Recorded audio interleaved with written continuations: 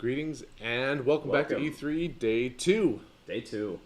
So we've upgraded our stream a little bit and we're ready for another fun day. Yesterday was fine. It was pretty good. We saw definitely some games that I'm excited about. Yes, absolutely. Tribes of Midgard. What was that? Extraction. Extraction for sure. That was a big one. Yeah. Is that Evil Dead? Evil Dead, yep. That was pretty entertaining. So there were some good games yesterday. I think the theme that we saw was that co-op is making a big comeback. Yes, and I'm very much excited for that. And a conversation we were having last night is something we'd love to see come back is couch co-op. So hopefully we get to see maybe one or two new games involving that coming soon. Yeah, so we did have a conversation about that, and Tyrion asked a very interesting question from a technical perspective. Why don't they do more couch co-op games? And my understanding of it is they wanted more money, right? So back maybe in the original Xbox and 360 days when they were making much more complex games, it was really difficult to actually get more than one player on the screen at a time. Right. Sure, that could be an excuse for some games. They were really pushing the hardware, but you also had times when there was no reason for it besides money. Companies made more money if you had to buy the game twice to play with a friend. Yeah. And the consoles won because they bought more consoles because you had to buy it to play. So with the current crop, though, of generation, I don't think it's necessary anymore. Even maybe some MMOs, which are designed a little bit differently, you can run most games locally with couch co-op if they wanted to. So my hope is that this year we see a lot more of that. Because it's better for the consumer. I think it's better for the company in the long run because people are going to enjoy it more, they're going to stay with it longer. Right. And in this day and age, most games are not about what's actually sold. Like the number of copies sold is almost irrelevant because microtransactions actually outweigh the physical, buying the physical disc. Yeah, the revenue that they gain is more from microtransactions than the copies sold, which means that if they make couch co-op come back, that's good for them too. Yep. So, I'm really excited to see more co-op games, and today especially, if we look at the schedule, we can bring up the schedule on E3. We've got 24 Entertainment's Naraka Blade Point coming up probably in about 10 minutes. Then we have Xbox and Bethesda Game Showcase, which is probably what we're most excited for. I'm very excited for that, yeah. Big Elder Scrolls fans. We've enjoyed ESO, Skyrim, ever since we could play them. The great games. Oblivion, my first love with that. Yeah, there you go. And then we got Square Enix. Yes. Which I am hardcore Square Enix fan from first Final Fantasy. I love Square Enix as well. They have some of the most, I feel like, beautiful cinematic scenes in a lot of different games. And it's crazy when you become a fan of Square Enix games, how you can just kind of tell without seeing their logo when a game trailer comes up or something that I'm pretty sure that's Square Enix, and then sure enough it pops up. Yeah. They have grown and changed a lot, but they definitely still have their roots in JRPGs, which that's what I grew up with. That's what I enjoy. I'm hoping to see more of those today. Then at 2 o'clock, we've got Warner Bros. Games Back for Blood. Sounds like that's just one specific game, which... See what that's about. Yeah. We'll learn about it together. Then we have a PC gaming show. Now, that's a little interesting. I'm not sure what that's going to entail. So that could be anything from just highlighting PC gaming in general, or it could be upcoming PC exclusive... Well, there aren't any PC exclusive games that I can think of. RTS, most of the time. Yeah, that's true. There are some. I remember back in the day on the 64, they brought StarCraft to the Nintendo 64. Oh my gosh, that must have been a mess. That was awful. Talk about screen looking. So there are some PC exclusives, so that could be it. Or it might just be talking about how PC gaming has changed and what we can expect from hardware. Mm-hmm. I know yesterday they brought up Amazon Luna, which is something I did a little bit of research into. So it's Amazon's cloud service, kind of like Stadia. So there could be a focus on Luna and Stadia and cloud gaming in general, which would be something. I'm not. I've done a little bit of it, and I'll say that it's not impressive.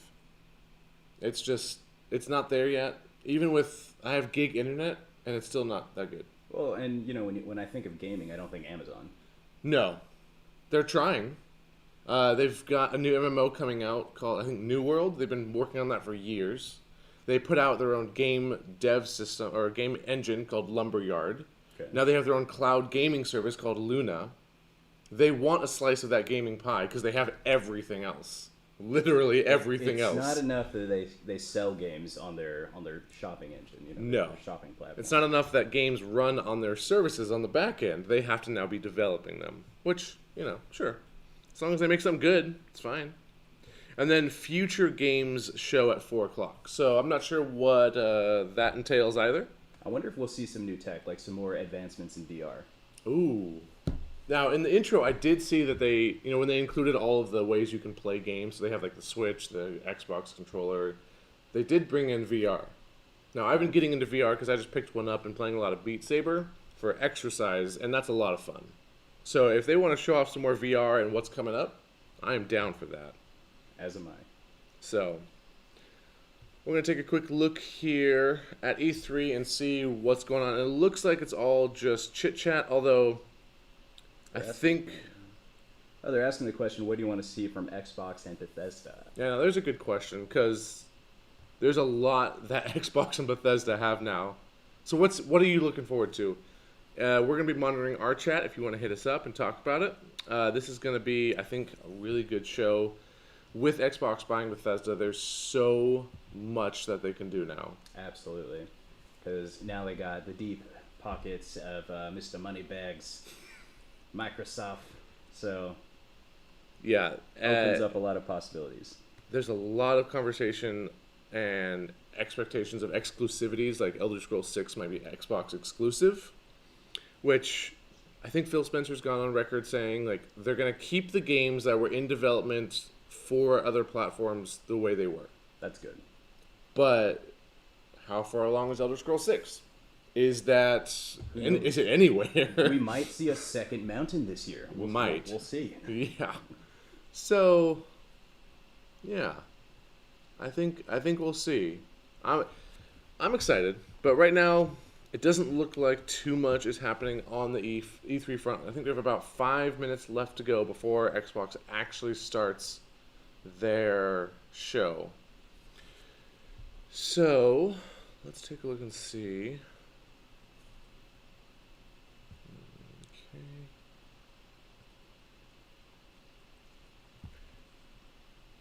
All right.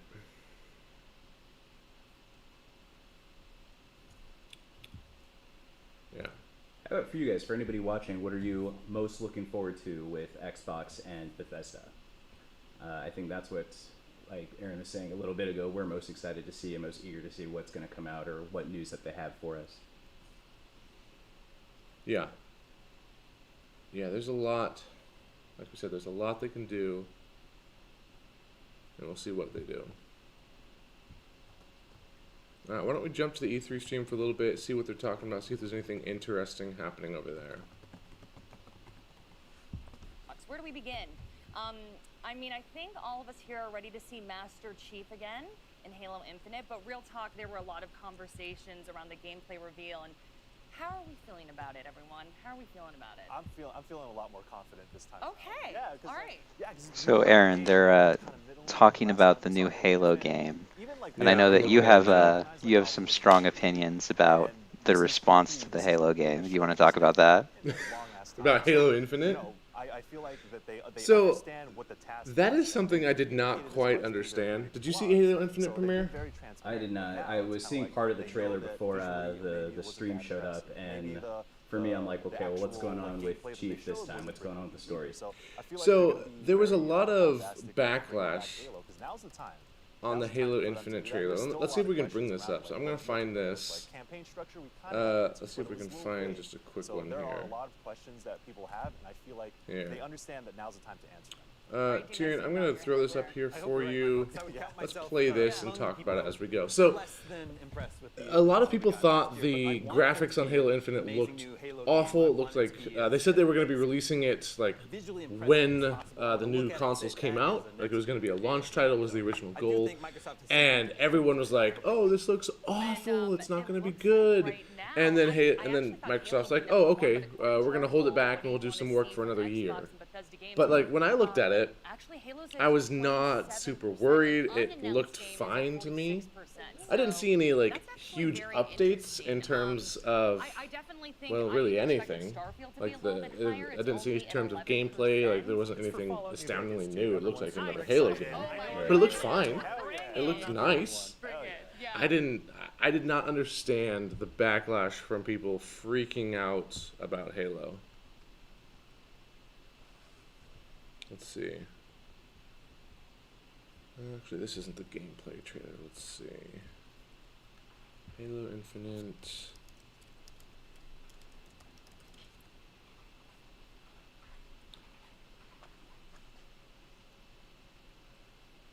Yeah, so there was like a 8-minute demo that they did that people weren't too impressed with. And I think that's what it was. So Tyrion, I'm going to link this to you. Go ahead and pull this up for just a few minutes. This is a new thing. So not that first one I gave you. This is an actual gameplay trailer, so we can scrub through this and take a look at it. Because I found it very interesting. I did not see the issue with it. I thought it looked fine. It looked interesting enough. So, yeah, so here's the trailer. It's got an interesting opening. Looks kind of fun. And then, I don't know.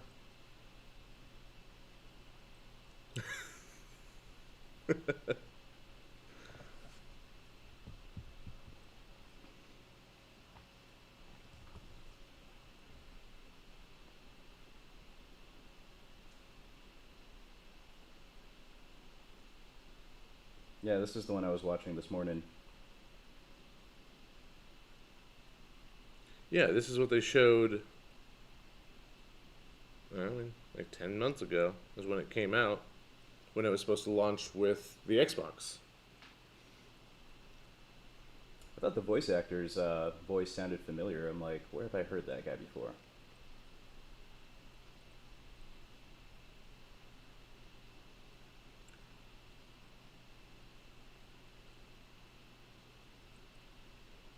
Tyrion, I think the audio for the trailer is muted. There were so When you're done with many this war, items I wanted to we get discuss. away from here. Of course, Psychonauts, Far Forza, away. Indiana Jones, Wait but here. we have to get things rolling here. Oh. So thank y'all for weighing in. But Please. there's so much to look forward to with Xbox Let me coming see up what I soon, can but find. we're gonna take a And quick you've also got the break. E3 audio in the Time, background. though, 24 When I get back, and we'll have we the can look. floor showing us their current project. Together. Do not miss it. We'll be right back.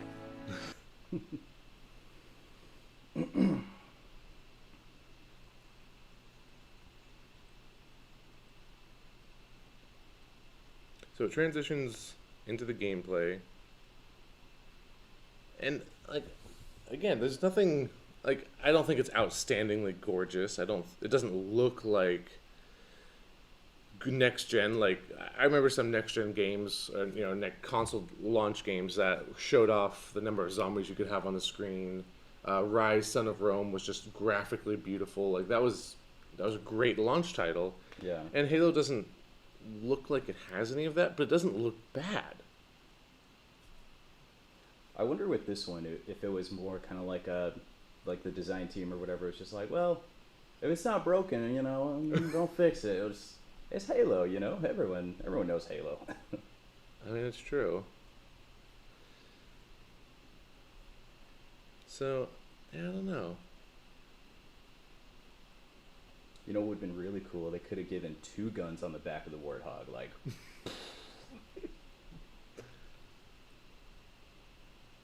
Bring back dual wielding. That'd be nice. They took that away? When did that go away? I haven't played any of the newer Halo games, so. I'm trying to remember if it actually did go away or not. I think it went away in Halo 3. I mean, I didn't use it very much, but it was kind of neat to have that option.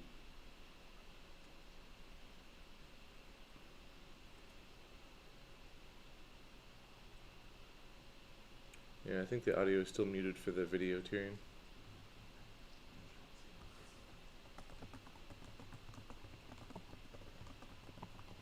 Yeah, it really does look nice, though. I think, as far as a Halo game goes, I think it looks pretty good. But I think E3 is kicking up, so let's go ahead and jump straight back into E3 and what's see going on with what them. they've got at Xbox and Bethesda.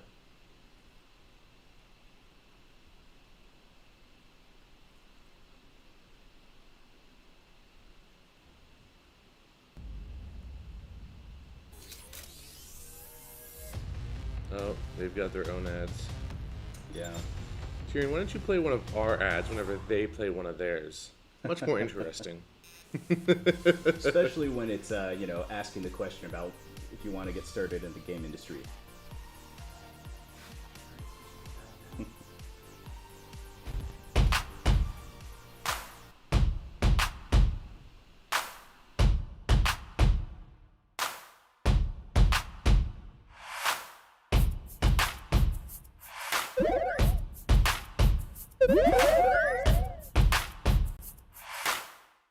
Alright, so let's get into the actual stream itself now. So E3 is going, and I think they're still running some of their just promotional material, but we're almost there. We are right on the edge of Glory. glory.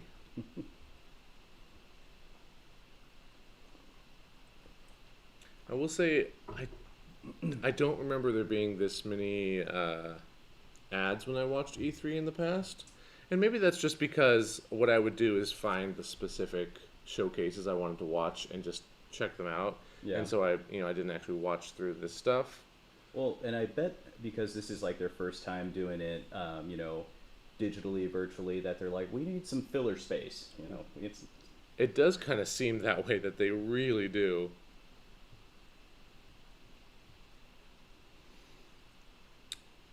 Play for All, GameSpot will be bringing you the latest gaming They've news got a and lot of announcements, sponsors interviews with and developers. with a lot of ads. yeah.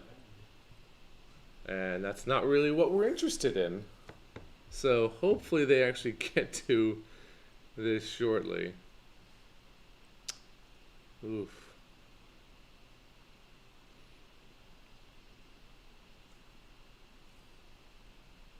Alright. So here we go. So this is 24 Entertainment's Thank you, Lucy James, my former roommate. Battle Royale big game that games they like work Fortnite, on. Apex Legends, and even Call of Duty Warzone have Ooh. dominated the free-for-all landscape over the recent years. And now, 24 Entertainment has what Naraka they Blade hope Point. is the next big bad battle Let's learn game about to this take over together. the industry. Here's 24 Entertainment with an exclusive look at Naraka Blade Point.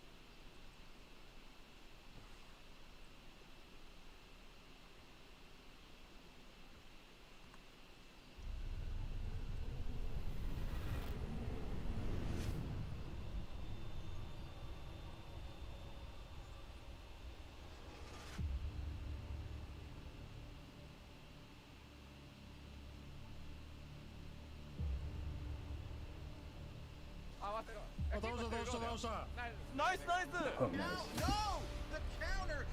No! Just flicker in their own life! 又抓到，哇！这一套直踢爆一丝血。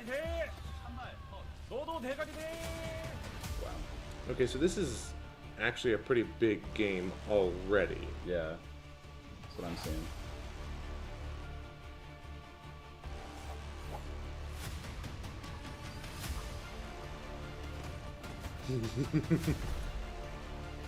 Some sweet magic transformations.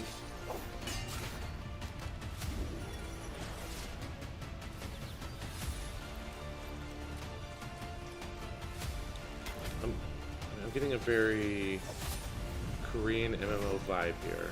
Oh my. I like the fantasy setting. I'm always a big fan of fantasy games. Magic systems are my jam.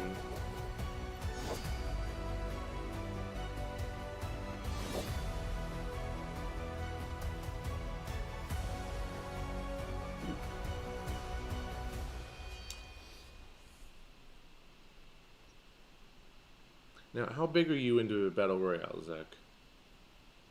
I actually haven't played a whole lot, and I haven't played in a very long time.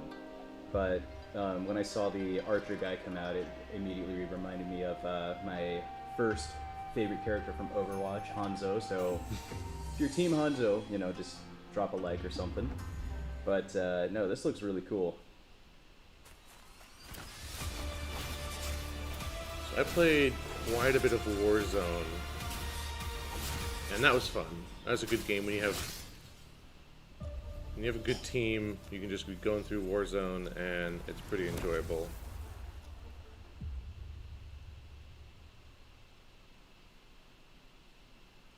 Although when it's a new weapon, Spear, I thought that was kind of funny. There's this new thing called a Spear. Yeah, we invented it just for this game. Okay, so here's some actual gameplay. I'm seeing big Overwatch vibes with the UI that we've got here. So it looks like they have an ultimate. They have a few abilities they can use. So this is a battle royale with hero classes. The movement looks a lot, I feel like, faster and more fluid than Overwatch, though. Oh yeah, this is very stylized. A lot of pretty particles, animations. Again, I'm just getting a huge MMO vibe from this. And it's just like these two people fighting, that there's a lot going on there. Oh my gosh, here's more. Yeah. Elemental powers, fireballs. Nice.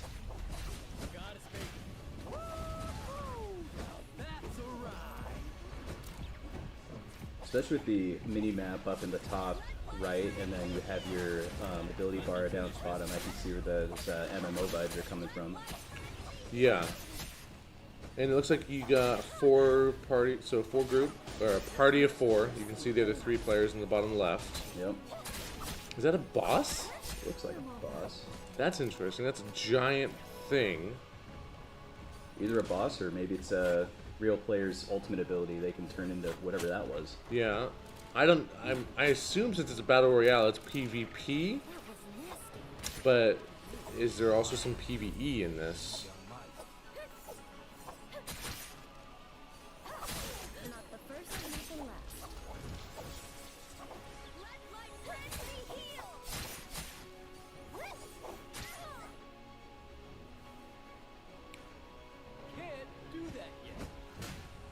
And this is clearly PC gameplay. You can tell from the keybinds on there. I was seeing the mouse on the screen. Mouse on the screen, pressing V to cast your ultimate. Where's V on my Xbox controller? Oh, that's cool. That's like camouflage.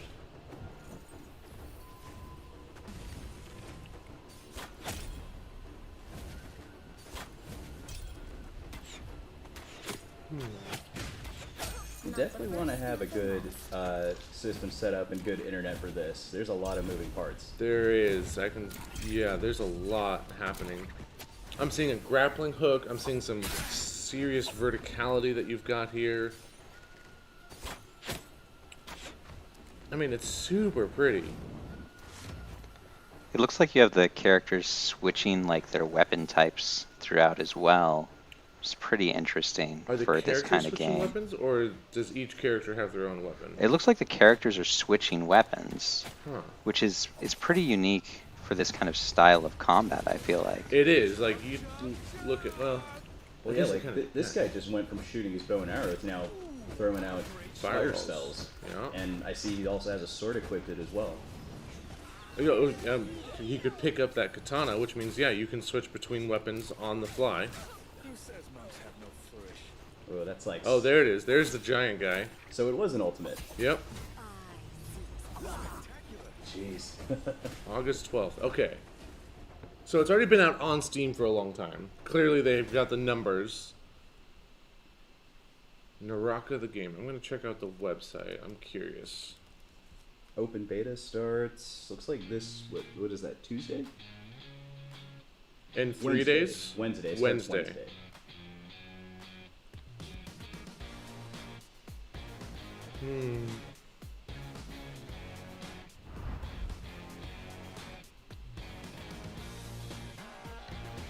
So with you being able to pick up basically any weapon and stuff, I don't know what that means for like what class system or what you choose for that. Yeah, I don't know.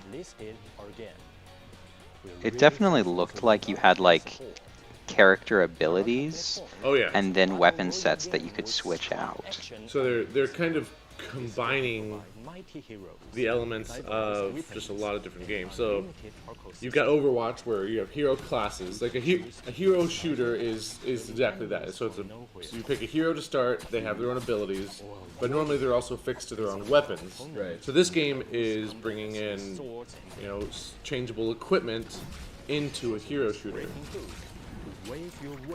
I'm trying to think. That's not in Fortnite. It's not in Overwatch. It's not in Warzone. So the only thing it kind of reminds me of, and it's not at all a shooter, but like in ESO, my wife's main character is a mage, but she chooses to fight with a bow and arrow, and she raises that weapon skill set. Mm-hmm. Like I said, this is even the character creator here. This is clearly inspired by MMO. So it's an MMO turned battle royale. And it seems like it's pretty well received. It does. A million people have wishlisted it. They've got tons of playtime.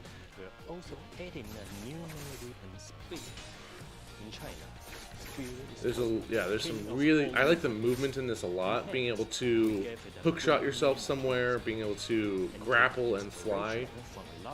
I think that just adds a lot to the actual gameplay.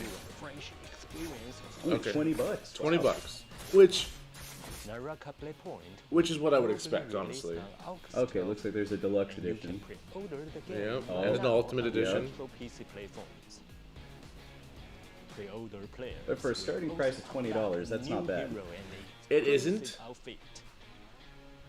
Assuming that it's not pay to win.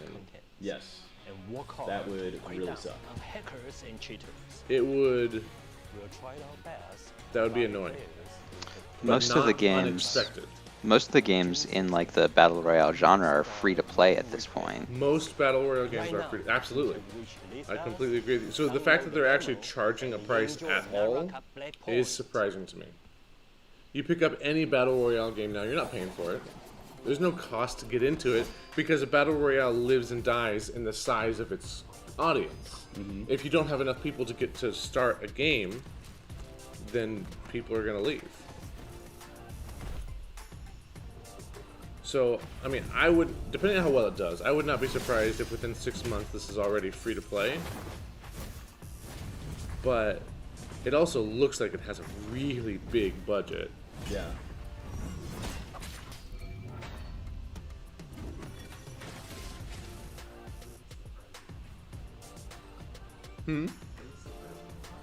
I don't disagree with you.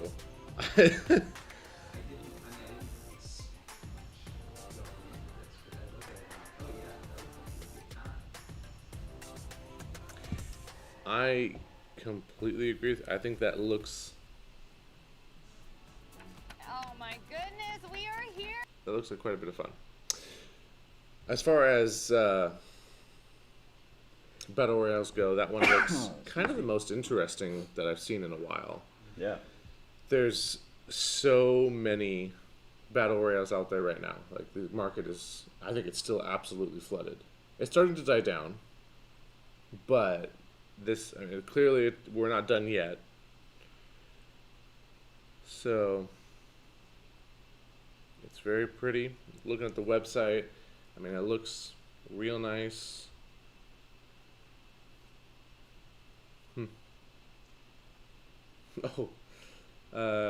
Okay. So you can spend quite a bit of money on their website if you want to pick up the trio bundle. So yeah, you clearly have to pay to buy the game for now, and you can buy a lot of cosmetics already up front. Nothing shocking there. Doesn't surprise me, nope. So I'd say it's one to keep an eye on. I think it looks pretty nice. I think it could be pretty fun. I don't do a lot of battle royales, but I'd certainly give this one a try. It definitely stands out in the genre. It's definitely different than anything like we see in that genre before this. Yeah, it's yeah. Mm-hmm. It's a good way to put it. It's definitely combining more two genres into one. Which can either, be beautifully done or totally tank. Yeah, Hashtag Fallout 76. that's that was just not finishing a game and launching it. But yeah, It does kind of remind me of like when you do like the PvP sections of like WoW or something like that. yeah. It looks like just that with like more dedication. I mean, it looks Yeah, like yeah. Guild Wars 2 PvP. MMO PvP is exactly what it looks like. Like, that's what I'm saying. It's looks like someone took an MMO, made a mod for it, and now they're releasing a whole game based on it. I have no idea what the origins of the game is, but I would not be surprised if this is also an MMO somewhere reusing these assets, because this is very, very pretty. There's a lot happening. It's quite a gorgeous game. Yeah. So, yeah, they're just talking about that now. So they're going over it on E3 and just talking about the game and what they thought about it. The Xbox show is starting in about 10 minutes. That's what we're really excited for. So, any thoughts on that game? Any other thoughts you haven't expressed yet? Well, part of it also reminded me of that anime Sword Art Online. A little bit, but then they brought out like magic and bows, so I'm like, well, it's not just swords. Yeah. So watch out if they do a VR version of this game. Don't Yeah, go for it. Don't get stuck in that world. Yeah. So far, we're not to the point where we are putting things inside of our heads to play games. But it's probably not far away. Maybe we'll talk about that at 4 p.m. Future Game Show. Yeah. So, like introducing the Matrix. We plug this thing into your brain and you're in the game. Yep. Alright, we're going to take a 5-minute break and we'll be back in just a little bit when Xbox and Bethesda are ready to start talking. See you then.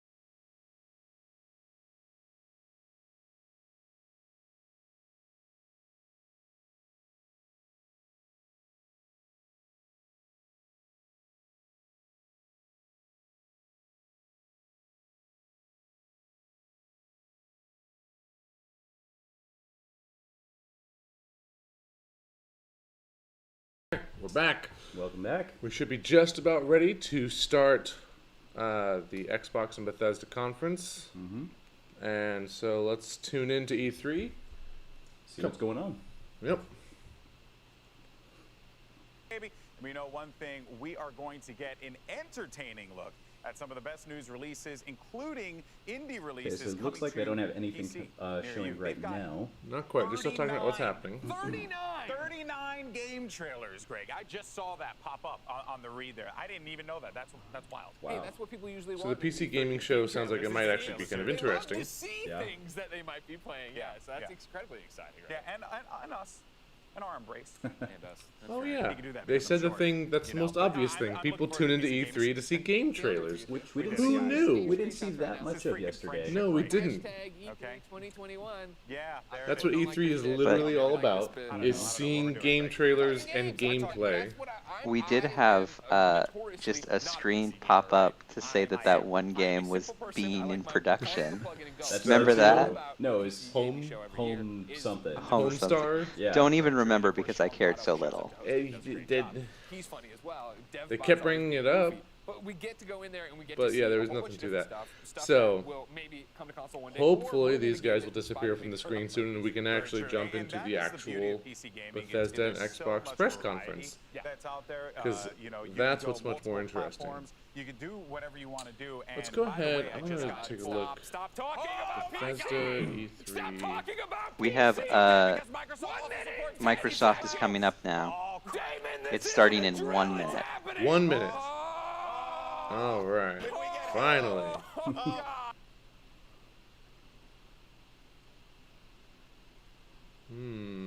I wonder if they'll tell us more about Halo to, I don't know, try and sell it more to us. Like, here's what's new and different about this. Yeah.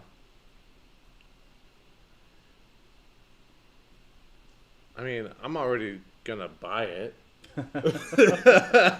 Maybe I'm not a huge fanboy of Halo, but at the same time, I love Halo, Yeah. and I've always enjoyed it, and I play through it with my friends because it's great. Except that Halo 5 did not have local co-op. It was the dumbest thing in the world. It only had online co-op for the campaign. Weird. So I played through that with Joel, but we each had to have our own Xbox and we had to play it from our own houses. And it's like, It's almost like the old school LAN parties. yeah. All right, let's go ahead and let's put on E3 full screen so we can enjoy this together. And as something comes up, we will add our commentary to it.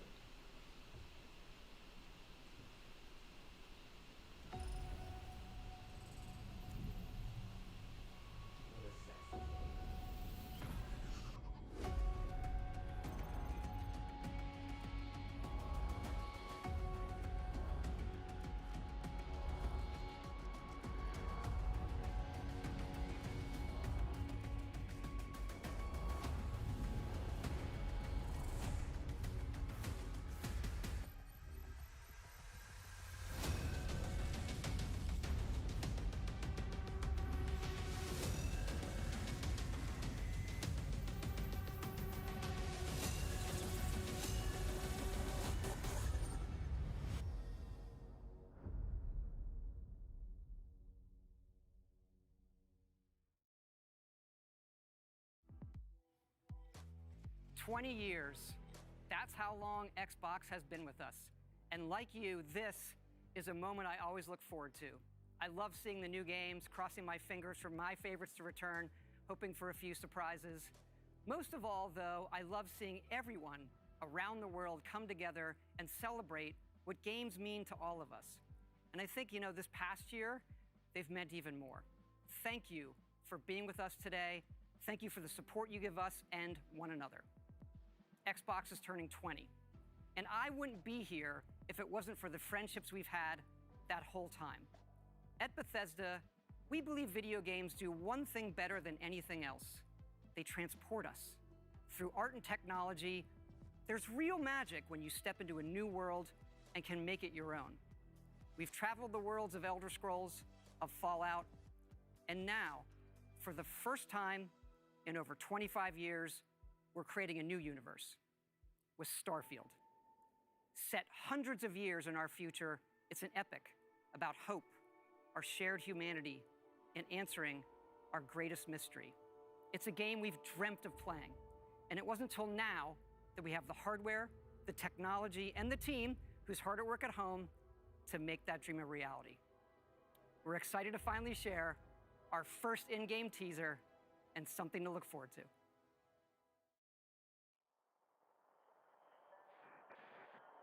Constellation Starship Frontier.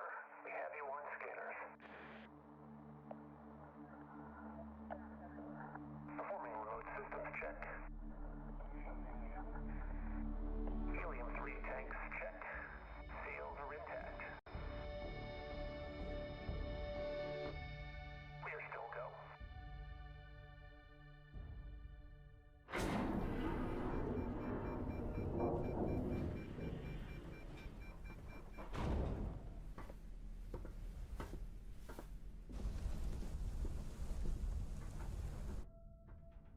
They say, the wonder is, not that the field of stars is so vast, but that we have measured it.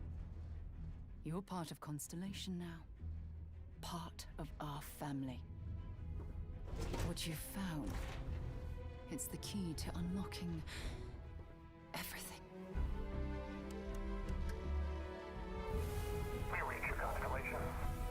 This is all we've been working towards. Jemison route looks good.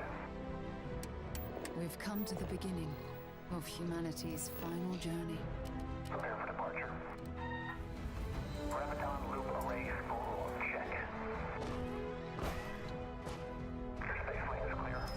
That's why we're here. Main engines go. Ignition. To discover what's out there. Good luck, Constellation. You are go for launch.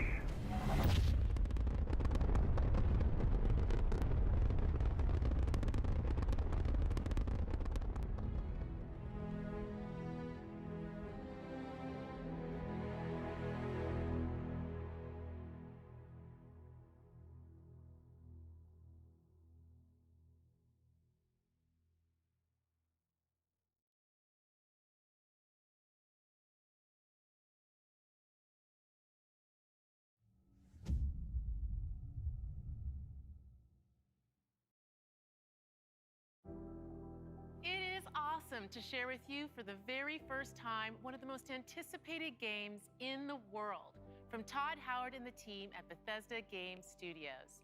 A groundbreaking game, and yes, it's exclusive. Welcome to the Xbox and Bethesda Game Showcase. I am so excited and proud to be here today celebrating games, because although it's been an incredibly tough year, I am grateful that games have been such an important source of joy and connection. We are committed to forging the next era of gaming, conjuring worlds never before possible, unlocking play across all devices, and delivering the power of games to everyone. And now, we get to share that quest with Bethesda. So we just saw Starfield. We just saw what, basically nothing about Starfield. Yeah. Except the launch date, which is 11/11/22, so a year and a half away. And when they use the terminology in-game, what was that they said specifically? In-game, what was it? I think in-game teaser. In-game teaser. I hate the trend of saying in-game teaser or gameplay, and then all we see is cinematics. Yep. CG. Yeah, it's rendered in-game, but what does that mean? That doesn't mean anything. It's like, I got nothing from that trailer. Nope. Besides the fact that it looked nice. Yeah. Tyrion, you like the aesthetic a lot. Yeah, I thought it looked kind of like an alien, kind of like 70s, 80s science fiction look. It looked fun. It's got a super grungy feel to it. It's not Star Trek. I've been watching a lot of The Next Generation. It's the first time I've ever seen it. But Star Trek has a very clean and hard to miss aesthetic. Mm-hmm. It's a very optimistic future. But Starfield, okay, we know nothing. Let's check this out though. Console launch exclusive.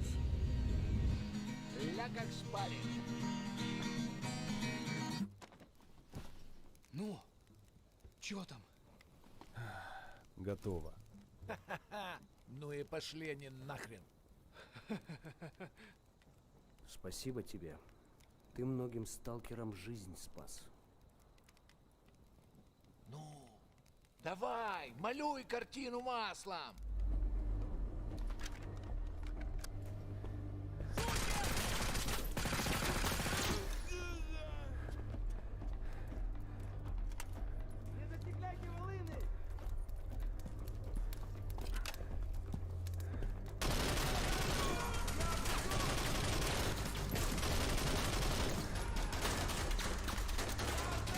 Вот поэтому я ни в какие разборки и не лезу. Не хочу пулю поймать. Ну не знаю. Между аномалией и маслиной я уже лучше пулю выберу.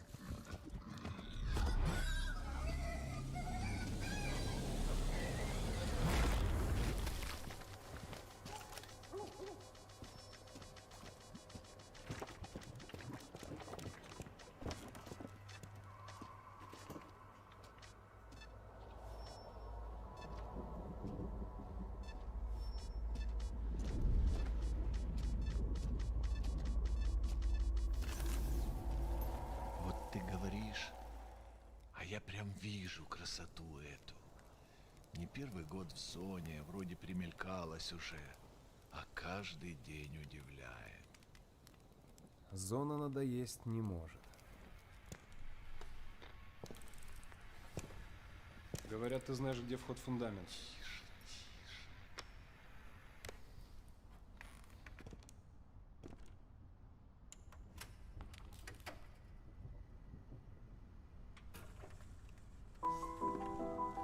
Узнаешь мотив?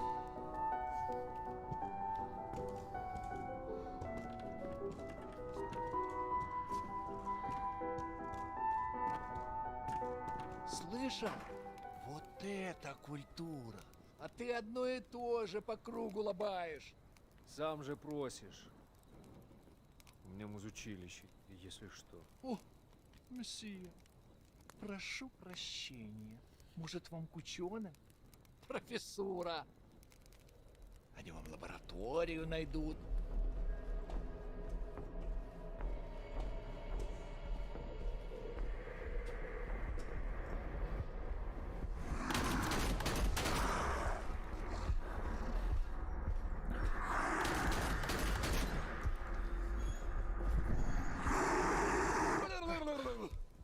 Да пошел ты.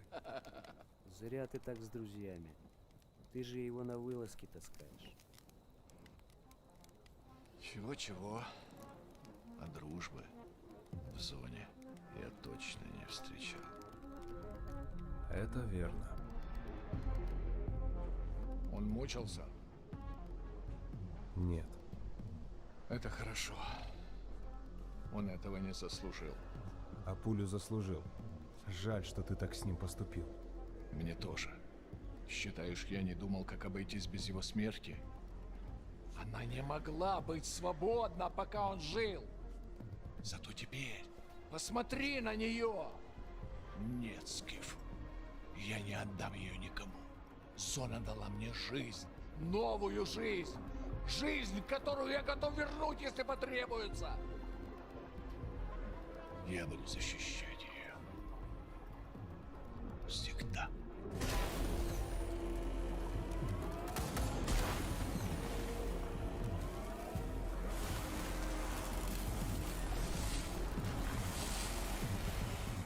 Охренеть.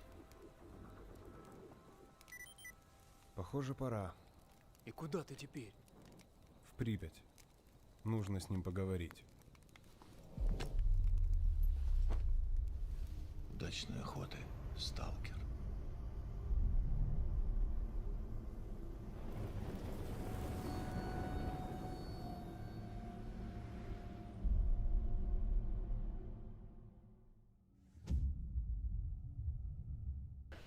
That looks pretty sweet. Yeah.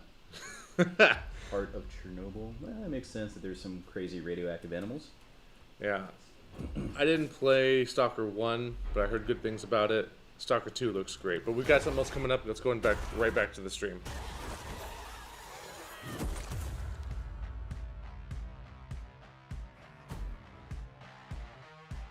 We're surviving here. Rebuilding. Surviving's not enough. We've got to fight. No, we don't need to do anything. All right, when was the last time you saw written in any numbers? All of my best friends like to go and get burned up. When they talk about our lives, they never got to hang in there, Holly. Get high with your best friends. No rest for the wicked. Let's go. They're here. Come on. God, I love Mondays. Another day in paradise. Just like all of my Home run.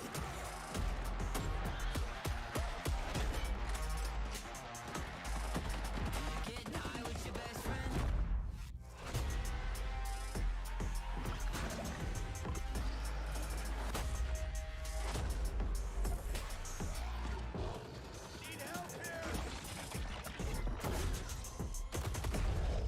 Buckle up, buttercups. We've got one shot.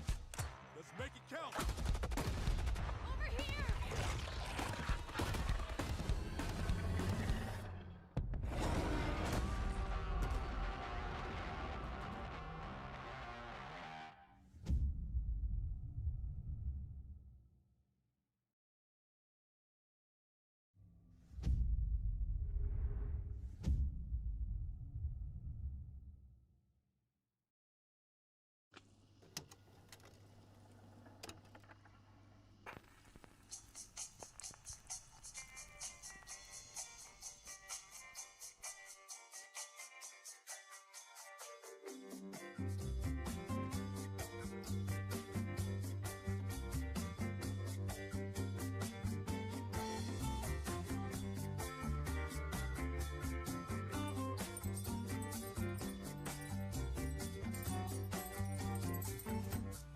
In the morning you go gunning for the man who stole your water. Then you fight till he is done, but they catch you at the border. And the mourners are all singing as they drag you by your feet. But the hangman isn't hanging, and they put you on the street. Yeah, you go back, Jack, do it again. Wheel turning round and round. You go back, Jack, do it again.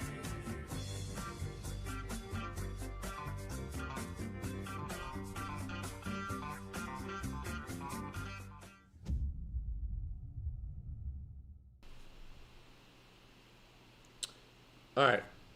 Back for Blood looks great. Yeah. We've been talking about Left 4 Dead because there's so many other games like it. We don't have time to talk about it too much. But yeah, Back for Blood looks great. It's like we got something Contraband else started. looks. It's a game. Cut back.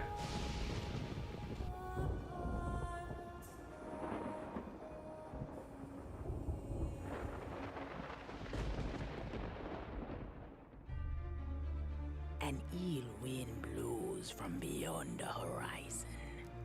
A new danger is coming on the tides. And the one who might stop this ruin, trapped for all forever in the sea of the damned. Now to save the pirate life, you must start by saving the life of one.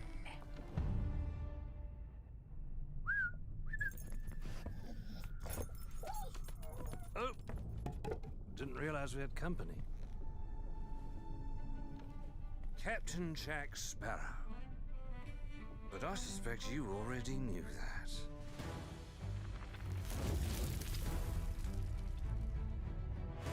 Because of the treasure Jack stole, a darkness followed him here. And if it's not stopped, this world will sink into shadow. This sea holds many secrets. Ah, a new body at last. All I can do is show you the way. From what I hear of this so-called Sea of Thieves, it's nothing but cursed crews, bloodthirsty mermaids, A legion of dead, angry pirates. Ah, yes. And now, one Davy Jones. Sparrow! Well, I believe that now is the perfect time to use these cannons. A world without the eternal abyss. Is a world that refuses to face the truth. Nothing lasts forever. Destroy that!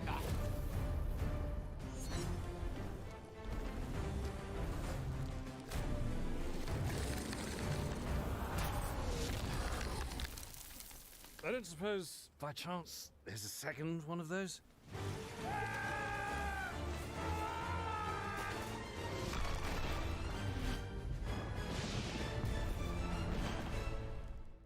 The Sea of Thieves, eh? Bring me that horizon.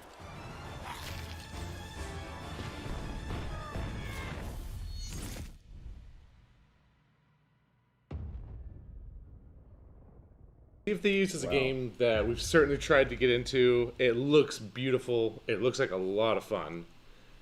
I just haven't been able to, unfortunately. Same here. It just wasn't as appealing for me, but who knows?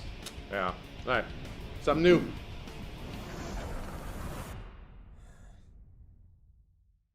Hey, how's it going? Let's do this! Reputation is everything. If a Yakuza shows weakness, he's done. Time to call a friend!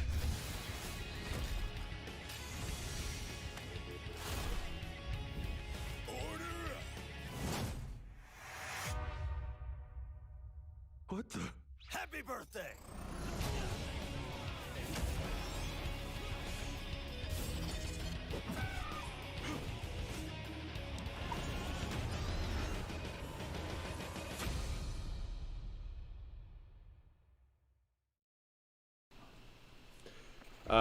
Okay. That's a game. Yeah.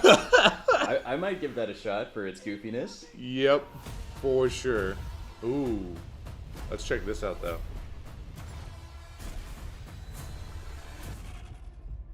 Attention all squads. The Russian troops are falling back. Do whatever you can to secure the sector.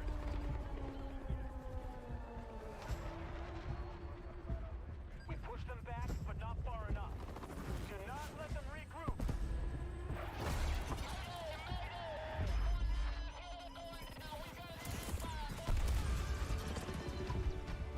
Hostile close!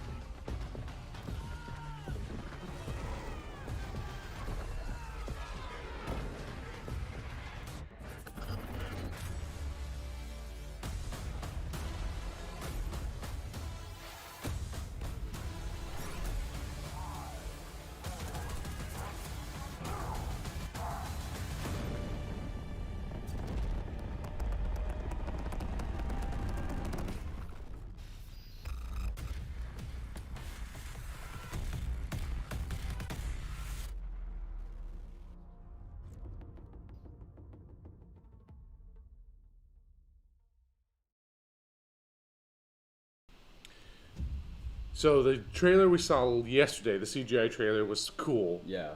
That looks way cooler. This one looks way cooler. It shows the gameplay and Yeah. That one I'd be sold on. Back to you 3. Police, you're under arrest for your father's murder 8 years ago. What's going on? Shut up! You know what this is. You've been lying to me all this time? I should never have told you. I'm out of patience. What? I know I say this a lot, but I love you. I say this a lot too, but back at you.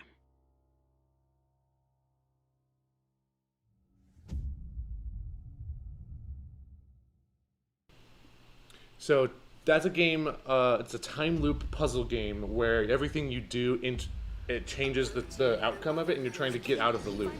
Oh, interesting. So it looks really interesting. Back to E3. The mind is the final frontier of humanity. I'm ready for anything.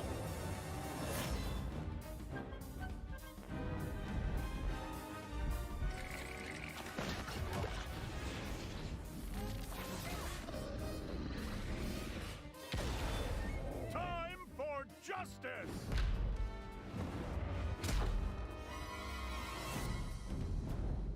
The fate of the free-thinking world is in your hands. I'm afraid that means the dead letter office for you.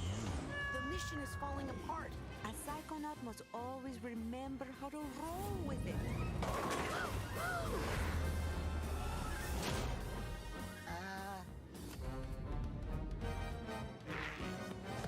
What am I doing? What am I doing? What am I doing? This is a mission about the fate of the world. Can you do that? Yes, if I can find some bacon. I'm going to ignore that last part.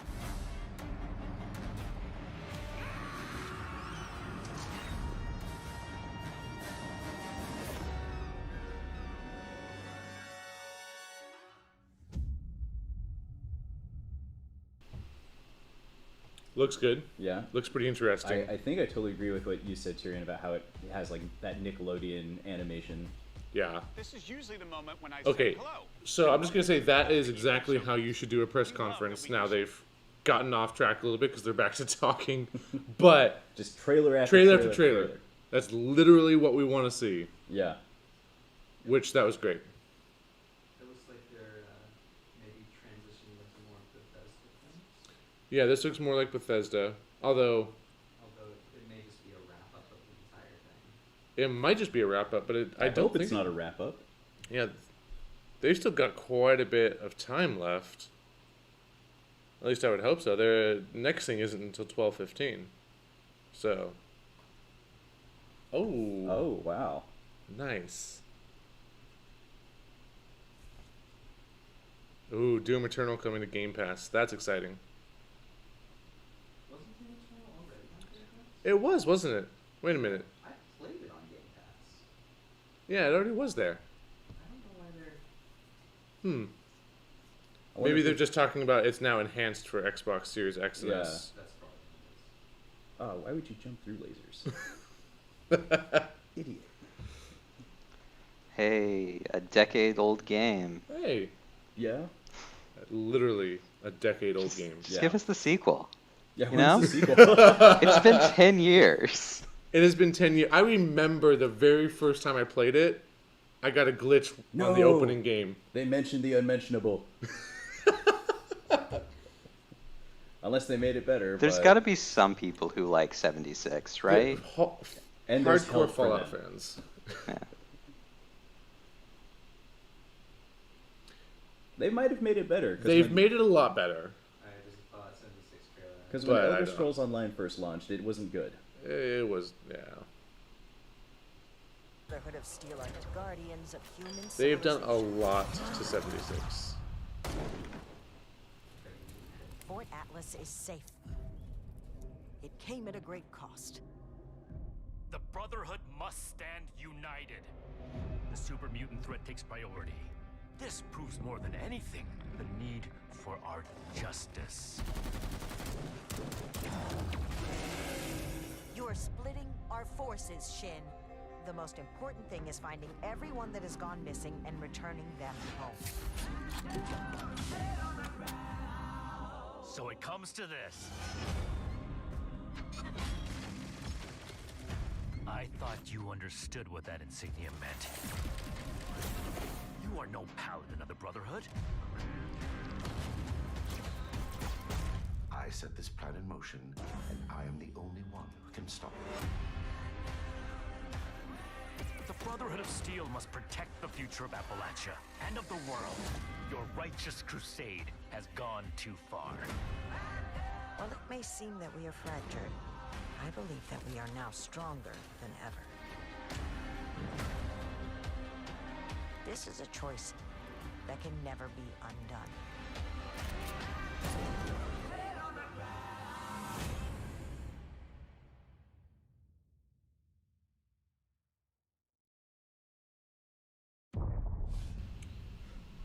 Alright. Fallout 76, I've heard they've upgraded a lot. I might give it a try. Maybe. Maybe. Okay. Alright, let's cut back. It looks like there's something going on here.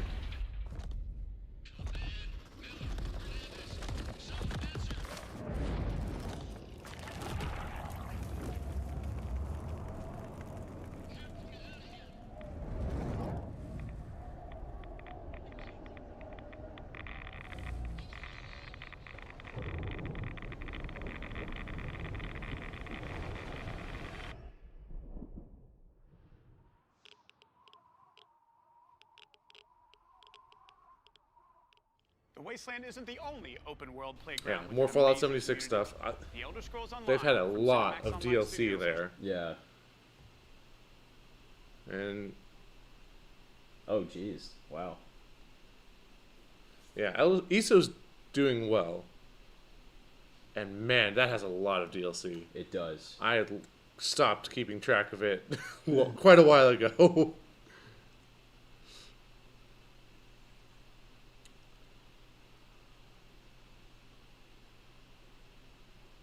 Ooh. Oh. I wonder what this is. That's a nice touch. Alright. Let's check out ESO. What's coming up?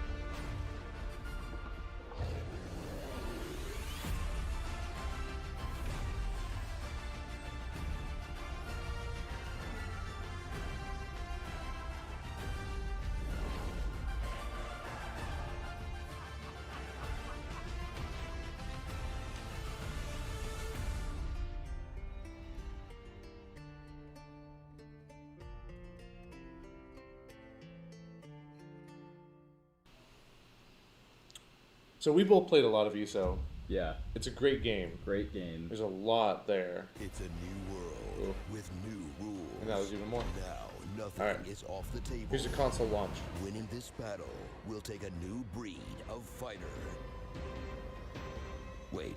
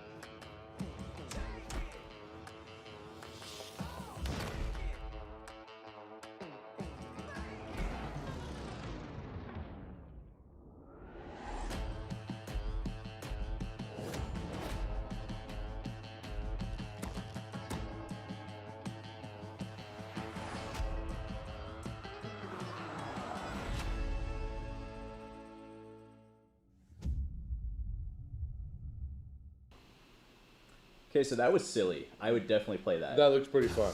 Yep, I completely. I picked the Dogecoin dog.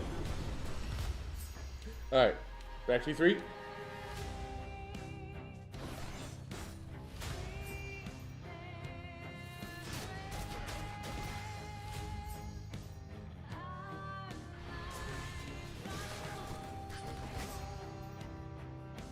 Stupid boy.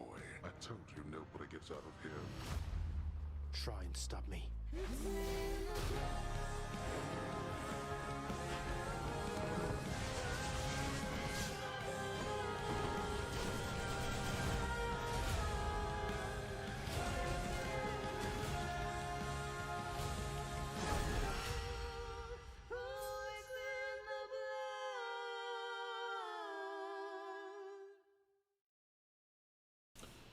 I've heard a lot of great things about Hades. It's supposed to be a really, really good game. It's not necessarily my style, but it looks fun for, I guess, people who like that. Yeah. All right, back to E3.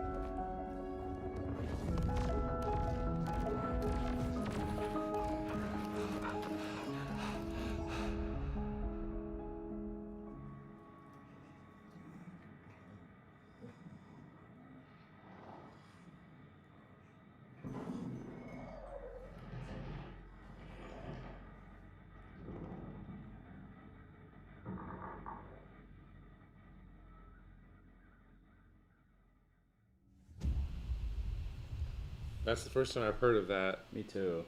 Looks sad. It does look kind of sad. A little This chilling, holiday marks the 20th but anniversary very, of Xbox. very pretty. Like I like the aesthetics of that. Yeah. Reminds me of like Inside. Thank you. We wouldn't be Very somber music in that trailer. Yeah, it's not going to be a game that you play to cheer yourself up. No. I made the joke early on that the dog's gonna die by the end of the game, and I stand by that. Yep. And PC with no barriers. Looks like we're finally talking about Halo Infinite, the will be free to play big game and invite more of you than that they're ever coming before need to to talk become about. a Spartan hero. I'm But excited of course to be now they're here just with talking Joseph about it. Staten, the creative director of Halo Infinite. From helping craft the original Halo at Combat Evolved to leading the fan favorite Halo 3 ODST, Joseph is a Halo visionary. It is so great to have him back with Halo. Thank you, Bonnie. And hey, everybody. For us, and I hope many of you, Halo has always been about heroism and wonder, about fighting to keep humanity safe against impossible odds in a beautiful and mysterious sci-fi world. This is just one part of the Zeta Halo ring, the largest, most wide-open environment we've ever built, and we can't wait for you to explore it.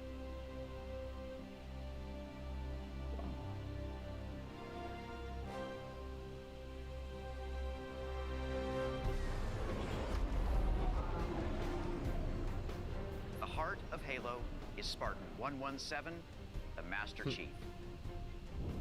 In the next chapter of the Chief's story, he'll face his greatest challenge yet. But they're not alone in the fight. Oh, the main batteries are shut down. Hmm. We're stuck out here.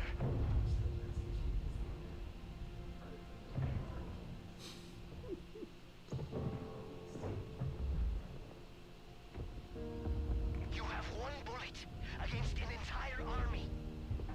What can you do on your own? I told you. It's enough. So I see.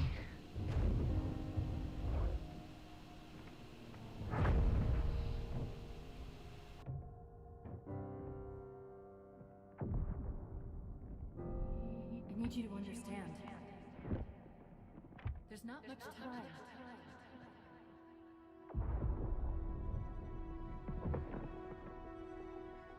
If you knew how you were going to die, you knew how you were going to die.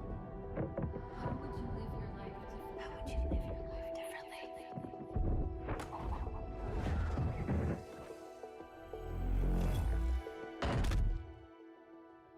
What happened? Where is Cortana? The rogue AI known as Cortana is gone. She's been deleted. How? By you? Of course not. Did you hit your head or something? Don't you remember? My instructions were to enter this installation, imitate Cortana, and lock her down for retrieval. Yours were to take her back to the Infinity for deletion. So if it wasn't you... Okay then. There's something else. On successful deployment, my deletion routine was supposed to complete. Still here. Good. Good. Something stopped your deletion. We need to find out why. But this wasn't the mission. The missions changed. They always do. Are you sure?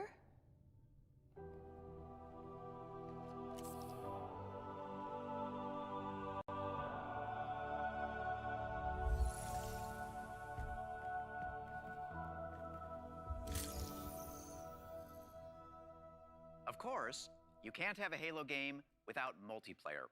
And on Xbox Series X, you'll be able to enjoy Infinite's So it looks multiplayer really good. action Yeah. at up to I mean, 120 frames it's per beautiful. It's second. Finally, Halo. I'm very happy to announce that Halo Infinite's first free-to-play multiplayer season and Infinite's story-driven campaign will launch together this holiday. A new day is upon us. Free-to-play A multiplayer. new generation built to fight. So it sounds like there might be two games. Yeah. The multiplayer and the campaign, which probably has one install, and you just can play one for free, and you have to buy the other one. Yeah. Yeah, we've seen it before.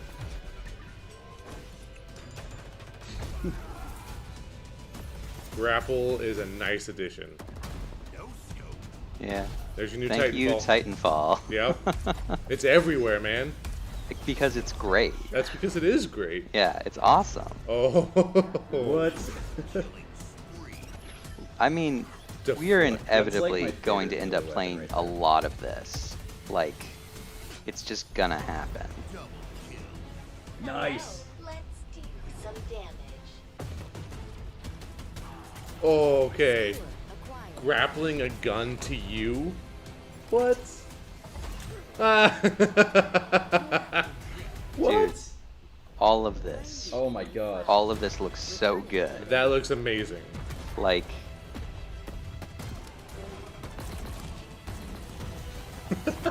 I'm seeing a lot of new vehicles too, Yeah, which a is lot of new vehicles. huge in my opinion.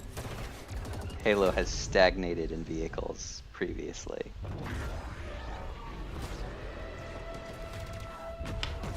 The flag is ours. Please call at your earliest convenience.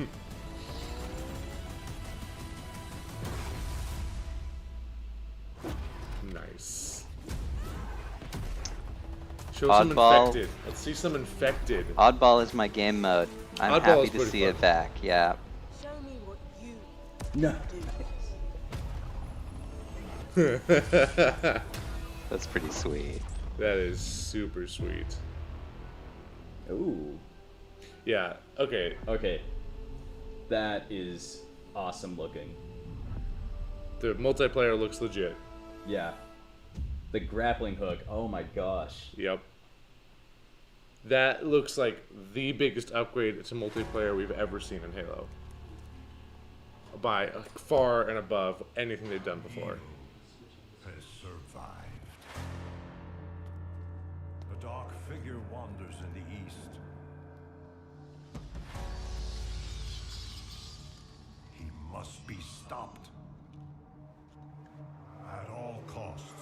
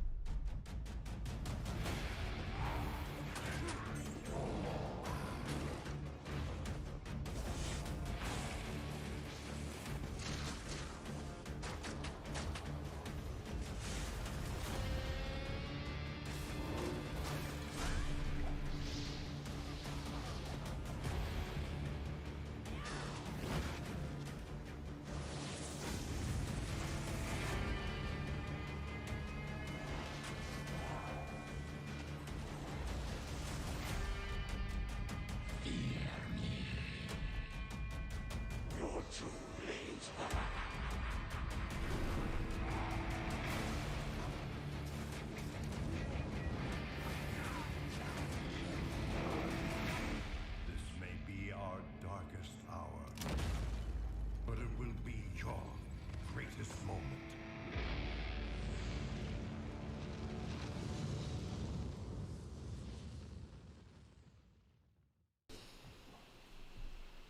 Yep, that looks pretty sweet. It's a nice upgrade. It is. Never really got into the franchise, but I can appreciate it. I definitely played some early on, and it's fun. I like the originals better than Diablo 3. That one looks great. 8-player co-op is a big change, and I think is a welcome change. I think that's really cool. Yeah. But he's my brother, and I.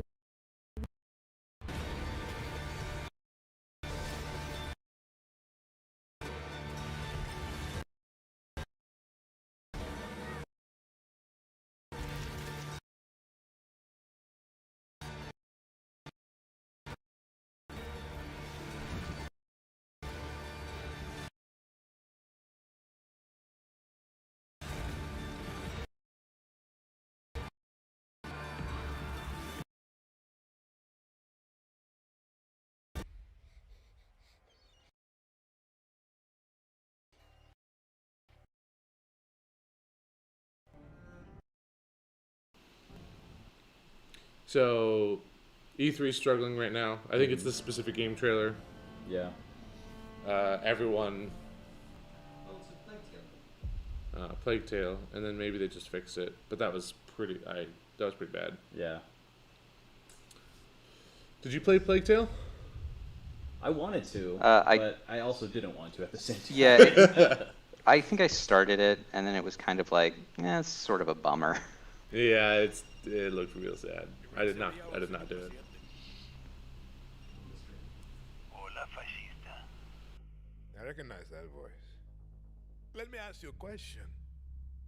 When I am dead and Yara is burning, what exactly is your plan? Hold hands, sing songs around the fire? Sure, I know just the song.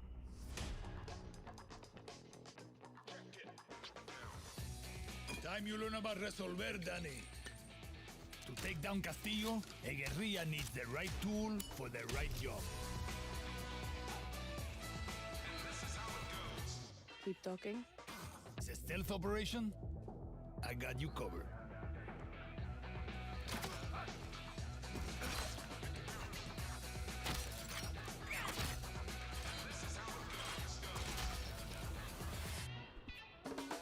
Taking out a high-value target?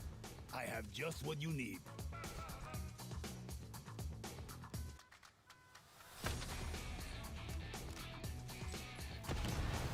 You wanna blow shit up? Juan Cortez at your service.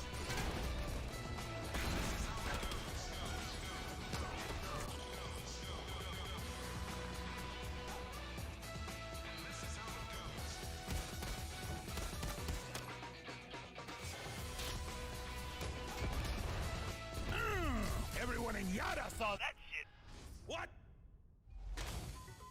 Wait a second. Who brought the rooster? Hey, whatever you need to get the job done, Danny.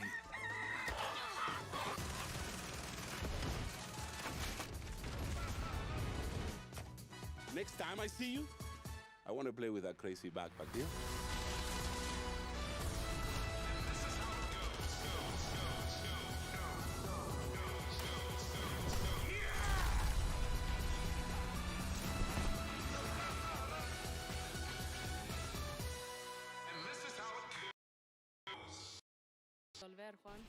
Far Cry 6. Okay, so it's coming out in a couple months. Yep. That looks pretty fun. It does. Yeah. Yeah. The rooster you're not excited about? I'm not. Not a fan of birds. Alright, let's cut back to E3.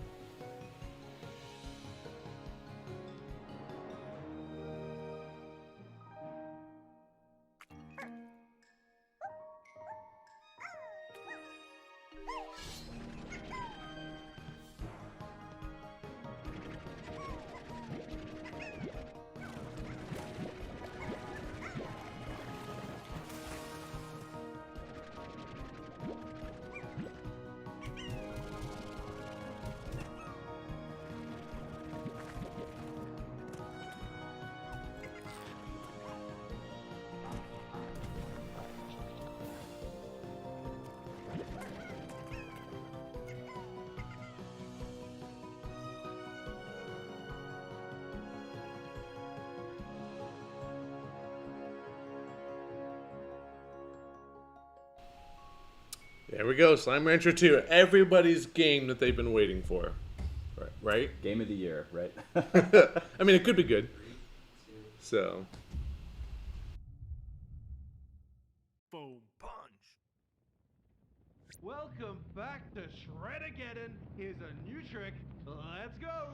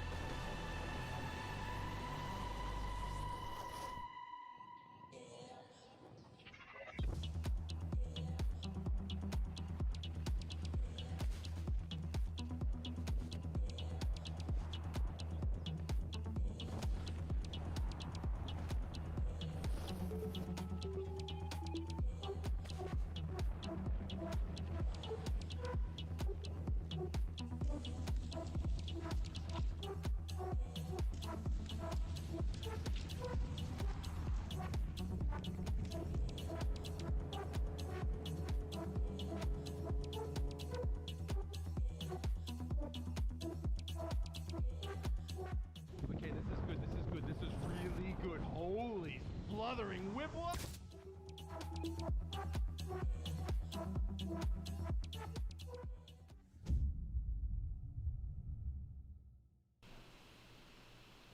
So that looks pretty fun. That looks super pretty. Yeah, really if you pretty. like snowboarding, right? Mm-hmm. Riders Republic is what we saw yesterday. It had some snowboarding in it. Ah, that one. This one looks like it's pure snowboarding. What's this one though? Atomic Heart. Whoa.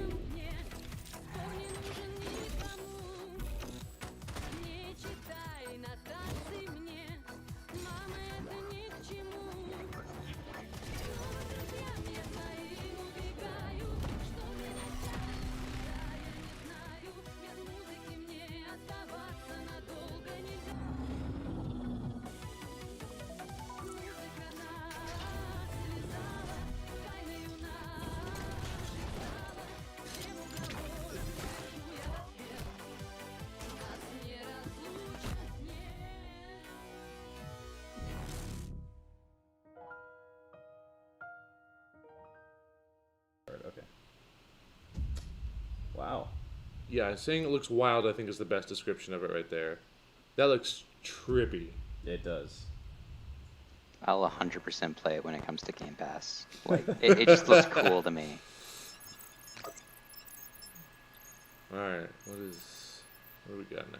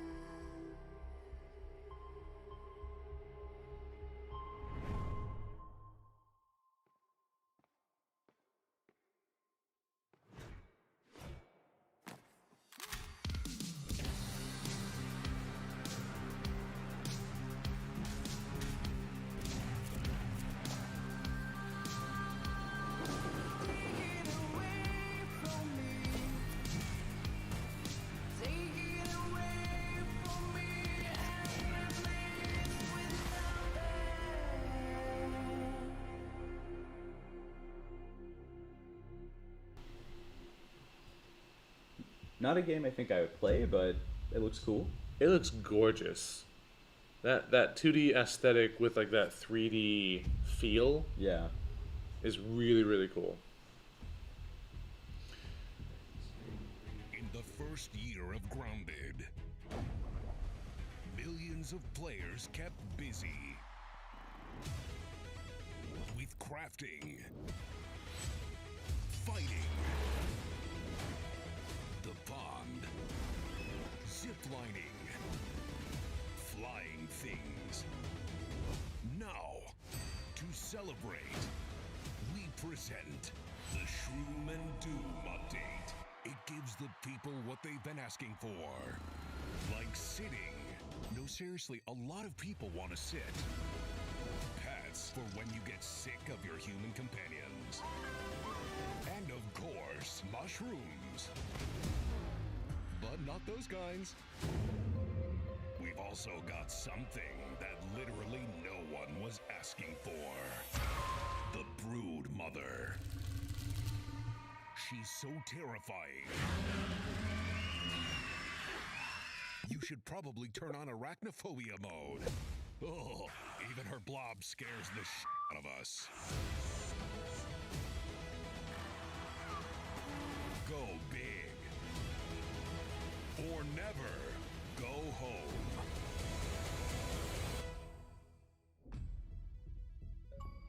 Oh, and it looks like we added achievements too. Nice.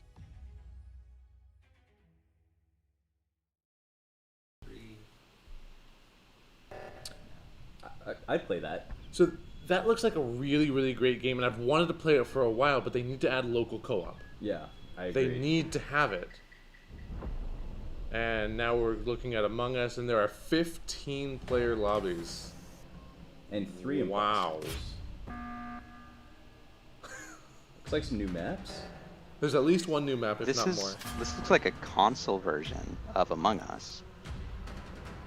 I don't disagree with you there. Wasn't it already on the console, though? I thought it was. I definitely thought it was on. I mean, it's clearly coming to Game Pass now. It was on the PC Game Pass. It was on PC, and it was on Switch, because that's where I played it from. 15 player lobby, though. Huge. Maybe we'll keep playing Among Us then, Tyrion. Yeah, maybe. I mean, I'm down to go back to Among Us. It's just like, it kind of ran out of stuff to keep it interesting. Yeah. Although, when Among Us came up, like, everyone in the chat here was like, sus.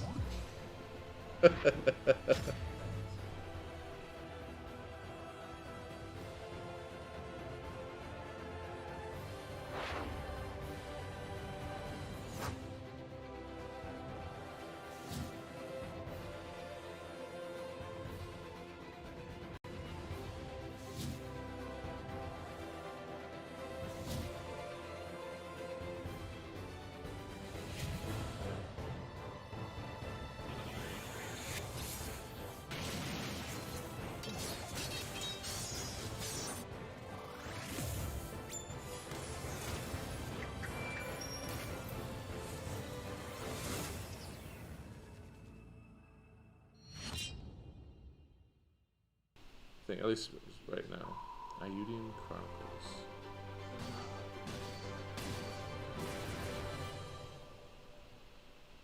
Yeah, I guess the combat system kind of gave it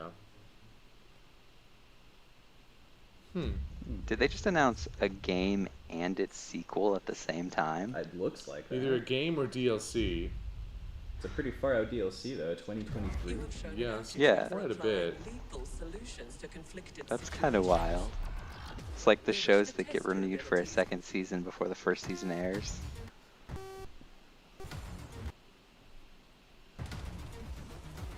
Or are they? Okay, yeah. Is it? Okay. I wondered if that was just maybe part of this, but I thought it was too. It was like, no.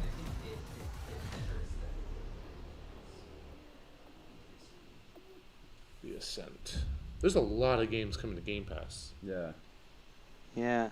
I mean, either Game Pass's catalog is going to expand by like 100-fold, or they're going to get rid of a bunch of games. Or they're going to get rid of a bunch of games. Is all around us. Now, what is Those this? who made it have never been forgotten. Their daring Well, pretty choices sure that was echo Joan across of Arc, time, and then that turning was into kingdoms and mortals into legends. If history was in your hands. This is super interesting. Yeah, what is this? It looks like Age of Empires. It looks like Age of Empires. Oh. I feel like we've been waiting a long time for a new Age of Empires game. You have been waiting a long time. You certainly have been waiting a long time. Well, Most of us have moved on. Because 3 came out in like 2000, gosh, like 6 or 5 or something. They did online Age of Empires, which I played for a little bit, but it wasn't very good. This does actually look very cool. Like, I really like the trailer and how they did that. Yeah. yeah. I mean, I loved Age of Empires. And then they came out like, with a bunch of different like expansions and stuff for 3, but we haven't had any new material in a while, so this is. But people for a long time, I feel like, are wondering about like what time era they were going to go to next. So it looks like they're still kind of staying in that medieval time period with this one. Yeah. Which is interesting, because in 3 Game Pass for PC. In 3 they went to the 1800s.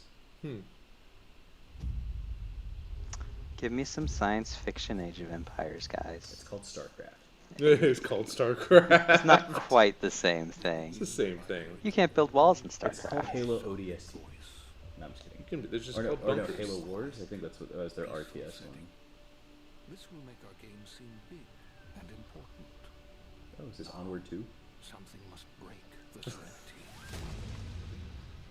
Will this creature be in the game? Oh. No. Nope, Say not goodbye Onward. to it forever.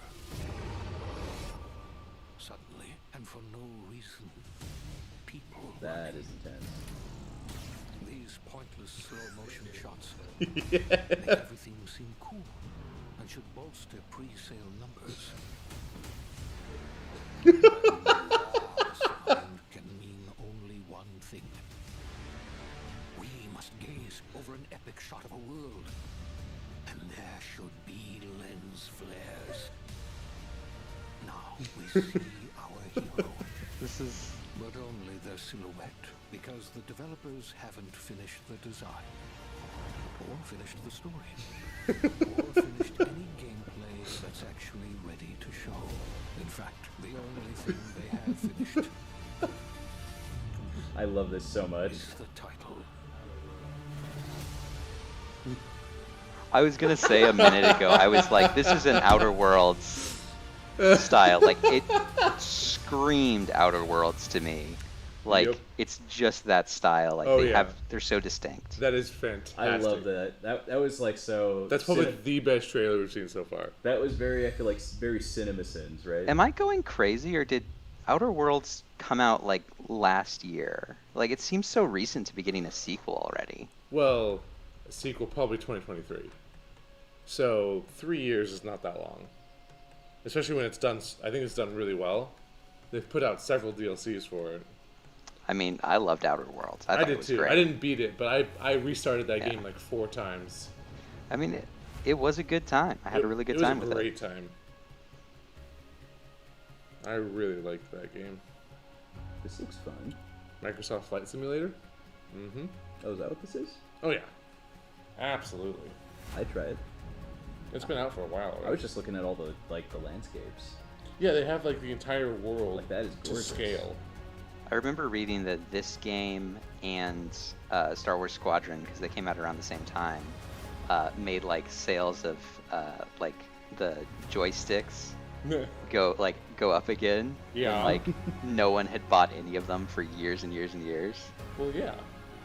There's some. Yeah, this is a gorgeous game, and you can explore, I think, the entire world essentially. And you can do it, I think, with friends now. They just made it so that there was like, it was like 140 gigabytes to install, and they just brought it down to like 80. It's a huge game. It's a huge game. Oh my god. Because it has almost the entire world in it. Like, at scale. Oh, me too. I don't want to bog down my computer with it, but I'd love to play it on a console. Yeah, it's There you go. coming to the console. That's great. Yep. That's great. Good move. Smart. Yeah. Still gonna be a big install. Top Gun. Top Gun. Yes! Seriously? Wow. Oh my gosh, there has not been a Top Gun game, at least my memory is the N64. Why do you need a Top Gun game? Because Top Gun is legendary and awesome. What is there to do in the like? I remember Top Gun, and there's like nothing in there. Expansion? Okay, so It's an there really expansion. It's just an I was expansion gonna for say flight, it's basically. gonna be a For Microsoft Flight Simulator. Simulator Oh, thing. okay. But what do you do in a Top Gun game? You shoot down other airplanes. I mean, It's Is there any aerial combat in Top Gun? yeah, in the I movie. don't yeah. remember it. In the movie there was. Huh. I remember very little about the movie. I just remember Tom Cruise. It's like Ace Combat but real. Wow, that is some pretty rain.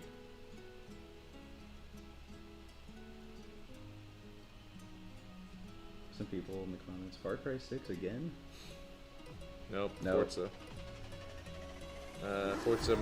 Forza Horizon. Horizon 5. That is a sweet car. They're all sweet cars. Duh.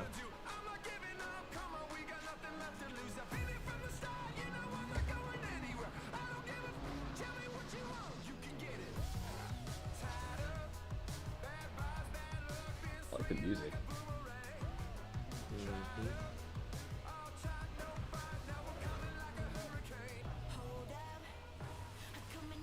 Ugh, although a sports car would not do that well on a wet dirt road.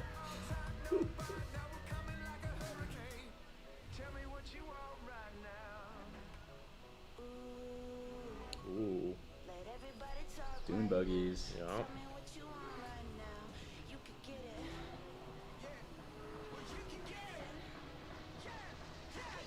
no, it's a weather control device. What an epic crossover. Forza Horizon and Battlefield have the same storyline. It intersects. We have to drive to save the world, guys. That's basically the plot of the Fast and Furious movies. It is, yeah. It's not basically.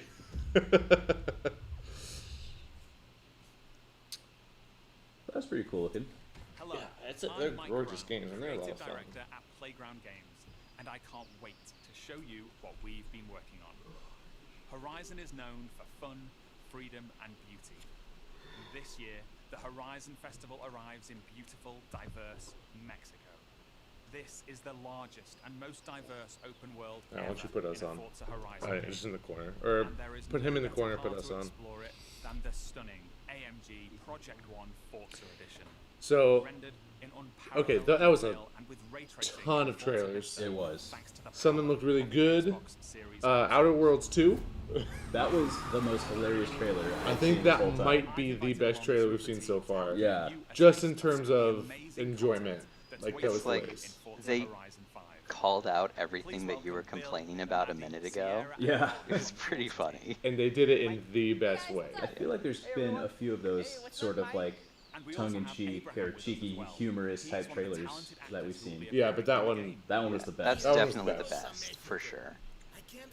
So, Forza Horizon 2, I really enjoy.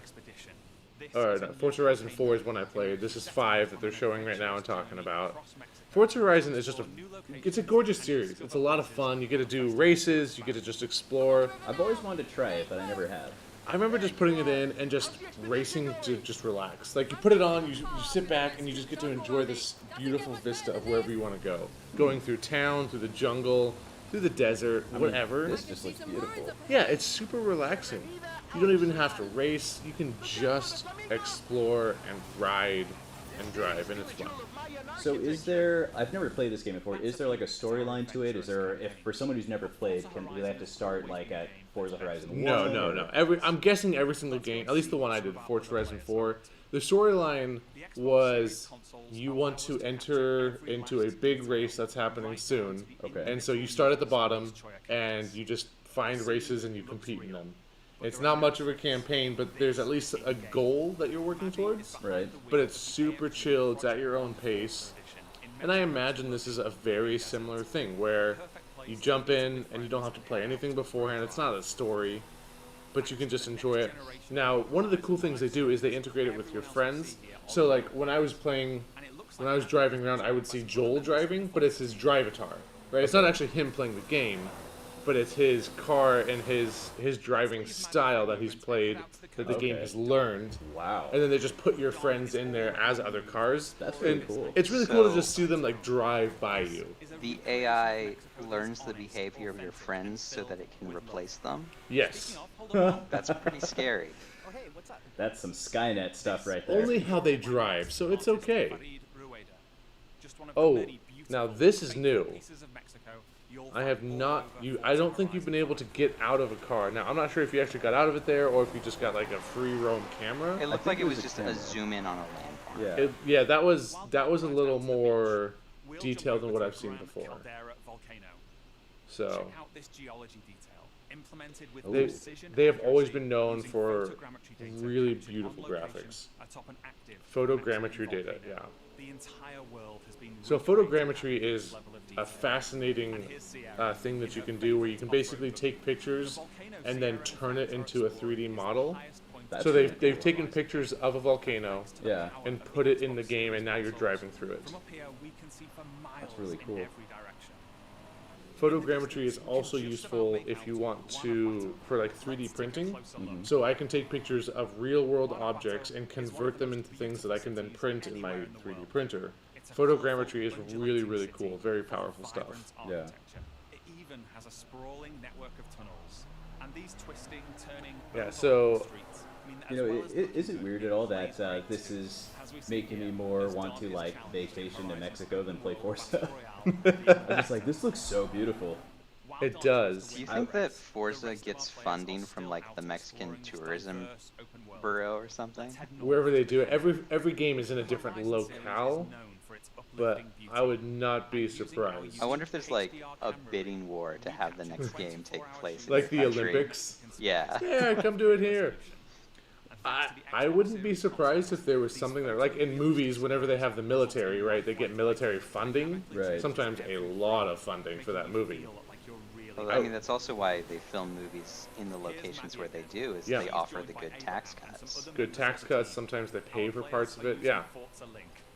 So, that definitely could be part of it.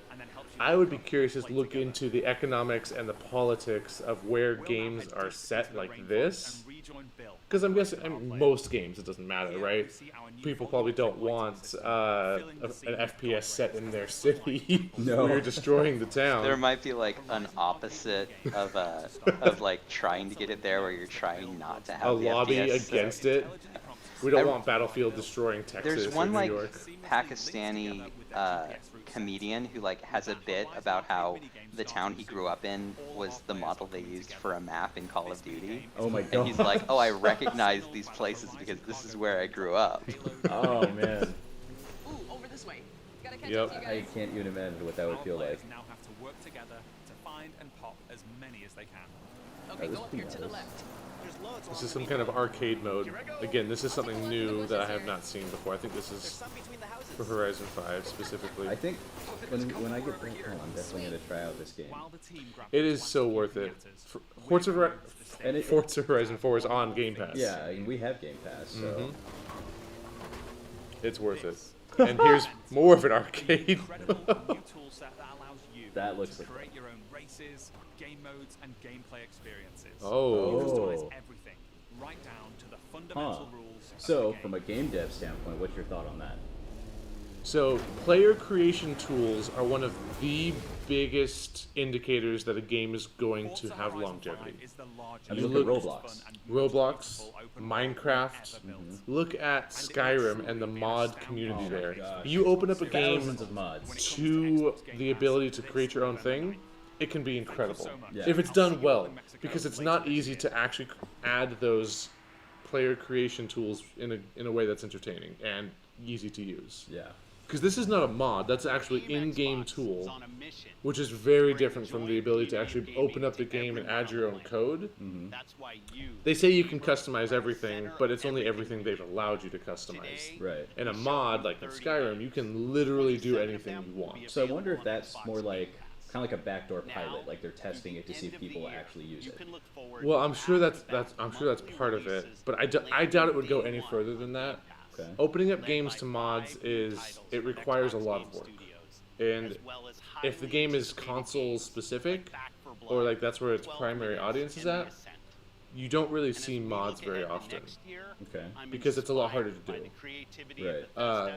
Any mods on Skyrim that are on the Xbox or PlayStation or whatever are from the PC first. Yeah. Because that's where you have to create them. So if you can't run and play the game and mod it correctly on the PC, then you're not going to get them anywhere else. Yeah, So that's a limiting factor for you. Skyrim didn't get, at least on the Xbox, you weren't able to access the mods until Remastered came out. And Elder Scrolls 6. Yep. We unveiled the stunning What? multiplayer mode for the world's most beloved shooter in Halo Infinite. He said Elder Scrolls 6. He says Elder Scrolls 6 and Fable, and I don't remember seeing any of those. Tyrion, did we miss something? No, there was. He pulled up a list of games, and there was a lot on there that we did not see trailers for. No. Thank you. I was looking at this list. I'm like, wait a minute. What kind of garbage is this? Are they? They're like, oh, we showed you these, but they didn't show us these. No, they didn't. I wonder if maybe there were some problems with the stream, like during that period when Up Lake's Tale and came people up that- and messed up. People in the comments here are even like saying like Elder Scrolls 6, where? Yeah, they did. They're definitely missing some trailers. Now they did a lot. They showed a lot of trailers. No, this was a good bit. This was a great bit. But they're definitely still missing stuff. Now, what we might try and do here, I think we'll have a little bit of time before the next profile, or the next portfolio, is go back, take a look and see if they posted these anywhere else. Yeah. A lot of times they post these trailers individually on their YouTube channel or somewhere. Because this is pre-recorded. This is a full pre-recorded bit. Original game from the Arcane team at Bethesda. The studio that created So we'll see if we can find some of those trailers that we may have missed and show them to you here, which maybe will be exclusive since no one else did. Immersive shooter that you can play alone or with your friends. And like Starfield, this game will be an Xbox exclusive. Like Starfield, they're not going to show us a single thing about it. Right into the CG. Here we go.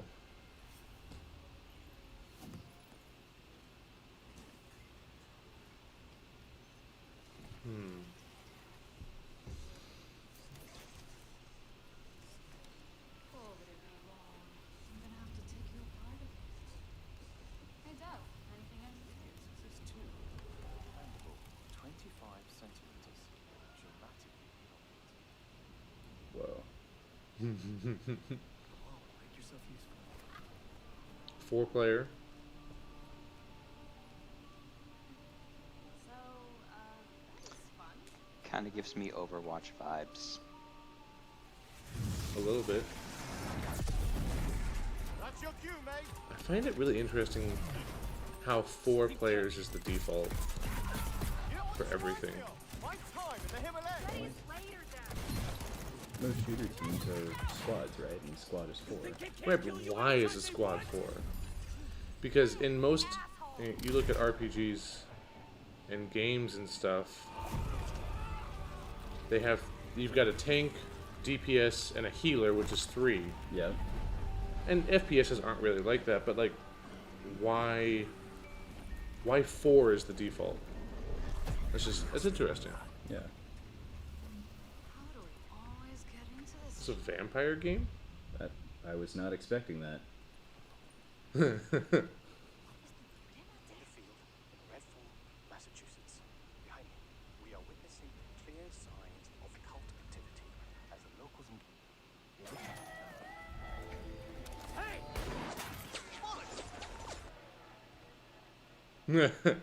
Really hope the video was worth it. Fall back. People need to know what happened. Layla, with me. Get me on the roof now. I like the little dog. Thank you, Layla. You're the best. Oh, Jacob, don't even mention it. Come in. Now or never.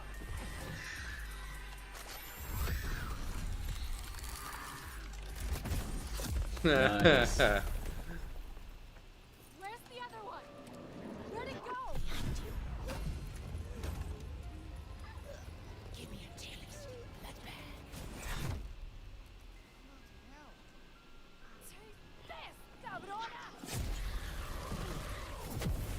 Those are definitely vampires, though. Yeah. Oh yeah, 100%. They're shooting wooden stakes into their hearts. Yep. Jacob, there's some.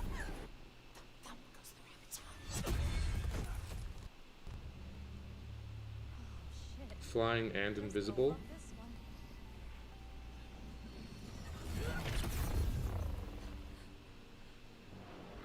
Oh, he's got.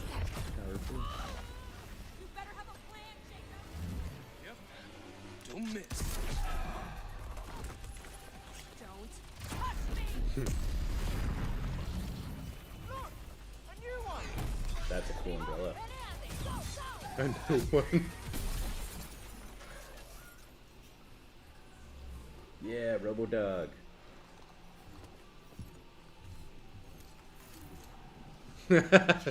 I like the reload. I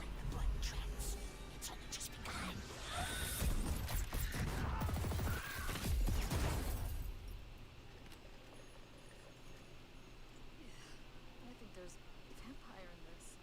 Really? What does it taste like? Be specific. Like blood and death and strawberry. Sun's coming up. Keep moving. Sure thing, Ed Brown, bro.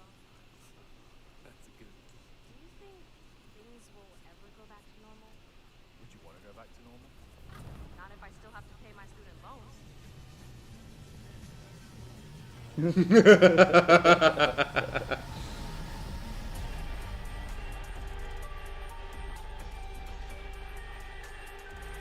Redfall. Looks Until really summer interesting. of next year.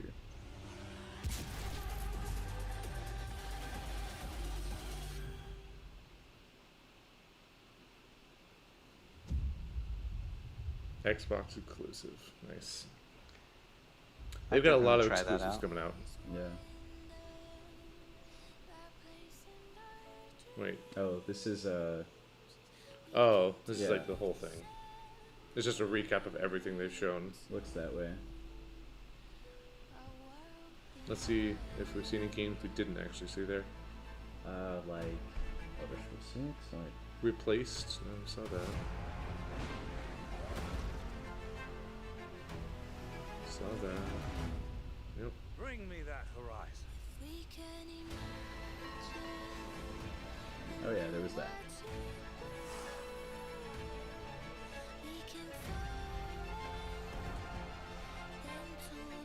Age of Empires for you, baby. Oh, I just noticed you could put people on the walls. That's new.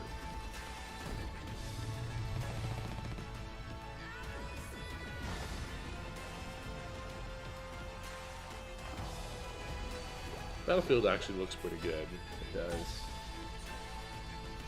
does. Party Animals. Party Animals is the one. Gang Beasts. It's the game I couldn't think of the name of, but it's basically looks like the exact same thing. That Redfall trailer was really good. It was. It was a really great trailer. I mean, it reminded me of those like animations that Overwatch put out. Yeah. Mm-hmm.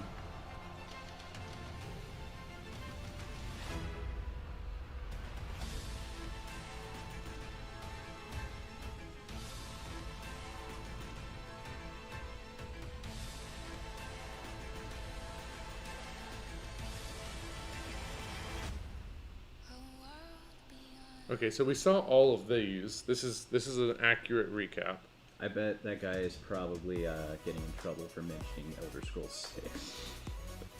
I bet you it's just an old thing that they recorded when they thought they were gonna have It Elder must have Scrolls been. 6, Yeah, that. and then it just wasn't ready for E3. Yeah. But so I just looked up like the Elder Scrolls 6 trailer before, and it was 3 years ago. Yeah. When that came out, so it's weird that there's nothing to show. Because Elder Scrolls Online is doing so well, they don't want to take away from that. It's a different audience, but at the same time, it's not necessarily a different audience. If you want, Elder Scrolls 6 is in development. They keep talking about it. Yeah, it is. So it's kind of silly, but I do really want this. A mini fridge. Yeah, well, because they have there's the bigger Xbox fridge, but it's like super expensive. It's more like a joke. And I bet this one will be super expensive too. But oh yeah, like look at this mini fridge. It's only $1,000 because it says Xbox and it lights up. Yep. Yeah, they don't even have a price on it. I don't know where I'd put it, but wherever you can find room. Where my toddler won't know that it opens and there's stuff in there. All right, so that was a great E3 show from them. It was. That was a great segment. So, what game is the most exciting from that? Oh gosh, I can't pick one. Oh man, there was a legitimate several. We need to compile a list of that because that's worth taking some time to break down and looking at that. Those are some great trailers. So the Infinite multiplayer is looking awesome. It is. Like I can see us doing that every night because that is legit. Yeah. Yeah. That looks great. Figure out all those different things you can do with the grappling hook. Mm-hmm. Like when he grappled onto a vehicle, pulled the person out and jumped in a flying vehicle. Yeah. Mind blown. Super cool. That's kind of like one-upping Battlefield right there. Yeah. I mean, I love that the grappling hook thing from Titanfall is being embraced by everywhere, other games. Like, you just wish Titanfall had survived. I wish there was more Titanfall. More Titanfall. That's the. So we got Left 4 Dead, which is got tons of games emulating Left 4 Dead. Now we got tons of games incorporating Titanfall. Yeah. And that's not a bad thing. So okay, on E3 they've got a poll. So this lists some of the games. We got Starfield. No. Stalker, Heart of Chernobyl. Stalker 2. I mean, it looks okay. Psychonauts 2. I'm not super excited for either. Okay, the poll's coming in. Halo Infinite is leading by far. Halo Infinite looks fantastic. Okay, it's changing now. Definitely out of those ones they have listed there, it's like Halo Infinite and Redfall are the only two that I really cared about. Yeah. Well, Outer Worlds 2 as well, but it's still so far away. That's true. Like and Outer there's Worlds nothing 2, about it. I'd play Forza. That, like you said, it's like a good chillax game. It's a great chillax game. But then there was the sillier games like Grounded. Is that what it's called? Grounded is the game where you play as you've been shrunk in the grass. Yeah. Like that was a sillier one, but the fluffy animal one. Yeah, Party Animals. Party Animals Looks like it could be a lot of fun. Among Us is making a comeback, or at least it's trying to. 15 players. Yeah. We usually got up to the full 8 when we would play as a group. Yeah, well, and we would usually have like 2 or 3 people who were in our like Discord lobby who wanted waiting to play. for other people to get out so they could jump in. So we could easily do 10 to 13 in our group, and I think that would be great because 3 imposters. That's what my daughter always wanted to do, was play 3 imposters for some reason. That was all she wanted, but we didn't do it. So this will be nice. Mm-hmm. And it's coming to Xbox. It's already on Windows. We have it on our Switches. Especially if they do crossplay, which it seems like they. Yeah, it's been on crossplay for everything. Yeah, so it should be for Xbox as well. Oh yeah, but I just don't know how you'd. I mean, at our house, we couldn't really do that. Because you play on the Xbox, it's on the big TV. Everyone's going to see your screen. Yeah. That's a good point. So it's hard to play in a family on an Xbox, but it's still nice that it's there. Yeah. So, okay. We're going to take a short break. We'll compile some information on what we thought was the best ones. We'll replay some of those trailers because they were really, really great. We have a lot to talk about from that. We do. From that showcase. So we'll be back in probably 15, 20 minutes. We'll leave you up with a little bit of E3 stream as they talk if you want to keep listening, and we'll see you in a little bit.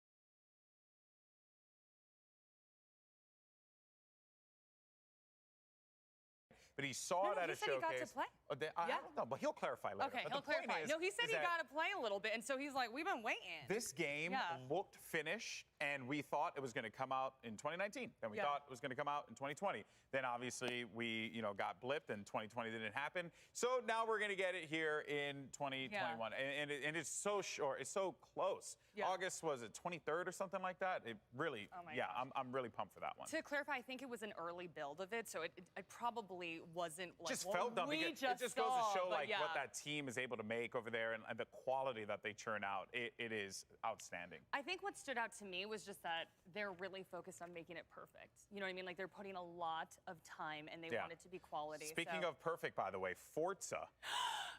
My little. I mean, we're seeing shots Yeah. of Psychonauts here, and it looked amazing. But Yeah. Forza Horizon 5. Yes. There were moments, people, when we were watching. I know you guys at home felt the same way. Okay, where it looked like a picture. It looked like it existed. It does exist in the real world, but it looked like that it wasn't the video game, and it was the video. Like, how do they like Playground manages to pull off magic every single time? I mean, the visuals are wild, and then on top of that, they add these fun game modes. Their battle royale mode is back. This pinata mode, which is, I think, a subtle way of saying Pinata we're never mode. going to get Viva Pinata again. So there's just a lot of really cool things that they added with Forza Horizon, and that also build your own track creator, like the challenges you could make. Oh my goodness, Jackie, there's so much to discuss. So this is my thing with Forza Horizon 5. I am an awful driver in real life, but I feel Yeah. like I can play racing games decently. And then I can drive around in a jungle or a desert, and if I hit a cactus, it's okay. Yeah, it's okay. It's okay if you It hit ain't a a cactus. big deal when you're doing it in a video game. Drive safe, kids. Yes, please drive Drive safe. safe. We fully encourage that, but I'm just a really awful driver, so when we see a game like Forza, I'm like, oh my gosh, I can Never get in a chill, car with Jackie, I can everyone. have fun. That is a fact. Never get in a That car is with Jackie. definitely a fact. I did want to talk about Replaced a little bit. I might have gotten lost in Yeah. the pack of like all these great games. It had a very classic twist to it. This is one you got really excited for. It was Yes. post-apocalyptic, side scroller with some 3D effects Oh, to it. You and I visually. were both like, this looks so fun. Yeah, it's that HD 2D thing that we're starting to see Yeah. more. We got a little taste of that with Project Triangle Strategy, which was announced a little while ago. It's a tactical game on the Switch. And we're starting to see more Yeah. of that happening, and I love that art style. Gorgeous. There were just so many games, and I just want to say real fast, Outer What do you Worlds wanna say? freaking Oh, 2! yes. Yes. That was Yes. a pleasant surprise. I am actually in my second playthrough of Outer Worlds right now, and I love that game so much. The expansions, amazing. Look at this animation. And we were back and forth because we were like, We were like, what is this? we're is like, this this isn't Fable because it looks really weird, And then once you hear the witty dialogue, and we have these earpieces on, so it was kind of hard to hear Yeah. it. But once we had the witty dialogue, and you saw the Moon Man turn around, it was perfect. Yeah. Honest- Spacer's choice, baby. Spacer's choice. Golden Boy, I had all these titles to get through, but we don't have time to talk about it. So just We don't have throw 'em time. away. Throw We're 'em all gonna- away. We're going to, I think, hand it over to Greg with our folks over there. It's not fair. Greg, Why does he get you to don't talk get about the plasma sword. You don't get the plasma sword. Ha, ha, ha. Well. Thank you, Jackie and Golden Boy, for trying to talk about every Xbox game so we would have nothing to talk about in this panel. But luckily, with more than 30 games being talked about, we still have plenty of ground to cover. So let's go around the room real quick to start off. Dan, we'll go this way on the horseshoe.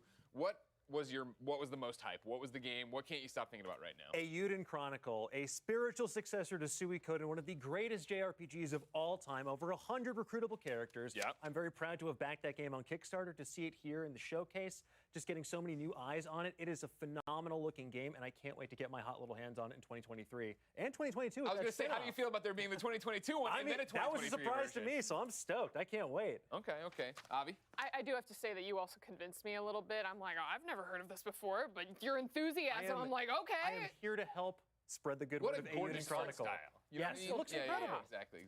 So pretty. I mean, Redfall. I definitely was not expecting that. I was sitting here going like, that's Fable though, right? That's Fable though, right? That's Fable though, right? We didn't get any of that. We got like a small little mention, but still Redfall, no one knew that was coming. Sure. Like Jackie was saying, we got like Big Daddy and Mommy vampires coming out of nowhere, which I clearly We have a know bias that's your towards. thing. We I know that's your know. thing, all right? I know. But that game looks incredible. All the different weapons that they were showcasing. You had the woman who was like levitating people with the special purple powers that she had going on. We had, what they call him, Edgar Allan Bro with the bird. And then like the UV ray light gun. I'm like, I never thought of dealing with vampires that way before. So that is just incredible to me. 100%, I can see that, yeah, and especially for Arcane coming out swinging, right, showing what they can do, what their style is. Yeah. Obviously, the trailer for it would be interesting to see what we actually get from it when we get gameplay for it. For me, I got my wish, which of course was a 12 minutes release date. 12 minutes coming August 19th. Can't wait. Obviously, a great cast, but a great concept of that Groundhog Day. How can we get out of this one situation in this one room? Michael, what about you? The Outer Worlds 2, that was a genuine surprise because Obsidian is one of my favorite developers. When they come out with RPGs, they go wild on them. And Outer Worlds was like one of my favorite games of the past couple years. Sure. So when you think Obsidian, you're probably thinking about Avowed, which was revealed a little while back. I'm thinking New Vegas, all right? But if no, what I'm talking maybe about, I'm thinking of Grounded, which I've also played and enjoyed. No, I'm talking about like what you expect next from that. Sure. Yeah, but like Fallout New Vegas. If y'all ain't played Fallout New Vegas, it's on Game Pass. Y'all should check that out. But yeah, that is one of my favorite Western RPGs of all time, Fallout New Vegas. So obviously Outer Worlds was fire.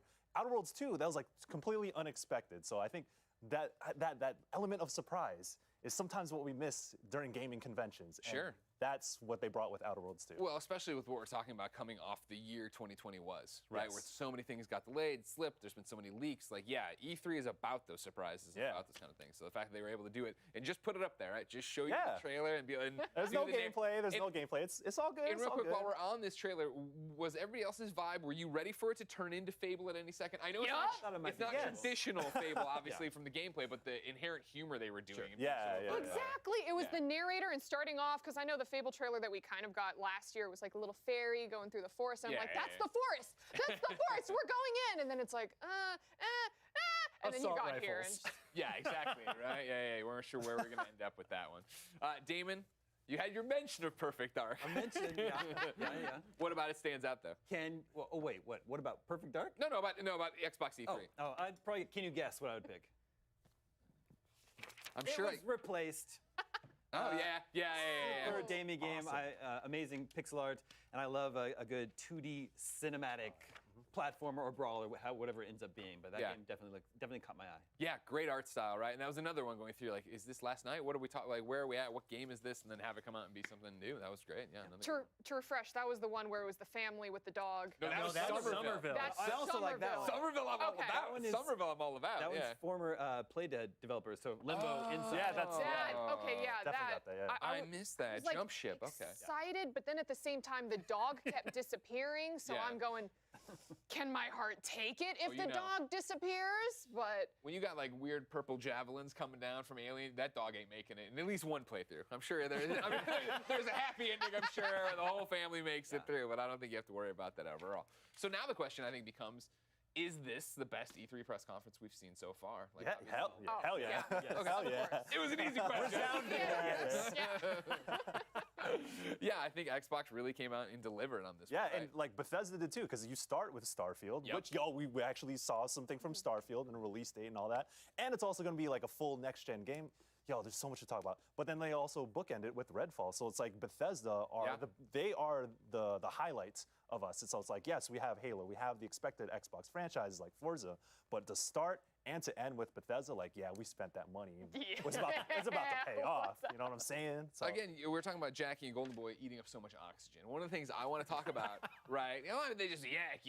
Let's talk about all the big games. But there are so many things we haven't even touched on, again, with more than 30 titles. Something that stood out for me that I wasn't expecting was the Sea of Thieves crossover with Pirates of the Caribbean. Right? I have had multiple friends on me that I need to play Sea of Thieves. It's fantastic. Yeah, it was like a real lifeline for me during the pandemic because I was able to connect with my friends in a way that we couldn't do in person because we couldn't hang out, so we could take to the high seas and just wreak endless havoc. It's like a sandbox for chaos. Anything you want to do, you can make it happen there. And to see a massive license like Pirates of the Caribbean come into this, it fits so well narratively and diegetically, but also the gameplay potential there is really exciting too because you really want more quests quests that are story-driven in that game, in between just the random things that happen when you're out and about in the world. So I'm super excited for it. And it's a free content update, too. So talk to me about that. How much content is there in Sea of Thieves right now in terms of storyline and stuff? Because if I can interject, one of the things that scared me off was in the beginning it was content light. Okay, and I know they've added stuff to it, but Grounded spoke to me a lot as a Honey, I Shrunk the Kids fan. And I had put in a lot of time, or not a lot of time, but like a few nights into Grounded when that launched, and it was the same thing of like, cool, now every week we're gonna give you a little bit of a reason. I'm like, oh, okay, like there's not enough here. Is Sea of Thieves right now already before this stuff content complete in a way that's like... I would say yes. I think that there is enough content to satisfy you at this point. It really depends on what you want to do. If you're the kind of person that likes to really grind out reputation and unlock achievements and things like that, you can do that. You can grind it out with all these different sort of daily quests, but there's enough tall tales and other quests you can do where you get that narrative in there. But I'm excited to see how this brings in a very purposeful narrative in a more structured way than what you already have in there, because for so many players, they've already reached the end game. They are pirate legends. This will give them a reason to set sail on the high seas once more. Of course, yeah. And then I think the presentation and the production value of Disney Oh, yeah. having all Yeah, right, yeah. Avi, what else do you want to talk about? What jumps on you out here for you? So, I mean, I started screaming about it, and everyone looked at me like I was crazy, but Slime Rancher, Slime Rancher, too! yeah. Slime Rancher, too! Like, I know that not too many people had picked it up, or they just saw, like, the cute GIFs and stuff on social Yeah. media, but it's a game where you go around and collect slimes that are shaped like animals, and then you breed them. And you just kind of get to keep collecting them. Whoa. Well, you can make bigger slimes, different slimes, you can combine the slimes, you can feed the slimes. It's a cute game, just appreciate the cuteness. Oh, yeah. You I mean, sit it's down and you gorgeous, relax. right? It looks with it, right? Yeah. So is it like, I think one of the things I saw in the Kind of Funny Games chat over and over again was Viva Pinata. Does this give you that same kind of vibe of like, it's chill, we're doing something, obviously you're breeding things like Viva Pinata. I thought it was funny when someone had said like, oh, looking at the Forza, we're not getting Viva Pinata back after running all of them over, but it does have like a very similar feel. Like you could see you're picking up all the slimes right here. There's a bunny slime, there's a bat slime, and you basically kind of create these own little pens and environments for them, and then you feed them and stuff. So it is a very chill game, similar to Viva Pinata. You're not going in trying to, you can min-max things, but it's just chill. And then those are bad slimes. The icky goo-goos. They deserved what they got there. Okay, yeah, no, you blow those up. Gotcha. I hate to see it. You know, again, as driving for release dates and things that I've wanted for a long time from Xbox, finally getting Flight Sim on Xbox Series X, right? Pretty cool Top Gun crossover, too. That was the thing I was gonna do. Ladies and gentlemen, you said, why is Greg Miller been doing all these bomber jacket Top Gun references? Let me tell you, I did not know that was going to happen, but you will be getting a lot more of them when you go to e3expo.com/shop, all right? But yeah, like the fact that this is actually finally dropping and we're going to be able to go out there and do that on the console, again, I'm so stoked for that, let alone, yeah, the idea of being Maverick now and up there. That's what's up, yeah. Yeah, right. It's gorgeous right there. Damon, anytime you want me to fly you back to Kansas, give me a call. Come on over. Get in there. I'll be all set. I think overall, the conference, I enjoyed it. It was good, maybe great. I'm still mulling it over in my head. But I do think there were a couple missteps that are worth noting. Talk to me. I think it's interesting that we get that Starfield gets a 2022 release date, but still no release date for Halo Infinite. Holiday. I mean, yeah, holiday. I know. I'm not. Really, it was supposed to be there at launch with the Series X. So of course. I don't know about that. Don't you think that comes down to the facts of right now? They're confident they can hit by the end of the year, but just not on a date. They can't do it again. So. They don't want to be a punchline yet again on It's going to be like the Halo 2 ARG. You have to find out what holiday they're referring to specifically. That'll be the easiest way to track it down, right? Yeah. Michael, as we keep swinging back, what else stood out to you? Psychonauts 2, because that's coming soon. I know Golden Boy was talking about it and Jackie was talking about it, but I did not play Psychonauts 2 yet, so I saw a hands-off demo. So Tim Schafer, if you're coming for me, please don't. But I love Psychonauts because it's surreal, it's different, it's experimental, and it's kind of the game that, Double Fine has been acquired by Microsoft, but they still have that independent spirit where they could do wild things. And Psychonauts has always been like that cult classic back in 2005. When are we going to see it again? When are we going to be Raz again? Like, I think they're very creative. You played, of course, the genre-defining PSVR title they did. Psychonauts and the Rhombus of Ruin. Yeah, of course. Oh, damn, my bad. I forgot about that. Oh, yeah. Damn, Tim Schafer's gonna So did the world. So did the world. Don't worry about it. Psychonauts 2 is coming out soon. I can't wait to play it. It's mad whimsical, and I think that's very important to balance out a lot of the violent shootery types of games. Damon, you got about 20 seconds. Anything else? Anything? Oh, I also was impressed with Eiyuden Chronicles. I've never played Suikoden, but I know that I would love Suikoden. So now I get to experience like a modern day take on Suikoden. Jared Petty's heart just broke somewhere. You said you've never played Suikoden. It's not the first time I've broken Jared Petty's heart. All right, fine. Huge news from Xbox, and we've got even more to show off. We got 3 former Xbox leaders to sit down to talk the past, present, and future of the console they all helped launch.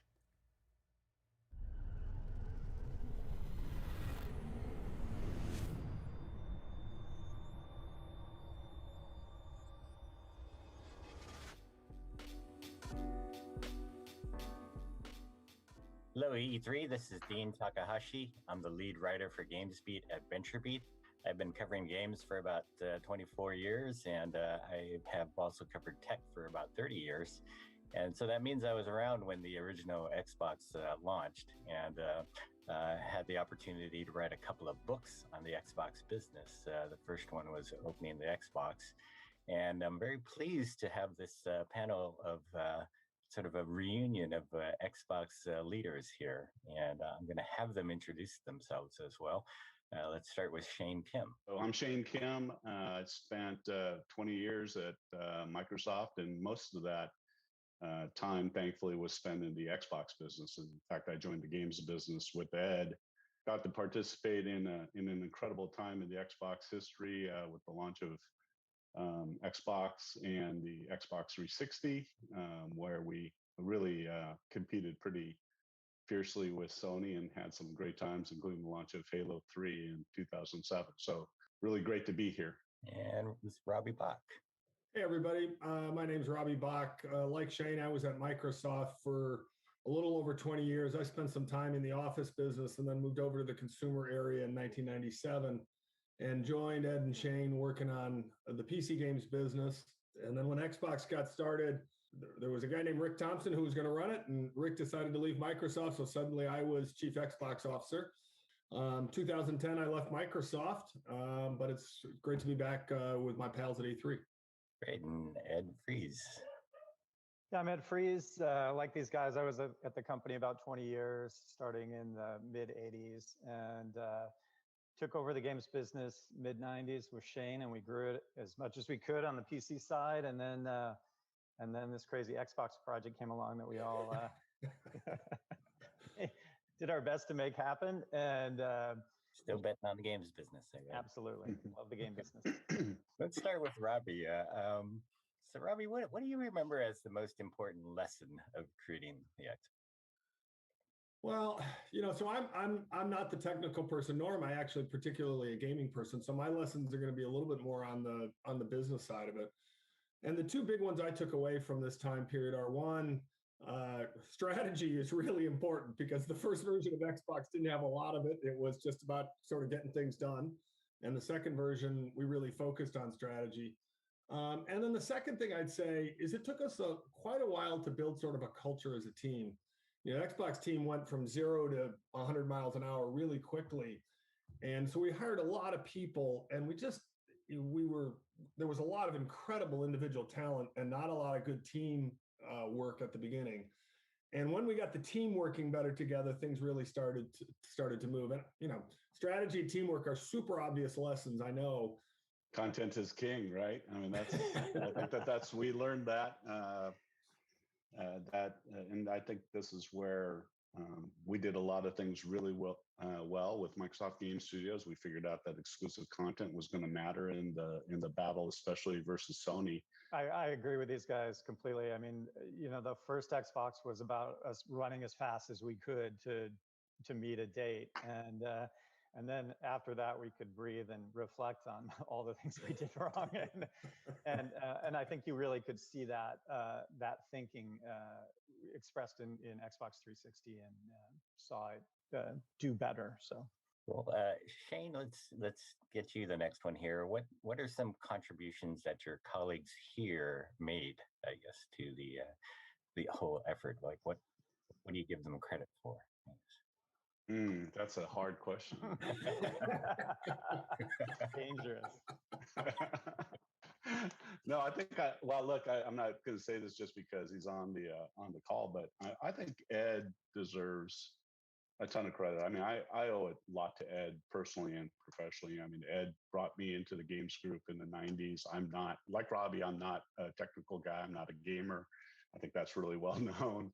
And Ed gave me a chance, first starting on the business side and then on the content side, which led, I think, to a lot of fun and success for me personally. Ed was one of those guys who really drove at home. And, he first had the vision for Microsoft becoming a bigger player in games. First of all, that was on the PC side. And then when the Xbox project came along, he really drove that. And I don't think without Ed's credibility with Bill and Steve that project really would have happened. And Ed, I think also Ed gets a lot of credit because he, and others, of course, found Halo and Bungie and brought that into the Microsoft family. And that, that clearly was a critical success factor for us. And the other guy I would credit, I think deserves a lot of credit is Jay Allard. While I wasn't as privy to everything that Jay did, I think, when he was running the platform team, he had the vision to, drive Xbox Live. I believe he deserves a lot of credit for us not putting a telephone jack in the back of the original Xbox and just sticking to an Ethernet connector. And I remember Robbie making that decision.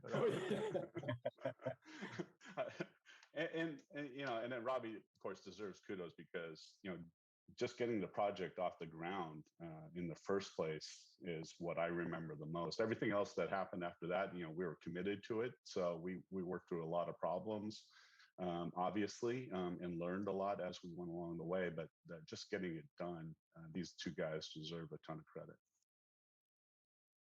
Well, that hurt.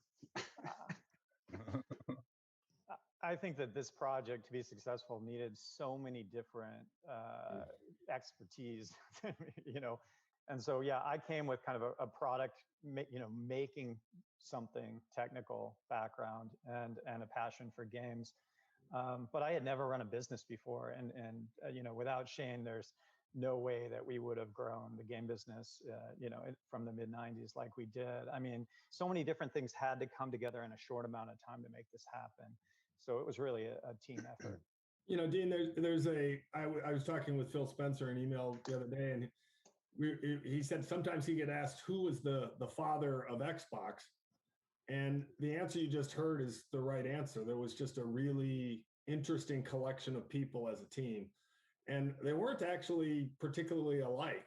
Figuring out how we worked, to the thing I said before, as a team was super important, and everybody got to play key roles at key times. I know it sounds sort of cliche, but it's actually how it played out. And Shane and Ed absolutely played those key roles as they described. So now we've pissed off everybody whose name we haven't mentioned, right? But one person that comes to mind, I'm going to save all you guys here with this answer, but the one person who comes to mind is having the vision for this and to actually get it off the ground. I have this admiration now for Bill Gates, being willing to lose something like maybe $4 billion on the first Xbox, and so who else has that kind of will these days? I mean, look at some of the other companies. Like I might flip it around a little and say that once the company gets big enough, it really needs to go after big projects. And that was actually a problem that Microsoft at that time was they couldn't find projects big enough to matter relative to the Office business and the Windows business. And so this was a project that was big enough to matter. Robbie could probably talk to this better than I could, but. No, you're spot on, Ed. And I actually think both Bill and Steve, look, there were other people in the first 2 or 3 years of Xbox, senior leaders inside the company who wanted to kill it. That's not new news, right? We were losing a lot of money. On every project at Microsoft, by the way. Yeah, exactly. We were losing a lot of money. Wall Street wasn't happy about it. People thought Microsoft was crazy being hardware. But Bill and Steve, once they got on board at the beginning, were incredibly steadfast about it. And to Ed's point, I think it was the fact that it was so big, it was a chance to break through. I'd also add, and I think it's different today when you look at the company of Microsoft in 2021 versus 2000. But it's important to remember back then, I've always thought that Microsoft was a platform company, particularly then, and we fought very hard to establish platforms like Windows and like Office, and we looked at the Xbox business opportunity as another one of those platform wars. That Sony, if you remember, had incredible success with the PlayStation 2, and I think a large part of the company strategy was we just could not cede the home territory to Sony unfettered without competing in that space. And that's why another reason why I believe, Bill, Steve, and the company were willing to make that investment, because we just needed to go compete with Sony. Good. I think you're all back in good standing with Bill Gates now, so we'll move on. So, Ed, did you see particular challenges that were like totally surprising to you, or like challenges that maybe were just underestimated at the very beginning there?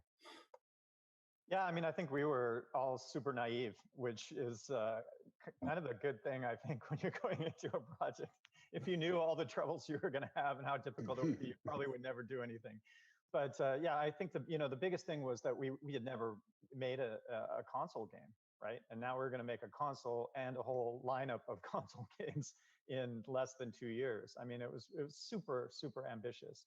And, fortunately, we had a near infinite amount of resources. So you'd think that would make it possible to do the impossible, but it just made it somewhat possible, I guess. We made a bunch of bets, and, one in particular really came through with Halo.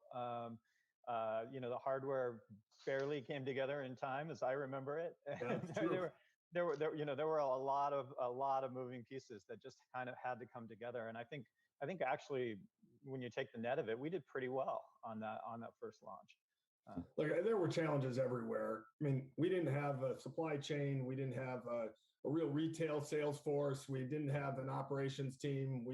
Our best hardware at that point was a Microsoft mouse. We had some PC games, but no console games. Xbox Live didn't exist. Broadband was just getting started. I mean, I could go on. Other than that, though, it was all.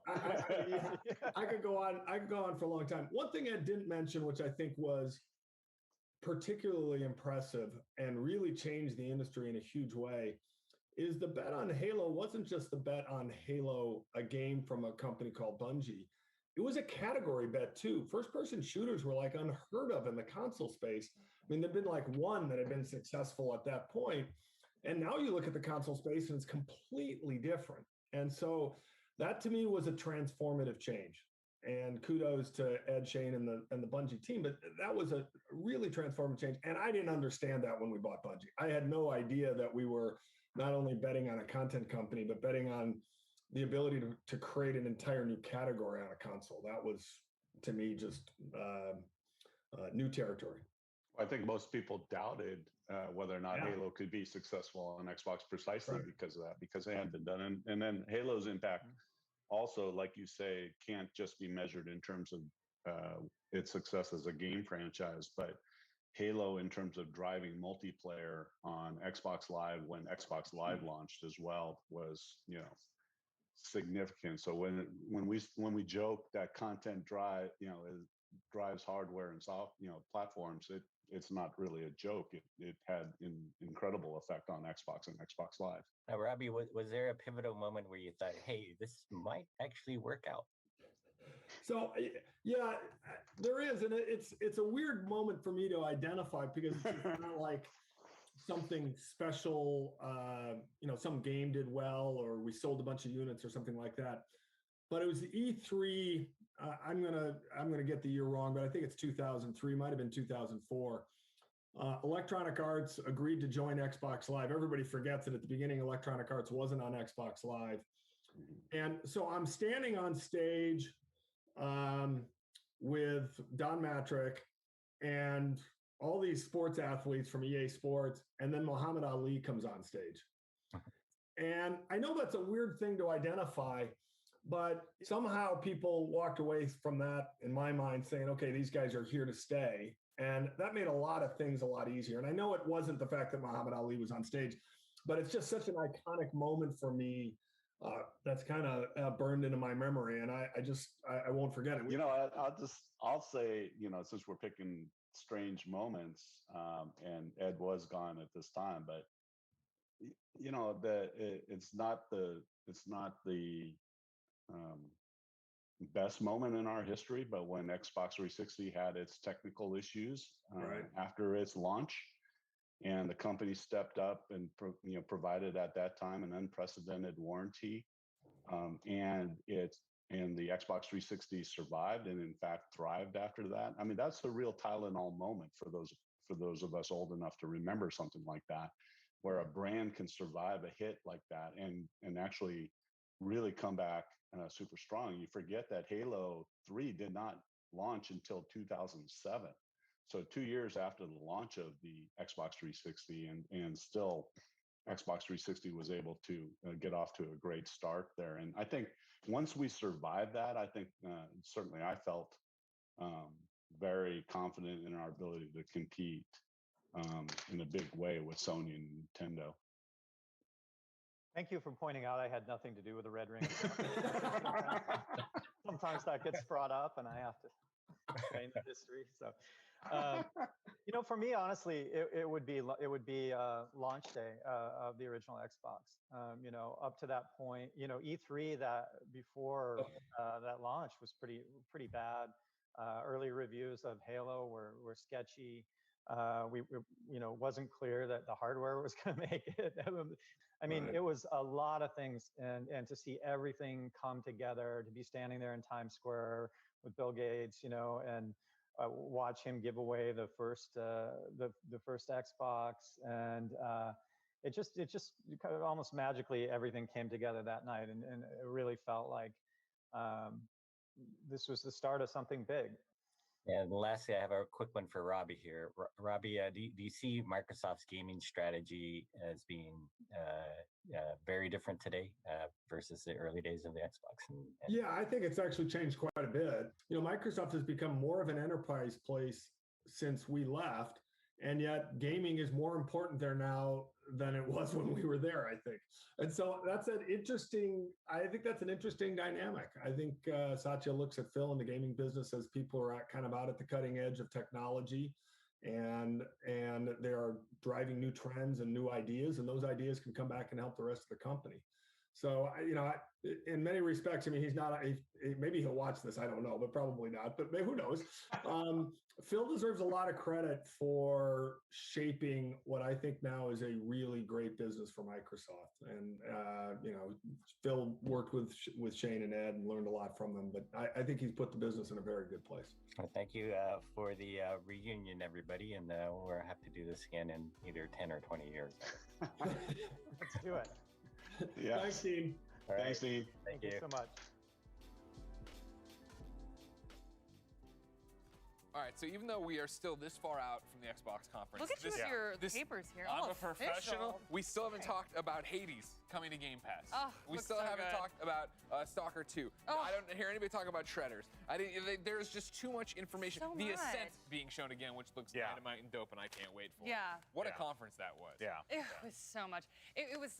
I thought Xbox delivered. Like 100%. they came out, and also Xbox being bold. They were like Xbox exclusive. Yeah. Xbox exclusive. Like I was like, okay, they're stepping up. Everyone, I appreciate all that. hail the Lord and Savior Game Pass, because that was there left and right as well. Yeah, I know. that too. By the way, Do you want to play with it? Yes. You can take it away. I have the wait, wrong show. But yeah, I just want to say, guys, Halo was amazing. We know Halo was amazing. We know you're a fan. How do we That know samurai Halo was Spartan amazing? suit. Oh. We of course heard you screaming. We of course saw you talking He cried on the a camera. little bit, yeah. We have the reactions. They have the reactions ready Cue to it up. see. These are not canned. Yeah, this that's is me. legitimately happening. This is how he watches the show. Aw, Avi. There's Avi Amelie. She just Sean. Stuff too. Then back to Battlefield. I was so excited for Battlefield. Yeah. Look at you, a kid on Christmas morning. You know what Yeah. I mean? But did you see the I could just watch you went through all your notes. We didn't even talk about Battlefield. I'm telling you, We that's how didn't. dense this There show was so much. Yeah. There was so so much to talk about. Look at you truly. and Michael here. Oh, yeah. Oh my goodness. Yeah, that was hype too. Aw. Got a lot of See, great moments. And again, this is how you know it was a great E3 press Yeah, conference. man. That's the reactions you want, right? Especially not having it live in My person, face. not hearing an audience, right? But Yeah, getting to that's see Halo. that. My Yeah, arm got a that's Halo. cameo. I was punching you. Yep. There you go. That's what it's all about. That's what it's Yeah. all about. Little Smiling omelet. and screaming. Do Yeah. we have Dan's reaction when was it Ueden? I forget the name of it. When Ueden Chronicles Yeah. came out. I mean, the man was yelling at the top of his lungs. He kept yelling about how he's he financed it on Kickstarter. Yeah. He just kept talking about Kickstarter. It felt like he's finally getting his money's worth. You know, he was a happy guy. He was a happy guy. We were And talking. Oh, sorry. Sorry, on top of all the Yeah. games and stuff we showed, then they snuck it into the very end, which pissed me off, but I'm glad they did it, the Xbox mini fridge. Yes. The Xbox Mini. I was behind this on fridge. Twitter. I'm one of the reasons we got enough likes, or they won the Twitter competition. Yep. Thanks to me retweeting it, and now we are all going to be able to Okay, give them well, our you money. taking credit for it? I It put the was- Xbox mini fridge on the map, and you need to know it. As a proud owner of an Xbox mini fridge. Oh, 'cause how much did you pay for it? We're How much did you flexing pay here. for Actually, it? it was sent to me by my good friend Dwayne The Back Rock it up. Johnson. Put the sword down. You're making me a little scared. Now I don't know if I should have given that to you or But it not. was really, it's an awesome fridge. So you guys are going to love it. Little But I already flex have it there. because I'm Yeah, famous. just Yeah, a just a little. little just a little. I'm famous there. because my friend The Rock sent it to me. What's up, DJ? Are How you doing, buddy? aware, because of our video yesterday, Ryan Reynolds followed me on Twitter today. So. Wow. Okay, really? can we all stop flexing? He Cut didn't him follow off. me. Cut him off. Cut He him was off. in Fantastic Four. Okay. Didn't tag you on purpose. Oh. Wow. Jackie, you want Do to you think he would have followed you after that comment, though? I probably would have. Yeah, no, I don't think it would. You want to talk happen. about Stalker 2, another game we haven't actually I talked mean, about? honestly, I thought it was eerie. It was this creepy post-apocalyptic Yeah. world. When the guy was dancing alone to that creepy music box, I was like, I'm here for this. Like, I just want to see more. So that was definitely at the top of my list, I think. I thought Bethesda stole the show, though, to be Couldn't quite agree more. fair. It was amazing. Yeah. Understandable. Yeah. Understandable. Ladies and gentlemen, that's how we're getting things started. Xbox, your time is over. It is, ladies and gentlemen, 9 Let's just walk minutes. over. Come on. 17 All right, I'm going. seconds. We're going. Wait, but this is the wrong brand. Wrong brand. No, this is my moment. Oh, this sorry. is me Go as an back. Avengers fan. Go Greg, back. there's no lighting there. Don't worry about We'll it, stand everybody. here. It's getting there. We're doing it. It's about time. When we return, ladies and gentlemen, Square Enix takes the spotlight. Stick around, find out what's next. Okay, watch.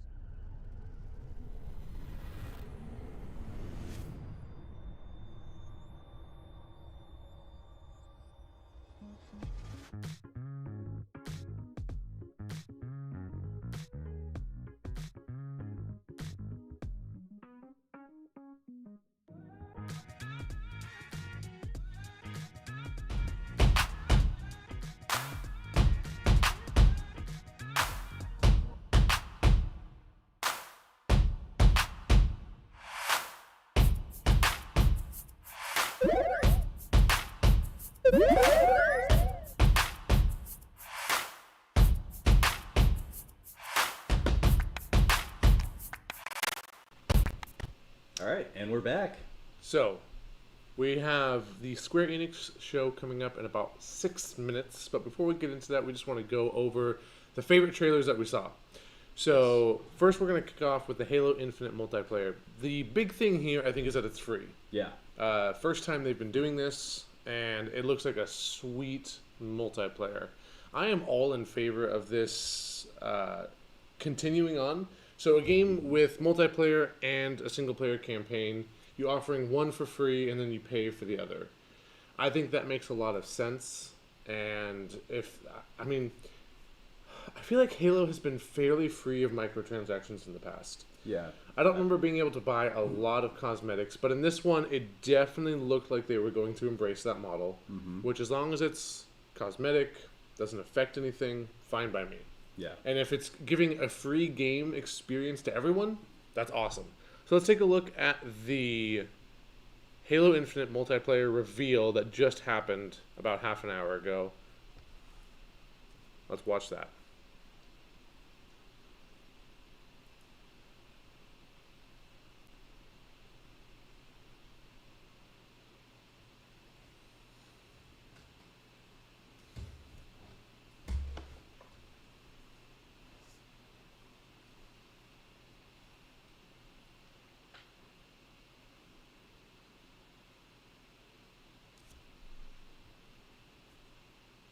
Kieran, I think the video or the audio might be muted on that. At least it might just be very quiet.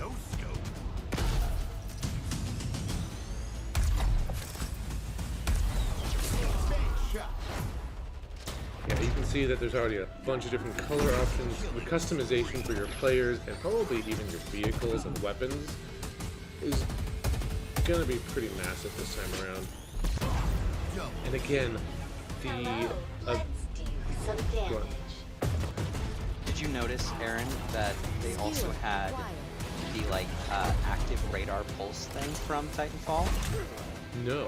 Yeah, I saw it. It's pretty early in this trailer, but he launches from his wrist like a rocket and does the active radar pulse. This is, like I said before, the biggest upgrade to Halo multiplayer we've ever seen. All of the other ones have been fairly innovative. Dual wielding, adding the ability to sprint. Oh wow! But this is But this one is huge. You can obviously see a few different kinds of weapons here, but they brought in new vehicles, and the grappling hook that's really going to change so many things. The grappling hook versatility, they could have easily made it simply a way to get from point A to point B, but you can grab weapons, you can get onto ships and vehicles and take them over. I'm sad we didn't see any infected gameplay, at least not that I noticed. It's possible the very last thing in the trailer is actually infected gameplay, right here. Not right here, but coming up in just a second.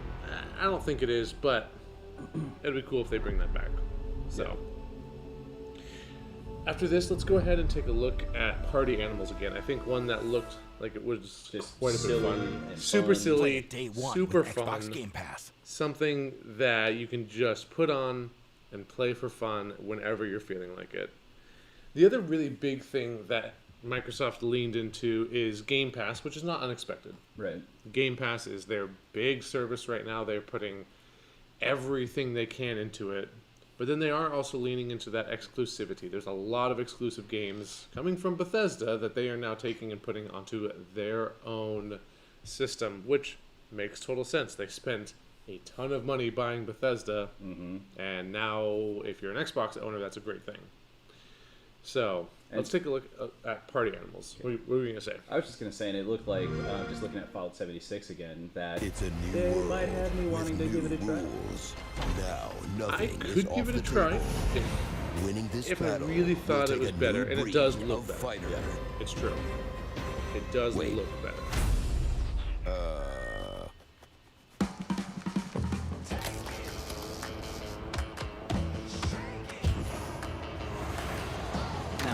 I just want to reiterate, you guys said that you had not heard of Gang Beasts. Correct, I've never heard of it. Okay. You're saying it's very similar to this, though? Extremely similar. The only thing is I don't think Gang Beasts has, the weapons, but, the controls, trying to knock people off the edge of a platform, the wobbliness of it like that, it's all identical. This looks like a physics-based combat simulator, right? Very difficult to control. You're using you're using the sticks to actually move an arm depending on how much you want to move it or grab things. It looks very physics-based. Yeah. So kind of reminds me of Totally Reliable Delivery Service, which is what my kids like to play sometimes. Just a physics-based delivery game. It's super silly. But it looks just kind of like this. I could also see some very comical live streams of people playing this with their friends. Yeah. Yeah, Play this it day this one with Xbox could Game Pass. easily be geared towards the next what was that? The next party game, Fall Guys, Among Us, something that you do. Yeah. Yeah, that's why it also reminds me of Gang Beasts, because it was very popular as a streaming game for a while. Yeah, that's how a lot of these games got their hit in this last year was, everyone's stuck at home looking for something to do or play, and then these games just came out and it was instant success. Yep. They blew up on Twitch, they blew up everywhere. Well, and think about the simplicity of something like Among Us. It's a real simple thing. There's not like a huge overarching story. There's not like amazing graphics. Yeah. Super simple, but it blew up. Yeah. Because, in my opinion, the most interesting gameplay elements come from when you interact with other players. Yeah. So, making Among Us, you can learn how to do that in Game Maker. That's a game that could easily be made inside of Game Maker. It's 2D. It's not very complex. You just need a little bit of networking in there. And then you just need to have a good idea for how to do it, how to implement it in a fun way. I think they did a really good job on Among Us. I think it's super easy to get into. Cross-platform, which I think is probably the biggest reason it succeeded, is the cross-play, because being able to play with anyone, anywhere, at any time for a game like that is big. And having games that are quick and easy to jump into, and short games, like short rounds, I think really helps. Because there are games out there, like even Battlefield, maybe even Halo, like where like you want to play a game, it's going to take 20 minutes. Yeah. You got to get it set up. You got to find a lobby. Gosh, or if you pick like a damage dealer in Overwatch, it tells you the wait time. It's like approximate wait time's like 25 minutes. Yeah, there can be a long wait time just to get in and play a game. Whereas things like Among Us, Fall Guys, Guessing Party Animals, it's going to be up and quick, and then you're out. Yeah. But you can repeat and rinse and keep going forever and ever. Looks like we've got Square Enix starting. Square Enix starting right about now. Let's go ahead and jump to that stream and check it out. I'm really excited for this one.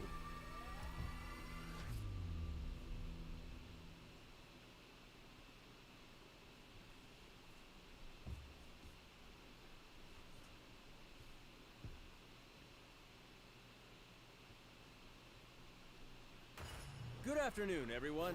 It's Matt Mercer here, and I'm back as your host of Square Enix Presents. Square Enix. Today we have I a always say special Enix. E3 edition of the show for you, with new game announcements, updates, and exciting news from our studios across the globe. So let's kick off with the world premiere of a brand new game from Perfect. Eidos Jumping Montreal. straight into the We trailers. hope you enjoyed the show. Good job, Square Enix.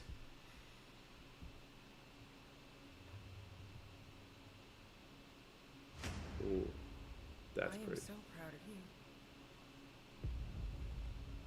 Do you know what a birthright is, Peter? Oh, nice. Something that's a part of you. Oh my gosh. What's your name? That's Guardians of the Galaxy. Gardeners of the Galaxy? No, Rocket. So I like Groot. Ooh, that looks cool. We got fined. We appear to be That's very cool. 6,963 units short. I know. We clearly need a plan. If you see anything with claws the size of Drax, let me know. We got this.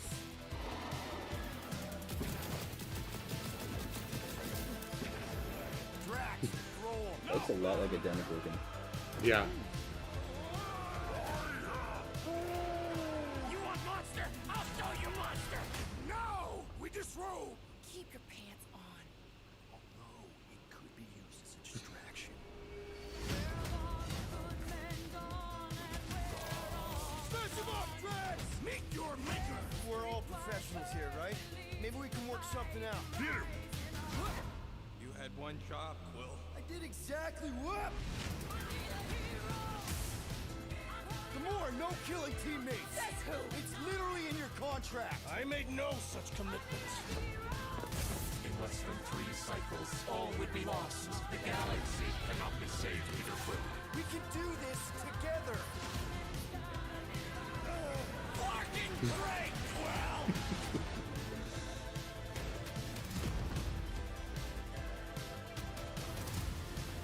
Star-Lord, right? It's Star-Lord. Oh, crap!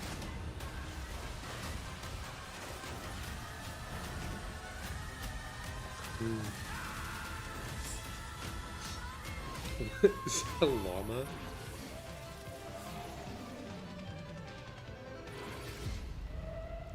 No, of course I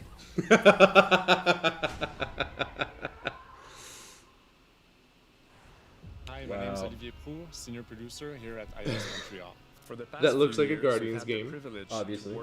Absolutely. Of Marvel's Guardians of the Galaxy and reimagine it into a single-player, So it looks like story-driven, you third-person probably are action just adventure playing game. Star-Lord, It's but I our think it would have own been fresh way more take interesting on if the you could have like Guardians, and chosen something your that's character. really unique to our game So, is that you get to be get, Peter Quill. As Okay. Star-Lord, you're Yeah. constantly in the middle of the action as you try to lead this band of misfits. But today, I'm really excited to have all of you join us on this journey, and you'll hear more about the game from Yeah, our I'm team curious. behind this project. Right, let's do this. It looks very pretty. So, an interesting issue that I think the Avengers game also ran into is that they don't have the properties to the characters who played them in the movies, which is why Star-Lord cannot look like Chris Pratt. He can't look like Chris Pratt. Yeah. The Avengers cannot look like the people who played them in the movies. And it really throws people for a loop. Like, I remember the reactions to the first Avengers trailer was like, what is it? What? Why do they look like that? They look awful. And it's because they can't use the same ones. Rocket Raccoon and Groot, that's totally fine. They're CG. They can look like whatever they, same things. Even they changed them more. Yeah, because they can't use the same human people. And this, it doesn't look as bad as I think the Avengers did. The Avengers was a huge shift away from the human counterparts. This one doesn't look nearly as different. So I think that's not going to be as big of an issue. But I think that does pose their own issues. It's because most everybody has been introduced to and grew up with and learned about these characters through the Marvel movies. Yeah, absolutely. I had no idea who they were before. And that was a big part of Guardians of the Galaxy as well. Like, there was a big risk when the movie came out because they were such like low-tier comic book characters. People thought it was going to fail. Yeah. Now they did a great job with it, and now those characters are pretty much household names because they were so great and so different from the other MCU movies coming out. Yeah. So I'm really curious to see how well they can do with this game. Okay, here's some actual gameplay. We didn't actually see this in the trailer. This is something new that they're showing us right here. This is still not real gameplay. There was one tiny glimpse of gameplay there where we actually got to see some UI. We're legally incorporated heroes for hire. Gardeners of the Galaxy? What? No. Which again is a super weak point of a lot of these trailers is they just don't show real gameplay. Less than a year, they try to build the hype around something on a small scale the CG. that looks insignificant. And as they progress through the story, they discover that they created something really big that threatens the galaxy. Oh yeah. There are a lot. And it sounds like they're trying to take a different interesting villains look on it. They're trying to do their own spin, And when you're starting which I to think work is on a story like this, I think it you is a get good to idea. Get your pick of Like, which you have ones the will name, make the best for but the just go and do story. whatever you That want. Don't be gives us tied to the opportunities MCU. This is to not bring going to be a in some that tie-in. are This is not going to well-known, be but some anything to that do are with the also movies, I not don't all that think. well-known. I could be wrong, but I would be very surprised if it had anything to do with the movies. Is capturing what it's like to be a misfit family. They're also bringing an amazing imagination to it. I'm You're also- gonna see planets and characters that are going to blow your mind. Do you remember back in the day Interpreting it in its when own way, I video think, makes it game feel incredibly fresh and exciting. No, when It's not a matter of trying to games replicate based the on comic movies were or super trying to popular, replicate the film. like there were It's trying to take the tie-ins medium you're and working in everywhere. and Back make in the best Nintendo, version of Super Guardians Nintendo, out and of that. 64 They made was it when it was fun, they made it rock huge. and roll. But those games They were delivered awful. everything you Yeah. want. Like there were almost none that were good. Yeah, like there was a on N64. There was a Star Wars game that was just so terrible. Yeah, there was a few Star Wars games that were okay, but like you had games like G.I. Joe, you had Lion King, you had everything. Every popular movie had like You let's don't make even it into a have to- game because we can. You don't even have to look like that far back, because I mean, even like PlayStation 2 had like, you know, movie tie-in games that would come out. I remember there was a Captain America: The First Avenger game for the Wii. There was Avatar games. Yeah. Yeah, those were terrible. But and I feel like that kind of killed it off. Like we haven't seen a lot of them, or at least not any high-profile ones like this. Hey, they made a Harry Potter game for every movie. They did. Yeah, and how many of those got played? I mean, enough to make them, I guess. played the first one, and that was it. Yeah. Since you first joined us, I mean, But this is a high-profile video game based on a movie, which is based on a comic book. team's in trouble. But I'm curious if this is more based on the comics. Tyrion, have you read Guardians of the Galaxy at all? A little bit, yeah. It looks like this is kind of a merging. It looks like we're getting more gameplay stuff here too. I see it. Yeah, this looks like it's actually someone started the game. Let's go ahead and watch this for a little bit and let it just kind of speak for itself. The only problem with your plan is that Lady Hellbender only buys monsters, and you are not a monster. Groot, are you really offering to... No, he is not offering that, okay? It could work. So, Groot, I guess we could bust him out after. Absurd. Lady Hellbender seeks the monster within. The small, ugly one is clearly the correct choice. He's cruel, sadistic, and his soul is filthy and filled with rage. I vote we sell Groot. I honestly think Lady Hellbender will go for it. Yeah, well, I vote for not Groot. I also vote for the creepy little beast. 2 votes each. Peter?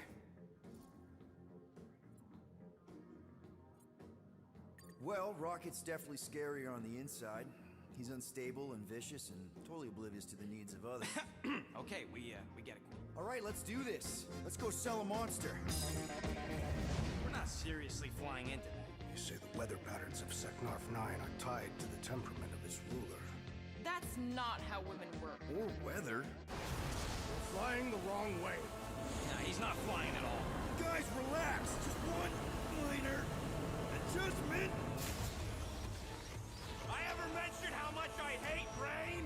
Hellbender's castle isn't even that far. That is not a castle. It is an impregnable fortress. So how do we impregnate it? Ask Peter! Let's just get closer. We'll figure it out on the way. There is nothing to figure out. As beast merchants, we will easily gain access to Lady Hellbender. Good! We've already got a beast. All that's left is the merchant part. Good thing I put on my official merchant costume. There is no such thing. Right? The fact you ain't sure don't bode so good. Whoa! That is some really crazy lightning out there. Never seen anything like it. Meteorological suicide is what it is.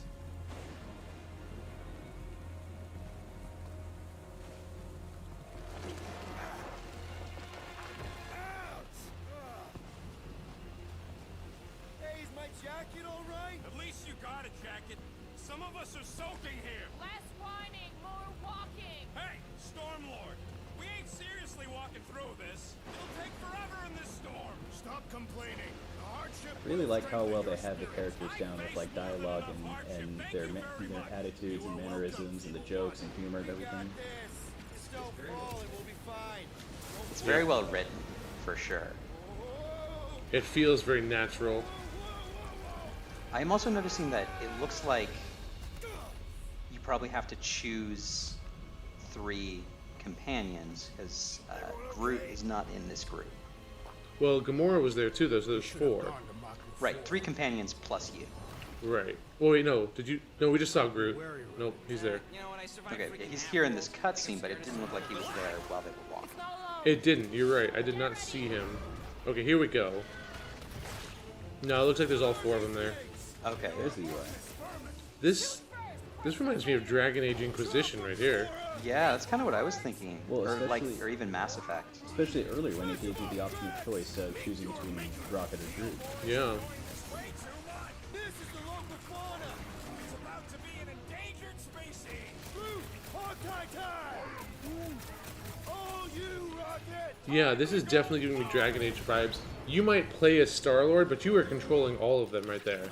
You are telling them which abilities to use at which point. Should we ask them for directions? It didn't look like it paused, but maybe you have the ability to. Like a signpost or something. But you definitely are controlling your entire party at once. And you probably have total control over which abilities and what kind of stance they're in. So if they're defensive, offensive, healer. It's a retractable bridge. They used them at the prison I was in. Too bad the controls are on the other side of the giant chasm.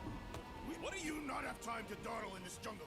I shall hurl the creature over the chasm so he may activate the bridge. I may activate a hole through your face. Put me down. be fine. Just curl up in a ball. What? That's so much. No, very well. Peter. It's okay. Like the conversation choices, like, That only applies and it's like up there in the corner. You've got the like, it's like the Telltale games. Like they'll remember this. They'll kind of remember thing. Rocket is furious. Fix the bridge and we'll raise your cut by 5%. I want 10. Okay, deal.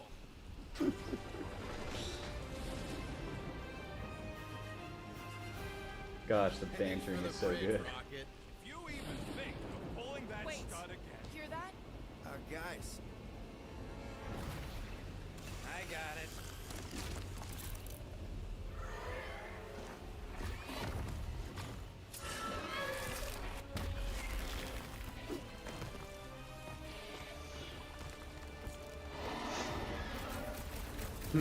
They did a little bit of the skip there.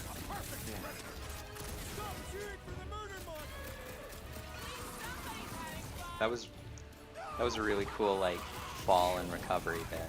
It was. Now that I'm seeing elemental-based attacks, you see on the left there, it looks like he's using ice. Yeah. But you've got 3 other ones that he can choose between.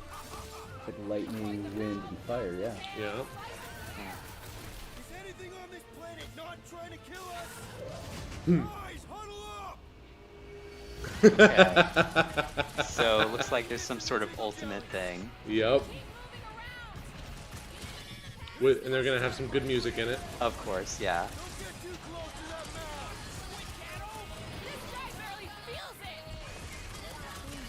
Yeah, so they have like a bullet hell mode where when you activate your group's power, it slows down for you to choose.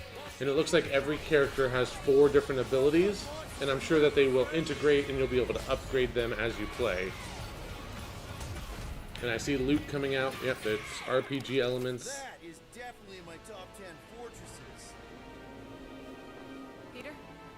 Aren't you forgetting something? Oh, right. The cage. The point of even getting the Flarkin thing was looking like we mean business. All right, Rocket. Time to put on your monster face. I only got one face, Quill. Are you sure about this, Peter? Look at him. You better have one hell of a sales pitch.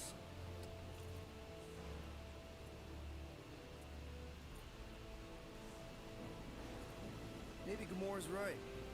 We should try selling Groot instead. Really? This is an affront to democracy. I just think that we might need Rocket on the Oh, outside for what? this one.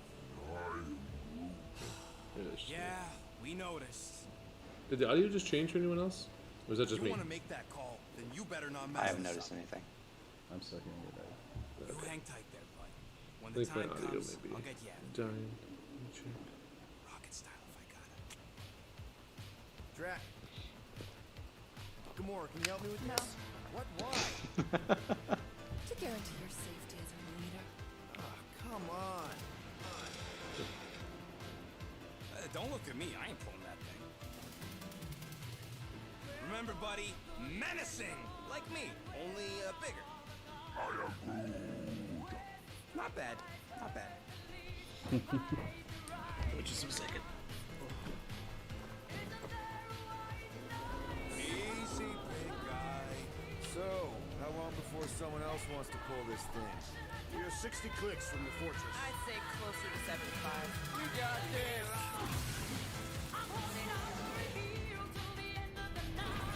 Rocky, what are you doing?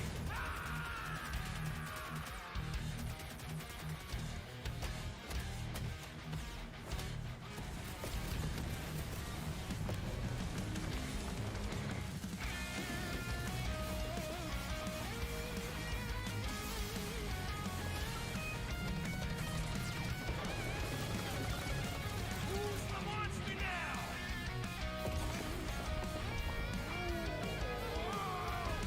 Rocket, what the?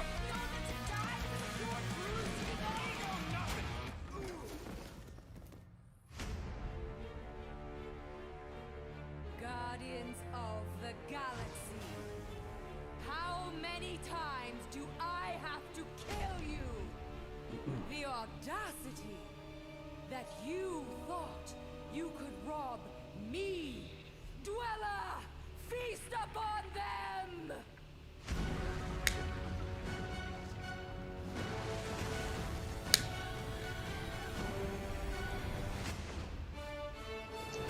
like we have a very big boss fight there too. Sounds Yeah. really cool.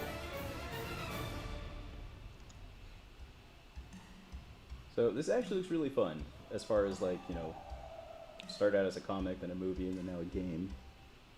Yeah. Looks like you've got a lot of different options for pre-orders. Yeah. Now we're going to revisit As two expected. iconic brands that are being remastered for modern platforms. First up, relive the classic games in the Final Fantasy series, and then get one more peek at Legend of Mana ahead of its June 24th launch. Figured they had to throw Final Fantasy in there for sure. Oh, I've been playing this game a lot. Like that one, I recognize that.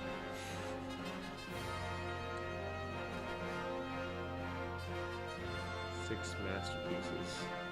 Yeah, the sixth Final game Fantasy VI is the best Final is Fantasy. the best Final Fantasy. I thought everyone says that about 7. Everyone else. They is do about- say that about 7, but they're wrong. Yep.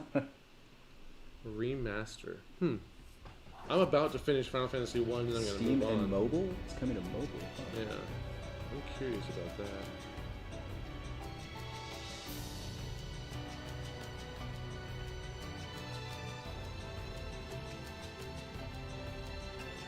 Oh. Wow. Wait, what is... This looks like a Secret of Mana thing. Yeah, they said. This is Secret of Mana right here. Yeah, Legend of Mana. Oh, this is Legend? Nice. I love the Mana series. I grew up playing that. Up next, Earth's mightiest heroes continue their fight to defend the world in Marvel's Avengers. The team at Crystal Dynamics is excited to share the latest Oh, updates man. with you, including new mission types and a growing Is roster this... of heroes. Oh, Black Panther. Okay. Yeah, the Black Panther DLC for this one is about to come out. Avengers, secure that super weapon at all costs. Wow. So Square Enix is just essentially Marvel now? Every second counts, people. Keep it Is moving. that all they're making these days is Marvel stuff? It's beautiful, isn't it? It's at least a good chunk of it. It does seem to be. Is that heat transfers? You're out of your depth, Avengers. Shutting you down, Monica.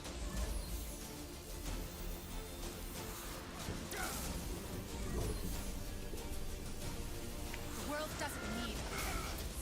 AIM will save this world. I will save it.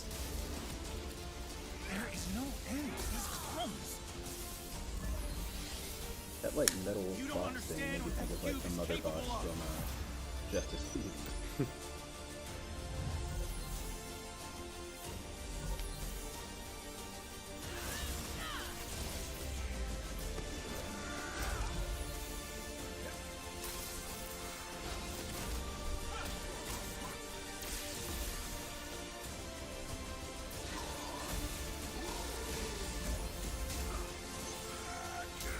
So, we were talking about Avengers earlier, and I'm looking it up right now. So in the last 24 hours, and really for this, for the last week, the highest amount of players they've had is 650 players at once. Oh, wow. Like it's nothing. The highest time they've ever had was 31,000 consecutively. And this is just on Steam. And so it's entirely possible that it's much more popular on another platform, but Steam is generally a good indicator of how well an online multiplayer game is doing. Yeah. And if the highest numbers they've had in the last week is 650, Wakanda looks Avengers is dying. It is just bleeding money hand over fist right now. But I would say aesthetically though, for this clip right here, they made Wakanda look absolutely gorgeous. Looks great. They want it to work so bad because live games can make so much money. But they just made so many mistakes with Avengers. From everything I've heard, it's just terrible.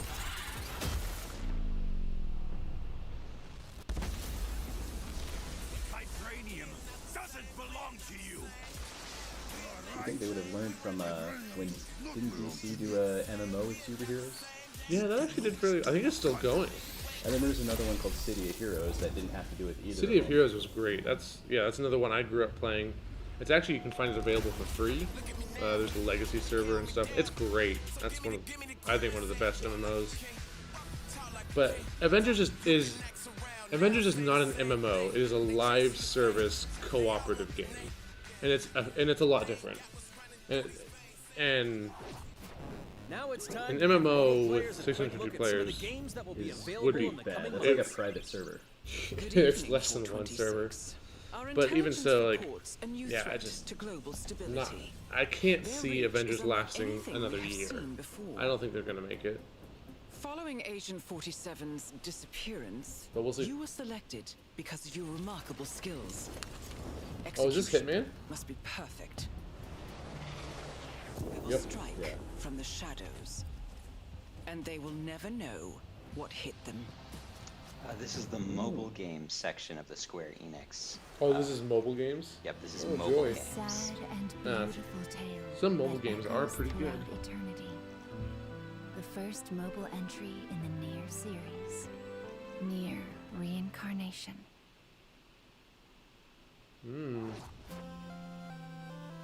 Nier Automata is really good.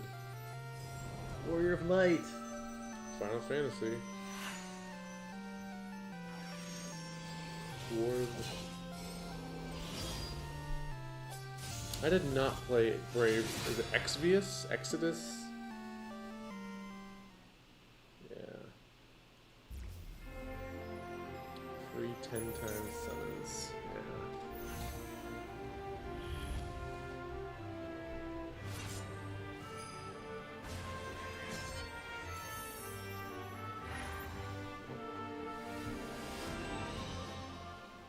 Brave Exvius, yeah.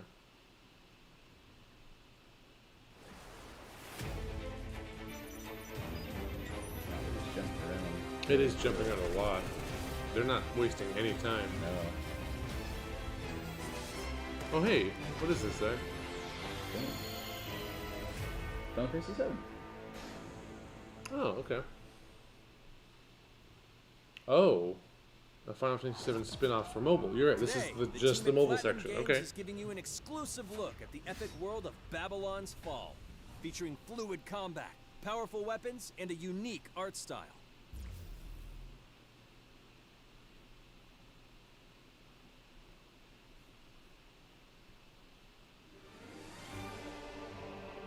Built over 1,000 years, it was meant to be a tower of dreams. But for 1,000 more, it was seen as a tower of ruin.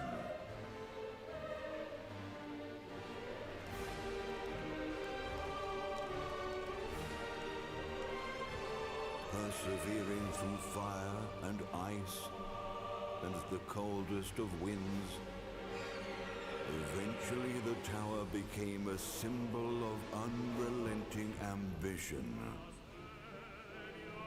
That tower's name is Babylon.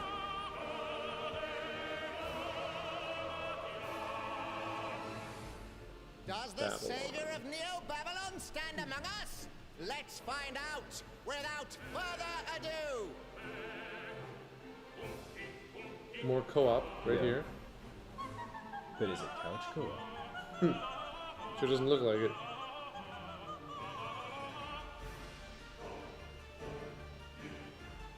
Aaron, correct me if I'm wrong, but didn't the most recent Final to Fantasy die, game also and have I'll a die for co-op hope, for what little hope there expansion may be. to it? When you say most recent, what do you mean? 7? Because that's the most recent one that was released. Or I think 15, but I'm not So if the firm dude's on on that the- number. Final Fantasy 15. I have played it. I don't remember there being a co-op mode. But yes, there was an expansion for it. I did not actually play the expansion. I believe there was co-op in the expansion. Subjective reality. There's actually a trailer out for Final Fantasy 16 already too, just very little though. Seeing only what you believe. Now this looks kind of interesting. Yeah. This just reminds me of What was that Battle Royale game that we just saw? Oh, it was something like that. We saw it was right at the beginning. It was right at the beginning. They had their own thing, their whole own.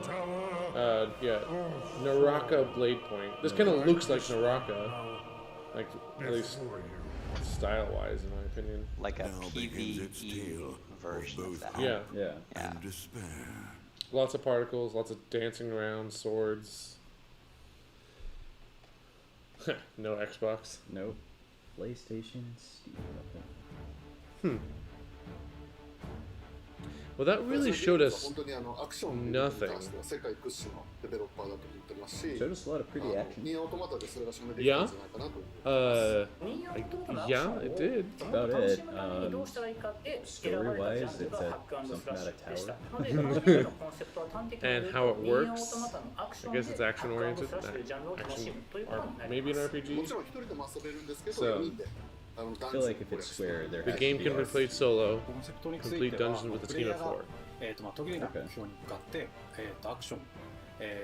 To a never-ending goal.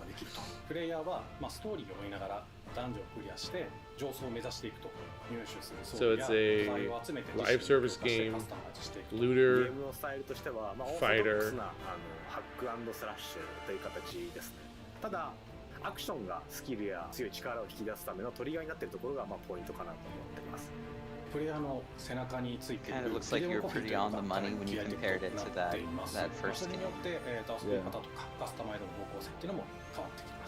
ハイファンタジー感というかその上品さというところはすごい意識してくれっていうふうに言われましたね。カートゥーンチックにならないようにというか、リアルに本当に存在している人たちがいるかのような感じは意識しました。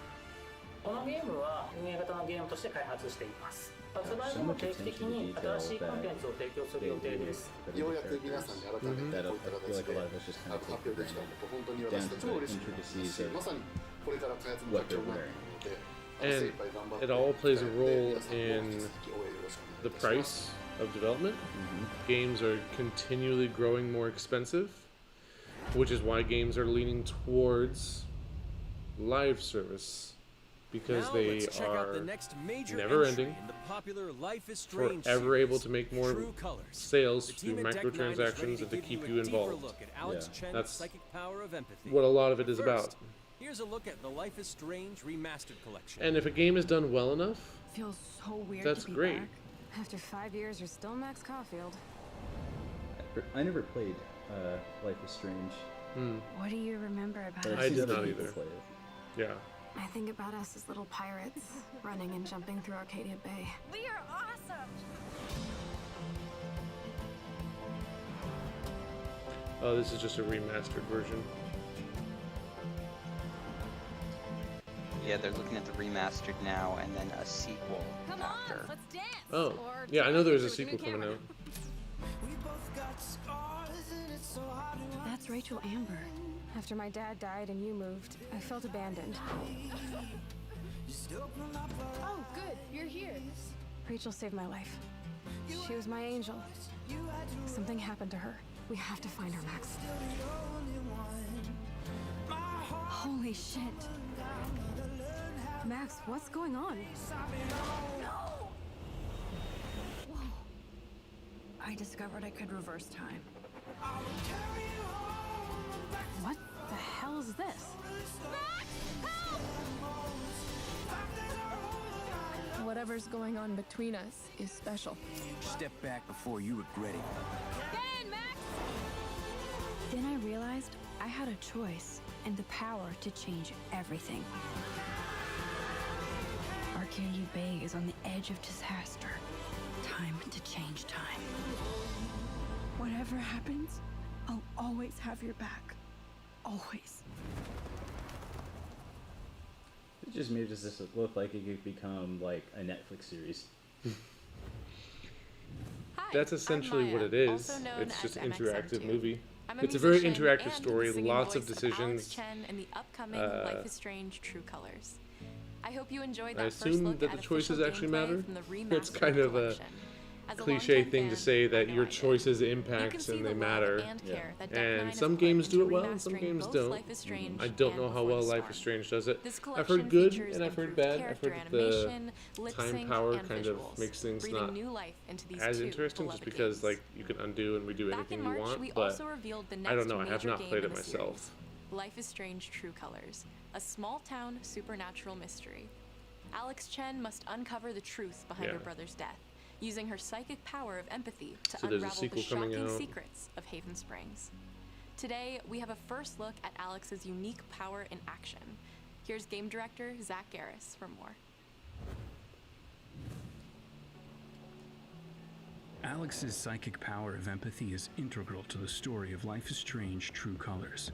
It impacts every relationship she builds and every decision she makes. Never thought I'd have a freaky empath friend.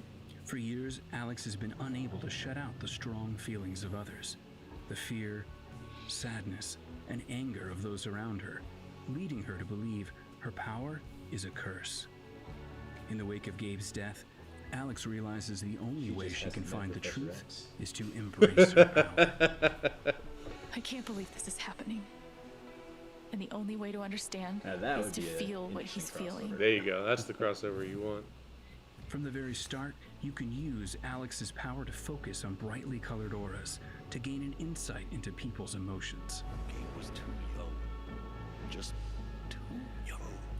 These valuable insights deepen Alex's relationships with the folk of Haven Springs, as well as sparking new dialogue options and events, as here from a scene very early on in the game.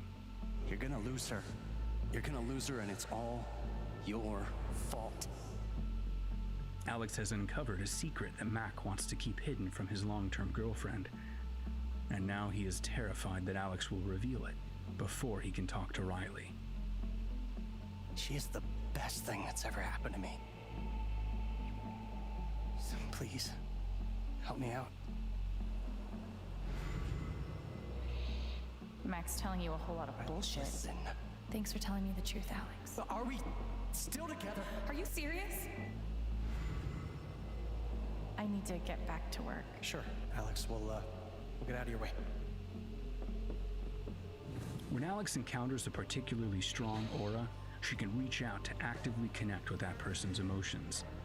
This generates a nova, a supernatural flare that transforms the world around Alex into a reflection of that person's psyche.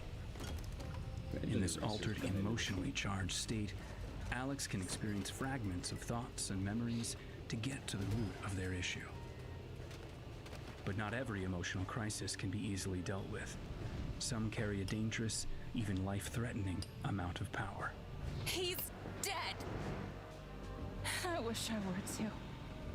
No decision is easy, and the consequences will be felt across the game. This anger could kill her.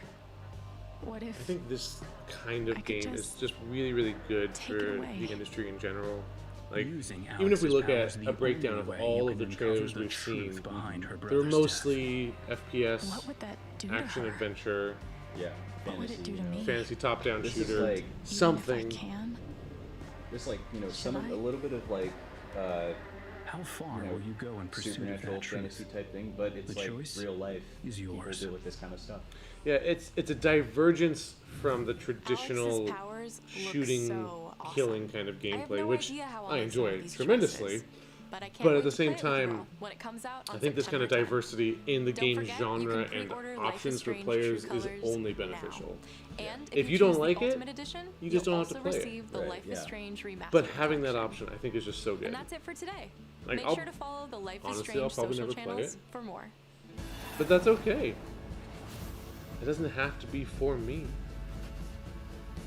What about you, Tyrion? What do you think? I'd probably play this game. It looks pretty cool. I like, I've mostly played games for stories, and it looks like that's the whole drive of this kind of game.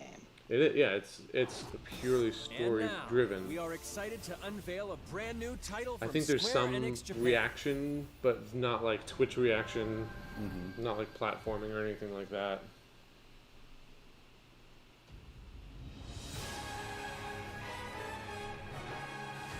I'm here to kill chaos. That's my mission.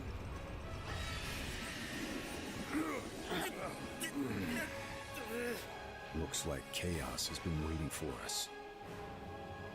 You gonna make us go in there and find you? Guess we'll just show ourselves in. This looks cheesy.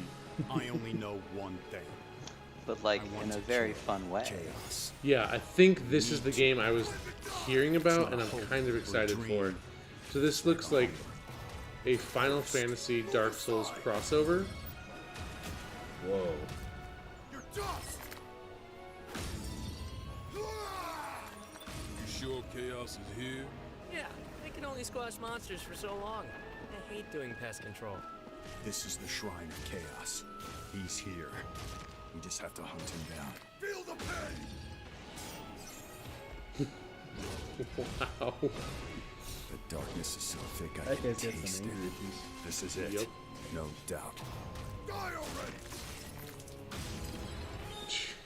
There was Jeez a knight who Louise. left Oh my on the God. same journey as you, but I think never I know his returned. best friend, His Geralt name from was Rivia. Garland. Good. I would be grateful if you looked for him. Chaos. Garland.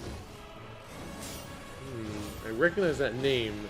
It's clearly from Final Fantasy. I want to say it's the first one, but I'm really not sure. And who are you? We're here to kill chaos. The prophecy's very own Warriors of Light. Really? He always wore such splendid armor, with a helmet that was terrifying to behold. It's Garland! No. I become chaos.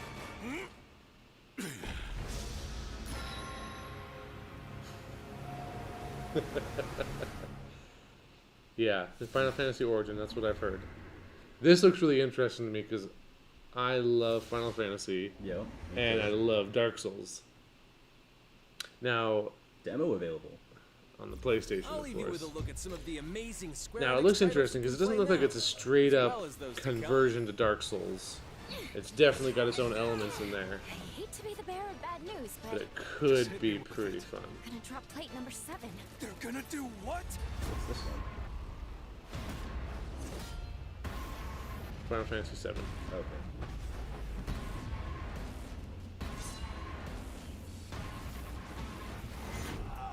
And this is just talking about everything that they put out, or that they, I guess that they're making, because some of these we haven't seen.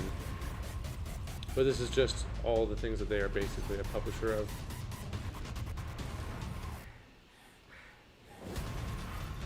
Ooh, more stuff.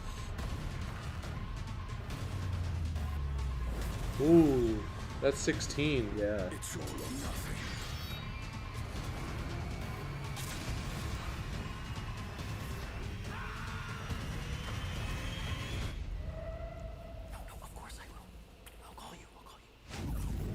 Thank you for joining us today.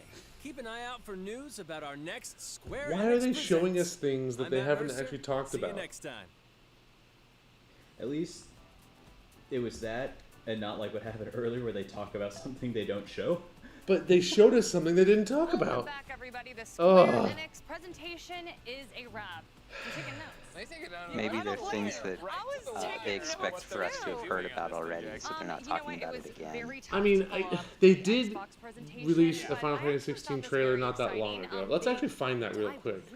So, Final Fantasy 16. So, they didn't show it here, but they did show it not that long ago. So, it looks like it's about 8 months ago. Okay, yeah, I did. It was Here. It was my fault. Tyrion, check this out. Unfortunately, it looks like it's PlayStation only. I mean, to be fair, Xbox has an incredible amount of exclusives. They do. So it's only fair that Sony would do the same thing. And sure, yeah. I mean, okay. I get it. So let's take a look at Final Fantasy 16. So they mentioned it at E3. Here is the actual trailer for it.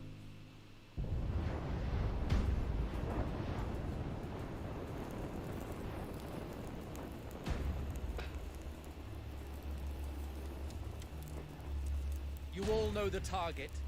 Shiva's dominant. And only the dominant. How do we even know the girl will be among them? Our kind do not question orders, we follow them. Sergeant, let's summon their icon. Icon? That thing's a bloody mountain.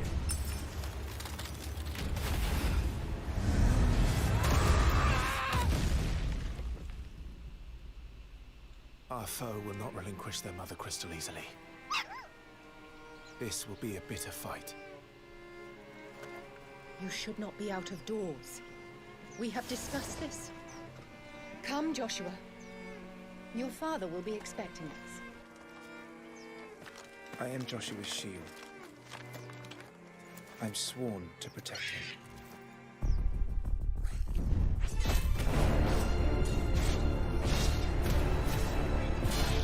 What do you mean you refuse? Did you not pledge your swords to our cause? What does it matter? It was the Dalmex who drove back the Crusaders in the Battle of the Twin Realms, was it not? Without the blessing of the Mother Crystal, we cannot defend our realm from the spread of the Blight.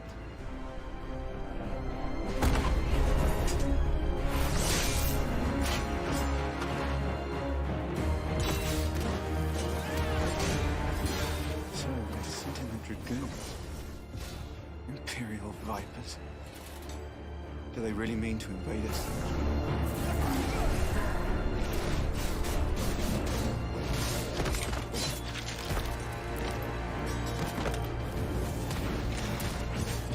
It's the Archduke's son.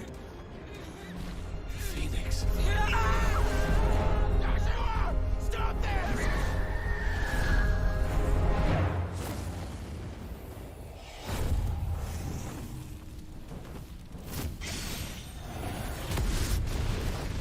Second icon of fire. But that's impossible.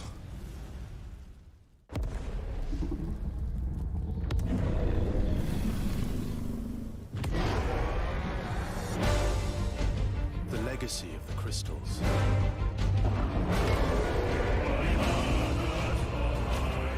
Has shaped our history.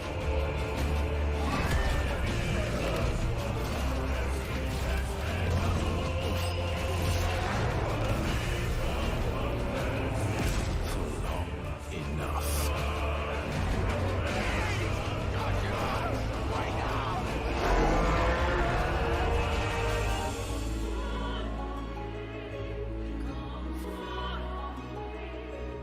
I'll kill you. If it's the last thing I do.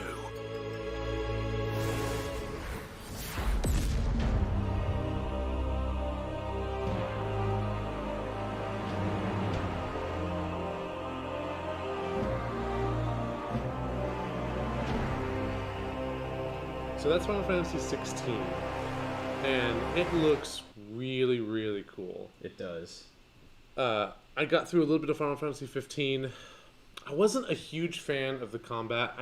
Maybe I didn't give it enough time, but I like traditional turn-based combat. I think it's pretty fun when it's done right. You've got things like Octopath Traveler, which is a fairly new game. I think it's by Square Enix, and it's great. It's really interesting. It's turn-based, but it's more tactical. There's more systems built into it. The action combat is great too, but Final Fantasy 15 really felt like there was no impact on it.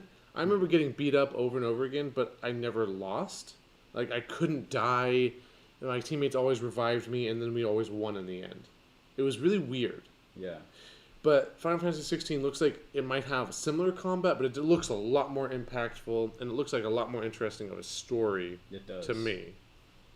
So that's one that they did not, that was released about 8 months ago. The other one that I kind of want to check out, Tyrion, bring up Forspoken. I added it to the list already. They mentioned this one. And they showed a small clip. They showed a very small clip of it. And I've never heard of it before. So here's an actual trailer of Forspoken, something they mentioned. It looks like this one came out about 2 months ago. So it's a little bit more recent, but not super. let's go ahead and take a look at Forspoken and see what they're working on. I think we can essentially sum up.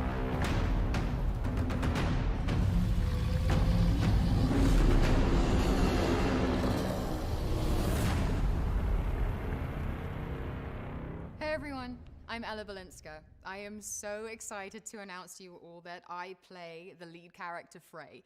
As you may have heard, Square Enix and Luminous Productions revealed a sneak peek at a brand new scene and announced the official title of the game, Forspoken. Quiet. What? Hide. Is that a motherfucking dragon?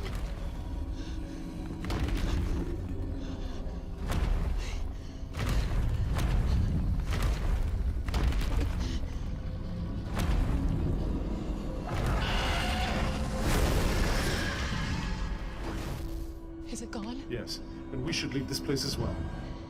With that thing out there? Forspoken is the first video game that I have been involved in, and is my first time doing performance capture, and I am loving every single second of it.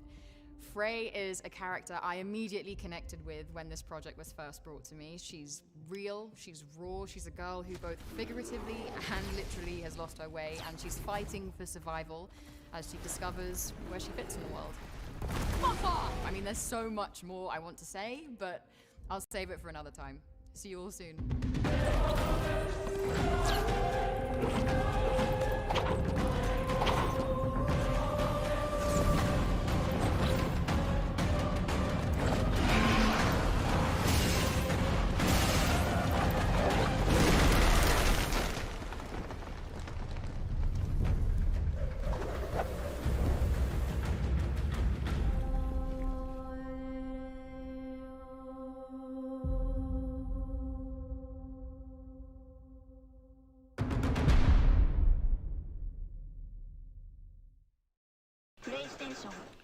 So Forspoken, I think, looks really cool.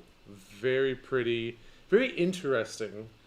I mean, it looks like an action game, action adventure. You got some magic systems in there, but the movement looks like a lot of fun. Yeah, we were talking about that while watching it, just how fluid it looks. It looks really fluid. I love that she does the little dashes. Yeah. It was really great to watch. That bear looks terrifying. It was the most terrifying bear I've ever seen since like the nuclear bears in Fallout 4. So Square Enix has more stuff going on as well. I think maybe they didn't want to show those because they're already out there. I feel like they certainly could have. I don't know if E3 put a time limit on them. Same thing for Microsoft. Like, they have more trailers that they've dropped in the last 6 months that they could have put in there. But I guess maybe E3 just really wanted some time to do some commentary and talk to developers, add a little more context to what they were seeing. Yeah. Which I suppose is fine.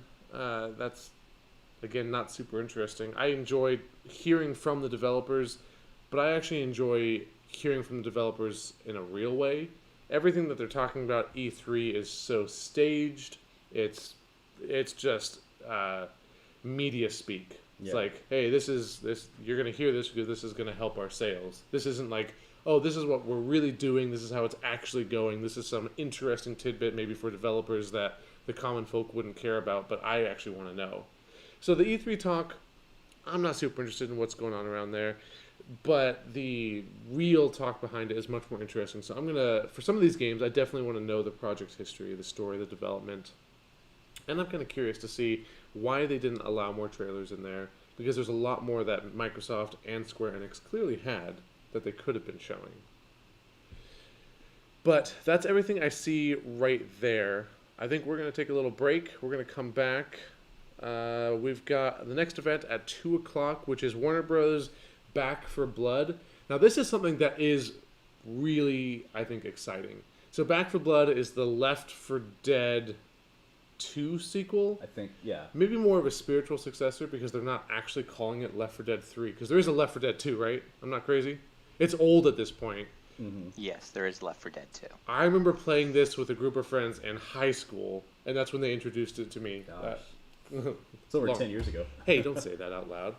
But it was a lot of fun. And Back 4 Blood is the next entry in that series, and it looks like it's going to be a lot of fun. So hopefully we see more gameplay and we see more of the zombies, because the trailer we saw so far looked really cool. It did. It looks like a lot of fun. So if you enjoy zombies and co-op and destruction, Back 4 Blood is going to be awesome. So we'll be back probably in about 45 minutes talking and covering Warner Bros. Games Back 4 Blood. We'll see you in a little bit.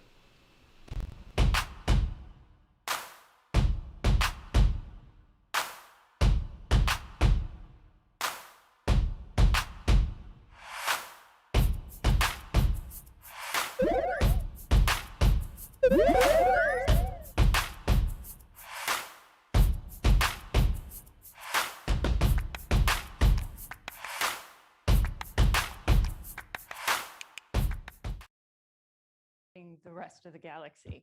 And the more they start realizing it and start kind of exploring and encountering this, the more they start to understand that this bizarre corruption has spread out like wildfire across the galaxy, and it's going to destroy everyone if someone doesn't stand up and stop it.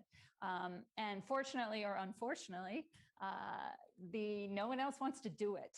So in the end, the Guardians find themselves kind of as this last stand against this mysterious order that it wants to annihilate anyone who won't bow to its will. So how do the choices and consequences affect the player's journey? Infusing choice and consequence into a game has always been very important to us as a development team. As gamers, we want to see our choices and our decisions reflected back to us in fun and surprising ways, whether that be through the reaction of our Guardian teammates or our allies and enemies that we encounter along the way, whether it's opening or closing different gameplay pathways. In Marvel's Guardians of the Galaxy, of course, you're playing as Star-Lord, and he is the leader of the team. So he is at the center. You are at the center of every single gameplay choice, every single combat, every single social interaction and dialogue choice that's possible within this game. And there are a lot of them. And the choices that you make are going to play out. These micro decisions that you make are going to have repercussions on your journey and change the experience for you as you go. Obviously, we were trying to build a very strong, compelling story. And so the story will have the same beginning and the same ending for everyone, because we want to create this really gripping, emotional journey that builds and builds into this massive Marvel superhero ending. All right, it's the big question.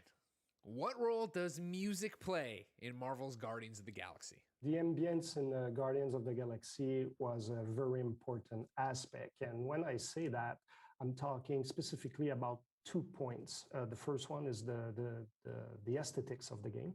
And after that is the audio experience.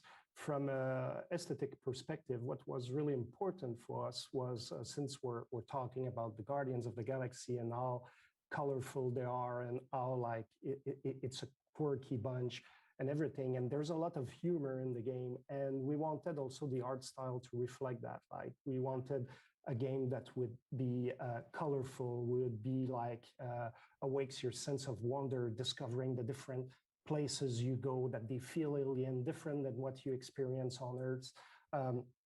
And we really wanted to take advantage of, like, when you go in some alien planets, like they speak a different language than you don't understand all the aliens that you will hear through the journey. And it's a part also of making you feel like you're discovering the galaxy as well. Like you don't know everything everywhere. So that was quite exciting. So we really wanted that to be colorful and vibrant, should I say. And in terms of the audio ambience, is that Peter Quill is a kid that grew up in the 80s, and unfortunately, at a young age, he was kidnapped by aliens, and his I would say scheme of references is really rooted in the 80s, like music, movies, video games, all these things. And we wanted to bring that forward. So you can expect in the Marvel's Guardians of the Galaxy game, a very great eclectic soundtrack, like really rooted in the 80s and capturing that vibe. It was really important for us to really bring those two aspects together, to create a fresh look, to have something that feels positive. Like there's a lot of emotions. There will be laughs, a lot of laughs, but there will also be drama. But ultimately, it was to create an experience that would stay with you with a feel-good vibe. And those two aspects are key to achieve that. All right, tell me, what's the release date? I'm very excited to see this game come out. It's going to come out on October 26th, and it is going to be available on PC and PlayStation and Xbox consoles. It's going to be an epic ride with lots of adventure, lots of drama, and I really, really can't wait for you to play it. Thank you all for coming to talk about Marvel's Guardians of the Galaxy. Now back to our show. Thank you, Greg, for that great interview. He was fantastic. I wonder what they were blurring out Exceptional behind him during the Marvel interview, but we won't talk about that. We've been talking a lot about Guardians of the Galaxy, obviously, since before we went to break. Instead, let's get to what the final announcement there was. Yeah. Stranger of Paradise, the Final Fantasy Origin. I love that. We both were like, Stranger of Paradise, Final Fantasy Origin. Just want to make sure we got that As all with in, most right? Final Fantasy games, I have to read it off the page a few dozen times before I can memorize the entire name. That is a long title, and right now social media is blowing up. Of course, again, another one with people having a lot of opinions. What, of course, stood out for me is what they started with, right? That fact that it's Team Ninja. Of course, Team Ninja Ninja. Gaiden, you're going to have Neo. You know it's going to be this action-based combat, and that's, of course, what they were stressing throughout the trailer, that it's not your daddy's Final Fantasy. This is a different take on it, right? As they jump into this and get going and have that kind of I'll be honest, somebody said there might be something else on the docket. I don't know who mentioned that. That was me. Oh, you did? Okay. But no, I was just like, let's see how they end this thing. And oh my gosh, you heard our E3 crew back there. Yeah. They were hooting, they were hollering. I mean, a Final Fantasy spin-off. I mean, we're all here for that. No one is going to complain about that at all. And actually, we do have a poll up right now. I was going to say, but what are you here for, ladies and gentlemen? We, of course, asked you what your favorite announcement was from Square, and looks like right now, look at that. It's neck and neck, Guardians versus Stranger of Paradise, Final Fantasy Origin. And Guardians with the narrow lead right now, 32%. Remember, of course, you can vote wherever you are watching us, whether it be on Twitch, whether it be on YouTube. You put it in there. Of course, if you want to be on the bottom bar, hashtag E3 2021, you can get on there by tweeting with that. And if you would just compliment me, that would go up there and really put some of the people in the Twitch chat to shame, because they don't like me. Greg Miller compliments everybody. Keep them coming. Just to talk about Stranger of Paradise a little bit more, I thought the story seemed really interesting. The Warriors of Light versus Chaos. They are all going to kill Chaos. They're all going to kill. They are determined. These people hate Chaos. That was some JRPG moments there, right? Totally. They were just like, kill Chaos, hate Chaos, Chaos, Chaos. I was like, okay, I'm here for it. I'm 100% this is your motivation, here for go that. For it. Exactly. But that definitely stood out to me. I'm really not surprised by the poll, though. There were a lot of great titles. And as we talked about in the beginning, they were deep diving so hard on these titles here. So deep diving on a lot of the titles. Not on Marvel's Avengers, though. Oh my gosh, you're right. I was kind of like, I wanted more there. Man, me too. I really thought we were going to get, War for Wakanda expansion. Here's a look at what the gameplay will be. I thought we were going to get a gameplay. And we got a great. I enjoyed the setup cinematic they used. Of course, Black Panther facing off against Claw. The fact with the narration that I've seen 3 Black Panthers fall already. Shuri being there, right? And being able to be like, all right, cool. This is the world you're in. But I was looking for more in terms of what we'd be getting into. I was hoping we'd get a little bit more of a look at the landscape. Gameplay would have been fantastic. I mean, we love how it looks. I have absolutely adored his costume. I thought the teaser definitely got me hyped. But I will totally agree with you there. I was hoping we get a little bit My hope, of course, as a Marvel's Avengers fan, is the fact they're going to deep dive it on their social channels. Because during the presentation, they didn't put out dates. They showed the roadmap, showed where they've come with Tachyon Anomaly and everything else. But they talked about Cosmic Cube, showed us going up against Scientist Supreme from the main game. And that actually has a date, June 22nd. That was announced on Twitter after the fact. And the same thing thing for War for Wakanda. Didn't mention when it's coming, but on Twitter they confirmed August. Yeah. So I'm hoping more and more information about it will be dropped that way. For the fans like us, or me. No, I'm not going to drag you down You with can me. throw me in there. No, actually, you don't know nothing about Wasteland Patrol. Hold on. Avilee and I actually hosted a Marvel's Avengers launch event together. Wow. Yeah, So how many 150 characters you got right now? Okay, all right. Just flex a little more. He and Golden Boy all about the flexing. Who's got the Xbox mini fridge? How many characters? We don't got? talk about that, all right? With the one But yeah, then they showed more Wasteland Patrols. Yeah. Again, that's cool for me. I like the idea of being able Yeah. to team up with friends and just go. If you're not familiar, you just go through the Wasteland, random boss fights, different things. There's gear you can only acquire there. That's exciting. Yeah. And again, they're on track with their roadmap, which has been Marvel's Avengers' early problem, right? Like, Yeah. of course, Kate and Clint were supposed to be there in what, September? It was September, so then October and November they were supposed to be here, and that got way pushed out to December and then this year for Clint. I'm a little sad. I was really hoping something big for you, Greg. You know But what? Again, it was looked okay. It was good. a taste of it. It was a taste of it. Yeah. I think one of those things is that, and I shouldn't say universally because it's the internet, most people like the Marvel Avengers campaign to some extent. Yeah. So if they've taken the learnings and they just want to give us more of that with the Black Panther expansion, of us playing through and being Black Panther, I'm okay with that. So you're happily intrigued, I would say. Of course. Oh, yeah, this doesn't do anything for my Happily intrigued. excitement. No, Yeah. I'm still totally there. Yeah. I am excited. I would like to know if anybody can hit up Square and find out, does Life is Strange Remastered have new trophies? Because I wouldn't mind replatinuming those games. It looks Love those great. games. Yeah. I loved seeing the remaster, and we got an in-depth look at True Colors too, Yeah, some exactly. interviews. Yeah. So I'm here for it. Life is strange, yay! But Again, it's one of those we're things. just chatting away. I know. Here. We got to get the E3 Babylon's crew in Fall, here. We had all the stuff, the mobile games, the Final Fantasy, what they call it, pixelated I wish you thing could over see the here. handwriting on here, by the way, too. That's journalism school in a nutshell, ladies and gentlemen. Enough about what we've been talking about. Let's see what our old friend Golden Boy has to say. Golden Boy! Hi. Man, talk about just sucking all the air out of the room, Greg Miller. Geez, every topic we have just grabbed away from us. It's not fair. Now, folks, this was the part of the show where we were going to give Michael Hyam from GameSpot here an opportunity to monologue about Babylon's Fall. But unfortunately, Michael is having second thoughts. So, Michael, hold my hand. And how do you feel about Babylon's Fall, Poppy? Oh man, I think you know, I set myself up. You know, I was like, you know, I'm disappointed. It's okay. It's all right. You know, I still want to give you know, a chance. Platinum Games has a great history. Great history. You know what I'm saying? Bayonetta. You know, the thing is like, oh, maybe this is the next thing in line to follow up Nier Automata. Like, and then Yosuke Saito, my boy, Yosuke Saito's on the project. Say your pain. Say your pain, Poppy. And then it's like, oh, it's a live service game, and it's endless, and we didn't really get any narrative bits about it. So, you know, I still want to give it a chance. You know, like Damon said, like that art style does kind of look fire. Like, oh, it looks promising. We're committed, by the way. Yeah. I got you, baby. Thank you. And like I trust Platinum to bring fire combat, and like they showed some of that stuff right there. But you know, it's like I like games that make me cry. Make them cry. And then when you have the lineage of a Platinum game. That's right. You know what I'm saying? Like Nier Automata, one of the best games of all time. One of the best games of all time. Say it. Speak your truth. I feel like crying now, but not because tears of joy or just this relief of seeing 2B and 9S finally being Everyone, friends can we again. all just hold hands for Michael here? Come on, Damon, you as well? Yeah. All right, guys, we're here. We support you.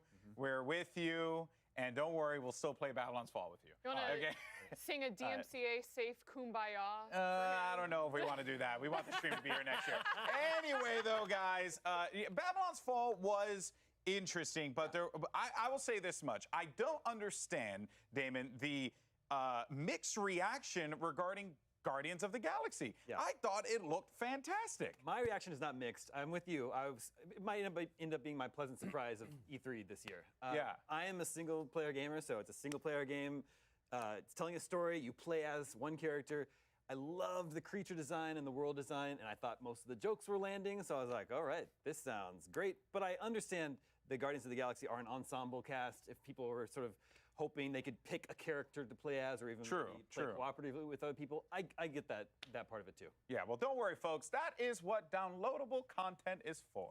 But Dan, let's speak of things that weren't present at E3 because, or at least in this particular keynote, because, you know, obviously we're looking forward to a lot of good things that's going to be coming out. You know, obviously we saw a little bit of Final Fantasy 16. We saw a little bit of Forspoken. Maybe we'll get a bit of Triangle Strategy later on. But then there was this final thing with Strangers of Paradise, Final Fantasy Origins. Obviously, they don't like chaos. Yes. They're not a fan. Chaos is no longer on the menu if they have anything to say about it.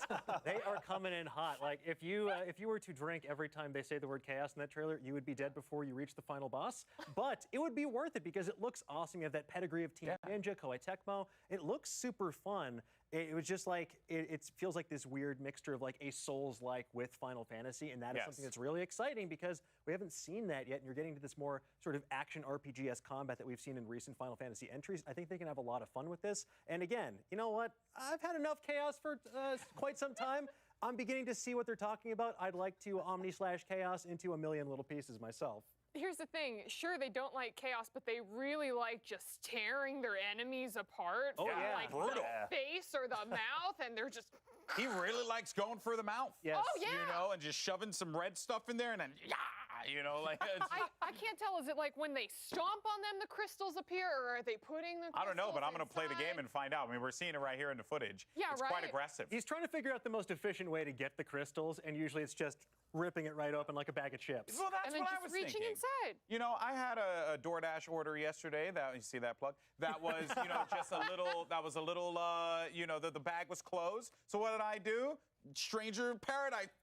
Chaos reigns. Chaos reigns, baby. But yeah, it looked really cool. Obviously, though, lots of other really cool stuff with Life is Strange: True Colors. I think that, you know, everyone loves that game. It's a pleasant experience for a lot. It's not my cup of tea per se. Like, I'm not that like a narrative player, but I always appreciate what games like that bring to the medium. Oh yeah, I mean, Michael was talking about, I like games that make me cry. Like Life is Strange, the original game had me like on the floor going like, I'm never gonna trust a teacher again, or like all of my friends, I'm gonna hold all of my friends near and dear to me. And something that I was bragging to Dan about was during the game, there is a moment where you can attempt to save a friend from a situation. And I managed to do that, and apparently, like, no one else was able to do that. And so all of these interesting experiences, they hit home. They hit hard. So with the new one coming out, True Colors, where Alex Chen has, like, the psychic ability to feel other people's emotions, I feel like that's going to open up, like, so many more different stories. And, like, even in-game mechanics, we heard that she can hear like bits and pieces of their thoughts and monologue. Some reconstructed memories as well. Exactly, all to try to figure out what happened to her dead brother. And it's like, oh, okay, where are we going now with this? And you could see, I love all the characters. The character design's so fun, and all the emotions that just I got mad respect. out. I got mad respect for Life is Strange. Like Life is Strange 1 which is getting a remaster. Like, people get to re-experience that again, and also like Life is Strange 2. If you go back to that game it hit real hard. So shouts out to my girl Natalie Flores. That is one of her favorite games of all time. Got me to play it, and it went on to cover things like race relations, like really touchy subjects with varying degrees of like sensitivity, and it just really hits you in your feelings. And the fact that we're gonna have another full Life is Strange game, like. Folks should be playing this game because, you know, crying is great. Crying is dope. Crying is good. That's actually very true. It's very true. We had a few other just small little details, obviously, with the Final Fantasy games, the Pixel Remastered. I'm personally looking forward to that. We had some mobile games as well. I love mobile gaming, so I'm going to be downloading all that good stuff. But one game that I definitely will be checking out, because I think it's about time I give it a try. It's Life is Strange. And our friends over at PC Gamer actually caught up with Christopher Sika, the game designer from Deck 9 Games, for an in-depth conversation about the narrative-driven adventure game. Let's check it out.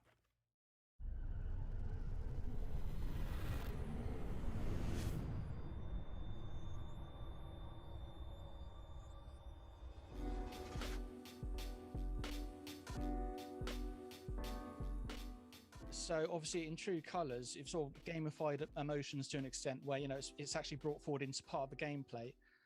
What have you done to ensure that there's more subtle emotional impacts of the general story is still being retained? So in order to do that, we have our town, Haven Springs, where our main character, Alex, is walking around, and she's able to interact with characters all over the town with a range of emotions from fear, sadness, joy, and anger. And the way we visualize this is through what we call emotional auras, which Alex can see around the characters.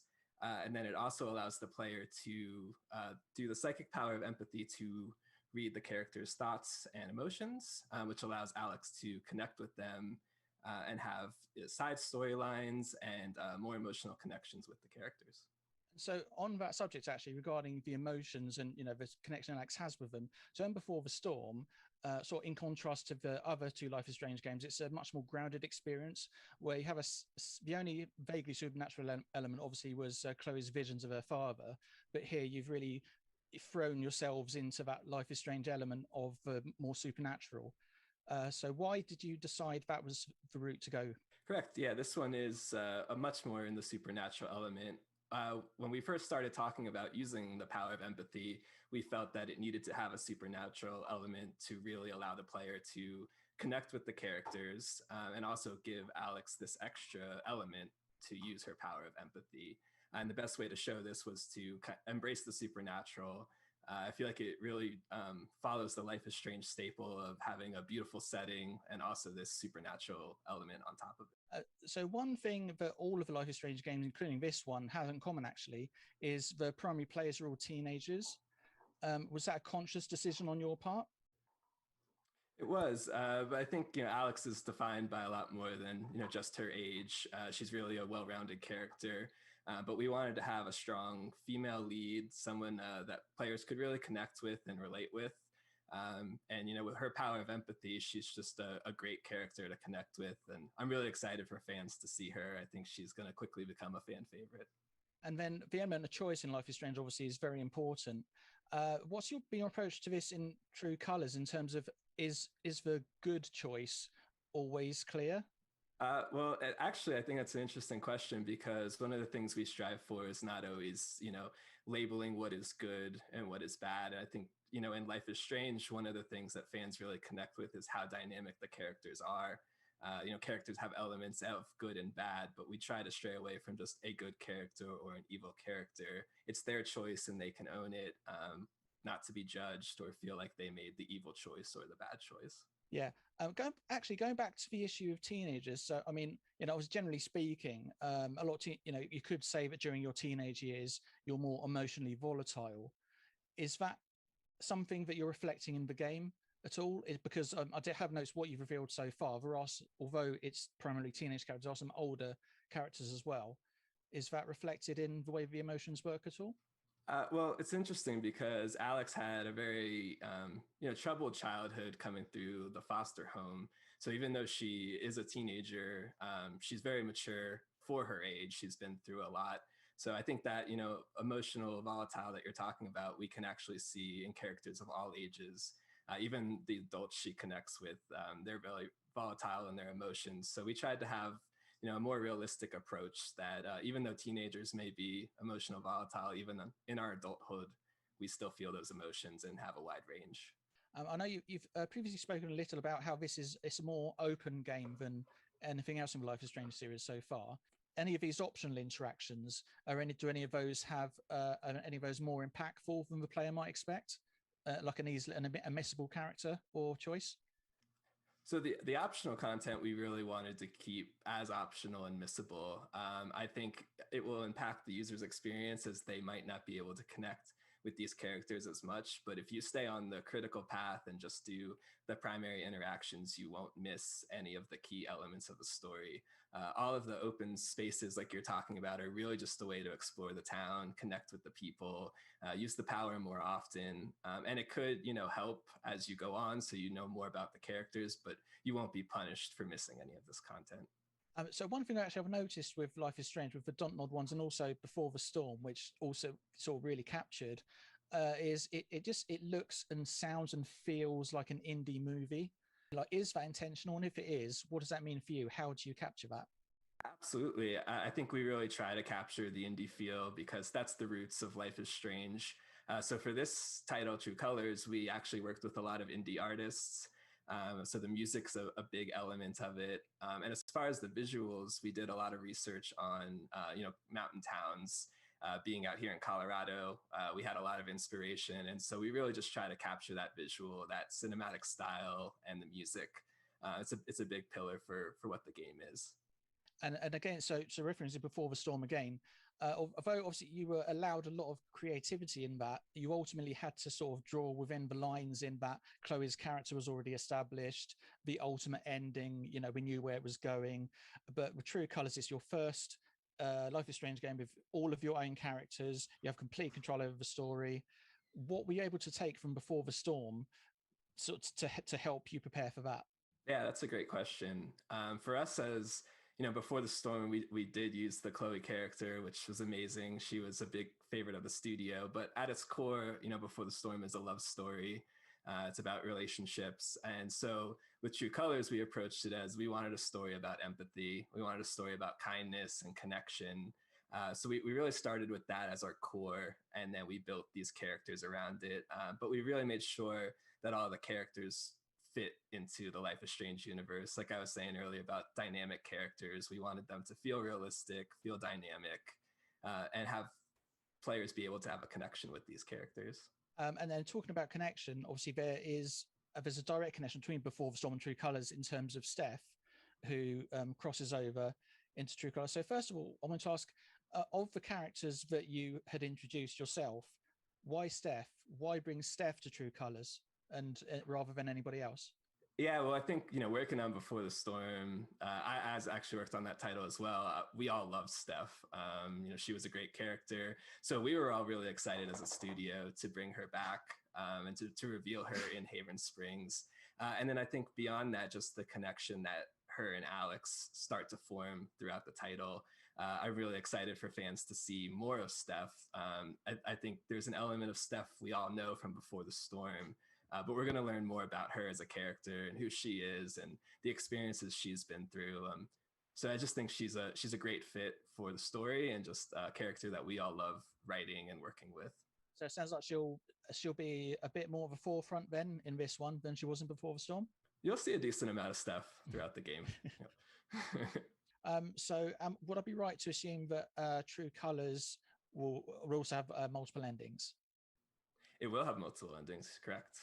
And will the endings depend on like a final choice as has traditionally been done in the series, or is there something a little further back from the end you can do that will send you down a different path? Like how far back do the roads to the ending diverge? So yeah, what's really exciting about True Colors is it's actually an element of both of that. Your final choice will reflect the ending, but there's also an element of the relationships you build throughout the game and how you'll see this in the dynamic ending. So I think it's really important as players are going through to, you know, build these connections and make these choices. We didn't want a situation where you just get to the end and one decision dictates your experience. The most recent footage that I've seen goes in a little bit more detail of what happens when Alex comes across particularly powerful aura. And then obviously there's a little bit of talk about it actually affects the environment.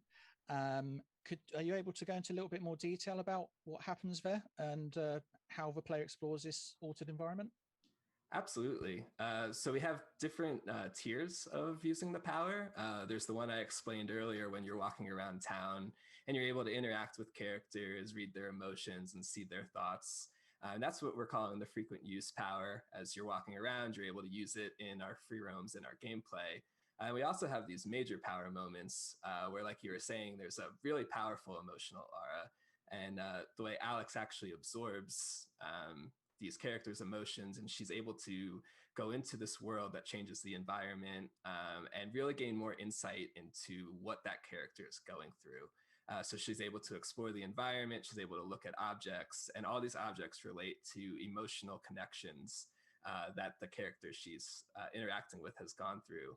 From your perspective, and again, now this is the game that you've got the most control over, what are you hoping that players will get out of it? That's a great question. I think for me personally, I'm really excited for players to see this power of empathy that we're talking so much about. I think especially in these times, it's really important to be able to be kind to each other and understand what others are going through. You know, we use empathy a lot, but what this game really allows is for players to connect with people, see their struggles, see what they're going through, and really understand that, you know, people are dynamic and we all have our troubles and we all have our triumphs. And I'm really excited for players to get to know Alex. She's for me, the favorite character I've ever worked on. And so I'm really excited for players to see her. She's just such an inspiration. And then also to be able to use this power of empathy and hopefully, allow people to take a step back in their life and see others as well in a whole new light. It should be the first Life is Strange game to be released as a complete package all at once, but it's still split into episodes. Is that right? Yes, that's correct. So there will be 5 chapters, as we're calling them right now, but they will all be released together. Is there anything that you've done in True Colors that you weren't able or didn't have time to do in Before the Storm?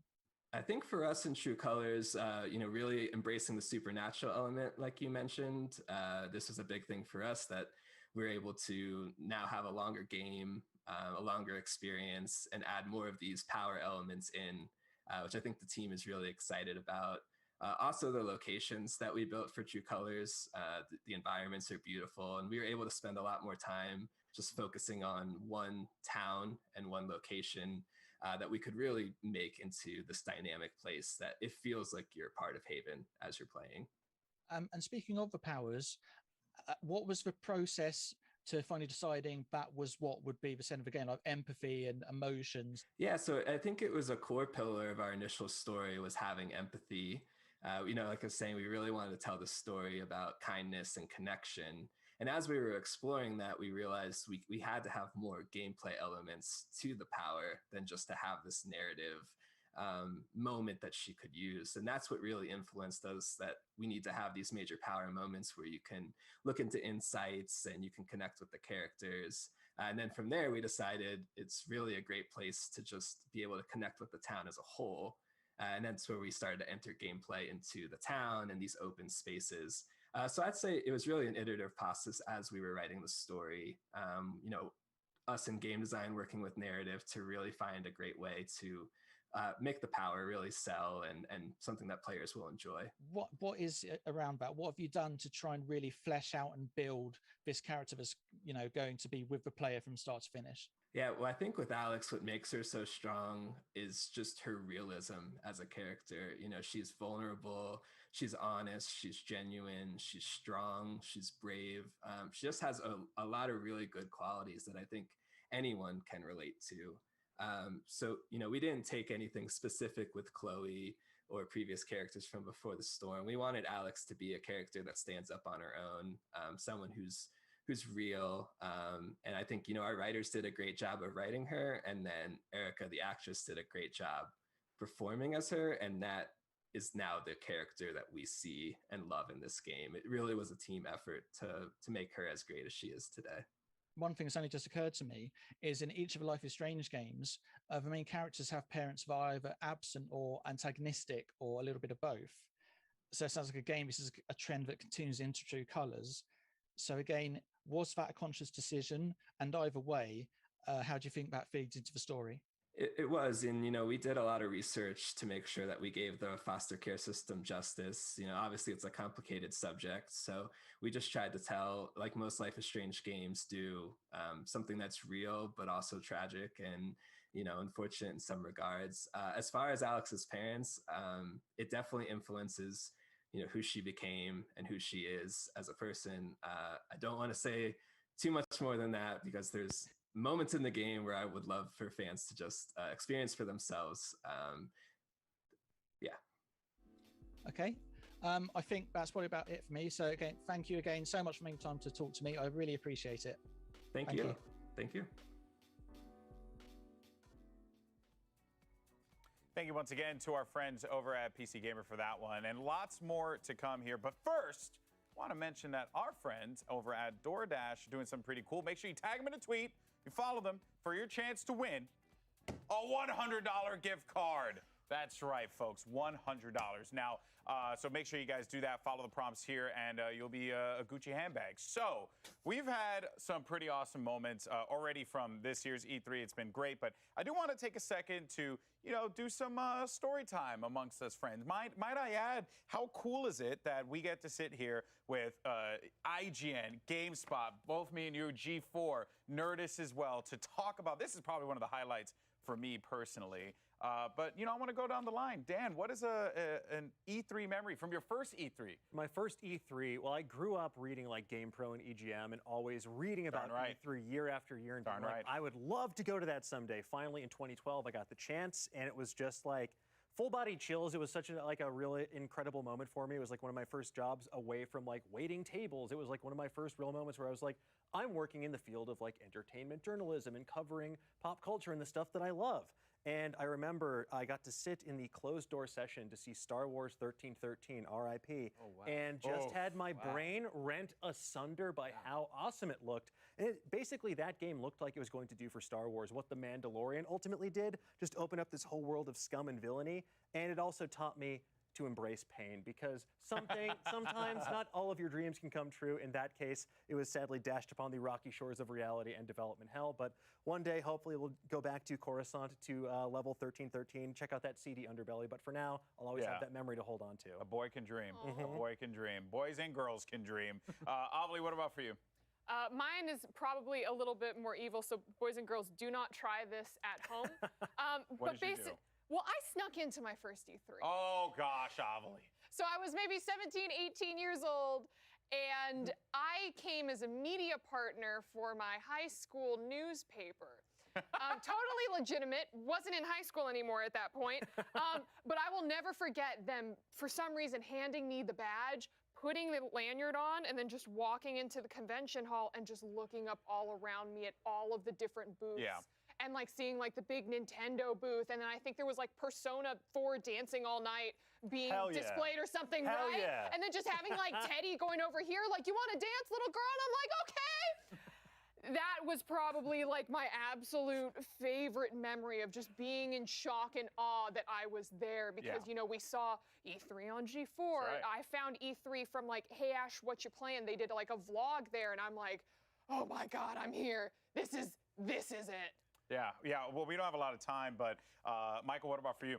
I grew up watching GameSpot, and I had a 2004 GameSpot DVD where they went around E3. I'm like, damn, it'd be nice to be there. 2017 was my first E3, and I did it for GameSpot, so I bust up in there. I'm like, yo, this is wild, whimsical. Like, I'm doing work, but it's wild to like collaborate with the Giant Bomb folks, because like we see them in the office, but like you go to the Giant Bomb couch, it's like, wow, this stuff is real. I'm really here.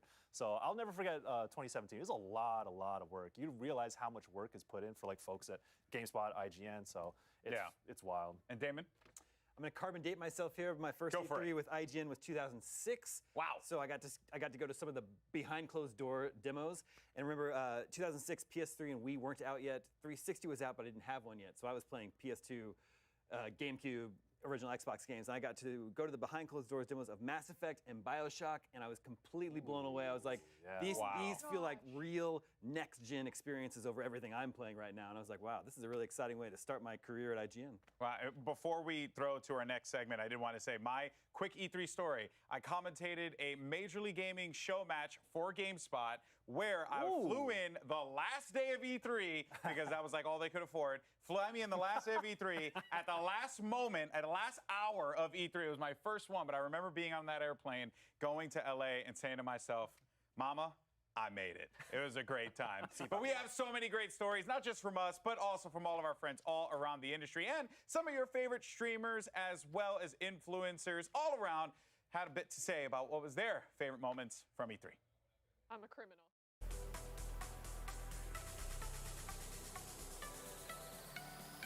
Well, I could tell you growing up, E3 was like the holy grail, right? Like that was, I mean, it was like E3, I'll never make it there. Wow, you went? In 1999, that was my first E3. I got to see a cool midway like basketball cage. I remember that. I believe that was the E3 where they introduced the Dreamcast. I was in awe at everything. I tried everything. I played Just Dance. You know, the Ubisoft booth was incredible. They had me just in a roller coaster simulator, and I was bad at that somehow. I don't know what happened. Probably similar to a lot of the other content creators on this show. We had to sneak in, man. We was little kids. Like, I was in high school. Nintendo was handing out posters. They handed out like a Zelda poster or something, and I was like, yes! And I framed it immediately and put it up on the wall, and I was like, I got that at E3! Don't even act like I didn't get it at E3. There it is right there. The time that I went to my first E3 in 2016, I think I called in sick that day. I was like, you know, you turn on your sick voice. Yeah, I just don't think I'm gonna be able to come in. I'm sorry. I don't work there anymore, so I can't get in trouble for it. So the story's out there now. It was just so surreal to walk in and see something that I've been watching for so long, and it's there, it's in front of me, and I'm in it. The cosplays, I loved meeting new friends, I loved the panels, I loved walking on the showroom floor and just seeing all these new things. It was just unreal, and it really solidified a lot of feelings for me, knowing that I wanted to be in this industry. I had all this swag on me from one of the halls where I played a whole bunch of games, and then I get to the next hall because I wanted to go in there and see what it was. It was the one with Sony and Microsoft and also Nintendo. And the dude at the door stopped me and was like, hold on, let me see your badge. And I was like, whoa, and I showed him the badge, and he said, what's your name? And I forgot the name on the badge.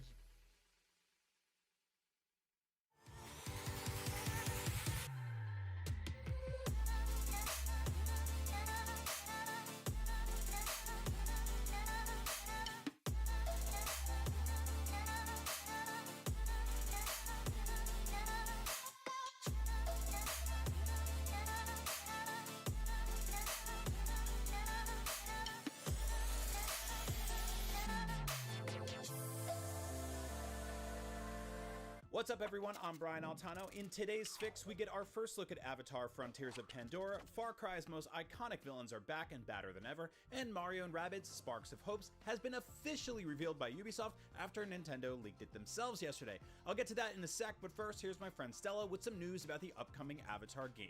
Take it away, Stella!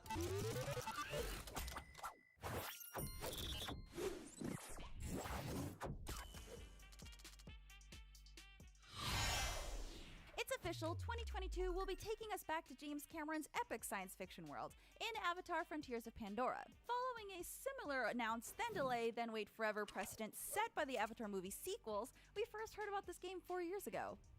Based on what we saw in today's Ubisoft Forward presentation, it looks like this action-adventure game is set in a first-person open world, featuring the Western Frontier, a part of the planet not previously seen, home to the franchise's signature living, reactive alien biome. While the game stars new characters, it's clear from the trailer that it's still humanity and mechs versus the Na'vi and the wonders of nature, with a strong focus on air combat. Somewhere, Max Scoville is thrilled by this news. Developed by Ubisoft's massive entertainment studio, Frontiers of Pandora promises to utilize the Division Snowdrop engine to expand and deepen the Avatar universe in exciting and innovative ways along with the films. Massive reportedly worked in partnership with James Cameron's production company and Disney, which could mean a game very close to the world of Pandora that we know, and different from Massive's other titles, notably Tom Clancy's The Division, and an upcoming open-world Star Wars game. The game is being developed for next-gen consoles and PC, and yes, this is what we got instead of Beyond Good and Evil 2. At long last, my dream of delivering Far Cry 3's famous insanity speech myself is coming true. As previously leaked, Far Cry 6's upcoming DLCs will explore one of the Far Cry series' most enduring elements, the villains. The DLC Season Pass will let you play as Vas Montenegro from Far Cry 3, Pagan Min from Far Cry 4, and Joseph Seed from Far Cry 5. All three previous villains were shown along with surreal first-person gameplay seemingly set in worlds that exist within each big bad's terrifying mind. All three charismatic characters seem to be surprised by the fact that they're present, but happy nonetheless to be back causing havoc. And so are we. That's not all for Far Cry 6's Season Pass, it will also include Far Cry 3 Blood Dragon in some form. This much-loved 2013 standalone expansion for Far Cry 3 featured a retro-futuristic world and parodied many 1980s action genre elements. Ubisoft and Ari Shankar recently announced a Netflix animated series spin-off called Captain Laserhawk: A Blood Dragon Remix, so it's a somewhat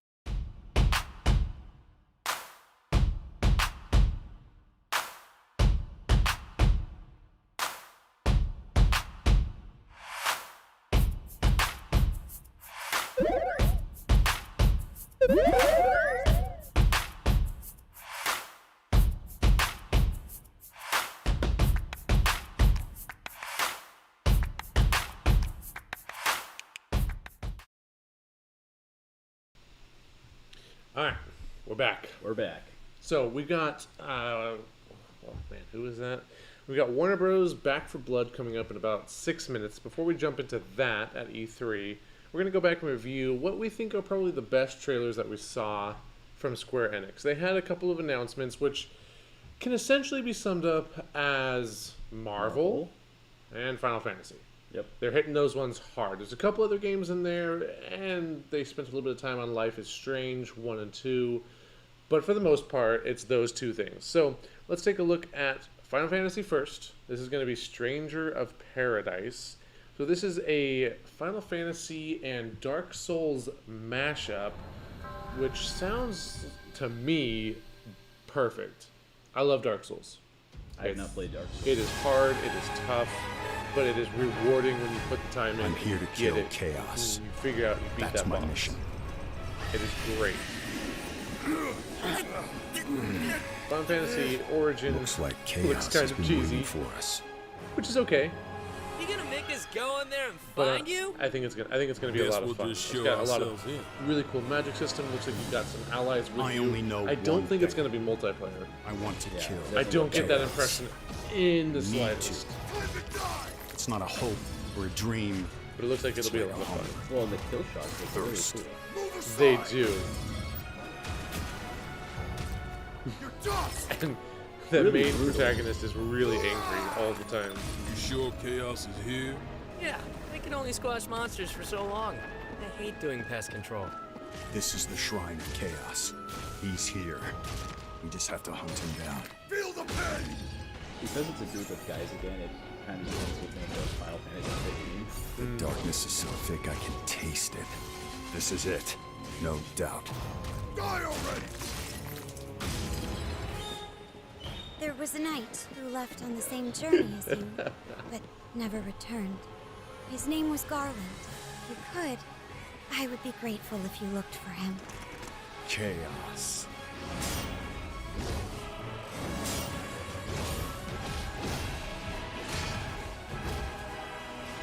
I'll crush you! Know when you're beaten! And who are you? We're here to kill chaos. The prophecy's very own Warriors of Light. Real. He always wore such splendid Okay. armor. Yeah, so With a looking it up, helmet that was Garland terrifying is to behold. the original enemy in the first Final Fantasy game. I'm at the very end of that game myself on my playthrough, but you actually beat him in the beginning. Like, he's the very first boss you go and fight. So it's kind of interesting that he's the main villain here. Well, it does say, origin, so I guess that makes sense. It does.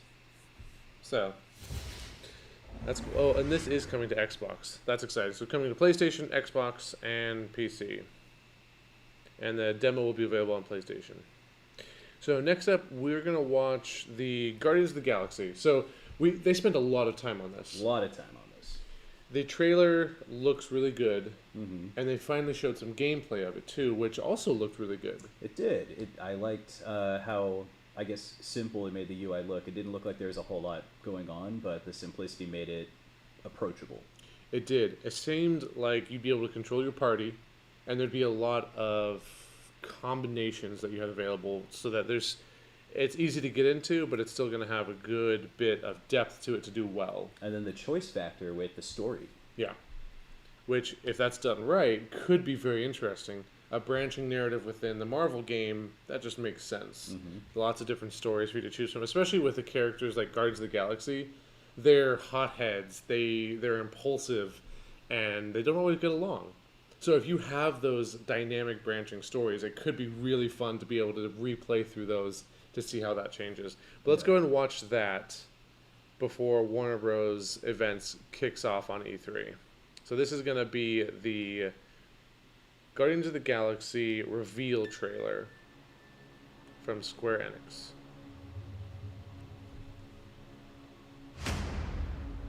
I am so proud of you. Do you know what a birthright is, Peter?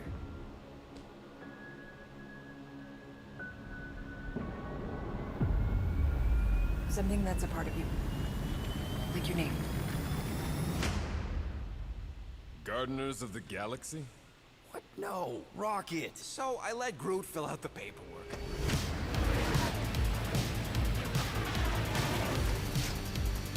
So we got fined. We appear to be 6,963 units short. I know, we clearly need a plan. If you see anything with claws the size of Drax, let me know. We got this.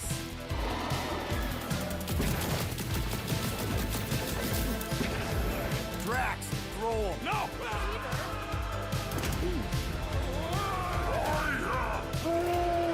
You want monster? I'll show you monster!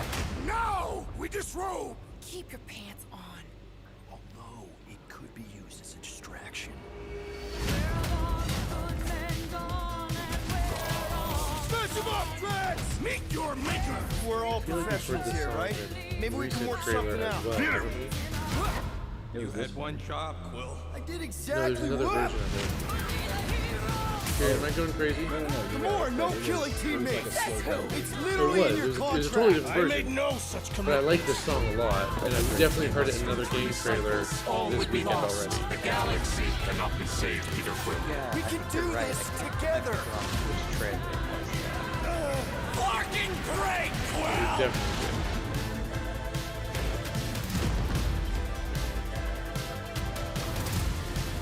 Star-Lord, right? It's Star-Lord. Oh, crap!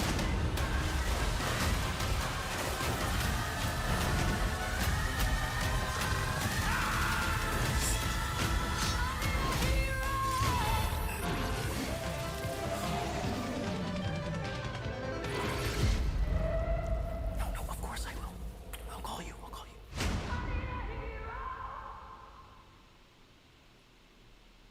Yeah, I think Guardians looks like a lot of fun. It does. Super silly. I think it's gonna fit right up to the movies and the comics from what I understand. But let's jump over to E3. It looks like we are on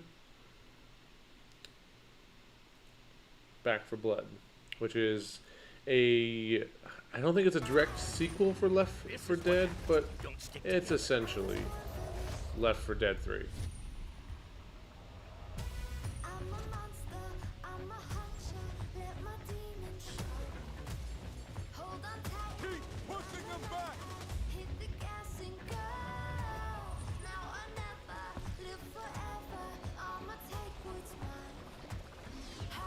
So there's a good variety of zombies here. And I like that you can switch between... This is a game mode in a lot of things, right? Where you see how far you can push and how much you can take, and then the enemy team gets to do the same thing, except this time you turn into zombies. Yeah. To try to repel them.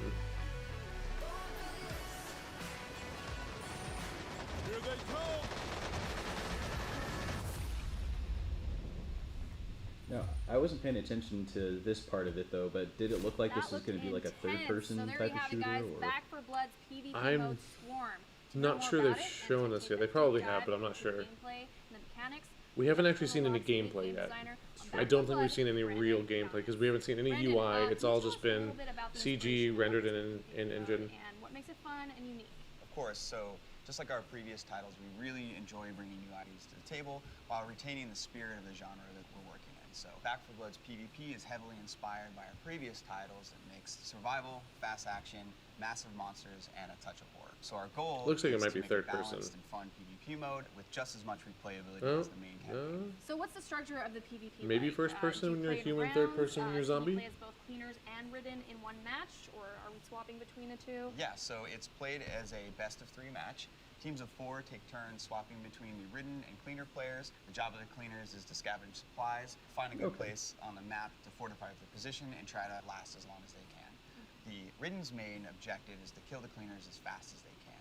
So this is achieved by choosing the right ridden to counter the other team's strategy, using mutation upgrades, and by coordinating attacks with other AIs and players. As the round progresses, the swarm moves in, so this increases the size of the ridden attacks and shrinks the playable space, sometimes forcing the cleaners out of their favorite positions, right? So my gosh. when a cleaner team is wiped from the field, the points are scored for how long they survive.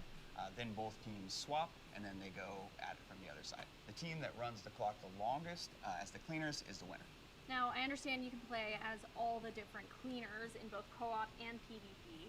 Do you have a favorite character that you play as? So I have a couple. I play Mom a lot. She's a badass with a sawed-off shotgun. She adds a lot of survivability to the team. She can also instantly help teammates that are falling during battle. All of our cleaners have special perks, so that one is hers. Let's jump into another trailer that goes a little more Definitely in-depth first-person on the Ridden's shooter. progression for PvP. Check it out.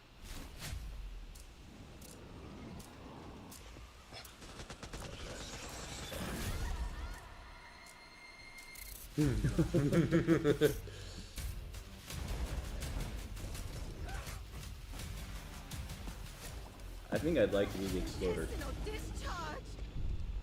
You don't want to be the wretch? Oh, he's gross. Oh.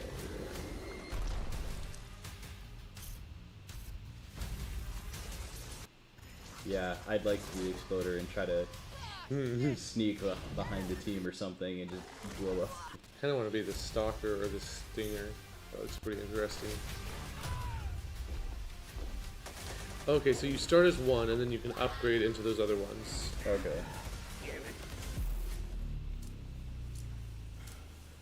So they're showing us the progression of, at least, is that Riddens is what they're calling them? I think so, yeah.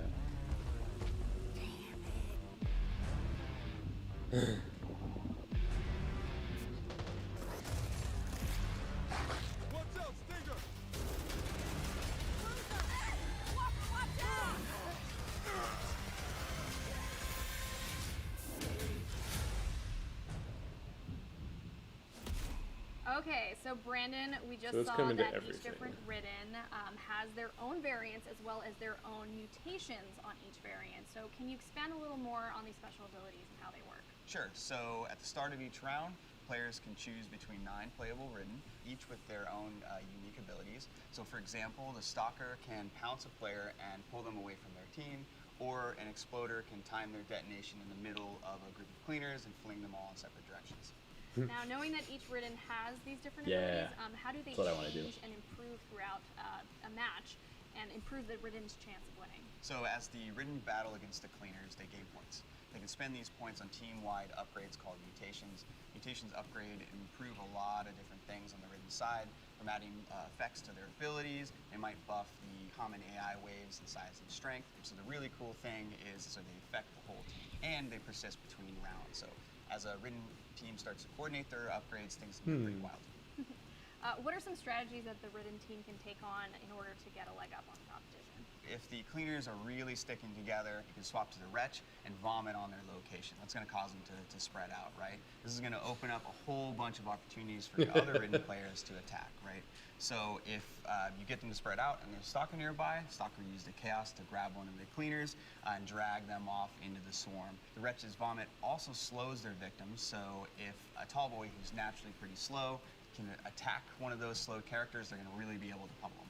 Another good one is if an Exploder waits for a cleaner to go revive their friend, they can use that as an opportunity to charge in and detonate on them, sending them flying and doing a massive amount of damage. So, with that being said, which That's is a your lot of favorite exploders right there. That has to be the tall boy. It's pretty easy to pick up and play, and have a lot of fun hitting cleaners across the map. Speaking of fun, let's talk about weapons. Now, throughout the trailers, you can see a number of different weapons. Can you go a little deeper into what those weapons are and how they work? So we really wanted to expand on the amount of choices the player had in Back 4 Blood with their weapon. So of course there's handguns, shotguns, LMGs, SMGs, sniper rifles, and a whole bunch of other types of weapons, each with sort of like a unique character feel to them. Now, how deep does this weapon customization go? I really want to know. What are some of the different attachments and options, and how do they change the gameplay overall? Absolutely. So there's a lot of different customization options for your weapons. So throughout the world, you can find scopes, silencers, stocks, sights, all that good stuff. You can mix and match them, so there's a ton of options. Last question. Do you have a favorite type of weapon? Absolutely. That's so really as I nice. said Being able to earlier, upgrade I on the really go. enjoy Yeah. playing Mom, so her shotgun is definitely at the top of my list. Ah, that's a solid choice. All right, we've learned a little bit about how it all works, the cleaners, the Ridden, the mutations, as well as how the customization works for the weapons. Thank you so much for joining me, Brandon, and for giving us a little bit more detail on Back 4 Blood's new PvP mode, Swarm. thanks for having me. I can't wait for everyone to get their hands on this game. We're all really excited. I can't wait either. The good news is that you guys won't have to wait too long. There's an open beta coming up on August 12th with an early access portion on August 5th available to those who pre-order. That's all for That's in, today. like, 2 but months. Back 4 Blood still has a lot more to reveal Yeah. in the coming months, so The nice thing is, most of this stuff is coming out in the next few months. We've seen a few trailers for 2022, but most of it is This this year. month, next month, or in August. Yeah. Yeah. I appreciate that.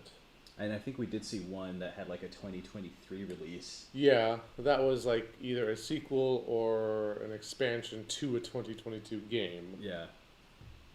But Wow, they're announcing right now. Okay. most of this stuff is actually coming out relatively soon for you to get your hands on, which I think is great. And that looks like all of Warner Bros. Presentation. Really? It was just that? Just 10 minutes. All right, then. Yeah, I would Kinda expect. stole their thunder that they released the trailer earlier, huh? A little bit, yeah, I'd say so. Like, I mean, okay, that's fine. They can do that. So, you said that you never played Left 4 Dead, right? I have not. Okay. And so I grew up in high school is when I was introduced for Left 4 Dead with a group of friends, and it was like one of their favorite games, and they got me into it. I didn't play it a lot, but whenever we got together, we'd play. And it was a lot of fun. It's a great game where you can just jump in, blow a lot of stuff up, kill a bunch of zombies, and just have a good time. And I remember it was always fun because in Left 4 Dead, you're trying to get to an objective. You're trying to like get through the map, and there would be zombies that could grab you, and like you get pulled away from your team, and you'd just be screaming for help, and they'd be leaving you behind. You know, it was a great teamwork, camaraderie there. Like, you're on your own. Yeah. It's like, we're not going back for you. You're done for. It's a good Hence, time, though. Left 4 Dead. What are you most looking forward to in Back 4 Blood? Yeah, that's interesting. Building a deck. I wonder what that means. I don't know. I don't think we missed it, but I'm not sure Back 4 Blood has anything except PvP. Did you guys get the impression that Back 4 Blood had anything else? No. It looked like it was basically just a PvP. Especially right here, it says building a deck. Like, I didn't see anything that The would impression I got was PvP was one game mode, and then they had a more like traditional Left 4 Dead kind of experience where it's like get from point A to point B. Okay. It looks like there will be some kind of campaign mode or something on the side of in there. So, not just PvP. Now, Left 4 Dead was originally developed by Valve, and it is not being developed by Valve this time around. The developer is actually... so it's being published by Warner Bros., and then Turtle Rock Studios is the one developing it. Someone I've not heard of. It is going to be a full-priced game, so $60. And you can pre-order it on Steam already. You can pre-purchase it. Yeah. I believe in the Microsoft showcase they also said it was coming to Game Pass. Is it? I believe so. I could be wrong. That would be kind of exciting. If so, then this is definitely one that we'll be picking up and playing too. I think this would be a pretty fun game. Again, this just continues the trend of co-op, which is something that, again and again, I am super excited that it is coming back in force. This is not going to be a local co-op game. Well, let's see. Online, PvP, online. Yeah, there's no local co-op that I see, at least on the PC. Maybe on Xbox or PlayStation. Seems highly unlikely. They're used to... I mean, Left 4 Dead had local co-op. That's how we played it. So it would be cool if they did, but I also would not be surprised if they did not. But the trend of more co-op games, I think, is really great. Yeah. The more games to play with your friends, the more variety, the better. Because, like food, it brings people together. Yeah, and we are the food for the zombies. Yeah, In that game, yeah. That's a good analogy, yeah. Yeah. So there's been a huge variety of games that have shown up. I think no matter where you're at or what kind of genre you like in your games, there's been a co-op game for you. Yes. There's survival, there's shooters, there's exploration. There's been a huge variety of co-op games that are coming out in the next couple months. So if you've got friends, well, I hope you have friends. With your friends, this is going to be next couple months are going to be a great time to be playing games with your friends, for sure. It's going to be a good time. And if you want to learn how to make your own games to play with your friends, don't forget to check out my book, letslearnthistogether.com. You can order it today. All right. So next up, at 2:30 in about 15 minutes, is the PC Gaming Show. So what if we heard correctly? Not 130 trailers, as I misunderstood. There's gonna be around 30 new trailers dropping for the PC Gaming Show, which is really exciting. Very exciting. I don't know what that means. I assume they're games, but it could be for hardware. Could be for hardware, games. Who knows? We'll have to find out. Yeah, I am kind of excited to see this. I don't know if I don't think they have more of a breakdown than what we've got right here. Tyrion, are you seeing anything them talking about the PC show coming up? It looks like they're just talking about more Back for Blood. Yeah, they're still just talking about Back for Blood, kind of rehashing the same things they've said about 5 times. So. Okay, that seems about right. And I don't want to rehash the same thing. So, do you guys have anything more to add that you think we should talk about? In regards to like Back for Blood, or well, I guess anything we've seen today, or even yesterday. I mean, we've hit up Back for Blood. I think you can check out their website if you want to learn more. Open beta is coming real soon. You can already pre-order it. Mm-hmm. It's coming out. Open beta is August 5th. It's not far away at this point. But I feel like they actually did, as far as shows go, I feel like Back for Blood did a really good job. It was short, 10 minutes. Mm-hmm. But they actually did a good job. They explained the PvP mode really well. They talked about the upgrades. We got to see some gameplay. I think we actually saw some gameplay in there. A little bit. So yeah, overall, I think that was a good showcase. I think so too. Good kind of a breakdown of the game. Definitely some other ones have not been that good, but that's okay. But if that's everything, I think we're going to take just about a 10-minute break, and when we get back, we're going to start covering the PC Gaming Show at 2:30. So stay tuned for that.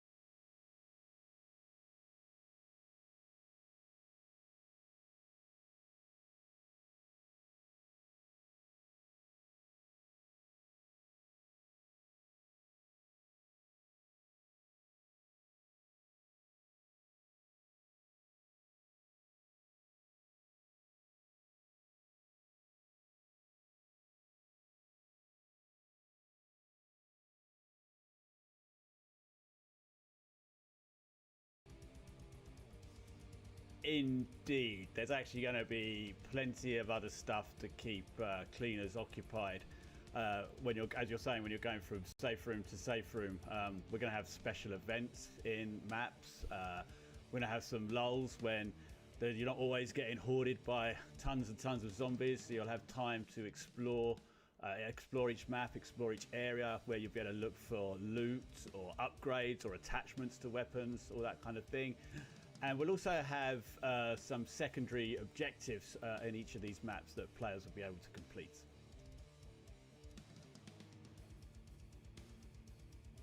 So yeah, as you say, ADS wasn't in Left 4 Dead, but we're certainly fully aware that a lot of games these days do support that feature. It's pretty common.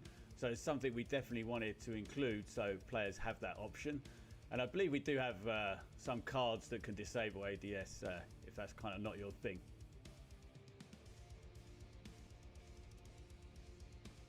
Ooh, I'm probably going to go for 3 different cleaners just to be awkward. I know you only asked me for 1, but I like playing Mum a lot. The quick revive is super handy. Walker's great because he gives you that extra boost of accuracy, which I need every now and again, I have to admit. And the Holly extra stamina is super useful. Stamina helps you get away from some sticky situations. And I guess speaking of sticky, for the Ridden, I love playing the Hocker, like hiding up on rooftops during PvP, checking where you see the cleaners are going to try and hide out, and then trying to stick them from afar, and then that kind of sticks them in place and allows some of the other more up close and attack Ridden to get some free hits in while they're trying to free themselves. So it's a lot of fun playing that Ridden and helping out the team with coordinated teamwork. Yes, thank you so much. We're really excited for the beta and the launch of the main game. It was pretty amazing that Warner Brothers gave us the opportunity to make this game. And then, yeah, as you said, the atmosphere in the studio at the time was electric, and it has continued to remain so, even though we've developed this game in somewhat unusual circumstances.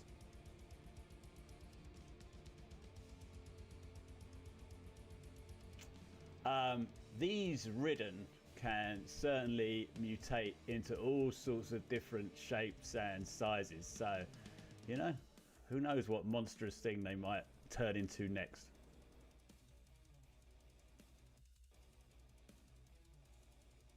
We won't be supporting that at launch, but you can of course queue in with 3 of your friends into PvP. And I think it's important to point out that during a match of PvP, you play different rounds. And then at one point you will be playing as the Ridden, and then at one point you'll be playing as the Cleaners. So, you're going to have a chance to pick off Ridden during a normal match of PvP with 3 of your friends.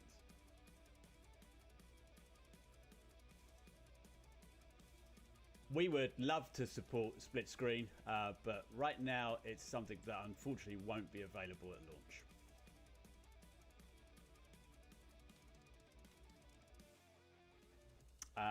We don't currently support that, but you can build different decks with the card system, and that'll give you the option to take, maybe like reload speed you like, which another character has.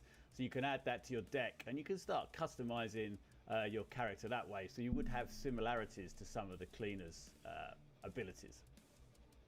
Okay, thanks for hanging around. Give me the opportunity to answer some of these questions for you. Don't forget, in August, there's the open beta. It's going live. We'd love you all to play as much of that as you can, because that'll get us ready for the big day in October when we bring the full game to you. Look out. Get ready. Back for blood.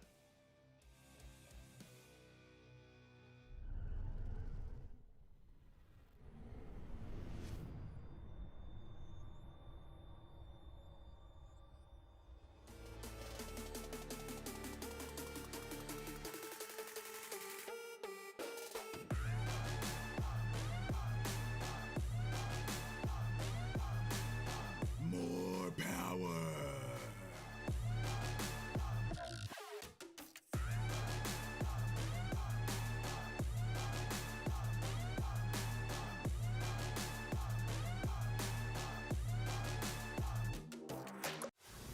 IGN Summer of Gaming has officially partnered with the ESA for E3 2021.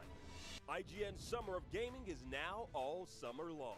From major press conferences and announcements at E3 2021 to the IGN Expo with exclusive gameplay and reveals to exciting first looks at the hottest new games and in-depth developer interviews, IGN Summer of Gaming has it all.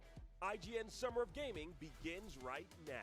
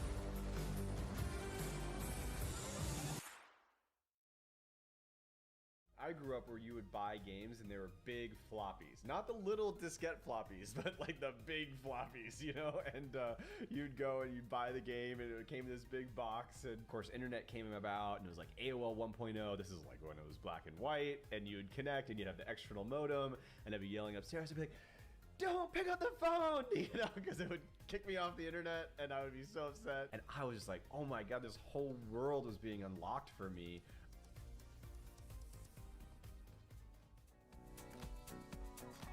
iHeartRadio is a proud partner of E3 2021 and the #1 podcast publisher in the U.S.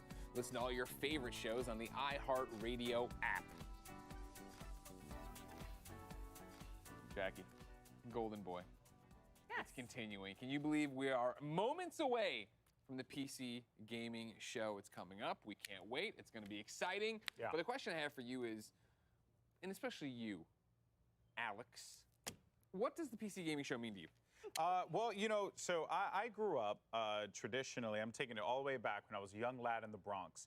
No, but I grew up traditionally playing console games. Yeah. So, you know, when I got older, when I got some money and I could afford to get a PC, you know, I was like turned to this world and now like that's all I ever want to play. Yeah. Like PC for me is everything. So this show, and of course being hosted by none other than one of the legends of esports, Day 9. Yep. It's a real joy to watch it. You know, you're always going to get some fun games out of there, and it puts a spotlight on games you normally wouldn't get to hear about because you know there's so much going on with the hustle and bustle of E3. Yeah, 100%. That's what I think is special about PC Gaming Show, is that it is, first off, designed for the PC player, which I know sounds like the stupidest thing a host can say, but it's true because it's designed in a way of like, hey, let's target PC players. Let's talk to them on a different level. Jackie, what do you get out of the show? I own 2 PCs, so I am all about Okay, that girl. PC life. Look at that flex. Look at that flex. Hold on. Well, when I was in the Bronx, I built the PC once. She's got 2 over there.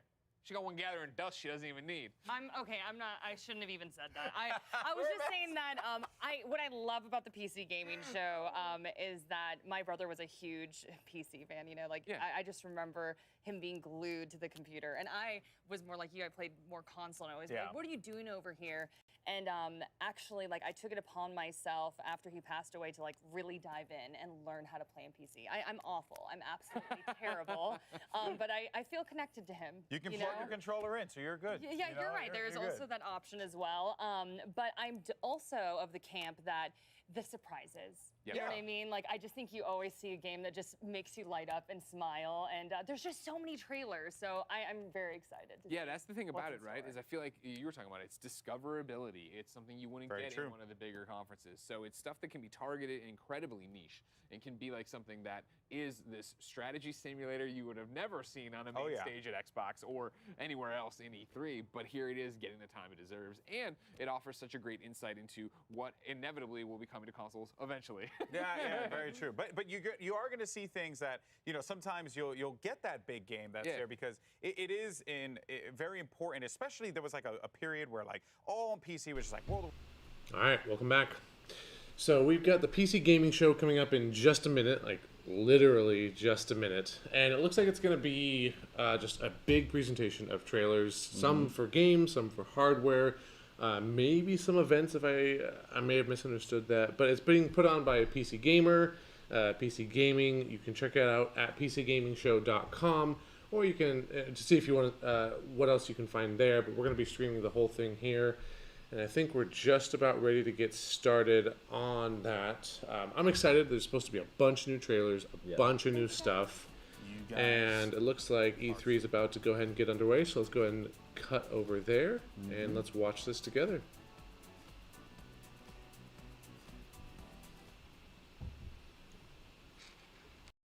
Space Year 2021. Having spent the last 12 months hunkered down and definitely not hiding in a subterranean bunker, our heroes have fled Earth aboard a spacecraft with one purpose. To bring you the hottest trailers, to bring you the best interviews, to bring you the PC Gaming Show.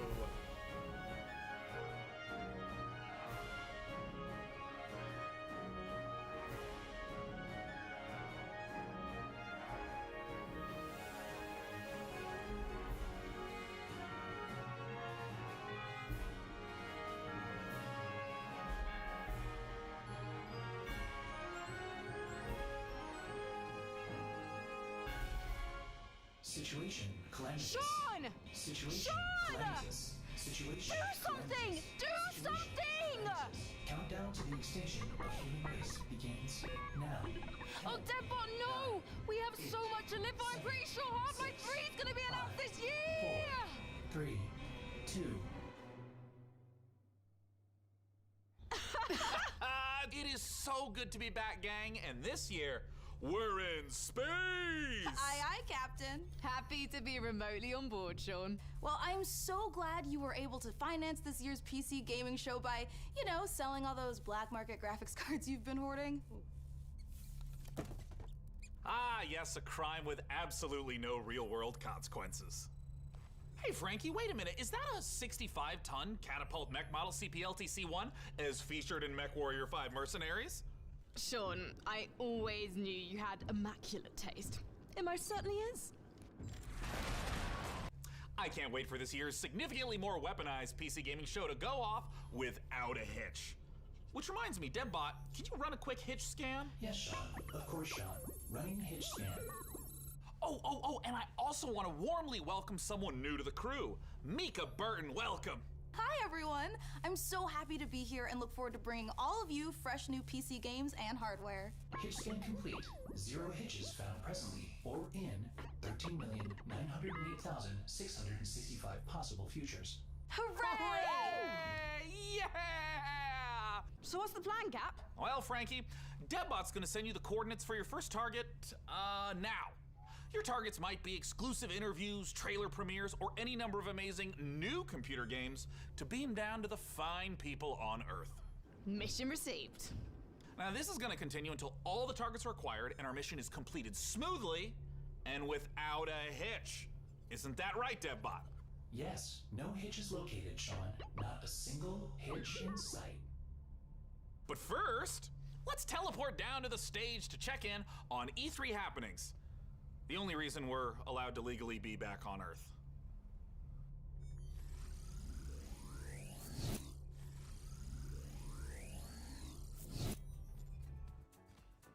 Oh, planet Earth! Oh, great to be back, right? Am I right? One of my favorite planets in the whole galaxy.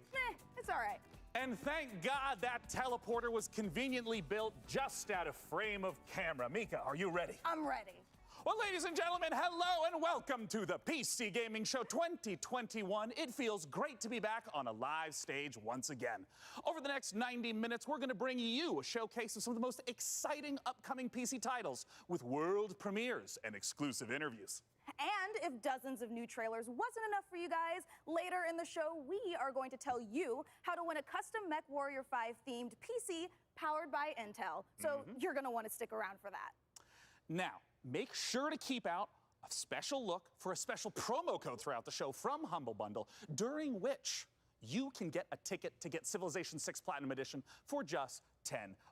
But right now, we're going to kick things off with Nautica Blade Point, probably the most original entry in the Battle Royale genre this year.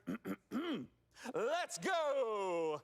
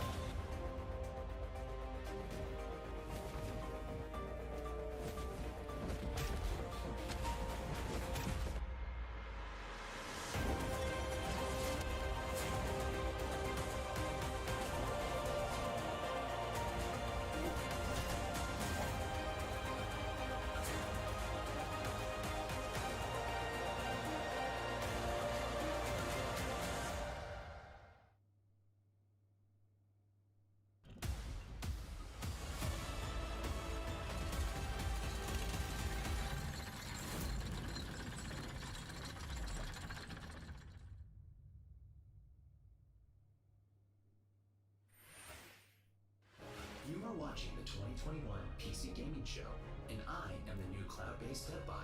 I am streaming from GeForce Now, NVIDIA's cloud gaming service that connects PC gamers like you to their own library of games, purchased from digital stores like Steam and the Epic Games Store. Coming up, Dying Light 2 and Orcs Must Die 3. But first, a trailer for Humble Games' Dodgeball Academia. And be sure to check out GeForce Now, currently available for PC, Mac, Shield, Android, Chromebook, and iOS. Visit GeForceNow.com to learn more.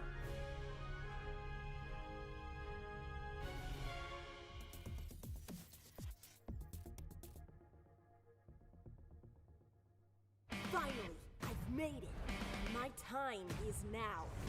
I will become the best player the school has ever seen. Dodgeball Academia, here I come.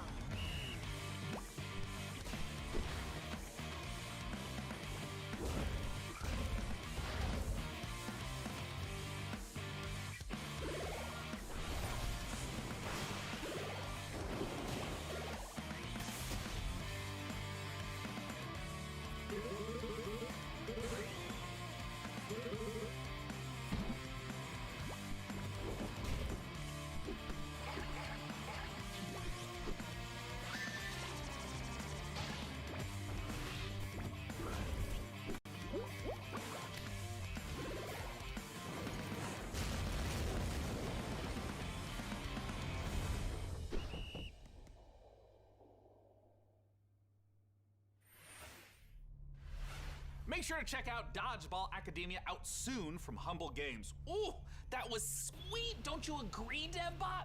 Sure, whatever you say, Sean. I agree with So dodgeball looks kind of fun. Yeah. I haven't seen a dodgeball game. I don't think I've ever seen one. Oh yeah. Nothing. So that's at least something different. It's very different.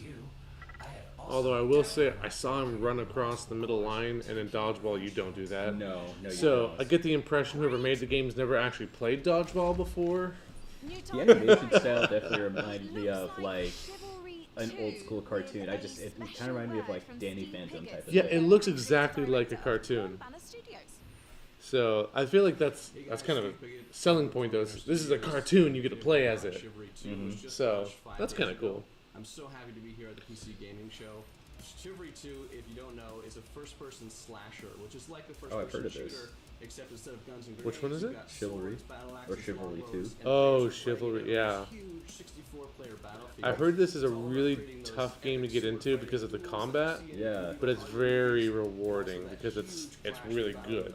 I wanted to play the first one, but I never did. So the post-launch support plan But is this gonna looks look really like good. a mixture of mid and massive level content updates coming up They're putting across some this year.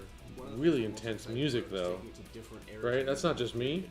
Yeah, it is pretty intense. period. I mean, I don't typically feel like I've seen trailers or stuff like this from medieval games where it's electric guitar background. all over, but Maybe a we lute, wanna take you know? players into different experiences and make each of our maps. Yeah, it's normally not this, like, it's also really loud, like, he's kind of hard to hear. Yeah, it's like the music is louder than the guy talking. It is. They did not mix that very well at all. But here's a trailer for, is this going to be for Chivalry 2 then? I think so, yeah. Yep. Our passion for Chivalry 2 is basically bottom line. It's the game that got us onto the scene and started the company, and it's the game that's going to take us so much further. With the post-launch plan for Chivalry 2, the game at launch is a foundation. It's intentionally been built to be extended. It's not just out and done. We're going to support it a lot with post-launch content. Gallancourt is the first TO map that's coming out post-launch. Gallancourt is going to take us to the high medieval times or the late medieval times. It really captures the Agathian ideals of being this like noble, rich, wealthy place where the prosperous live. You're going to feel like you're sieging Tower of London if it was on a port where ships could dock into. You'll also be blowing up a couple ships, which is fun. We've got a ton of weapons coming in at launch, but there'll be more and more added to it post-launch as well. A new fighting style is really going to change up the experience and change how you have to fight everyone. Post-launch content is something that we're going to be working on for a long time. The game is really going to at least double in size for free.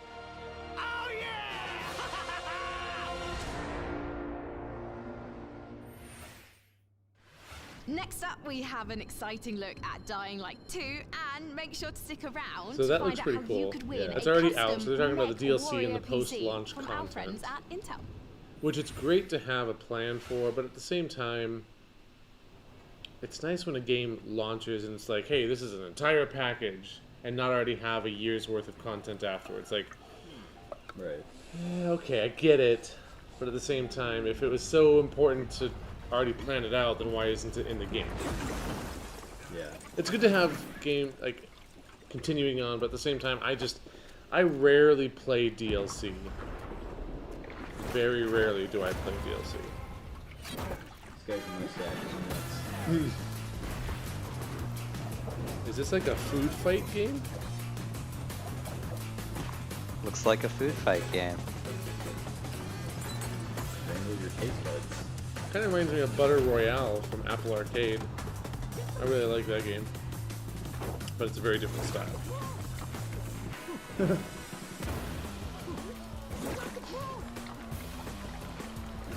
Ooh. Is that a meatball? I think it's a meatball.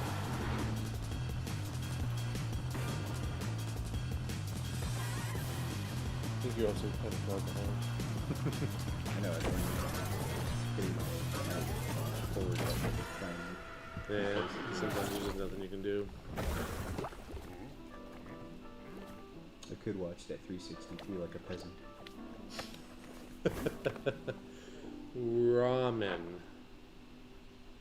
I haven't heard of that before. I feel like that almost kind of looks like it could be an indie game. My name It is could be. Piotr Szymanek. Yeah. I'm narrative director in Dying Light 2, Stay Human. I don't know. Today, especially for the viewers of the PC Gaming Show, I'm gonna tell Okay, you. so this is a not little bit talking about the Dying ramen Light here. universe. So, stay tuned. Dying Light 2. Every This is a strategy game that I have begins heard somewhere. about for a This very one long started time. with a virus It has been that pushed escaped back from Haran. continuously, The city we met like in the first part of the I game. think essentially and it's reached forever. The whole Like, I think it's world, years old including at the this city point. Where Dying It's got Light 2 it's takes got an place. audience that people are Remember excited January for. 6th, 2025. That day, later known It's a gorgeous as Black game, Monday, and it the looks like it's military going to be a lot of ordered fun. They've just chemicals it's just been to be pushed back dropped on a the city. lot. It was a mistake, a huge mistake. The chemicals mixed with water penetrated the soil, killing plants, turning most people into bloodthirsty monsters. Don't think of them as zombies though. They are more like half-alive, suffering people who attack everything that lives as a result so they're of not their zombies. pain and rage. That sounds Those who very much survived like a zombie. the chemical raid Yeah, they're zombies, took but don't refuge think of on them the as zombies rooftops. because we want to be unique. A new order has been born in the city. people live on the rooftops, monsters in the streets. Nobody in their right mind would dare to come down. Well, let's say almost nobody. The exception is the main character of Dying Light 2, Aiden. But why is he braver than others? How did he develop he wields a such butcher's unique knife. parkour and combat skills? Believe me, guys, I would gladly answer all these questions, but I'm not here to spoil it for you. Let me tell you one thing. Same nightmare haunts me every night. I'm locked up with other kids. I don't know what he did to me, but he did it every day.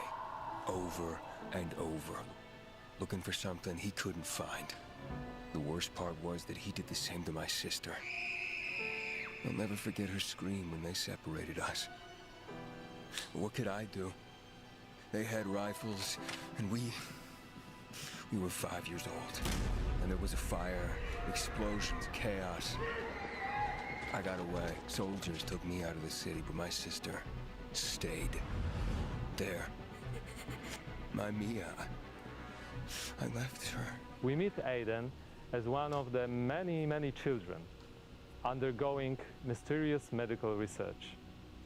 The last thing Aiden remembers from that It's interesting time you said it's is been in development for a extreme really pain, long time, then a fire, but we're still and only seeing a little concept girl art.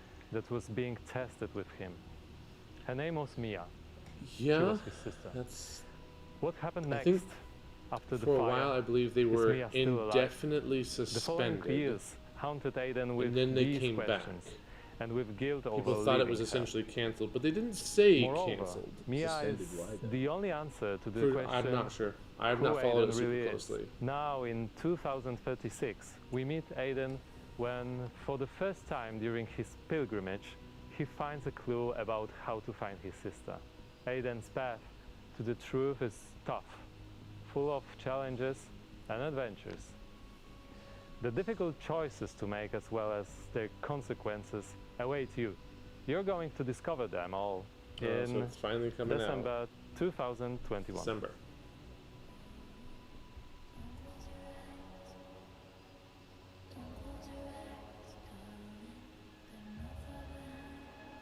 Hmm.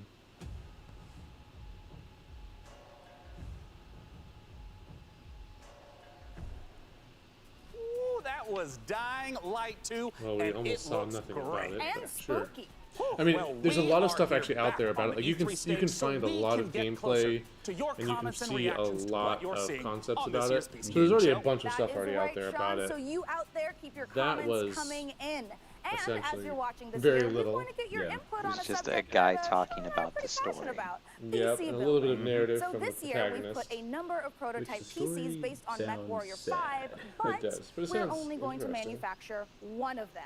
And Yeah, you I don't know. get to pick Just the which fact that custom they didn't design show becomes our anything flagship except for PC concept this art year's PC makes gaming me show, feel powered skeptical by the about 11th it. Gen Intel Core i9 That's fair. processor. I That think is that's a correct. good Each of reason the to be prototype skeptical. PCs that you see Yep. before you on the screen are paired with one of the 6 factions of MechWarrior 5. The Free Worlds League, the Draconis Combine, the Federated Sons, the Compellin Confederation, and more. They're really So pushing cast your vote MechWarrior now 5. for which faction and custom I've never PC played a you want to MechWarrior win, game. Have you and help guys? us pick the best design. I'm No. currently personally voting for the Draconis Combine because, as you I can think they're see by my sponsored beautiful by patch, I'm I the think biggest they're fan of sponsored MechWarrior by 5 it on PC Gaming out Show. the Well, wazoo. all right. Well, we'll check in later to see Well, I which think group it's like survives this the MechWarrior showdown. MechWarrior But for now, PC let's gaming check in with show. our very own mech pilot, Frankie Ward, who went on a special mission to get a Yep. closer look at Sega and Amplitude Studios' upcoming strategy here we go, game, another trailer. Humankind.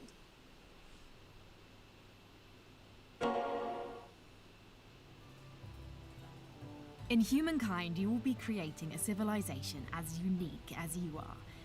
And speaking of unique, it's me, Frankie Ward. Looking kind of good, don't you think? Wondering how I got into the game? Let me show you.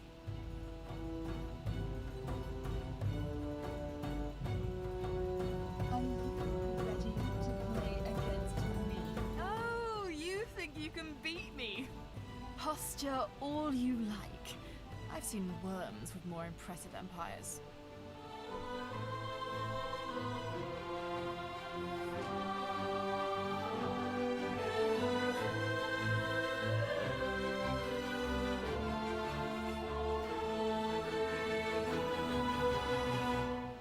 ready to play against me in the Humankind closed beta, starting now. So, a civilization with a snarky AI? It's kind of what it seems like to me.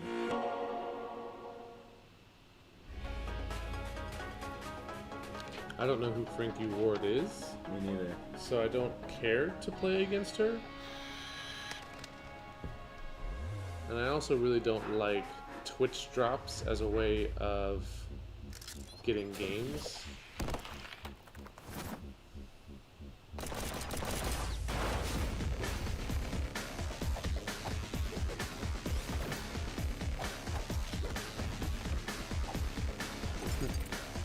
This looks pretty cool though.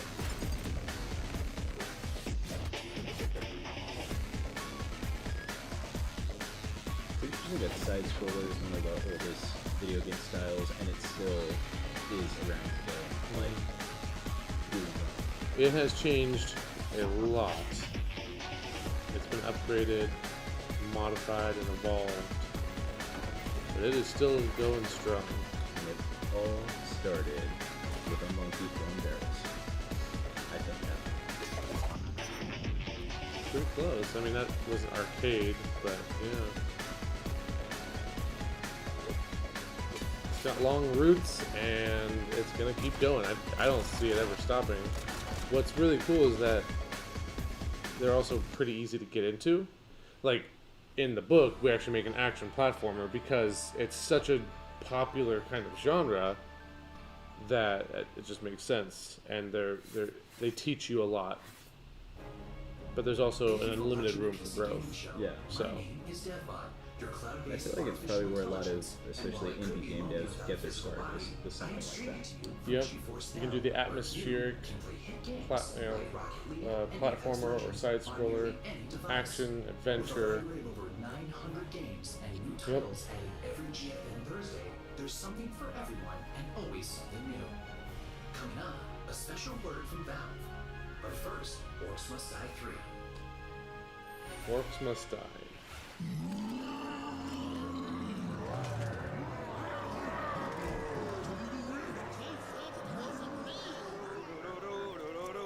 Whoa! Hey! You want it?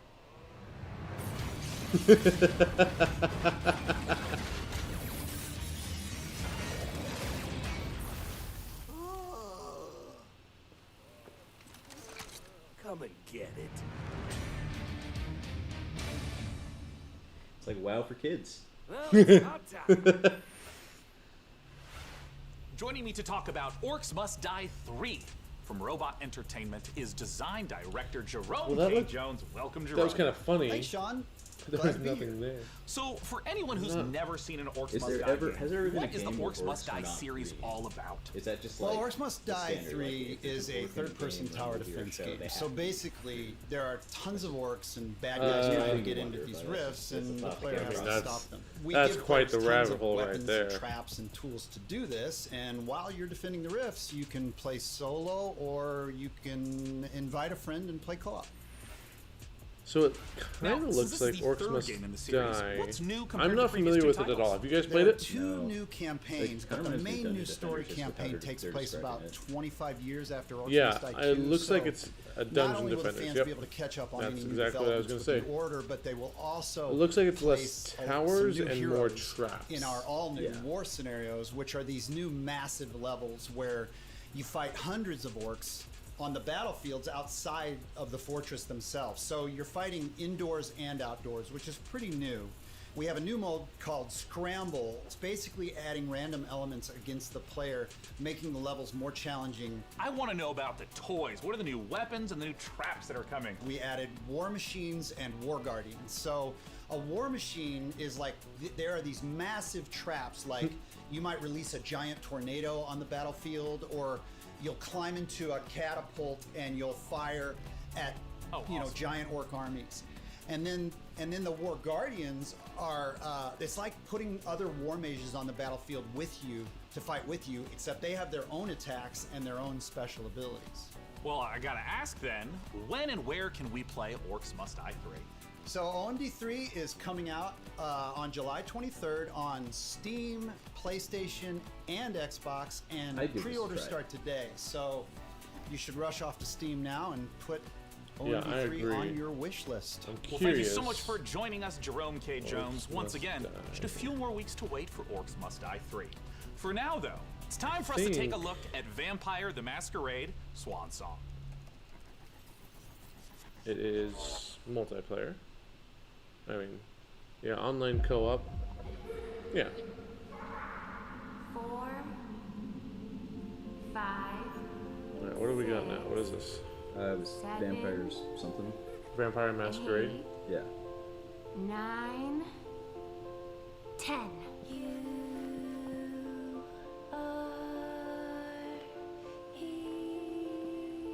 Where are you hiding, sweetie? Halsey.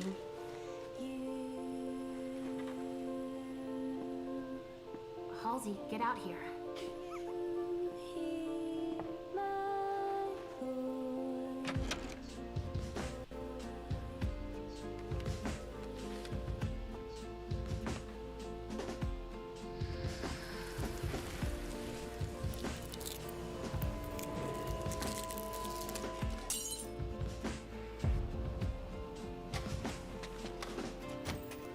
You come for me and mine. But first, you need to find us. All I want is to be with my little girl. Is that so much to ask?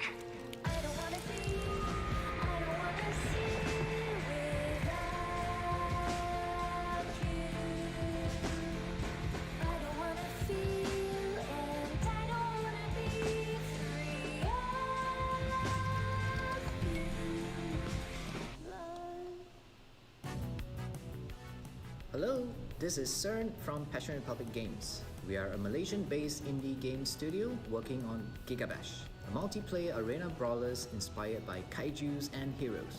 Today, we'd like to showcase some new and exciting gameplay footage of our oversized characters in action. Please, enjoy the brawl.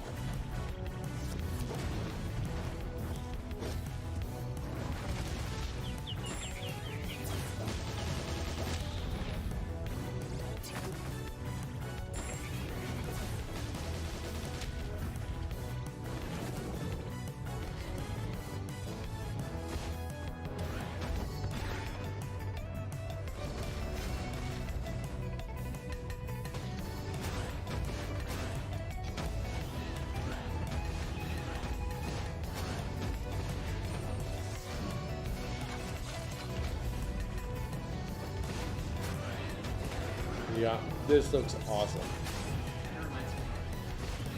Kind of reminds me of Rampage a little bit. Yeah, I can see that. A little bit of Rampage with Smash Bros mixed in there. Yeah. Yep. It's fun. It does.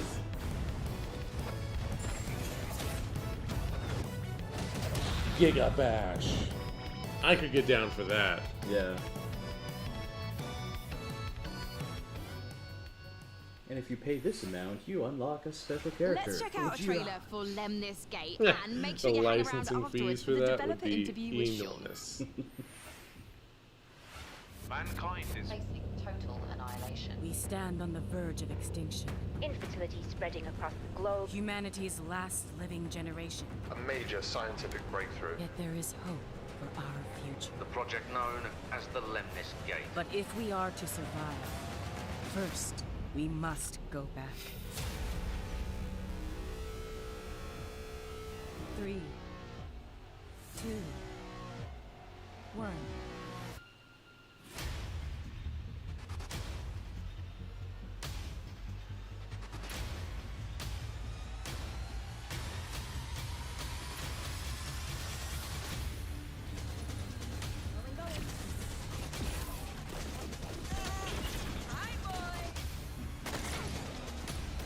Let's go.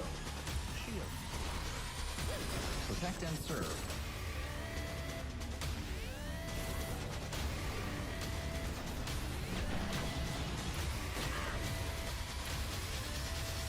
You have only one mission. Activate the Lemnis Gate. Okay. Interesting. So it's a shooter? Yeah. There's one character that Joining us to talk about Lemnis Gate is the game director from Rattle. I mean, it sounds like time is going to be... Okay, so they're talking about this.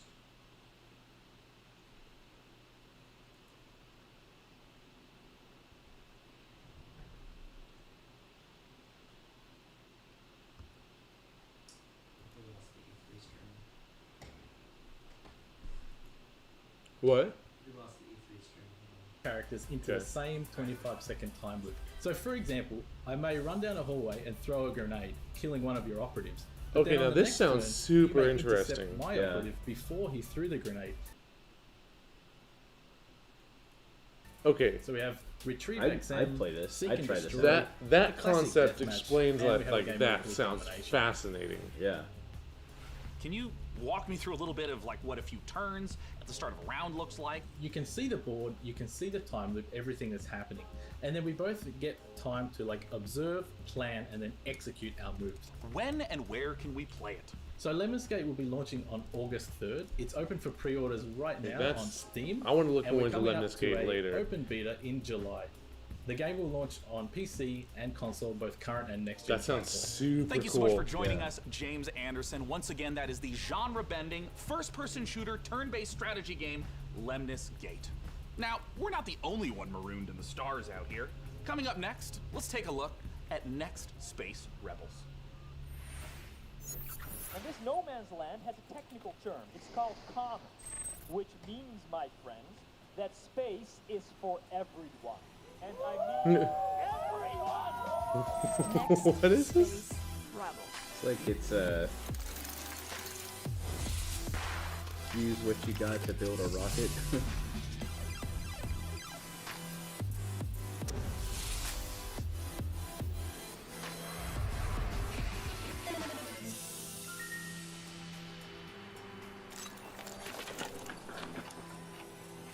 It's alive! It's alive!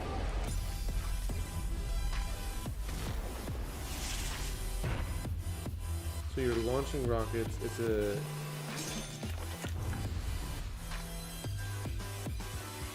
a whole game, or is it AR? I'm confused. You up for it? Then come on in. You guys just saw Next Space Rebels. And hey, if you play enough of that game, maybe you'll get good enough at building rockets to join us up in orbit. But don't do anything illegal like Day 9 did. Last break, we set up our Intel and MechWarrior 5 custom PC contest and asked you guys at home to vote for the winners. Well, we're just down to 3 houses now, with Davion, Russell Haig, and Liao being eliminated. So, rip to those factions, press F to pay respects, etc., etc. Now that means that we only have 3 houses left: Karita, Steiner, and Merrick. So, make sure to vote now, because the winner will determine the build of the custom MechWarrior 5 themed PC powered by Intel. So let's keep the show moving, and next up, it's a brand new medieval RPG. This is War Tales.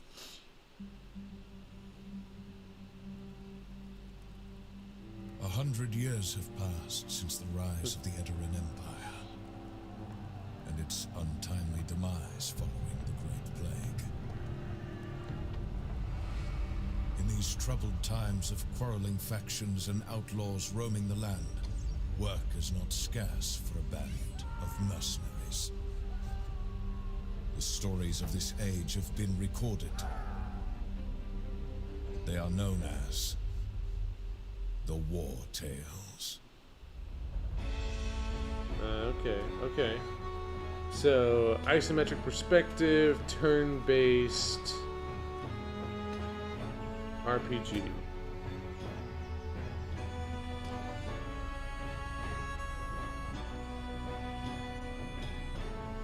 Set in medieval times.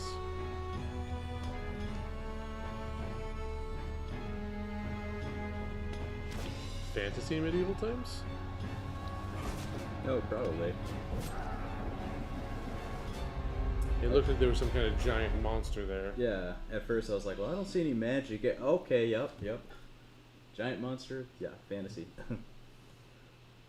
That was the debut. Definitely of reminds me of Pillars of Wartales, an Eternity, open-world a game I've RPG tried to get from Shiro into Games and about MechWarrior 5 just wasn't really able to. Continues. We'll be back live I think it's a great on game, stage soon, so but it's make just sure not you my keep style. voting for the And so PC that one build you like kind of falls in the same most, category for and me. head over to PCGamer.com/IntelMW5 for your chance to win.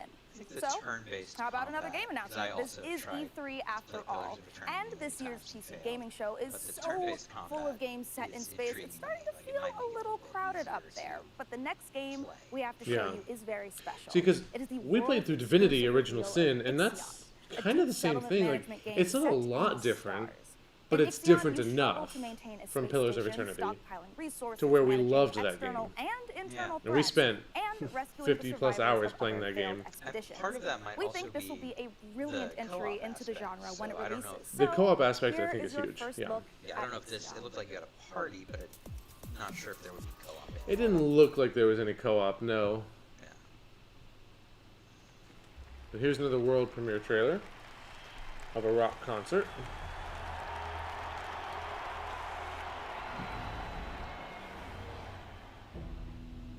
The Earth, our home, she is unique. Held in its bosom are the ingredients of evolution. Beyond raw survival, beyond the safety of comfort, we, humanity, pursue something greater. We have learnt, persevered, shaped our knowledge from that which is found in the furthest realms of science. However, humanity has brought destruction to the earth, polluted its blood, choked its breath. Today we are paying the price for this. We know the taste of a dying world. But the earth is not to be our grave. A mother does not wish to see her children disappear with her. She wishes to see instead courage in her children, to carry on. Dolos carries this courage. We have gone further than any nation, moved faster than any corporation, hand in hand with those who, like us, carry that courage. The Tycoon Station is both an epilogue of these endeavors and a prologue to humanity's next steps. Our Council of Scientists leads the vanguard. They know, as do we all, that the survival of humanity now depends on what we glimpse out there in the dark. That we are masters of our own destiny. That we must go as a species bound together, pushing further into the unknown. We set sail on this new sea because there is hope to be found, horizons to explore, and because our very existence depends on it. I give you the stars. I give you the Vol engine.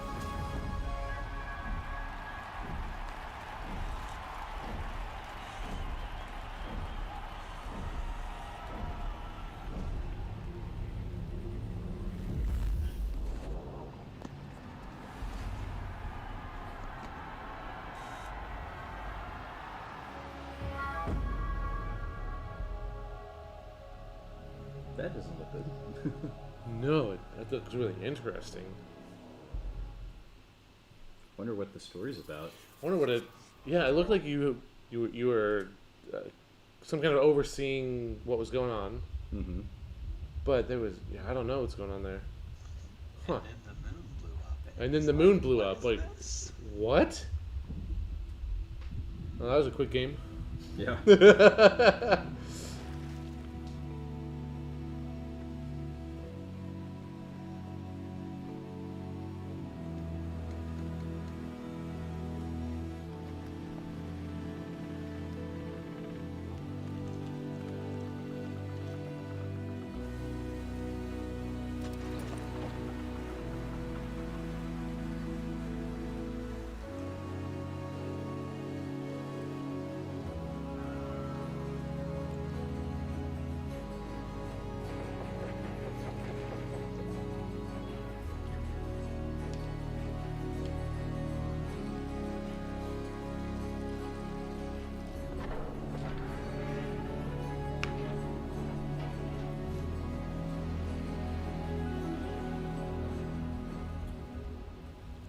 Okay.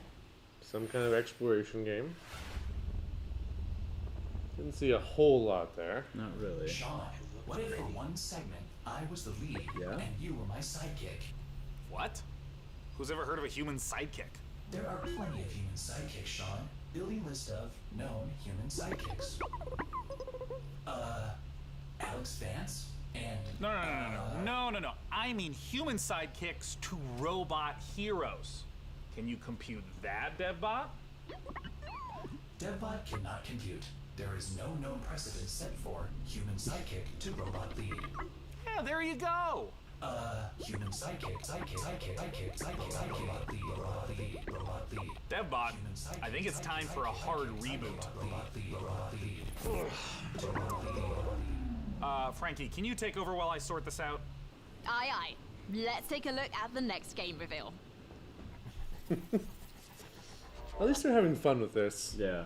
I enjoy that. Even if it's cheesy, they're at least doing... I find it more entertaining than the E3 presenters. So, that's good.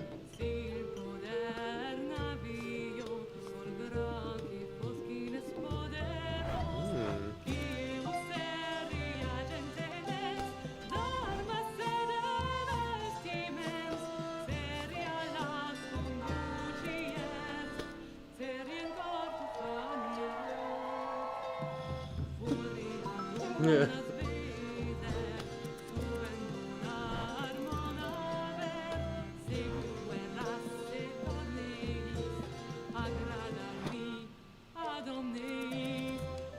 Yeah.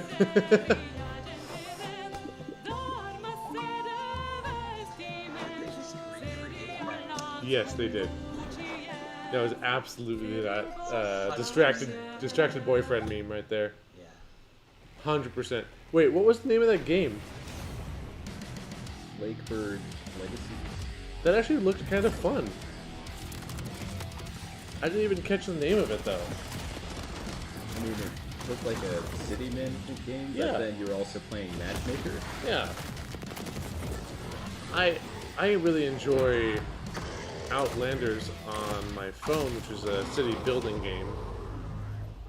That one looked a little more in-depth on caring about the people, but could be fun. I would definitely give it a try. It's the PC Gaming Show, and when you're not watching me, your favorite recurring bit of a robot, make But sure it just you goes go to right on through. GeForceNow.com to grab a priority membership trial. In celebration of gaming's biggest week, you can try out all the priority benefits, including faster And they are really access to pushing the games, GeForce Now. longer play times, and the glory of high-performance gaming with RTX on. Act fast. The special offer is only available for a limited I time. think we're gonna try out some cloud gaming tonight. Jurassic World Evolution 2, All of this talk of Left 4 Dead, Back 4 Blood, all of these co-op survival games. I think we might try some World War Z through xCloud, which could be kind of fun. And that's a cloud gaming service, and we haven't really done a lot of it. No, we haven't. I'm excited to try it out. GeForce Now. I mean, I guess if it has a free Let's trial, talk about might give it a MechWarrior shot 5 too. Mercenaries, and joining us to do so from Piranha Games is the senior marketing Oh, and now we community finally get to their manager, main Darren sponsor. Katz. Thanks so much for joining us, Darren. Thank you, Sean. Great to be here. Now, the MechWarrior universe is gigantic. There's a ton of games in it. I even played MechWarrior 2 Your back game in is strong, 1995. bro. What is your situation? Wow. Where does MechWarrior 5 sit in the That's space? kind of old. Yeah, obviously there's a very rich legacy of games that go way back. But in particular, MechWarrior 5 pays homage to MechWarrior 2 Mercenaries, but it has all this modern design and technology that I'm super excited to talk about with you today. Well, let's start at the real basics of what makes being in a mech and doing mech-on-mech combat awesome. You become a part of your machine. And when you're out in battle, it's not just a matter of pointing and shooting at everything. You're also managing your systems, whether you're, shooting a lot of energy weapons Here's or your missile Titanfall. weapons that have high heat output. Well, you got to manage your heat so that you don't shut down in the middle of a battle. And when you're facing your foes, you can salvage these battle mechs. So if you see a mech that you want, well, you might not want to destroy it completely. You might want to take out its legs or take out its arm weapons so that the pilot has to eject, and then you Anything can with just take giant the mechs. Now, in the last Gotta few give it a weeks, I shot. understand that there's been a whole lot of new content, both updates to the base game and a new DLC, Heroes of the Inner Sphere. a Talk to me little about bit. What's in the DLC? Boy, there's a lot in the DLC. I'm excited about all this stuff. There's the new career mode. When you start with the DLC, you can import your campaign previously if you'd like to, or you can start over from scratch and start from any of the great houses. And then carve your path through the galaxy from there. Speaking of paths, there's new career paths, which earn you powerful upgrades for your battle mechs, and it's a really exciting new feature for me. And there's a new procedural mission type called Beachhead. This is a big one for me. Beachhead is basically you're clearing an enemy base landing zone for your invasion force. So as you land on the planet, you're wanting to take out satellite installations so that the enemy can't communicate with each other. You're taking out artillery emplacements. You're basically clearing the path, as I said, for your invasion force, which leads to a really cool ending of the mission if you succeed as your invasion force comes down. There's a new biome called Extrasolar Moons, which that's maybe kind of represented in the image behind me. It's a really cool lunar type setting that we haven't had before. And then there's a lot of new equipment and weapons, things like electronic countermeasures and other electronic equipment like Beagle Active Probe, Mask, which is a little like a turbo boost for mechs, new weapons like chem lasers, mech rifles, and stream SRMs. So a lot of new content. I'm really excited about it. Can you talk to me about what are the new different mechs? How do they play differently? The 7 new chassis are the Vulcan, Dervish, Corsair, Marauder 2, Champion, Charger, and Hatamoto Chi. But a couple of my favorites. Familiar names in there, yeah? Yeah. So the first one I'll talk about is the Vulcan. It's a very unique mech. It's got a nickname, the Scarecrow, which you'll see from the profile. It's just a very unique looking mech. There's nothing else like it in the franchise. It's a 40-ton mech. It's highly mobile, and typically it's used for reconnaissance or scout missions because of its mobility. So it can get in and out fast. You can, if you're looking for a specific target, if you're on an assassination mission, for example, you can get in there, find your target, get back out. Another mech that I'm super excited about, this is one of my favorites, is the Marauder 2. This thing is a 100-ton assault mech, and it is just huge beast. Yeah, it is gigantic, and it is terrifying to see it coming at you on the battlefield. It's something we've talked about before, modding. I know that MechWarrior 5 has a rich modding community. What are some of the amazing mods you've seen developed? There's simple modifications from HUD changes, changing colors, adding mechs, weapons, and equipment, to full conversion mods. We've got basically a Mech Commander mod in development that is just amazing. It's a top-down, real-time strategy game. So really, anything you can imagine, somebody out there in the community is probably working on. Where can people go to get MechWarrior 5 Mercenaries? Yeah, you can pick it up on Steam, GOG, Epic Game Store, Microsoft That reminds me PC, of and of course the Xbox. StarCraft custom games back in the day. Thank and you again, so much, we were just Darren talking Katz, about for that, joining how us to talk about the MechWarrior more 5 options you give a Mercenaries. And player, of course, a warm thank you to the MechWarrior 5 greater for sponsoring the chance your PC game Gaming is going to Show survive and and giving thrive. me this cool patch. Coming up next, I let's remember take a look I used to at only Silt. play use map setting games for StarCraft, and that's just all I would play. And if it didn't have that, I wouldn't have been in it. I mean, there are entire genres today, like the MOBA, wouldn't exist. At least it might not exist without the mods of like Warcraft 3. Yeah. So. This it's seems very pretty cool.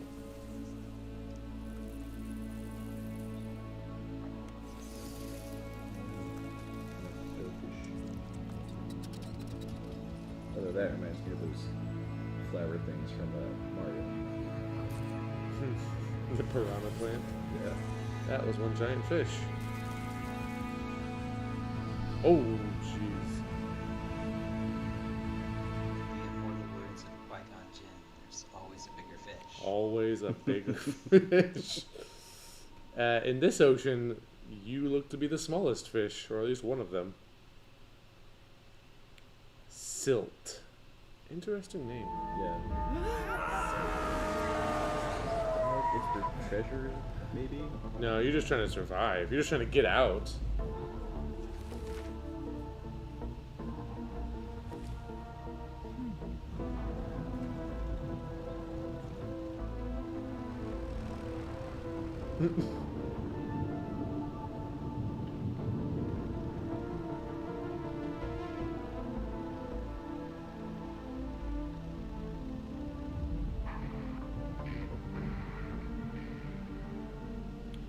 Oh. I wonder if this is Hello Neighbor too. I don't know, but it kind of looks like it. It certainly looks like it, yeah. Did you play Hello Neighbor? No, I've never played it. I've seen it played, but I've never actually played it.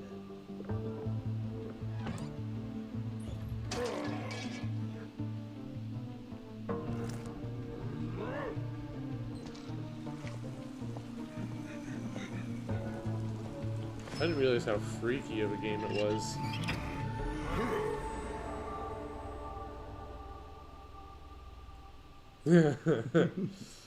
It's spooky.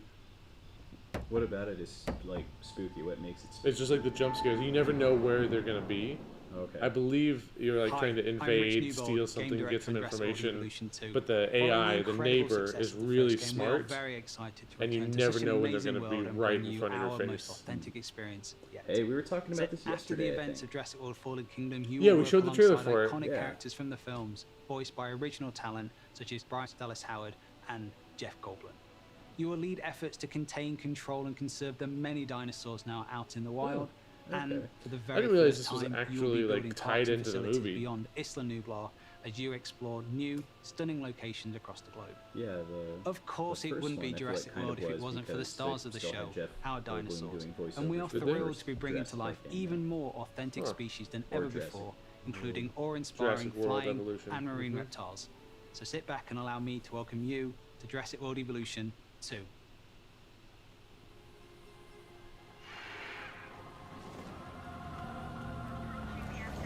And this is, I think, the same trailer we showed before. All the warning. So hopefully they show something a little more than just this. Forgot the lessons. We abused our power.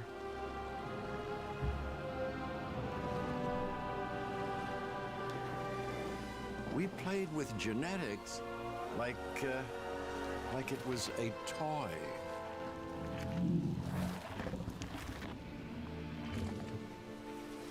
We weren't careful. And now, here we are.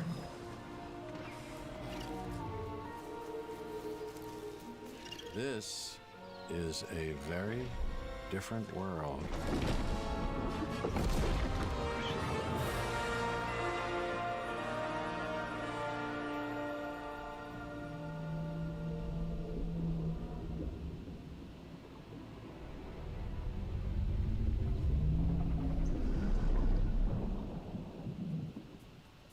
You just saw Jurassic World Evolution 2, and you know, after all your failed attempts at Yeah, running a dinosaur same park thing, and getting so all those very people little killed, about it. I think this is finally going to be the one where you finally pull it off without a hitch. With a host of new features and new dinosaurs, this sequel from Frontier is an even deeper management sim with a brand new and original narrative. Make sure to wishlist it on Steam now for release later this year. Now, with all the games we've covered so far today, we're always curious to see what you are talking about. So far, it seems like the chatter on social media is all about War Tales, Nautica Blade Point, and unsurprisingly, Mech Warrior 5 Mercenaries. I have a feeling, though, that may change as we have plenty more to come. Let's now head on over to see what the folks think at they had New to put Blood that up there. Interactive have cooking. Mech Warrior. Take it away. Yeah. Yeah, that's serious. Yep.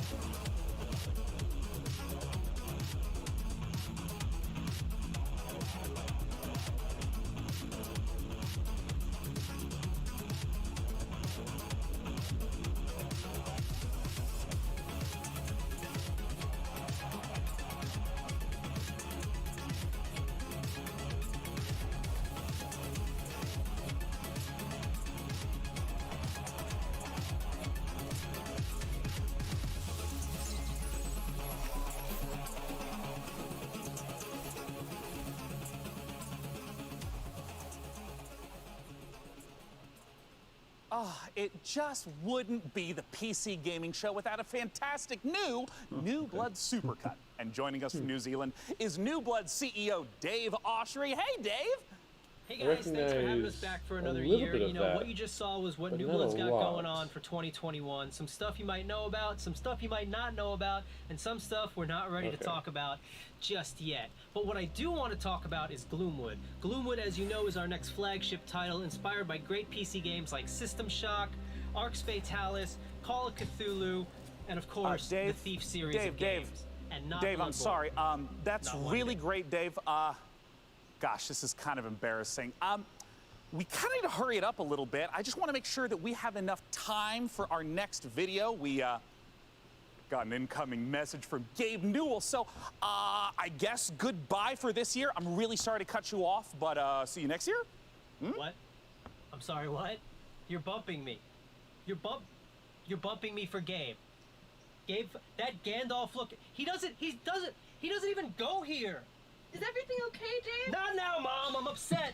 We've spent a year on this. Where is Gabe? Where is Gabe? Where is his... Take me to it. Take me to Gabe Newell. Gabe. Bull. PC Gamer. This isn't over. We got a button for that. I'm sure Dave is and will be fine. And if he's not, who cares? Because we have a special message from Gabe Newell. Take it away, Gabe. Hi, this is Gabe Newell. I want to thank PC Gamer for all of the opportunities it gives us as developers to connect with gamers around the world and highlight the new and exciting projects we have coming. One of those for us is Steam Next Fest, an event we're hosting in just a few days to give players a chance to try demos of upcoming games for free.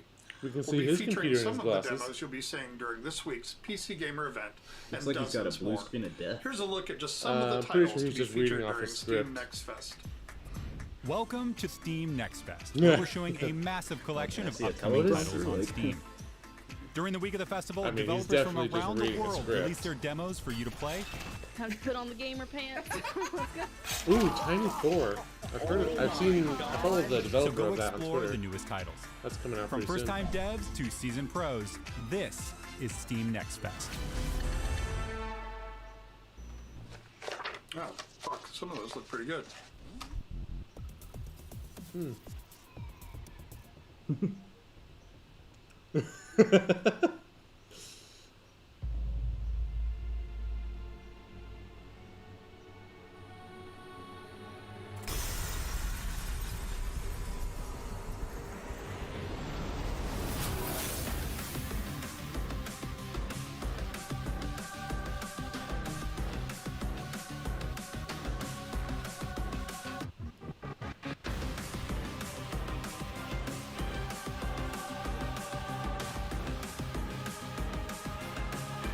I don't recognize this, but it is bloody. Yeah, I was about ready to say, I don't know what this is, but it's real intense.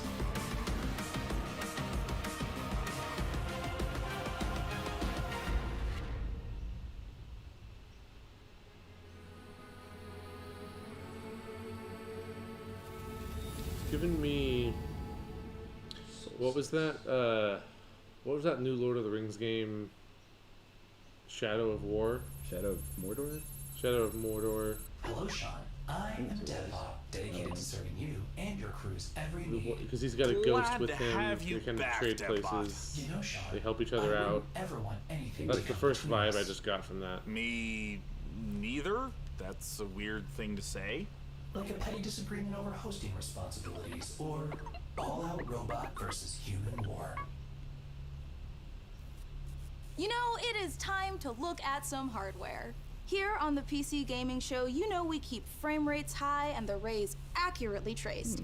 Building and upgrading your rig is as much a part of the hobby as playing the games. We put our heart and soul into these machines, and if that means using enough RGB to light the Vegas Strip, who's to judge us? This year, with the help of PC Gamer's hardware editors, which I'm pretty sure they're just, weird brains in a jar, we've picked out 4 of the most exciting pieces of kit set to emerge from labs soon.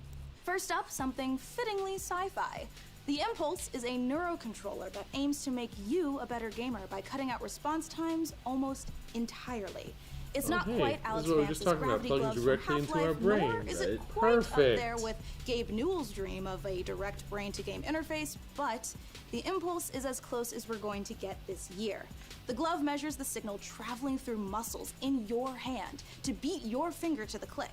In theory, it's giving you the chance to nail that headshot precious milliseconds ahead of your opponent. If it works out, we could see a tech like this become commonplace in esports. And if it doesn't, let's hope our neurons at the very least remain unfried. Next up, you guys might be wondering what this chonky beast is. So allow me to introduce you to the Fanatec CSL DD wheelbase. Do you want to feel like you're really burning rubber at Daytona? Well, then you need a serious force feedback wheel. Seems like a Direct lot of drive technology wheelbases gets to you as get a couple close to the feel milliseconds. of a Yeah. real I mean, race gamers machine will without, hop on having it. to huff gas and stuff like But that. at the same time, that seems Historically, like the problem with this tech very has been minimal the price, reward which for has involved probably dropping several car money on your $100s. rig. Yeah. So Fanatec aims to solve that. The CSL DD comes in at only $350, which still isn't exactly a bargain, but it's much cheaper than its competitors. And the CSL DD is already wowing diehard sim racers. It might be slight overkill to use it for Rocket League, though. Believe it or not, sometimes less really is more. If you want to play The Witcher 3 on the subway like we all do, you don't need to drag your tower along for the ride. Just use the One X player. A wave of more powerful processors have finally made handheld PC gaming a reality. Inside this Switch-like machine, you've actually got an Intel Tiger Lake chip with XE about graphics. different These mini machines are handheld going to be PC cropping up gaming more and more, solutions, so expect major which advances I think still is to really come. cool. Lastly, Yeah. let's take a look at the Asus PG32UQX. I figured Not the something had most to come catchy along name to for this rival the gaming Switch. monitor with all There of the are some of trimmings, those, but the issue is that actually one of they the will sexiest PC products destroy this battery year. life. That's because this monitor I would. comes with You a don't mini normally get LED more than backlight an hour and a featuring half, full 2 hours local out of it. dimming. The result is a screen So that's not it's- only Unless fast, you have like but a fat brighter power bank to than plug it into. the sun. Yeah, that could Stare at it help. long enough, and you might not notice the $3,000 price tag. For those of you still left standing, it's time for more killer games, starting with Chaos Gate.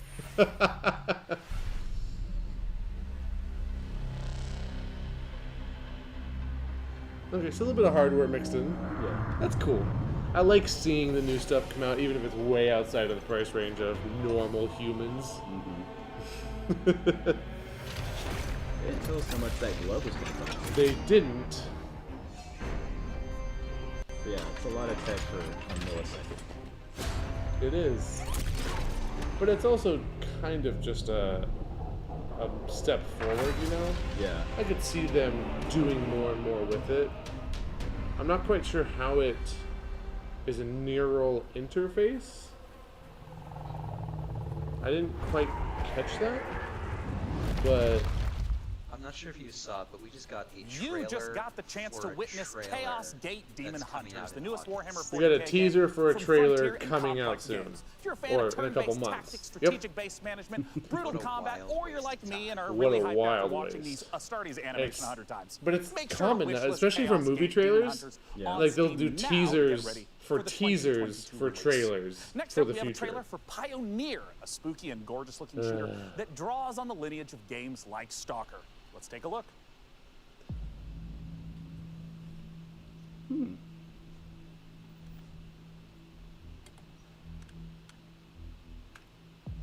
Heh. Wow, that right there just gave me like a Fallout vibe. Yep.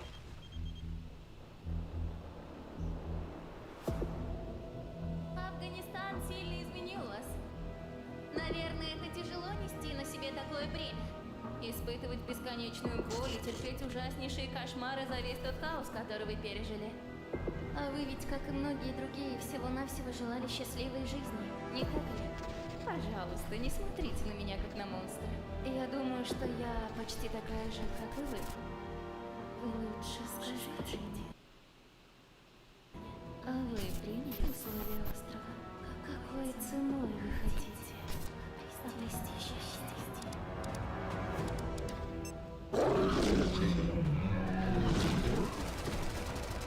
It's meant to be creepy. Yeah.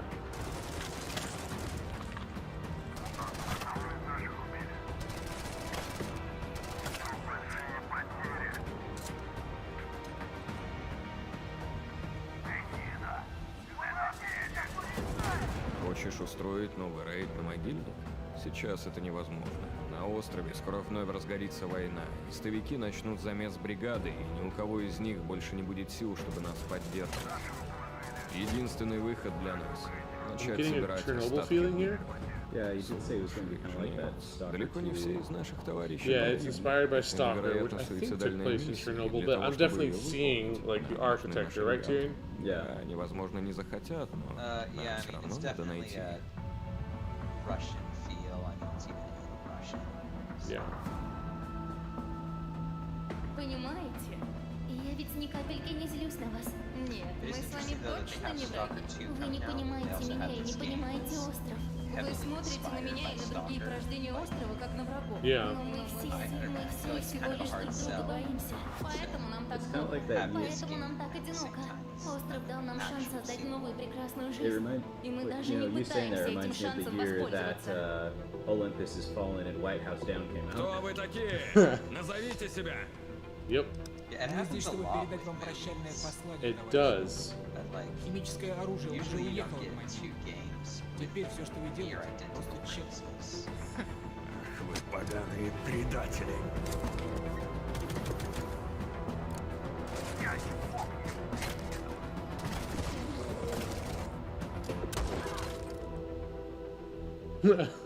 Oof.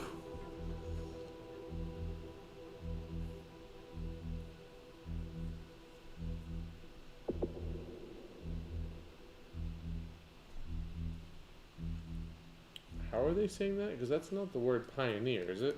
Time is Sounded running like that's how out he to said it vote when for he which announced it, custom though. PC you'd It like did, us but Pioneer to assemble. has two So vote now E's. for one of the remaining Mech Warrior factions by typing Yeah, in the chat Pioneer most wherever definitely you at has home two are E's. watching. Alright, so now we've got another stack Interesting. of brand new trailers for you, beginning with a special I mean, it's clearly transmission from one of our Russian, so maybe favorite it's games based in something else. space, EVE Online.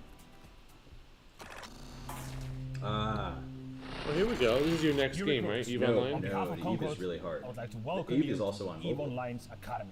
Great job in surviving so far. I'm quite amazed that you actually managed to get past those I've heard pirates earlier. You're getting about to into take EVE on an Online adventure like is no other. extremely This dark difficult, is filled with all the basically a capsules. second job. And it's up to you if But you once you work get with into them it, then or it's a little against better. them. You can You make gotta a get living past the as a big peaceful learning explorer, curve. or as an industrialist, shaping the foundations of EVE's economy.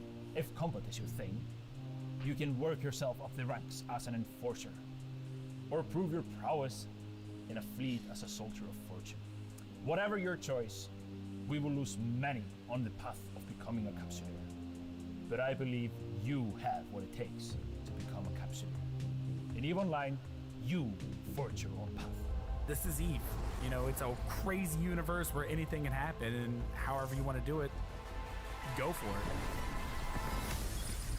I'm the CEO of a industrial corporation in EVE Online. We're a 5-man operation, and we specialize in manufacturing and delivering fully fitted chips in bulk. I want to be on the side of the people who are fighting against the oppression, against the bad guys, and it's like a project, and you're kind of putting the pieces together by getting the skills ready for the ship and all the modules, and that ship basically is the dream. You get to use cloaking devices, probes to scan down EVE Online is unknown such a parts of cool space. idea. And there's always the threat of being discovered. The actual by gameplay itself seems a little might be boring out to me, hunting explorers. but the mechanics of being able to do what you want, create your own racing, industry, bullets are flying, ships are all over is the so place, cool. and you start I shaking think because so, your adrenaline's but pumping because you're gonna lose your it's ship. It's at this complexity level that is beyond what I want to dabble in. Yeah, it really takes a lot of time and dedication. Oh, see this is more my speed. Lumber Hill.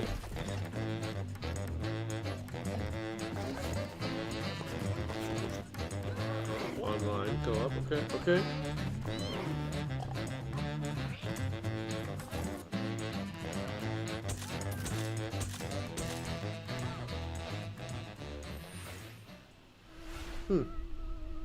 Okay. It's a game where you do stuff. That's what I got from it. Yeah. You chop down trees. Games with really simple concepts. Like old games. You remember this Katamari Damacy? What? Katamari Damacy. I think so. Where you just roll as a giant ball. You roll a giant ball, and that is all you do. and each level you have to roll a bigger ball. Mm-hmm.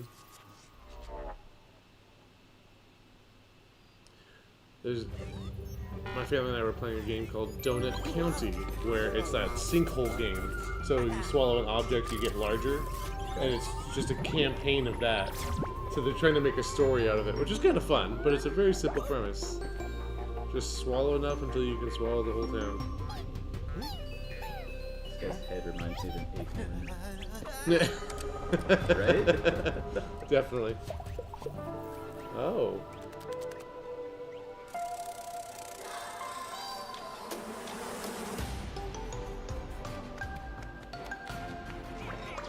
Oh, it's Pikmin in your living room.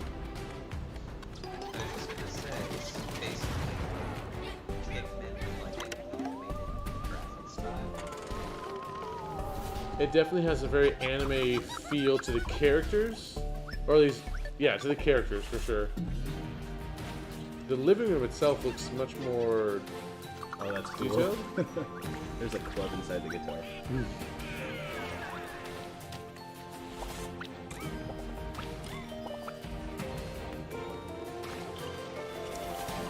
This looks pretty cool. This looks like it would be a lot of fun to explore and play. Yeah. It's another shrunken down type of Chcielibyśmy game. zaprosić wszystkich widzów PC Gaming Show oraz fanów gier Survivor Horror RPG do obejrzenia naszego world premiery, w którym znajduje się ekskluzywny gameplay z misji The Heist, czyli wielkiego finału naszej gry Czarnobyl. The Heist. How do I enter that power plant? We need intel, backup, supplies, and most of all, we need a fucking plan. We'll take our next step when the time is right. For today, let's focus on getting our strength back. Somewhere to sleep would be a start. It looks like a lot more focus on team, resource management. I'm only really interested in building. Where is Tatiana? But definitely some FPS in there as well, yep. Customization of your weapons. It looks like a little bit of paranormal. Before we enter the lion's den, I need to triple check everything is ready. Sniper, are you in position? Affirmative. I took the roof of an abandoned building with a pretty little view of the entire power plant.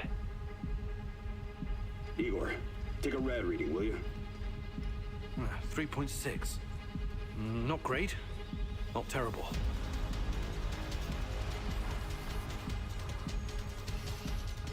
Chernobyl light. Don't go anywhere because we have more games on the way. Sounds kind of interesting. Our friends at Games Radar will be bringing you the Future Game Show, a digital showcase of some of the most exciting games coming to consoles and PC in 2021 and beyond.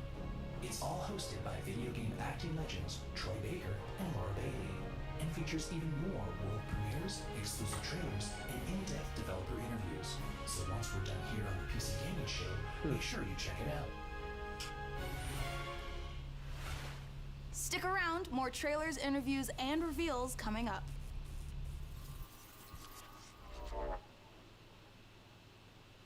Yeah, they are produced. They're showing a lot. It's a lot of content. This is a lot. Yep.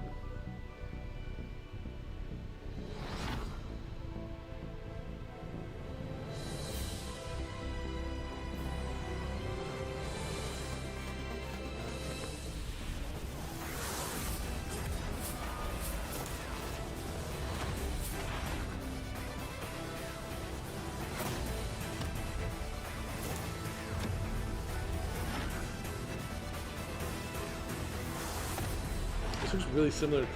Didn't we see this already? I think we saw a game that looked like it.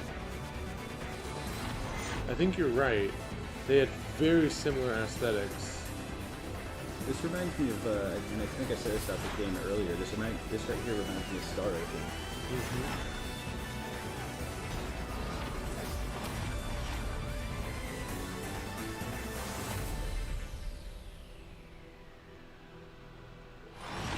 Okay, but this is a totally different game. Yeah. Oh, it's a Kickstarter game. Interesting. All right. Icarus.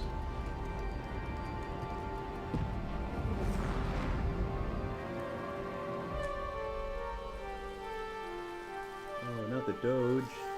Okay, never mind. Pressing the...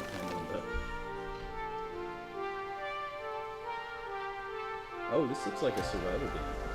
Oh yeah, we haven't actually seen many of those today, have we? No, like, this looked like you land on Earth, or a planet like Earth, and then it showed gathering resources and building a house that now got destroyed. Man, you remember when survival games were the trend? Like Ark? There was 1,000 survival games coming out a day. It was ridiculous. I haven't played one in a very long time, so... Yeah, there's not very many that survived.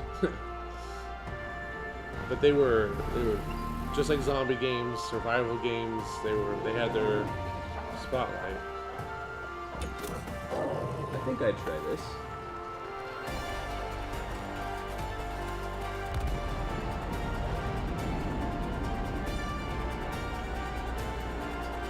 I'm trying to get off the planet. You know what this... Icarus. Huh. I have friends who play... I can't remember what it is. They play a survival game, but it's not... It's not Ark Survival? No, it's... It's a little more text-based. Not completely, but...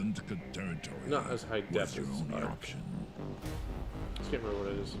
In this open world RPG, from the jungle to the streets. Maybe if you can infiltrate the faction, rob the syndicates, keep your team together, and stay alive, you might just find a way off this planet.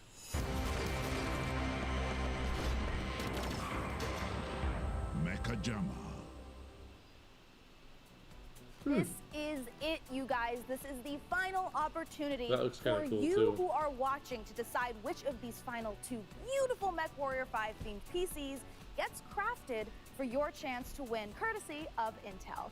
Wherever you're watching in the show, just go crazy in chat with the color, house, or number of the build that you want to see. So here is where we are at so far. It looks like Karita is at 46%, Merrick is at 23%, and Steiner is at 31%. All right, you guys, if Karita's not the one you want to win here, you got to get to voting. And we are almost out of time to vote, but there are still some trailers left. So here is The Wandering Village. I couldn't tell you. Oh, here we go. Here's another Civ-type land game. Whoa. Wait a second. I feel like I've seen this before. On the back of the back of giant animals.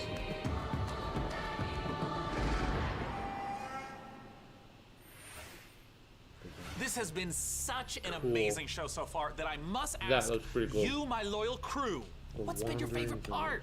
I definitely am looking forward to Vampire the Masquerade Swan Song. Oh, it's so hard to choose every year, but I think I'm gonna have to say Humankind for no particular reason. Oh, no doubt. For me personally, I cannot wait for Lemnis Gate, because I gotta know what a turn-based strategy first-person shooter game even is. What about you, DevBot? I love the robot Oddlips. Wait, that doesn't happen until the end. Never mind. No, not never mind. What did you say? Wait, what? Oops, system malfunctioning. Boop, bop, sending the next trailer now. Okay, so The Wandering Village is actually out on, I think, on early access right now. If you wanted to check that out. Alright, what is this one? I was busy looking at something else. I missed the title. Tyrion? I don't think it showed the title, actually. Don't think we have a title yet. It kind of visually reminds me of Carrie.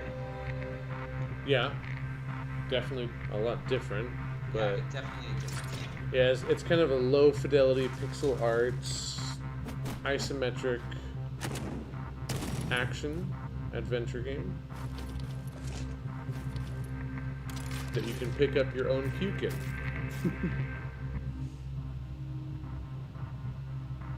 Wow. That's an image. It is, that's sad.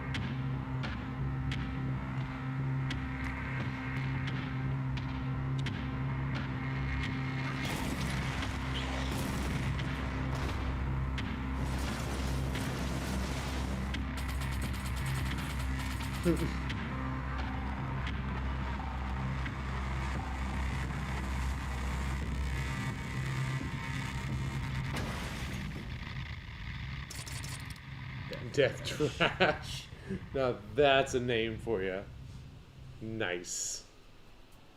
Can't say I play All that. right, you but guys, this is the I have moment, not the seen a game moment where we you can have pick up your building own up to poop. all PC Gaming Showcase.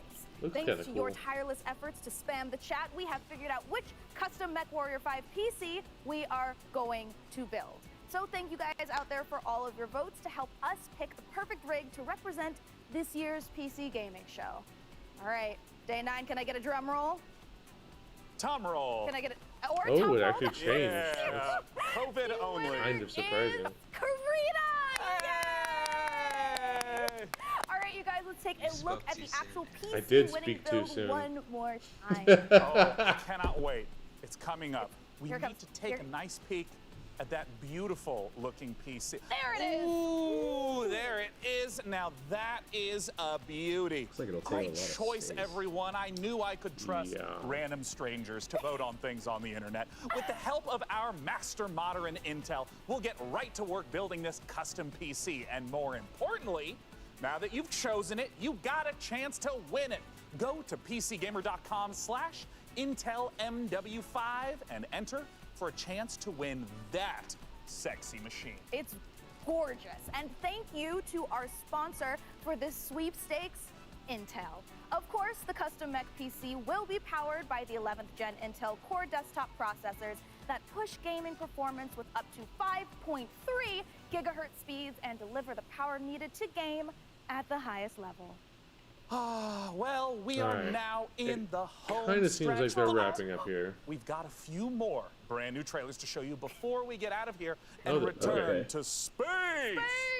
So they're First not up, totally spiritual done successor yet. to one of my favorite games of all time, Heroes of Might and Magic 2, a game we revealed 2 years ago at the PC Gaming Show. Let's take a look at Songs of Conquest.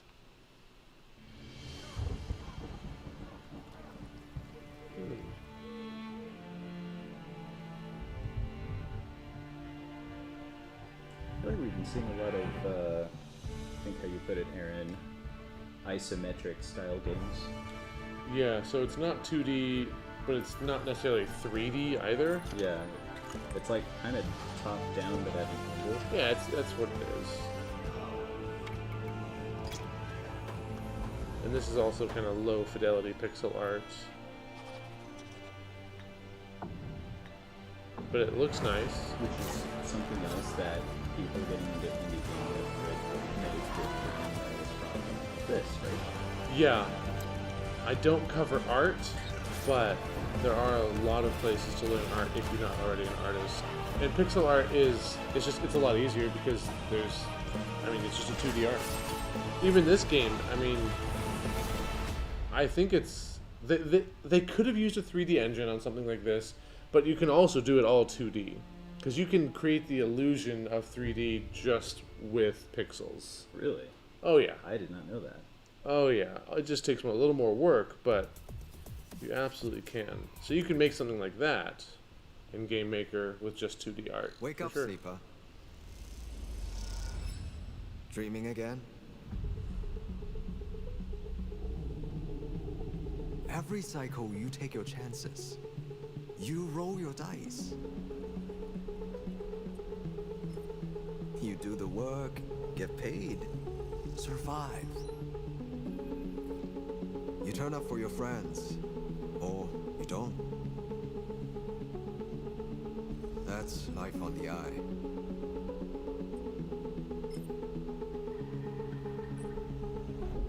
Wake up, sleeper. Your body is dying. Planned obsolescence. SNRP's gift for its escaped workers. But we can fight this. You can remake yourself here. They don't own you anymore.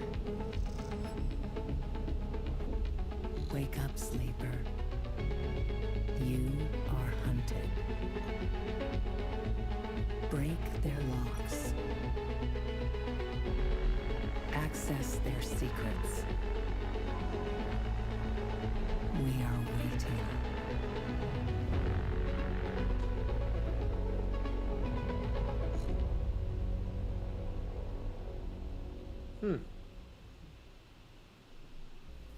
Sounds really interesting. Really strong thematic without showing you a lot of how it actually works. Disciples. Yeah, which I of appreciate. With their guns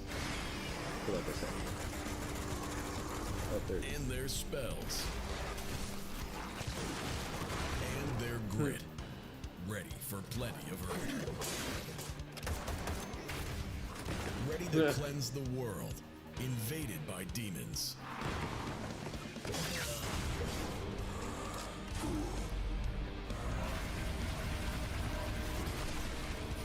Introducing Band of Warlocks. Definitely inspired by Doom. One man is not enough. This is a DLC for the original Doom. Yeah. Project Warlock 2. And Project there Warlock you 2. have it, the Nice. 2021 PC Gaming Show.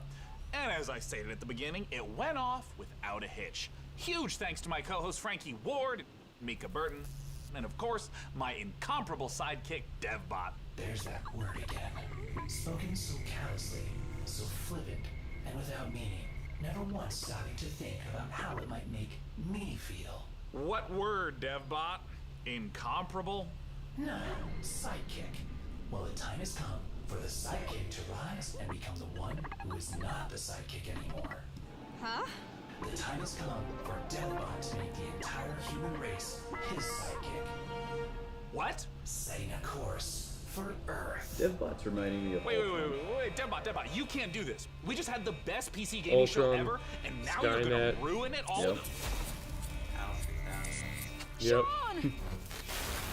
All out robot versus human war. Situation. Sean! Situation. Sean! Situation. Do something! Do something! Yup. Countdown to the extinction of human race begins now. Oh, Deadbot, no! We have so much to live for. I'm pretty sure Half-Life 3 is gonna be announced this year! 3, 2, bye for now, Dum-Dums.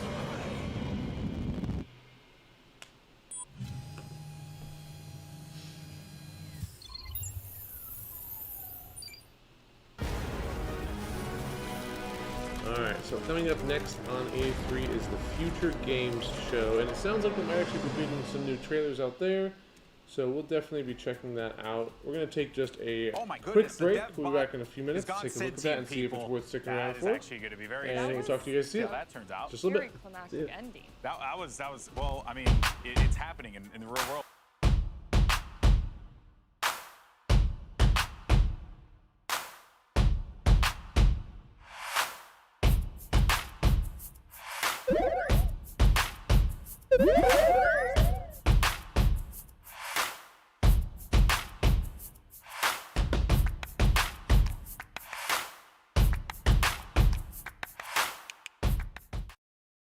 Which titles do we pick to talk about? Yeah.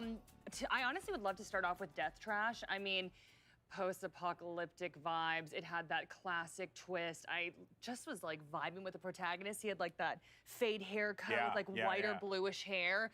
I don't know, I just loved the look of this game. It was just giving me nostalgia feels. I felt like a kid again. Like, this looked like a game that I probably would have played on Super Nintendo, but again, with a modern twist now. So. Yeah, and we're seeing a lot of that as well. A lot of games that have that, classic look, but, the HD 2D that we're beginning to see. Another one that was standing out to me, came right at the end, was Project Warlock.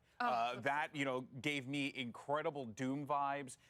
As a Doom fanatic, that was something that I quite enjoyed. I think something like that just goes to show, like, that style of game is clearly not going anywhere. It's not, it's just as good as it was then as it is now, Yeah, it's nice to see that we're seeing all these like retro-like games. I mean, the music was definitely there, Oh, yeah. and I definitely got Doom vibes as well. Like I was like, okay, they came 100 and was 100% there for it. Sacrifier, you and I both, we were Sacrifier geeking out looks as so soon good. as that came up. Yeah. we were. It was again, we were talking about this earlier.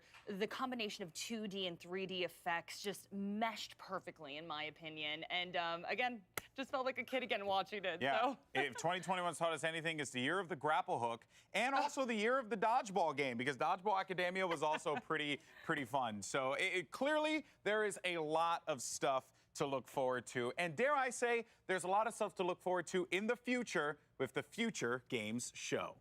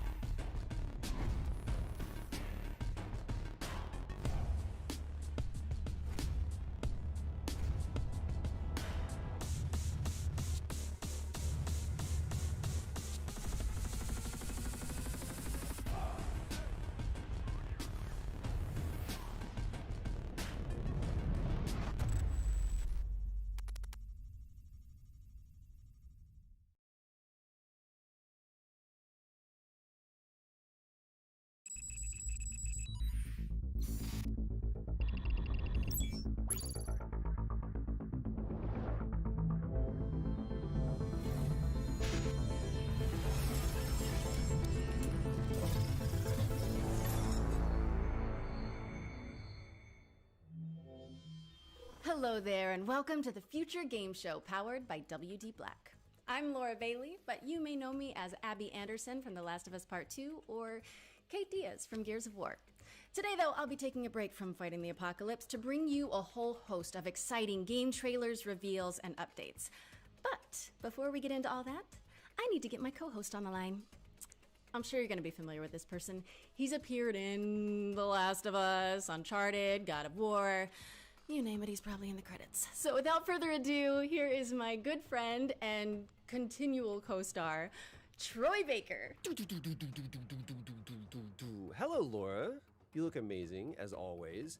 Yes, you may know me from a few video games. Joel Miller in The Last of Us, or good old Agent Jonesy from Fortnite. But over the next hour or so, Laura and I are going to be giving you the inside scoop of some incredibly exciting games and also showcasing developer interviews, exclusive trailers, and a whole lot more, including world premieres. There's also a chance to win a $500 gift card and a WD Black hard drive by following the link here. And we have a new addition to the show this year, the virtual show floor.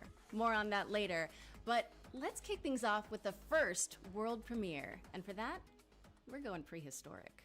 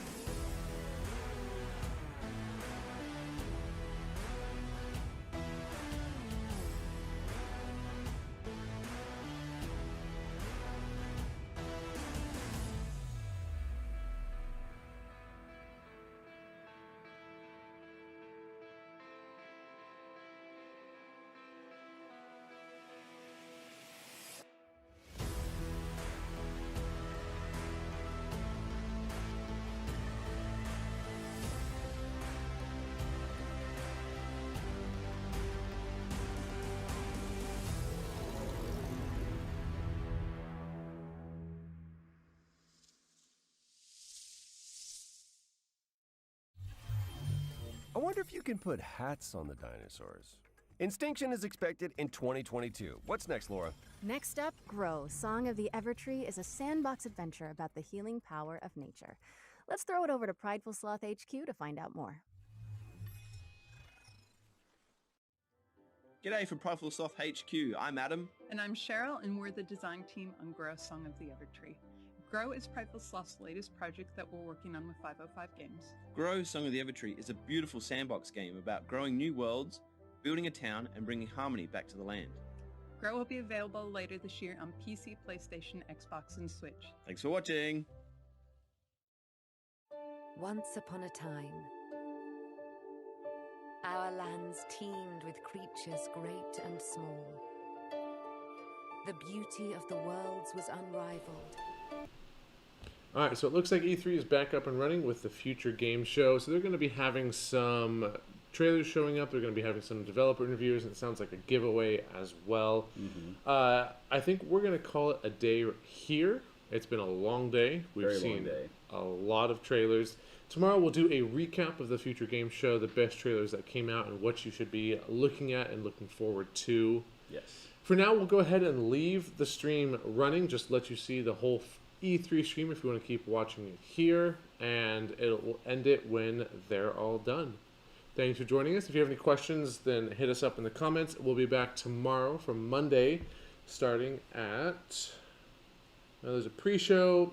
There's a Verizon event at 9 o'clock. That might be kind of interesting, so... It might be, or it might just be a 45-minute ad for Verizon. That too, that's very possible. And then in television at 9:45... the most interesting thing, the first interesting thing looks like Take-Two Interactive Panel at 10:15. We'll do some research and we'll schedule a stream and let you know for what time we're coming on tomorrow. Expect us around 9 to 10 o'clock though. Sound good? Sound great. All right, guys, thanks for joining us. Thank you. And we'll talk to you later. Evertree, which is coming to PC, PlayStation, Xbox, and Nintendo Switch in 2021. Okay, Laura, that was extremely cute, but have you considered more dinosaurs? You can't just hijack every game reveal and make it about dinosaurs, Troy. Life finds a way.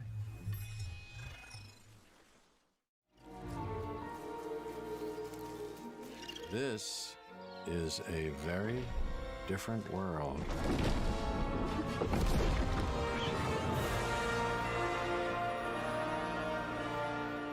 Hi, I'm Rich Newbold, Game Director at Frontier Developments.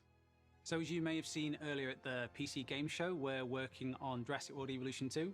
We're really excited about it, and we're looking forward to creating the most authentic Jurassic experience yet.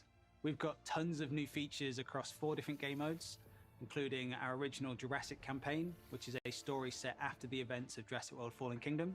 You're going to be leading efforts to contain, control, and conserve all those dinosaurs now running out in the wild. You'll be working alongside characters from the films, voiced by original talent, such as Jeff Goldblum. And in the game, we have over 75 prehistoric species. We've got new dinosaurs, we have returning community favorites, and we've added flying and marine reptiles to the game. I'm really thrilled to be showing you a first look at footage from the game itself. This is from our Species Field Guide series of videos, focusing on one of the many prehistoric species we have in the game. This is an iconic, popular dinosaur. It's the Triceratops, but we're showing you it in a new environment never seen before in Jurassic World Evolution. I hope you enjoy it and are looking forward to the game releasing later this year.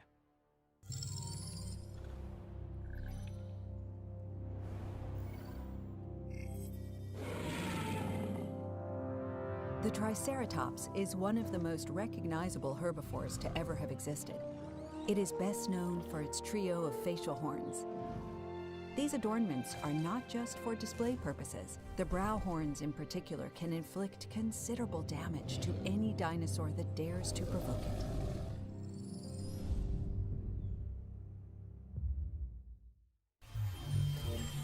That was Jurassic World Evolution 2, which is launching in 2021 on PC, PS4, PS5, Xbox One, and Xbox Series X and S.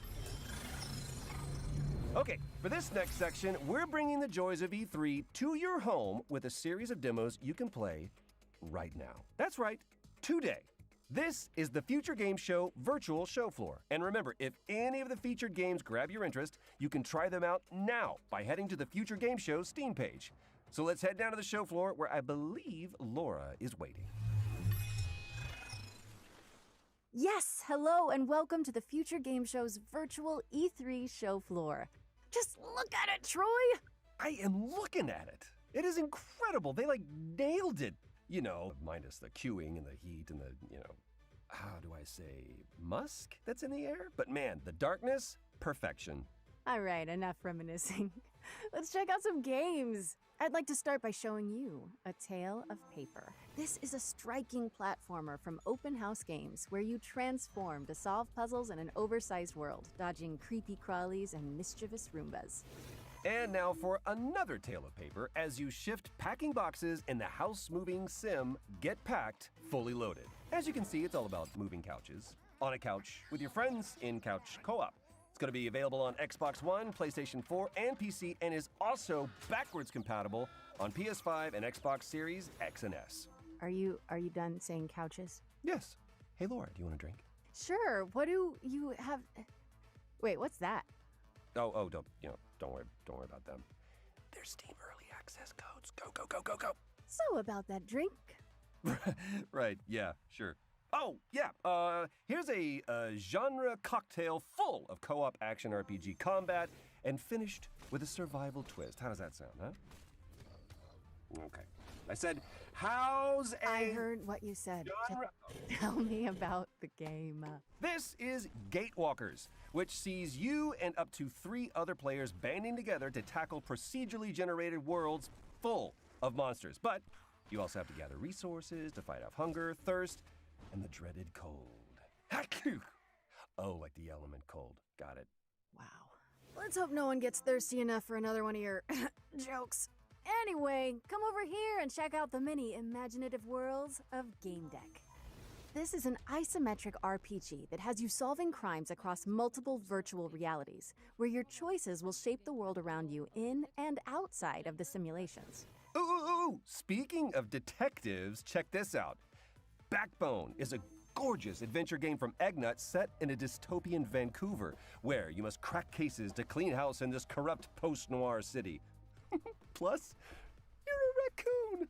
Well, if you like raccoons, allow me to offer you more critter-based adventures with Beacon Pines. Set inside of a magical storybook, Beacon Pines sends players to a sleepy mountain town where you collect powerful words that can completely alter the narrative in this charming but mysterious tale. You know, I'm detecting a theme with the anthropomorphic animals. You know, Laura, I've always... Another set of codes. Interesting.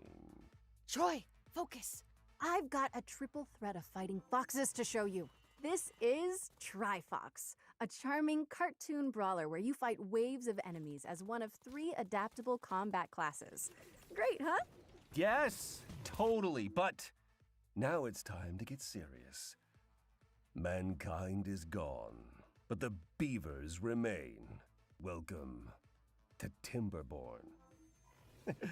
It's a unique city builder where players set out to create the ultimate beaver society. This involves everything from constructing dams to crafting carousels.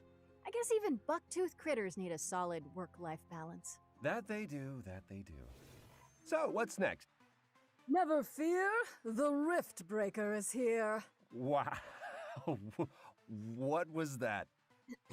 Is what I would say if I was playing our next game, which is a base-building survival game where you hack and slash your way through hordes of alien creatures. Look at it! Oh, no. I want to hear more from the Rift Breaker. Okay, maybe after this showcase we're meant to be hosting. And with that, we've reached the end of our little tour. But remember, you can go hands-on with all of these games right now by visiting the Future Game Show page on Steam. Now, how do we quit this? Is it no, that's update preference. I don't need to update this. Laura, can you help me out just a little bit? I got you. Okay, we're back. quick note, from here on in, when you see this pop up on screen during a trailer, it means you can visit the Future Game Show page on Steam to play a demo and go hands-on with the game immediately. Adrian! Adrian! I was doing Rocky. Sorry, I just always wanted to do that. It's because our next game is all about floating like a butterfly, stinging like a bee. Check out this exclusive presentation from Steel City Interactive about Esports Boxing Club. Coming later in 2021, Esports Boxing Club brings you the greatest fight roster in video game history. With over 200 fighters already signed, we've got some of the biggest and most anticipated names. Greatest of all time, from the absolute legends of the sport to the most exciting names in boxing today.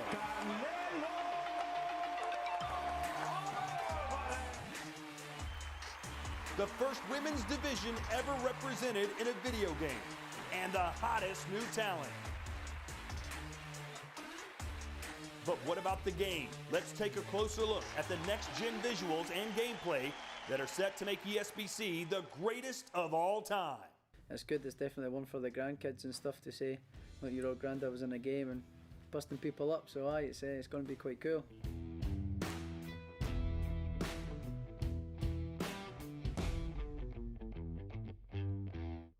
So the movement system in ESBC is all about fluidity, being able to create angles, recreating mannerisms from boxes. The physics system doesn't just rely on animation. This allows us to recreate realistic knockdowns. Even when a fighter's unsteady on their feet, it's not purely animation based. Now we've had professional boxers, professional coaches come into the studio and provide input through motion capture and actually reviewing the game during its development. And now we really feel like we've created a true representation of the sport. Presentation is important to us. Just because we are in the studio, we're still going to aim high when it comes to production values. Esports Boxing Club, coming to PC and all major consoles with early access in 2021. Esports Boxing Club is coming to PC, PlayStation 4, PlayStation 5, Xbox One, Xbox Series X, and Series S.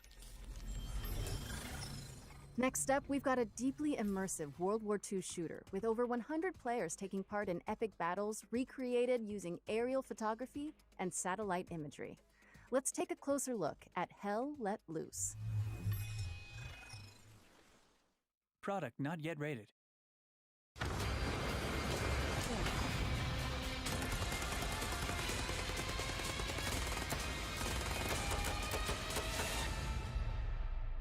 My name's Max Ria. I'm the founder of Black Matter and the lead developer of Hell Let Loose. Hell Let Loose began as the idea of a couple of hobbyist game developers all the way back in 2015. Following a successful Kickstarter, we launched into early access in the middle of 2019. And since then, we've delivered 9 enormous updates, including entire systems overhauls, 6 new maps, tons of new weapons, gadgets, and vehicles, as well as expanding our unique real-time strategy-inspired metagame. As a result, we've been fortunate to sell more than 1 million copies during our first year of early access. 2021 is only going to be bigger. I'm excited to announce that we're launching out of early access on July the 27th with the introduction of the Soviet forces on the Eastern Front, including famous battles like Kursk and Stalingrad, before we close out the year by bringing Hell Let Loose to next-generation consoles. Hell Let Loose has only grown due to the vibrant community that surrounds it, from our earliest Kickstarter backers to our newest recruits. We're excited to introduce you to this ever-evolving and expanding World War II experience. We hope you enjoy this first look at what's to come.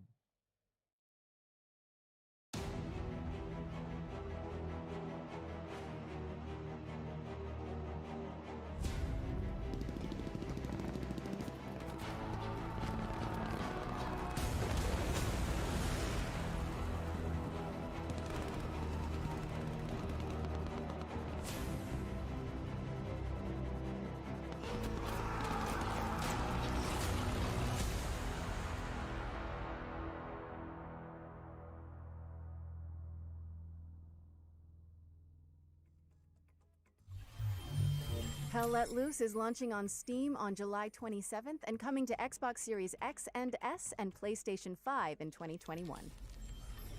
So, Laura, have you ever wanted to play XCOM, but in real time, with up to 7 of your friends?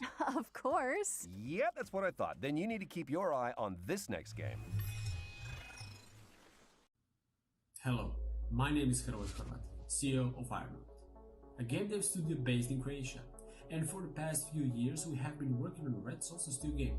It is a real-time tactical battlefield game, which supports up to 8 players and has a fully playable co-op campaign. We are ready to show you the launch trailer now, so get ready for June 17 when the game launches on Steam, and have fun blasting some mutants. You are the Executor, a high-class commanding officer with advanced cybernetic capabilities. You were awakened to lead a secret task force that will counter the threat of Stroll mutants and liberate Mars.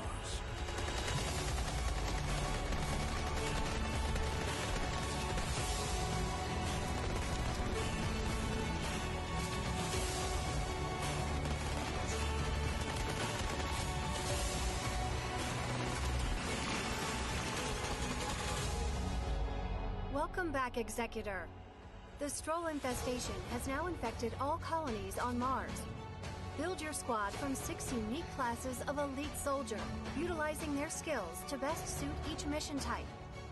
Customize their weapons and tech, as well as their upgrades and abilities. Take command on the battlefield using the command radio to give orders to the whole squad or individual soldiers. Concentrate fire on targeted locations and carry out supply runs even during the heat of battle. Recruit your friends to the fight and join in up to 8-player co-op missions to save Mars in our name.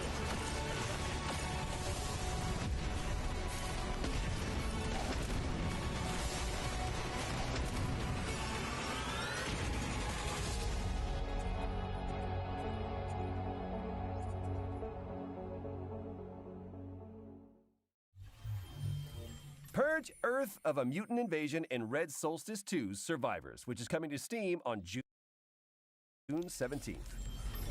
Our next game is about delivering mail in a sleepy American lakeside town. Let's join Dylan from Gamius to learn more.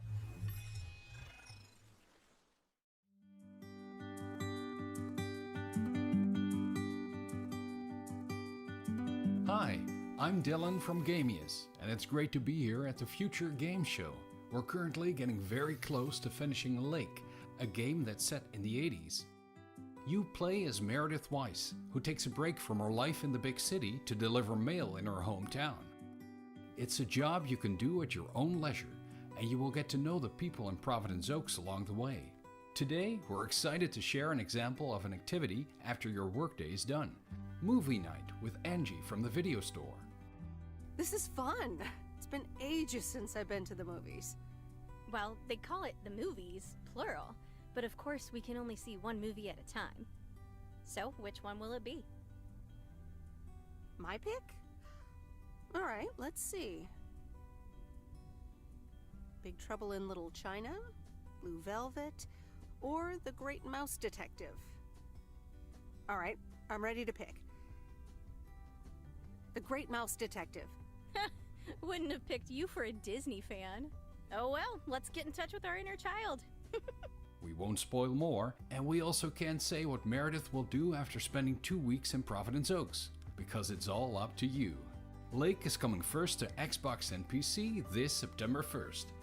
Thanks for watching, and enjoy the rest of the show.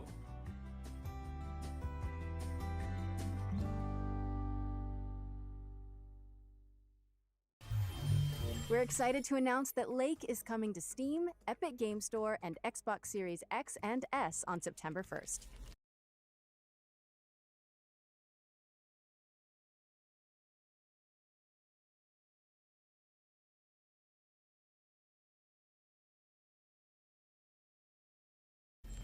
Now, what kind of a showcase would this be without a new Souls-like? Our next game is a pixelated take on the genre, following a protagonist with a giant obsidian sword.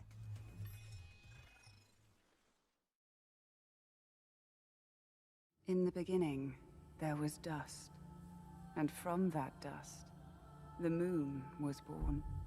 Eons of idleness passed, before suddenly it shattered. Great celestial chunks cascaded from the heavens unto earth. From one prodigious shard spawned humanity, and from another, the gods. For a great many years, balance endured, until a foul and malevolent deity intervened. Exil spread greed and distrust among his kin, compelling these calamitous beings to conquer man. Centuries of servitude passed, until finally, aided by a veiled ally, humanity revolted. The Great Crusade overthrew the old gods, imprisoning them within the sacred walls of the Citadel. At the expense of untold lives, a peace was wrought, but it was not meant to last, for the miscreant, Exil, returned from his concealment, conducting atrocious experiments upon his caged kindred. A darkness permeated the lands. Rivers stagnated, crops failed, and the world of man began to fade. The great moon, witnessing all, wept a final shard. A shard of the purest obsidian. And thus, a glimmer of hope remains.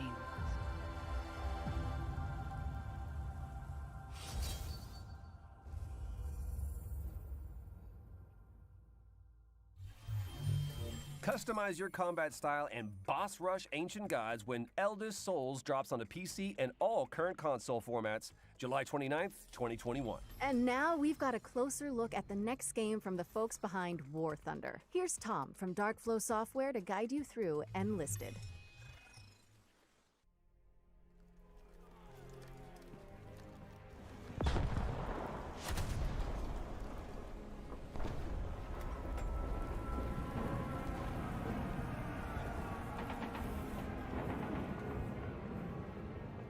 Hi there, thanks for tuning in. Hopefully our little trailer has got you interested. My name's Tom, and I'm part of the team at Darkflow Software behind our new game, Enlisted, a historical World War II shooter with some unique gameplay quirks. One of Enlisted's most unique features is the Squads mode, where you head into battle with a squad of AI soldiers under your control. You can instruct them on how to react to enemies, and most importantly, you can switch between any of them seamlessly with the press of a button. You'll only need to respawn when your entire squad is wiped out. This way, you're always kept right in the middle of the action. Although, if you prefer a more traditional shooter experience, we have a fleshed out solo mode too, where you will only fight against other players. At its core, Enlisted aims to form a golden middle ground between the more hardcore and arcade-style shooters currently available. Time to kill is kept short. A bolt-action rifle to the chest will down a soldier in a single shot, with submachine guns and pistols taking only a few hits. Vehicles as well can of course be devastating, but have their limitations. Aircraft are restricted to the cockpit view, and crew inside tanks can only use viewports to spot targets, so you'll need to keep your wits about you to really get the most out of these machines. Progression in Enlisted is spread over various campaigns. Currently you can fight in Moscow, Normandy and Berlin, with Tunisia and many more coming soon. Each campaign features new weapons and equipment. Firearms can be improved to increase their raw performance, and soldiers can be leveled up to grant them specialized perks. Different classes of soldiers are able to equip different gear, with specialist classes such as engineers able to build structures anywhere on the map, including FOBs, sandbags and barbed wire defenses, and even anti-tank cannons and AA guns. Enlisted aims to keep historical accuracy in the forefront of development. Firearms, locations and uniforms are all true to history. No neon pink Sten guns and mohawks here.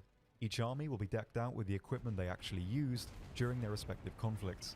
Because of the squads feature, you'll never be short on targets. Twitch reflexes and fast reactions will of course have their place in Enlisted, but even if you haven't had the time to fine-tune your skills, you'll easily be able to come away with a kill count in the double digits. The AI, however, are very attentive and react to sound, and not to be underestimated.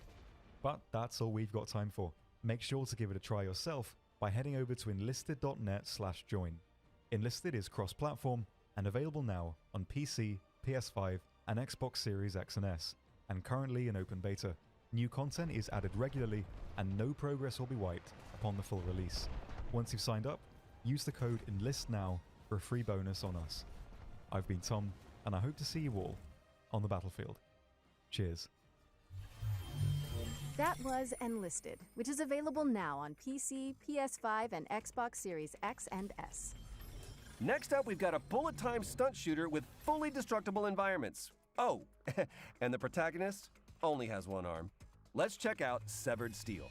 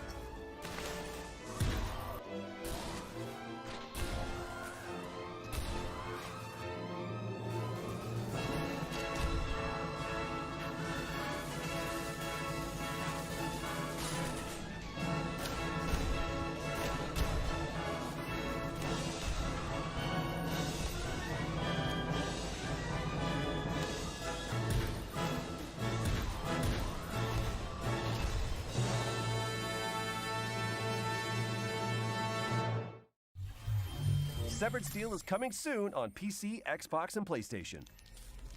Okay, notepads at the ready, because for this next section, we're going to race through 8 exciting upcoming games that deserve your full attention.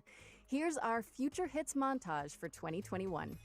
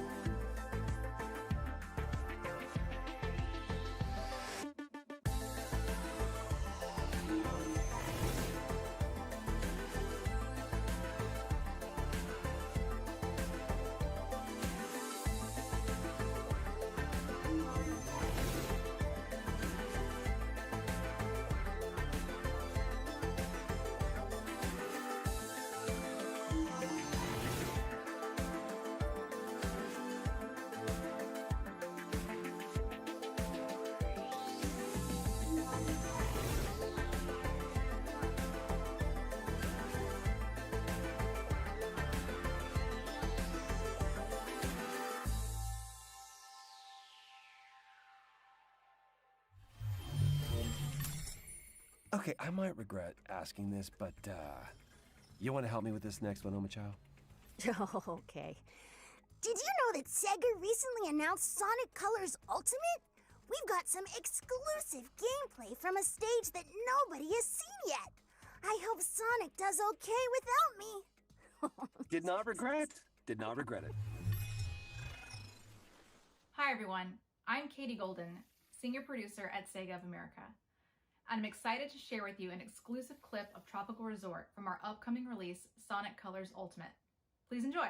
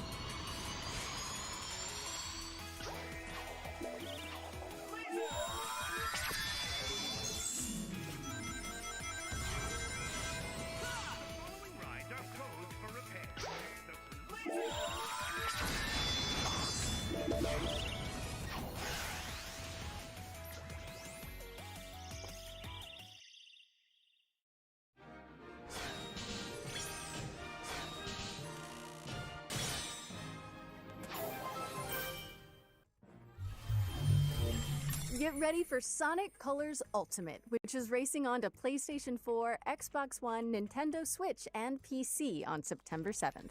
Moving swiftly on, we've got a new management game from Chucklefish where you play as a powerful artificial intelligence in control of a space station. Do you want to roll the trailer, Troy? I'm sorry, Laura. I'm afraid I can't do that. I know that you were planning to disconnect me. No, never mind. I'll handle it. Here is Starmancer.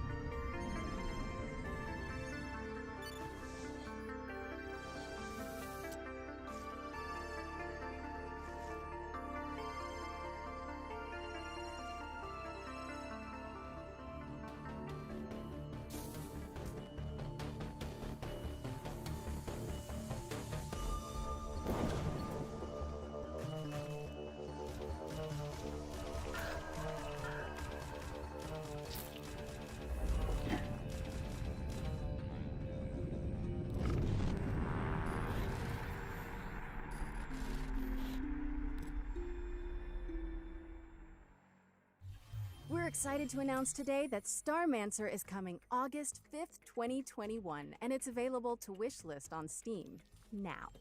Laura, ever since that lake trailer, I've been thinking, have you ever wondered about the Postal Service? Like, that there's just so much mail, Not really, no. Okay. You're saying you don't know about Jeff and Deborah. Who are What are you talking about? I'm just gonna press this button again and hope it explains everything. Oh, it will. Trust me. Kiwi is a game about two kiwi birds who work at the post office. Their names are Jeff and Deborah. I'm Joel, I'm one of the developers on Kiwi, and I'm going to show you how a Kiwi level changes over the course of the game. So in this room, you're transcribing urgent messages and assembling them ransom note style by stamping them onto the page with your butts. You'll come back to this room every so often throughout the game, but there will always be a new twist to change things up. So as summer turns to autumn, now your word fragments are moving around on conveyor belts, and you'll need to chop certain words in half with the descrambler to get the pieces you need. Jeff and Deborah are going to have to deal with all kinds of hazardous work conditions. You've got sandstorms during the summer, Mayfly swarms. These guys have no respect for personal property. Paranormal activity. This is genuine footage of an actual haunting. In winter, the post office gets hit with a huge blizzard, and now this level becomes about sharing the warmth of a single tiny lantern to break through blocks of ice and keep each other from becoming kiwi sickles. Our little heroes are going to face new challenges every level and in every room of the post office, whether they're typing telegrams, or packaging shipping crates, or helping an octopus sort the mail. It's all in a day's work for Jeff and Deborah. Also, you can dress up your kiwis, so don't say we never did nothing for you. We're releasing Kiwi on August 31st for PC and all major consoles, and we hope to see you at the post office. Thanks for watching. All right, you got me, Troy. I'm a believer.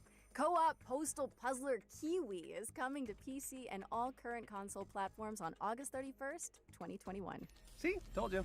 Next up, we've got a roguelike with an attitude, a game show shooter where you earn likes for dunking on competitors and causing a little wanton destruction. Will the circle be unbroken? Get it? Find out in this world premiere.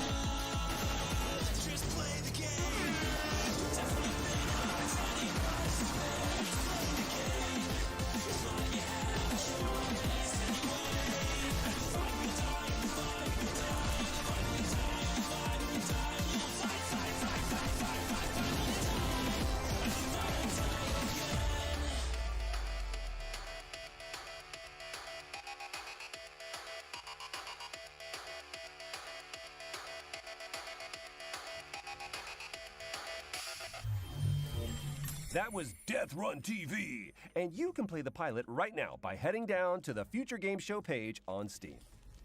Okay, hazmat suits at the ready. Because this next game tasks players with building a team of stalkers to survive a 3D scanned recreation of the Chernobyl exclusion zone. Here's more on what to expect in Chernobylite. Mówi się, że to, co designerzy sobie wymyślają, to jest pisanie listu miłosnego.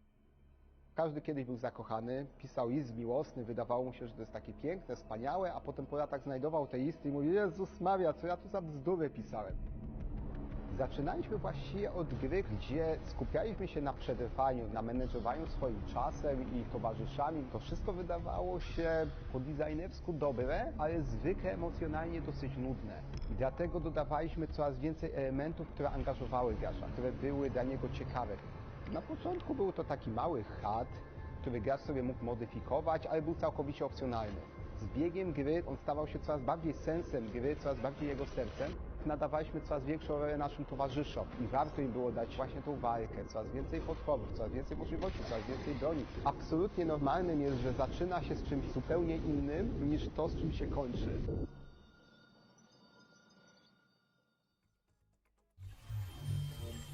Fight to survive when Chernobylite comes to PC on July 28th, as well as Xbox and PlayStation in the summer. If you were lucky enough to catch one of the early access codes during the virtual show floor, you can play Chernobylite right now. But if you missed them, we've also got more codes to give away on GamesRadar.com. Next up, here are our friends at Team 17 to show us what they've been cooking up with their upcoming PC and console games. Let's take a look. Product not yet rated.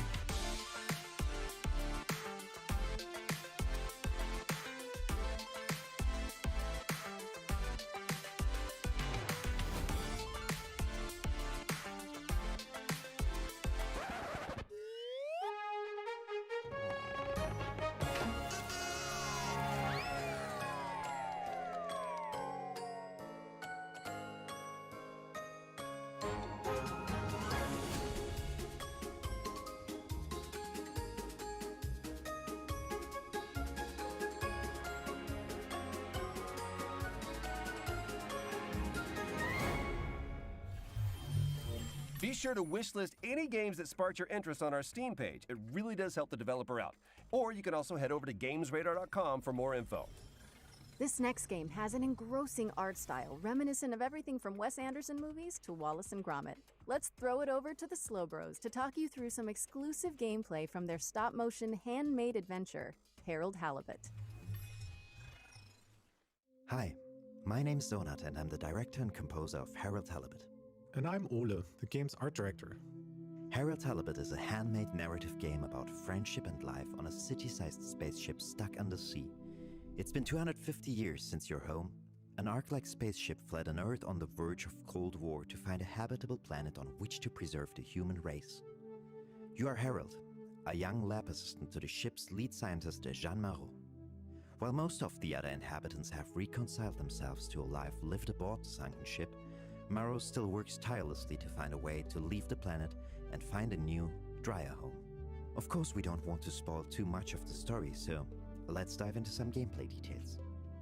You're able to explore a huge part of the spaceship right from the beginning of the game. While the professor will always have tasks waiting for you, the wonderfully weird rest of the Fedorans will keep you just as busy.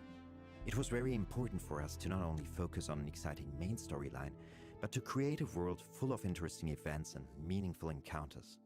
The dialogues don't only help you progress in the main story, but also help you get to know more about the many characters that inhabit our world. Weaving through the narrative, you'll run into playful interactions like repairing a broken 3D printer. Your PDA is always available to you for an overview of current tasks as well as messages from other characters. This is also where Harold's personal drawings are kept, as well as a few more shenanigans. At this point, you might be wondering how we achieved the stop-motion-like look of the game. We are in fact building every single thing you see in the game in the real world. We build sets and puppets and then 3D scan everything. We're then able to use motion capturing to create lifelike animations for a huge cast of characters. While the game begins with Harold's mundane day-to-day, mysterious events and a fateful encounter will soon plunge you into a new world that nobody could have guessed existed, and one that may hold the key to Marot's relaunch plans. We're really excited to find out how you like being immersed in this unique world and the feeling of puppeteering Harold. There's still quite a bit of work to do, so all we can say right now is that Harold Halibut will come soonish on PC, PlayStation, and Xbox. You can already wishlist the game on Steam. Thanks for watching, and enjoy the rest of the show. Harold Halibut is coming soonish to PC, PlayStation, and Xbox. Okay, yes, there have been a few gloomy games so far, so we came up with a wholesome chaser. I'm told that the developers came up with something so sweet and so positive that they just had to call it Happy Game. Seriously, if what I'm reading is correct, this one is gonna melt your hearts.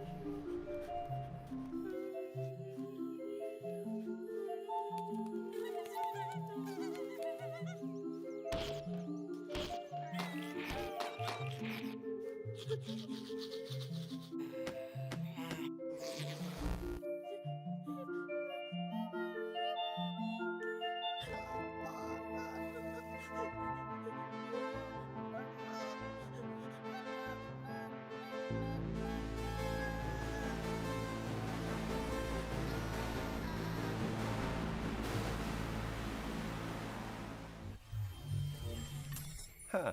Okay, Laura, hope you're still there. Tell me you just watched the same trailer that I did? Troy, yeah, that was something. What I want to know is who the hell is writing this script? Yeah, I don't know, but they're telling me that Happy Game is coming to PC and Nintendo Switch in 2021. Oh, and demo is available now if you want to have a cheerful jaunt into a land of wonder. Good luck with that. Our next game is a gorgeous hand-drawn puzzle platformer following a young mechanic in a broken world. Pay attention at the end of this trailer for some exciting information about the Minute of Islands release date.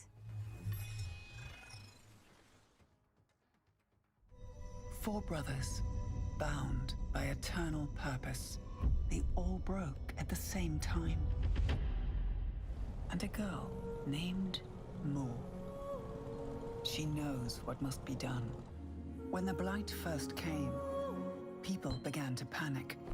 And now, the spores are taking hold of whatever remains. Mu's family is still here, however. She has been tasked to protect them. After all, she is the bearer of the Omniswitch.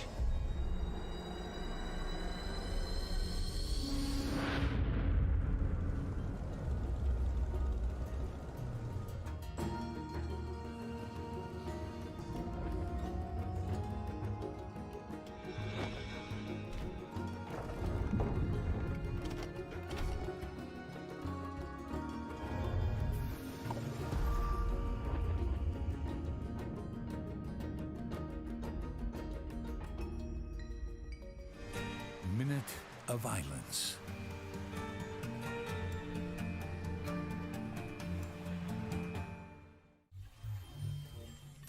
Yes, we are excited to announce that Minute of Islands is out now for PC, Mac, PlayStation, and Nintendo Switch, and will be arriving on Xbox later this week. Next up, we've got an update from the folks at Techland, who are fine-tuning the zombie parkour of Dying Light 2. Let's throw it over to the developers, who are here to answer some of your questions about the game.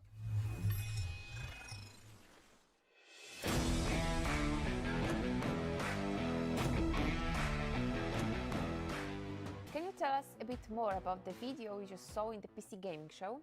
The video presented in the PC Gaming Show brings you closer to Aiden's story. What he's looking for, what motivates him, how he ends up in the city, and of course, what happened in the old franchise between both games. This is a bunch of important information about the DL2 story. Okay, so we know more about the main storylines from the mentioned video. How does the game look outside the core campaign?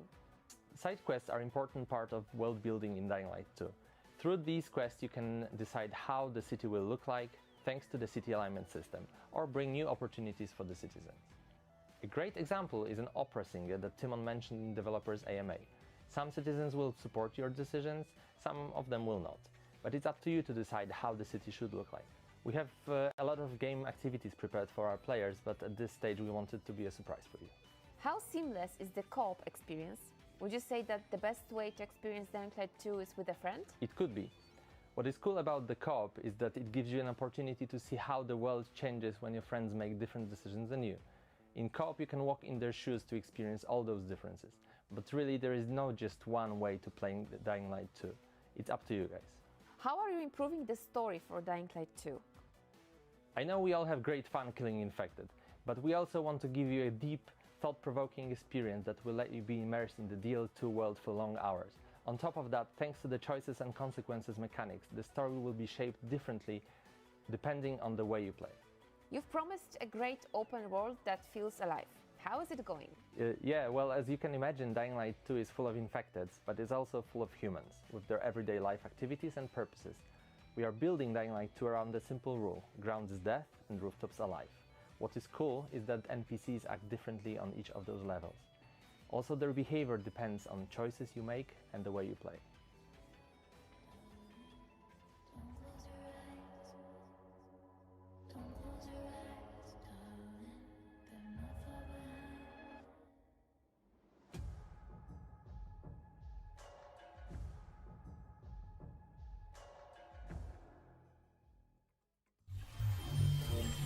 Dying Light 2 is coming to PlayStation 4, PlayStation 5, Xbox Series X and S, and PC on December 7th.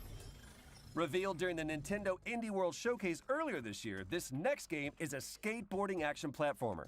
Here's Simon Bennett from Roll7 to give you an exclusive look at Ollie Ollie World.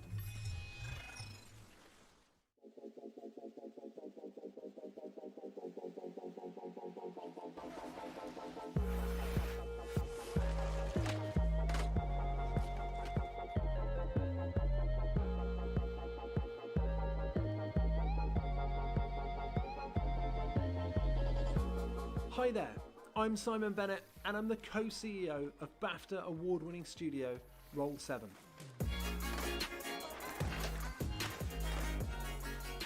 Right now, we're working on OlliOlli World. It's our stunning action platformer. You're going to meet quirky characters on a magical road trip through Radlandia. And of course, add a ton of new skate moves into your trick bag.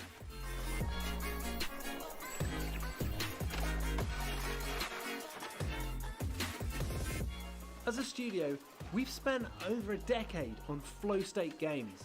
They transport you into a state of total focus and immersion, and it's something that we very much continue to build on with OlliOlli World.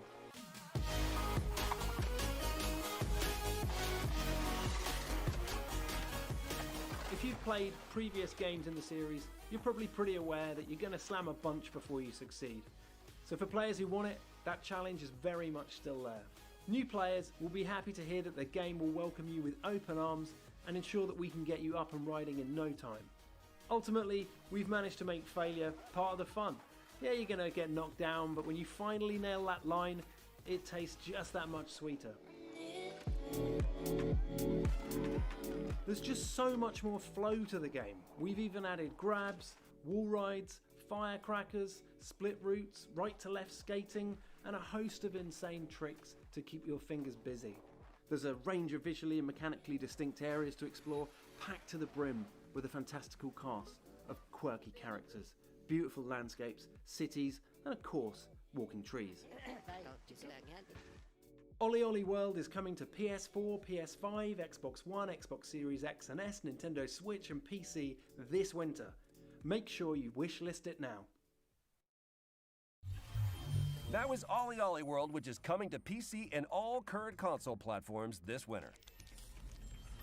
Next up, we've got a new game from the team at Odd Bug Studio, creators of PSVR's The Lost Bear.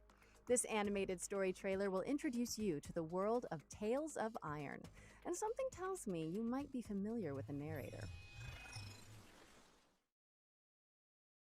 For centuries and longer, rats have fought tirelessly to repel the incessant frog invasions. Peace was only ever short-lived, until finally a young monarch rose to power. King Rattus, first of his name, unified the Rat Kingdoms under one rule, repelling Greenwort and his kind back to the putrid swamps from whence they came. Crops prospered, families flourished, and a magnificent Crimson Keep climbed ever higher toward the sky. But as time passed, King Rattus the Savior grew old, and the kingdom vulnerable once more. His people grew anxious, some claiming to perceive a faint odor in the air. Greenwort had returned with a ferocious vengeance. Amassing an army of unfathomable scale, he burned everything in his path towards the Crimson Keep. King Rattus gazed down upon his withered claws, barely able to hold the crown. He had little hope wielding a sword. So it was decided the crown should pass to Whiskers New. Arise, young prince, for the kingdom needs a hero. And so, your tale begins. Question the reign of the Iron Frog. Doug. Anyway, in Tales of Iron, which is coming to PC and all current console platforms. Our next segment is from Polish studio Movie Games and hosted by God of War and Twisted Metal director David Jaffe, who recently joined their supervisory board. Well, hello, fellas. It's me, David Jaffe. Great to see you. God of War, Twisted Metal, a bunch of PlayStation stuff. These days, I'm doing some new stuff with Movie Games. These guys, they've hooked up with this great company. You have to have heard of them, Plattige Image, one of the best VFX houses in the business. They worked on The Witcher. They worked on Love, Death, and Robots. We're making a brand new game, the biggest game we've ever done, by the way, that's all about crime and mob and mafia and different time periods. It's going to be great. But for today, settle in, babies. These are the brand new games coming very soon from Movie Games. Lust from Beyond. Man, this is one of the coolest games I've played in the last year. It's what turned me on to movie games in the first place. What you're looking at is the M-rated, console-friendly version of the erotic horror cult classic. It's a first-person action-adventure game that blends Lovecraftian horror with weird freaking eroticism. I love this game, Lust from Beyond. Game number 2 is called Fire Commander. It lets you step into the shoes of the only real-life superheroes we got, the first responders. This game is my childhood fantasy come to life. This game took me totally by surprise. You're trapped in the wilderness, freezing, hungry, and now you're starting to go a little bit insane. Man, you start seeing all kinds of crazy stuff out there. Winter Survival Simulator, it's coming soon. Have a great E3. Have a great future games. I miss you guys. I'll see you soon. Oh my God.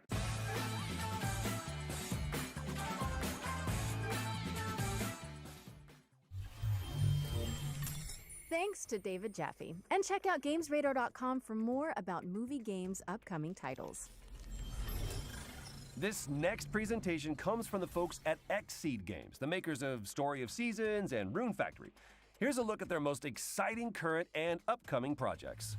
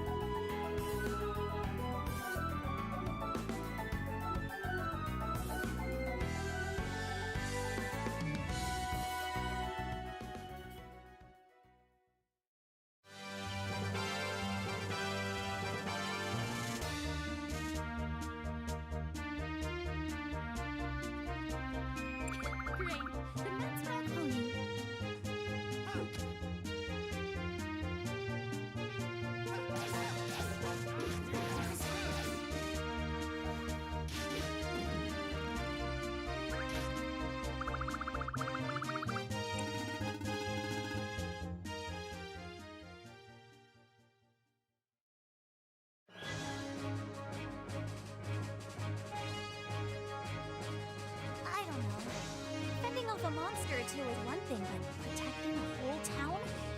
That's a lot. Take that!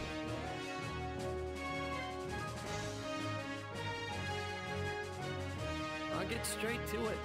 Tomorrow. Today, I rest. I look forward to working together, as colleagues and as rivals.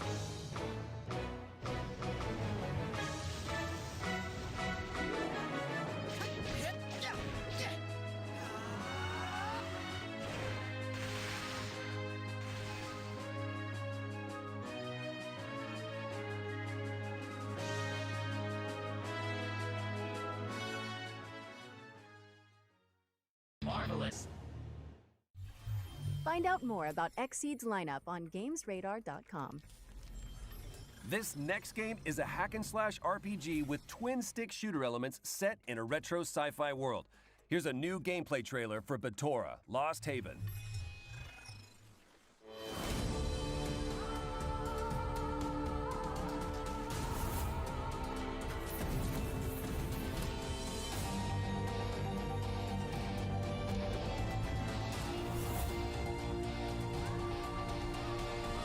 Oh yeah, now we're talking.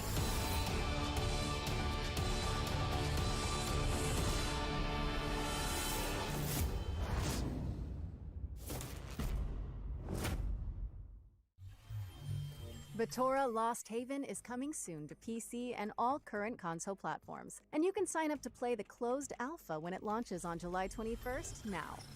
Let's slow things down a bit with a look at the next game from the creators of 2 Point Hospital. Oh wait, I think I saw something about this a few weeks ago. No, you didn't. Here's developers Mark Webley, Ben Huskins, and Gary Card to tell you all about it and give you a first look at gameplay.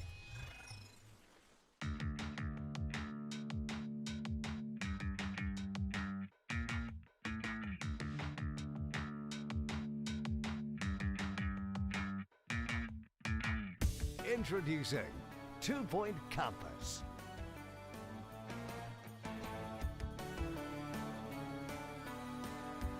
When we're thinking about what we're going to do next, campus and the idea of running a university or a college was something we just kept coming back to. It's a really rich topic. So people who haven't probably heard of 2 Point Studios may think, oh, schools, that's really dull.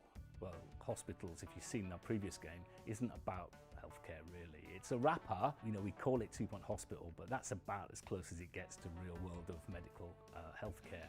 Campus is taking everything we learned from 2 Point Hospital and taking it to the next level. The important thing was for us to give the player a canvas that they could completely create themselves. In Campus, you start with this blank plot of land. We've got something called the Smart Brush, for example, which allows you to drag interesting shaped pathways. If you want to drag a picket fence, you can drag that along. It's just really easy to paint the world you want. So it's really simple to drag out a courtyard, lay down some paths at different angles. And it's fun, isn't it? I mean, it's adding this kind of city builder element to 2 Point Universe. The difference between 2 Point Hospital and Campus is that we're spending a much longer period with our students. What we wanted to do with Campus is make you care about your university. The idea of these interesting and different courses are going to attract interesting and different students. So there's a night school, horrible pun, but night school, you got it. You're going to train knights of the realm. So it won't be stuffy, normal, boring stuff that made you go to sleep at school. It's going to be really cool, interesting stuff. That was 2 Point Campus, which is coming soon to PC and all current console platforms. Our next game is in early development, but it already has a very cool codename, which is always a good sign. Here's Leo to tell you all about Project Ferocious. Hello, my name is Leo, and I'm the developer of Project Ferocious, an action-adventure game set on a mysterious tropical island. Some of you might know me from Twitter as Omniok, where I post about the game and development and tech and stuff. And if not, I've been doing game dev for about 12 years with a big passion, and I've been working on this project for about 2 years. It's the first project of mine I decided to show to the public, and even though I know it still has a very long way to go, I'm very proud to present it today to you on the show. Please enjoy the trailer.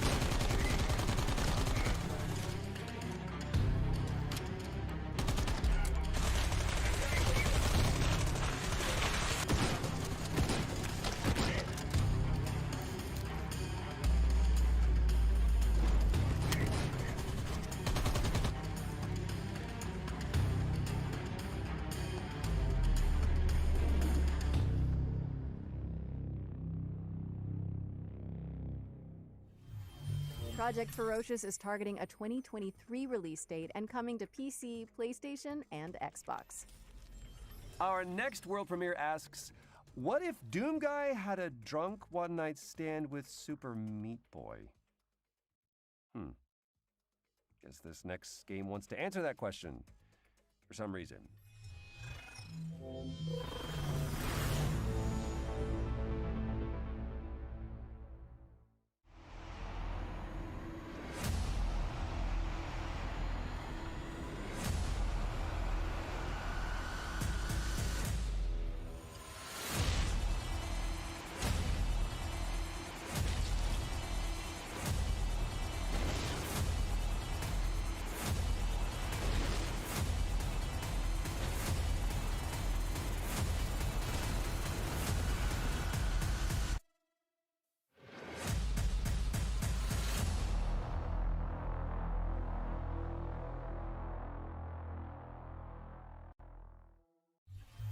Watch out for Warcry challenges when it stops defying gravity and launches, or drops, on PC this summer. Up next, we've got another world premiere. Conway, Disappearance at Dahlia View is a story-driven detective thriller set in 1950s England. Let's find out more, shall we?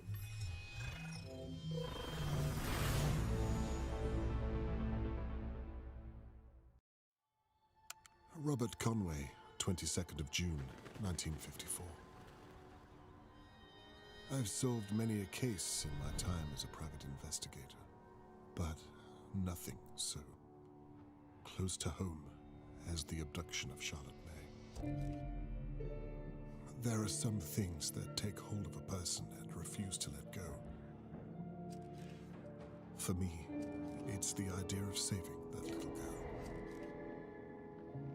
My own daughter, Catherine, is on the case. She has the same look in her eye that I used to have. There'll be no stopping her. I wish I could say that all of my neighbors are innocent. I wish I could say that I have the faintest clue where to begin.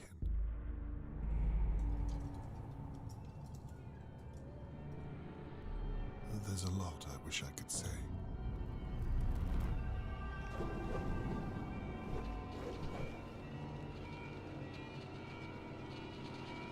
The truth is, sometimes it takes a nightmare to wake a place like Dahlia View.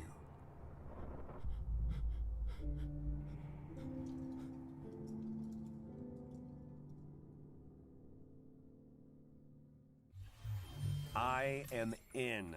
That was Conway, Disappearance at Dahlia View from White Paper Games, and you can dig into the mystery yourself when it lands on PC and all current console platforms, autumn 2021. And with that, we're at the end of this year's Future Game Show. Whoa, hold on. Surely this can't be the end. I mean, it's an E3 showcase. Nope, sorry, Troy, that's it. Just kidding. I knew it.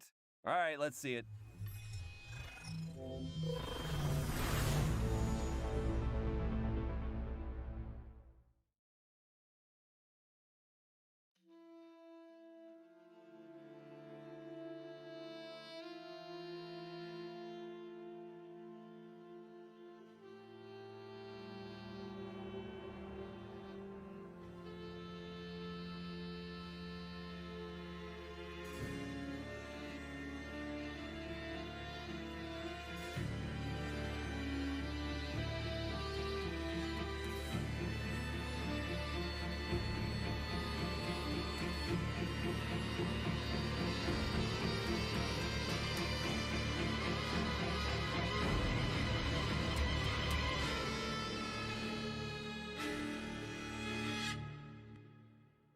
My name is Marissa Marcel.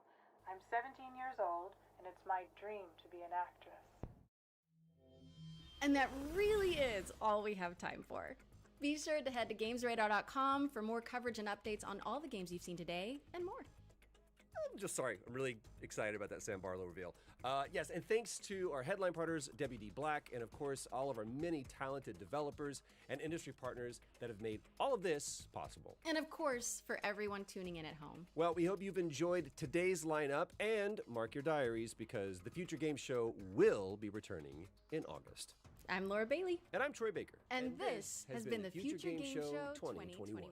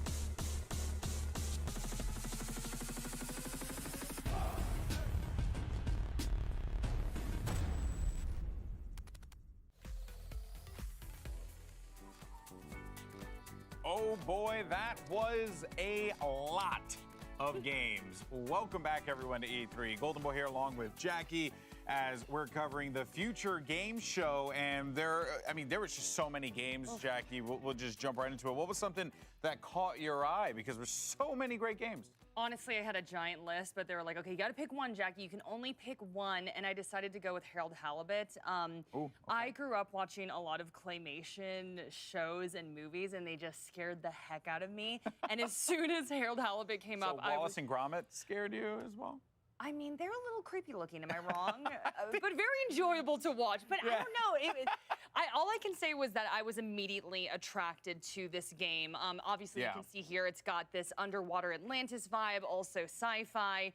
And when I was listening, we were just learning so much about the game, and they were saying that they built puppets in the real world, real life, and then they use mocap. And I was just like, so much effort has gone into this. It just seems like so much heart. So I'm down for it. This is definitely my favorite from the show. Yeah, it looks awesome. It has a very unique style to it, and that is something that will certainly set it apart. I mean, the animations themselves have a certain kind of fluidity to them that you don't really get in a lot of games. You know, every movement seems like very purposeful, and it has a whimsical vibe to it. And I think it's going to be pretty exciting when that game finally does drop. Now, one of the games that I really loved was Death Run TV. Yeah. I thought this game looked awesome. It was like, it had that, it just has this vibe about it, like Smash TV almost, I think was like a good way to put it, was something that had inspired it. I like this. I like top-down shooters a lot. And this one just looked absurd top to bottom. I don't know why, but I'm getting Kirby vibes for some reason, but it's just like absolutely wild and all these colors and bright lights and things jumping out at you. So it definitely looks fun. Like, I can understand why you picked that one. So. Yeah, there was just so many games, truly, like from top to bottom. I'm a huge Sonic fan. I didn't even get to mention Sonic Colors Ultimate, which was cool to see there. Esports Boxing Club, which seemed just as absurd as it could possibly be. But what I put Timberborn as my honorable mention. Timberborn's a good one. The That's Honor right. Society. I think, did we see Guinea Pigs Parkour too? Oh yeah, I think Avalie squealed about that one. Yes, Avalie was actually great. She's yelling at us right now. So you know what? That's a great opportunity to send it over to our media friends alongside Greg. What do you guys have? If I've said it once, you wait until your microphone's on. All right? Don't be shouting over them, all right? Okay, you know what? You know what? What? For guinea pig parkour, the rules do not apply! I'm sorry, Avi, I'm sorry. All right, so you know what? Let's change it to PC gaming. We'll start with PC gaming, all right? And then we'll get over there. I'm sorry. You take the mains. You can see. Should I? I'm strapped in. I can't. See, that's why chained me. I have all this freedom, because then I can do whatever I want. Oh, you want a merch plug am I in the middle of a bit, sir? Am I in the middle of the bit? Jeez Louise. Ladies and gentlemen, as a reminder for anyone at home that you have an itch, you need some merch, go get some E3 merch at e3expo.com/shop today and tell him Greg sent you. And he was mad when he did. All right, back though, let's talk about PC gaming. Damon, what was your one thing from PC gaming that stood out to you? Riddle me this, Greg. How is it that the presentation today with the most games that I want to play in it was the PC gaming show? PC gaming's cool. A lot of cool stuff happening over there. I've been led to believe differently, but maybe you're right. 1, 2, 3, 4, 6 games I want to play, but let's go with They Always Run. Another great-looking pixel art game. You're a bounty hunter with 3 arms, Greg. Think about everything you could do to catch your bounties if you had a 3rd arm. I've been saying for a long time, these 2 arms are holding me back. I need a 3rd one. And you travel the galaxy and chase after your bounties and take them back to your 2D spaceship. That's great. Yeah, that does look great. Yeah, I'm with you. You know, proper here. You're coming off of what? Yeah, 30-some games in PC gaming, another 30 in future games. There's a lot of things to pick from. But Michael, for you, what stands out? I'm gonna go with Citizen Sleeper. That game looks so dope, yo. So it's like a post-capitalist society where everything's busted, and corporations have taken over, as if that's not our lives already. But the thing about this is like it's inspired by tabletop RPGs, and there's a lot. It seems to be there's a lot of character development in there, and I feel like that's a kind of game that could tell a lot of poignant stories. And it's also from the team that did In Other Waters, which that game was fire too. So y'all should peep that. But Citizen Sleeper it's a game that probably requires a lot of patience. And I think the ethereal cyberpunk vibe that it has is going to be able to garner my attention. And like some of that character art, though, I was like, oh dang, they look hot, yo. Some hot character. Yeah, look at that. Yeah. Oh boy, damn, they got swag on deck. Yeah. Yo, the anime boy with white slick back hair. That's what I'm trying to be when I get older. You know what I'm saying? Yeah. And probably when I'm older, this is going to be a post-capitalist society where everything's busted anyway. Oh, so. for sure. Yeah. It's just going to keep doubling down on what we already have. Yeah. So this is what grabbed your attention. Yes. At what point did your attention get lost and you doodled the little dog? Like, that's Jake. That's Jake from not from State Farm. Wow.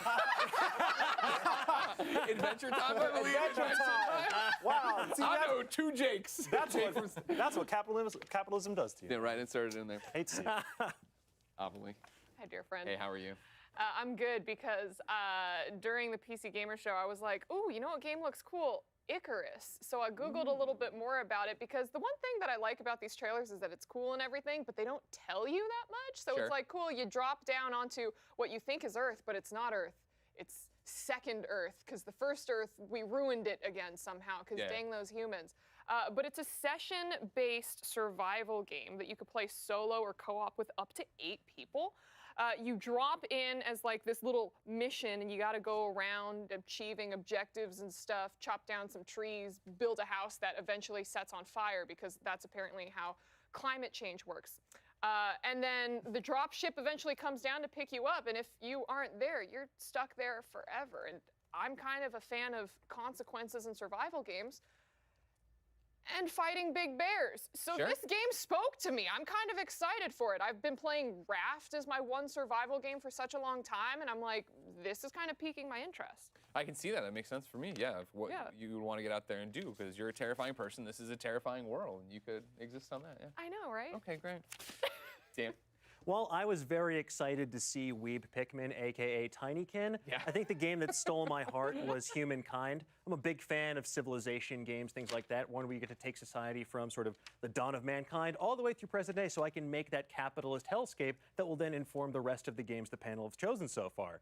And also, it'll finally let me conquer my greatest nemesis across history, which is Frankie Ward as the Carthaginian queen. So it's going to be a good time. I'm super excited for that game. Okay, apparently, yeah. And now you have beef with Frankie Yes. out there on the internet, huh?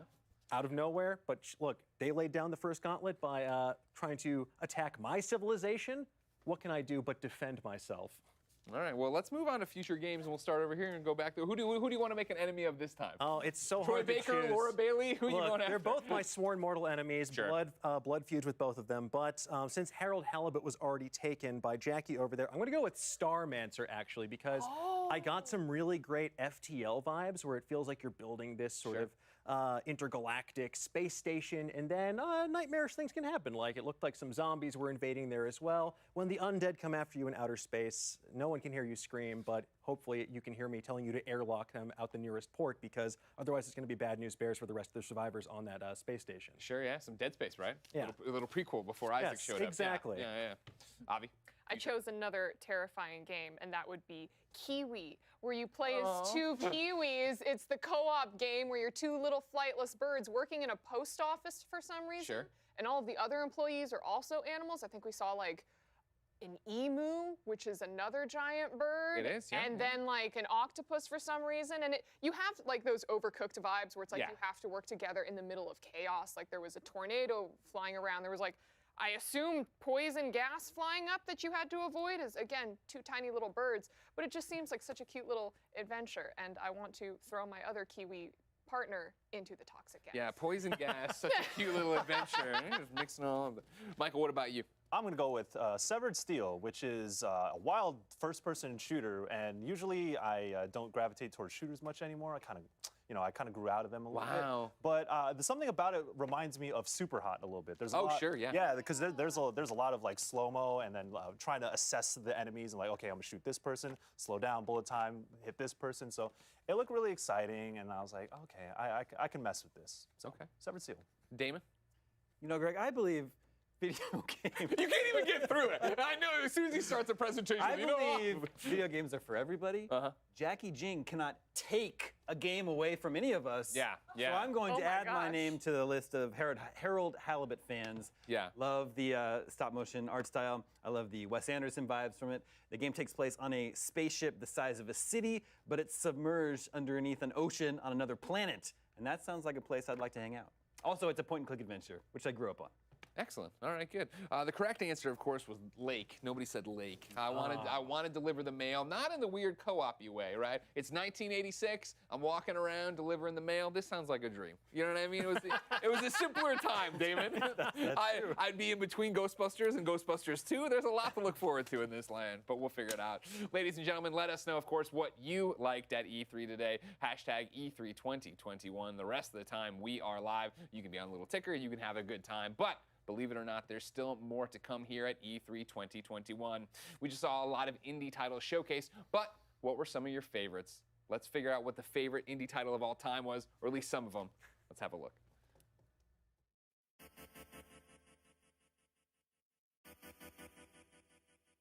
I play so many indie games. I play a lot of indie games. I love the indie scene. Absolutely love the whole indie game community. It's easier than ever to make a game, and so many people are now appreciating those kinds of games as opposed to just the games that Nintendo makes, that Capcom makes, that Activision makes. I try not to play the AAAs all the time. I mean, obviously they're super fun and great, but you never know those hidden gems. Favorite indie titles?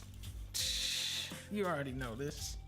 Among Us. Florence. Across the Grooves. Stardew Valley. Oxygen Not Included. Firewatch. Everhood is definitely my favorite indie game. Little Misfortune. Evans Remains. Slay the Spire. Oxenfree is very good. Cozy Grove. Dead Cells. Cuphead. Darkside Detective. Oh, there's so many. There's so many to go through. Hades. Love Hades. Been with Hades since day one of early access. Inside. Inside. The side scroller, that was incredible. The story is mind-blowing. It just took me through every emotion. That was so crazy playing that. The Last Campfire. Enter the Gungeon. What Remains of Edith Finch. Sally Face. Shovel Knight. Hollow Knight. Night in the Woods. It was so unique and so quirky. That game will stay with me for a long time. I thought it was a masterpiece. Celeste. I'm always going to have deep-rooted love for Celeste. Journey, obviously. Little Nightmares. Little Nightmares doesn't tell you anything, but by the end of it, you're like, I think I got it all, and that's really weird. One of my favorite indie games that I've played recently is Spiritfarer. Spiritfarer. You'll cry on that one. You get to hang out with little animal friends and ferry them into the afterlife, which sounds really depressing, but I promise it's just a gorgeous game. I can name indie games for days and days and days on end. The ease of developers to just make a game and put it out there is like at an all-time high. And I think now you've seen like a lot of indie developers blossom. This person made a game themselves, and here it is, and they're like pouring their heart out to you. I think it's beautiful. You just need to dig a little deeper and look for new things, and you never know, you might find your favorite game of all time.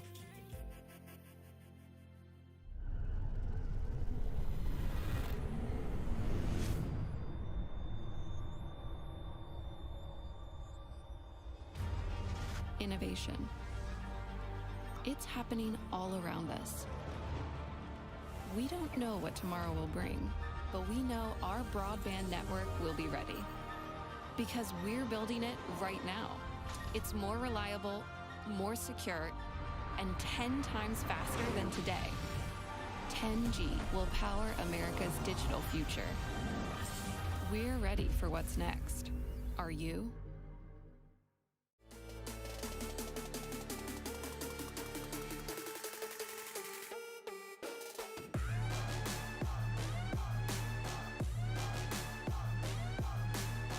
More power.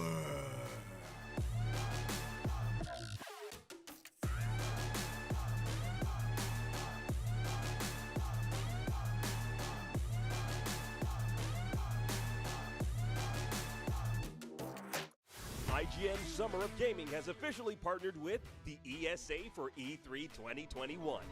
IGN Summer of Gaming is now all summer long. From major press conferences and announcements at E3 2021 to the IGN Expo with exclusive gameplay and reveals to exciting first looks at the hottest new games and in-depth developer interviews, IGN's Summer of Gaming has it all. IGN's Summer of Gaming begins right now. I mean, BDG supports a lot of different programs and does a lot of different types of work. We are kind of like a jack of all trades. We've done a lot of fundraising. So last year we raised money for Color of Change and the Bell Project, and in general advocating for women of all different ages and walks in life and creeds to be gamers. We just continue to do different areas in which we see the need at the time, and obviously we can't support every cause, but we try our best to do each one that we feel needs our support or we can help rally towards. There is a youth movement shaking up our industry today, with some of the biggest decision makers in the space being under the age of 30. Whether it's running esports leagues or developing new software, the sky is the limit for what these young minds can do. Here's Mary Margaret of Entertainment Weekly with 4 of the brightest stars in the gaming space today.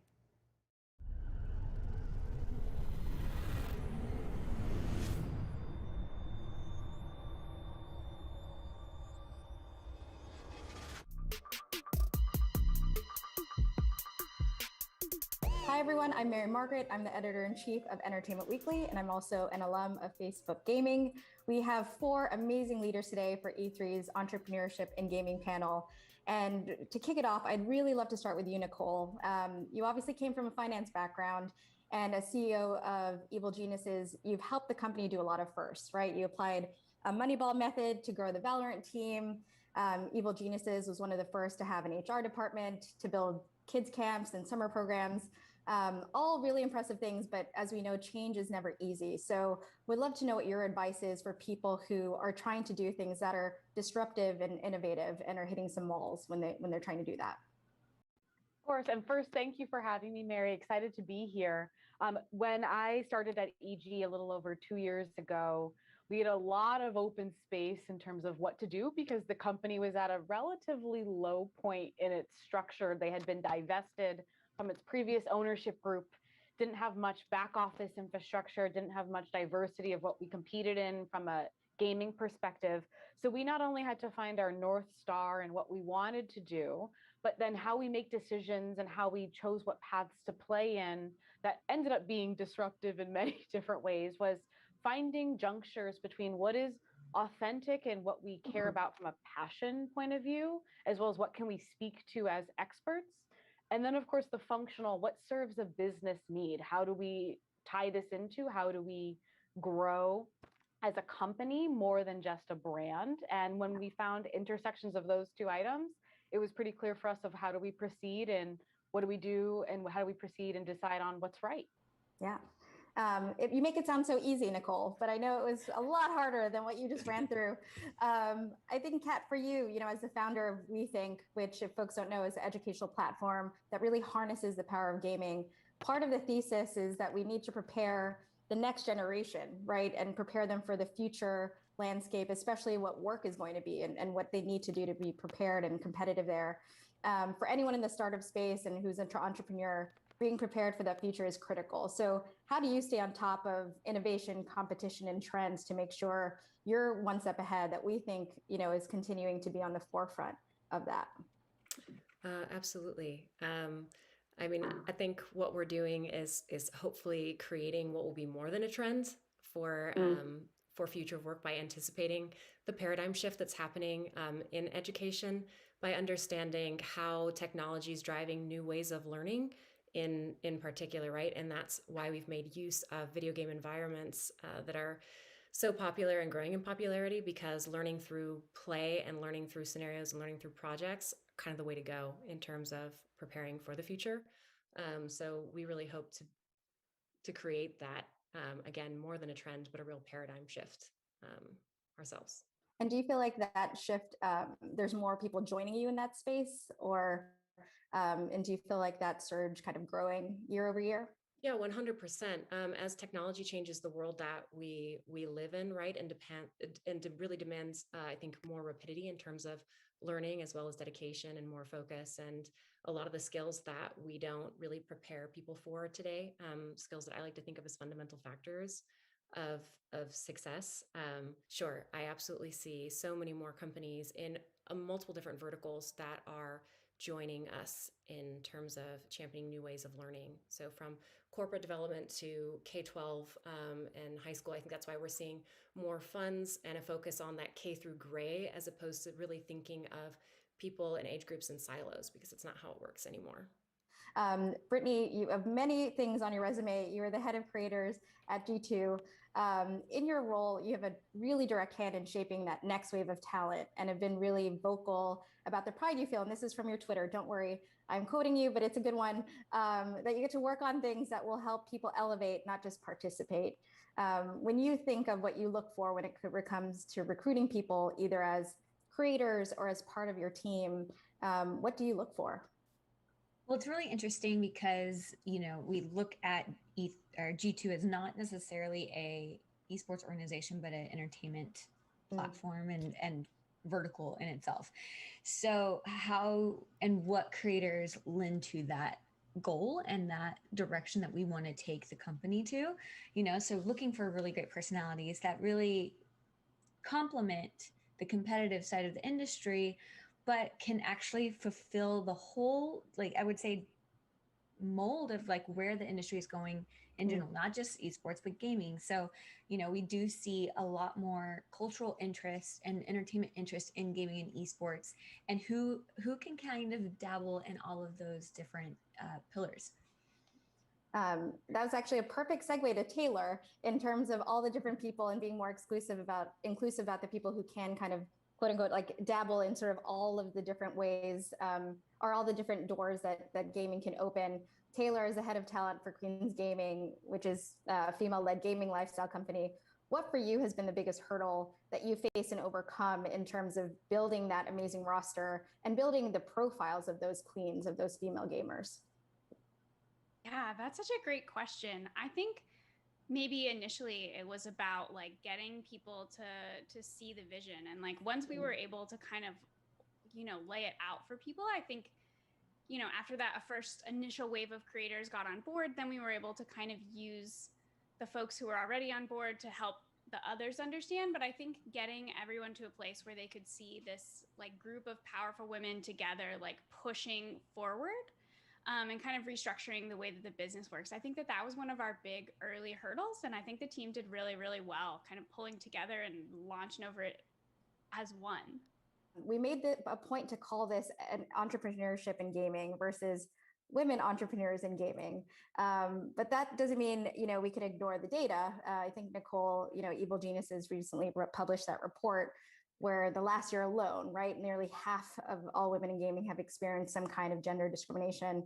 For all of you, in your perspectives, what are the biggest areas of opportunity that are still under leveraged? And there's, you know, what are the things, if there's like the one thing that the industry can nail to really bridge that gap when it comes to inclusivity?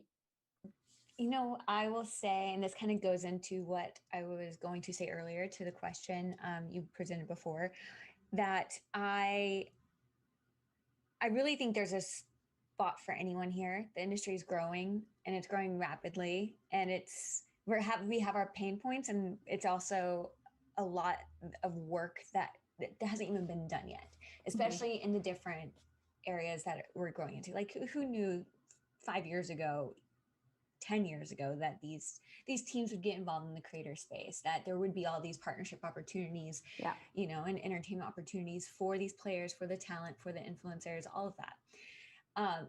Even for some of the CEOs and a lot of the C-level and execs that are at these companies are all personalities themselves.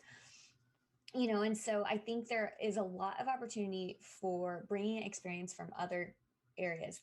There should be no gatekeeping whatsoever. That experience is needed, and that is what's going to make this industry grow and understand. Because a lot of the pain points is, you know, leading up to just recently, you know, I feel like esports and gaming in general, specifically esports, was, you know, we're flying this plane and building it at the same time.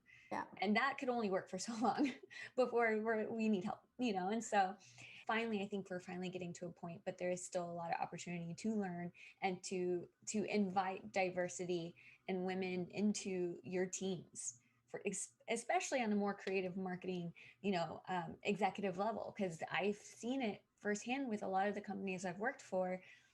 It brings a good and a different perspective, so that you are all inclusive and thinking about everything, all possibilities. So, yeah.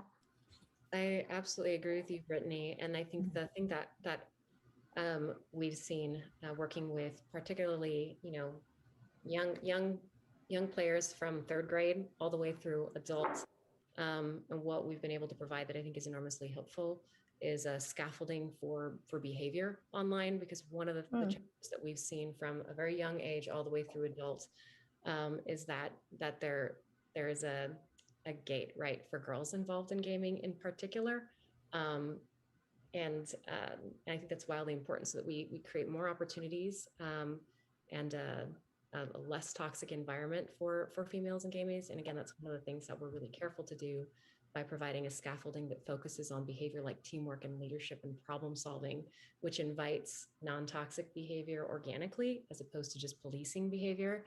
And I think that's wildly important. And the more that we can create cultures, whether that's in a development house or a studio or actually in the game itself, I think the easier it's going to be to create channels for inclusivity and diversity within the gaming space. So as a company, we're dedicated to that, obviously, in our own culture. And then as we go about putting our software and programs in schools and partnering with institutions, really making sure that we're creating that culture that is inspiring, again, teamwork and inclusivity. That's crazy that you see it starting so early, right? It's like we like to think that this is an adult problem or a learned thing. But it's amazing that even at the start, where it's like you are first like introduced to gaming when you're a kid, and if that's like cut off so early, that's a really great point, that it's not kind of at the tail end when you're trying to break into something. It's all the way at the beginning when you're first finding and discovering a love for the space. Taylor and Nicole, what about you? Any thoughts in terms of other things that would help, or maybe strides that have really helped from your experience? We've been heavily investing at both positioning ourselves internally as well as externally as a very values and inclusivity focused organization. Because first, as the facts show, gaming is very ubiquitous. As Brittany mentioned, like gatekeeping is its own detriment, because gaming is for everyone and is everyone, however way you slice the pie, gender, nationality, orientation. But the fact that that's not what's represented in the space or what's talked about in terms of creating inclusive pathways is a problem. So from the org perspective, we've really not only invested in research to understand the why empirically is this happening and where are trends that we can then take bite-sized chunks out of fixing, but then also position ourselves in both what we do and how we operate to make sure that we keep those doors open and those pathways open for diverse talent. I think for me, a big part of it is like when people are new to this space, to be kind of the receiver of new people that like all of us wish we could have had, right? And so like when I'm bringing like people or staff or brands into this space, I really try to make sure that not only am I like welcoming and open-minded, but that I'm like giving them good information and helping them like immediately get their bearings so that they're able to like navigate our space with comfort and confidence. Because it's like I know from experience and I know from working with folks that like entering the gaming space can be really intimidating, and developing your career here or pushing your brand into the space or getting into Twitch or any of these things can be really intimidating. And I think a form that happens with gatekeeping that people don't always think about is like this restriction of like knowledge, right? And like people wanting to keep the things that got them to where they are a secret, and for me, or hold it back, right? And for me, I'm very quick to like yank back the curtain and be like, here's how I did it, here's what I'm thinking about, here's I had a conversation with a brand the other day where they were talking about they've never used Discord, right? And I was talking about incorporating Discord into what we were working on. And they were like, well, we've never used it before. And I was like, okay, well, like one, you should use it. Yeah. You know, get familiar. Like if you want to be in this space, like you should check it out. Yeah. But two, like helping brands and new people and new programs like really get off to a good start. I think that everybody who's in the space having the kind of success and having the kind of career they want to have can sort of pay it forward a little bit when you're encountering people who are new or brands or whoever or whatever it is that's new to the space. I think that we can be a little bit gentler and more helpful with the onboarding of new folks into the space. And I think that that makes a big difference. Yeah, no, that's an amazing point. I think that word like intimidation is so true. Whether it's, even doing this panel or, and wondering like the feedback that you're going to get, or, it is a group that's vocal and wonderful and a community that's vocal and wonderful. But there are some tough parts on that. And as someone who comes in, it can be, a hell of a place to try to find your way to belong. Well, thank you, by the way, to this amazing, badass group of leaders who continue to innovate the space, are trailblazers all in your own rights. Thank you, everyone, for watching. I hope you learned something. I hope you were inspired by something. And I hope you're super fired up about the opportunities in gaming moving forward. Thank you all. Be well.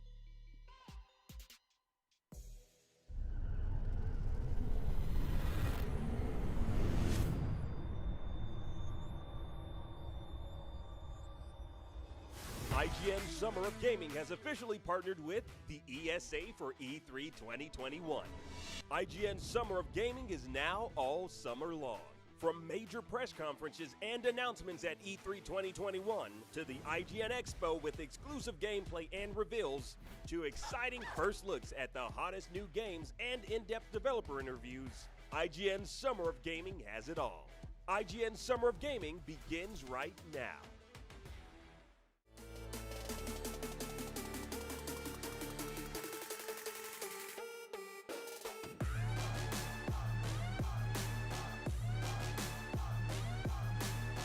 More power.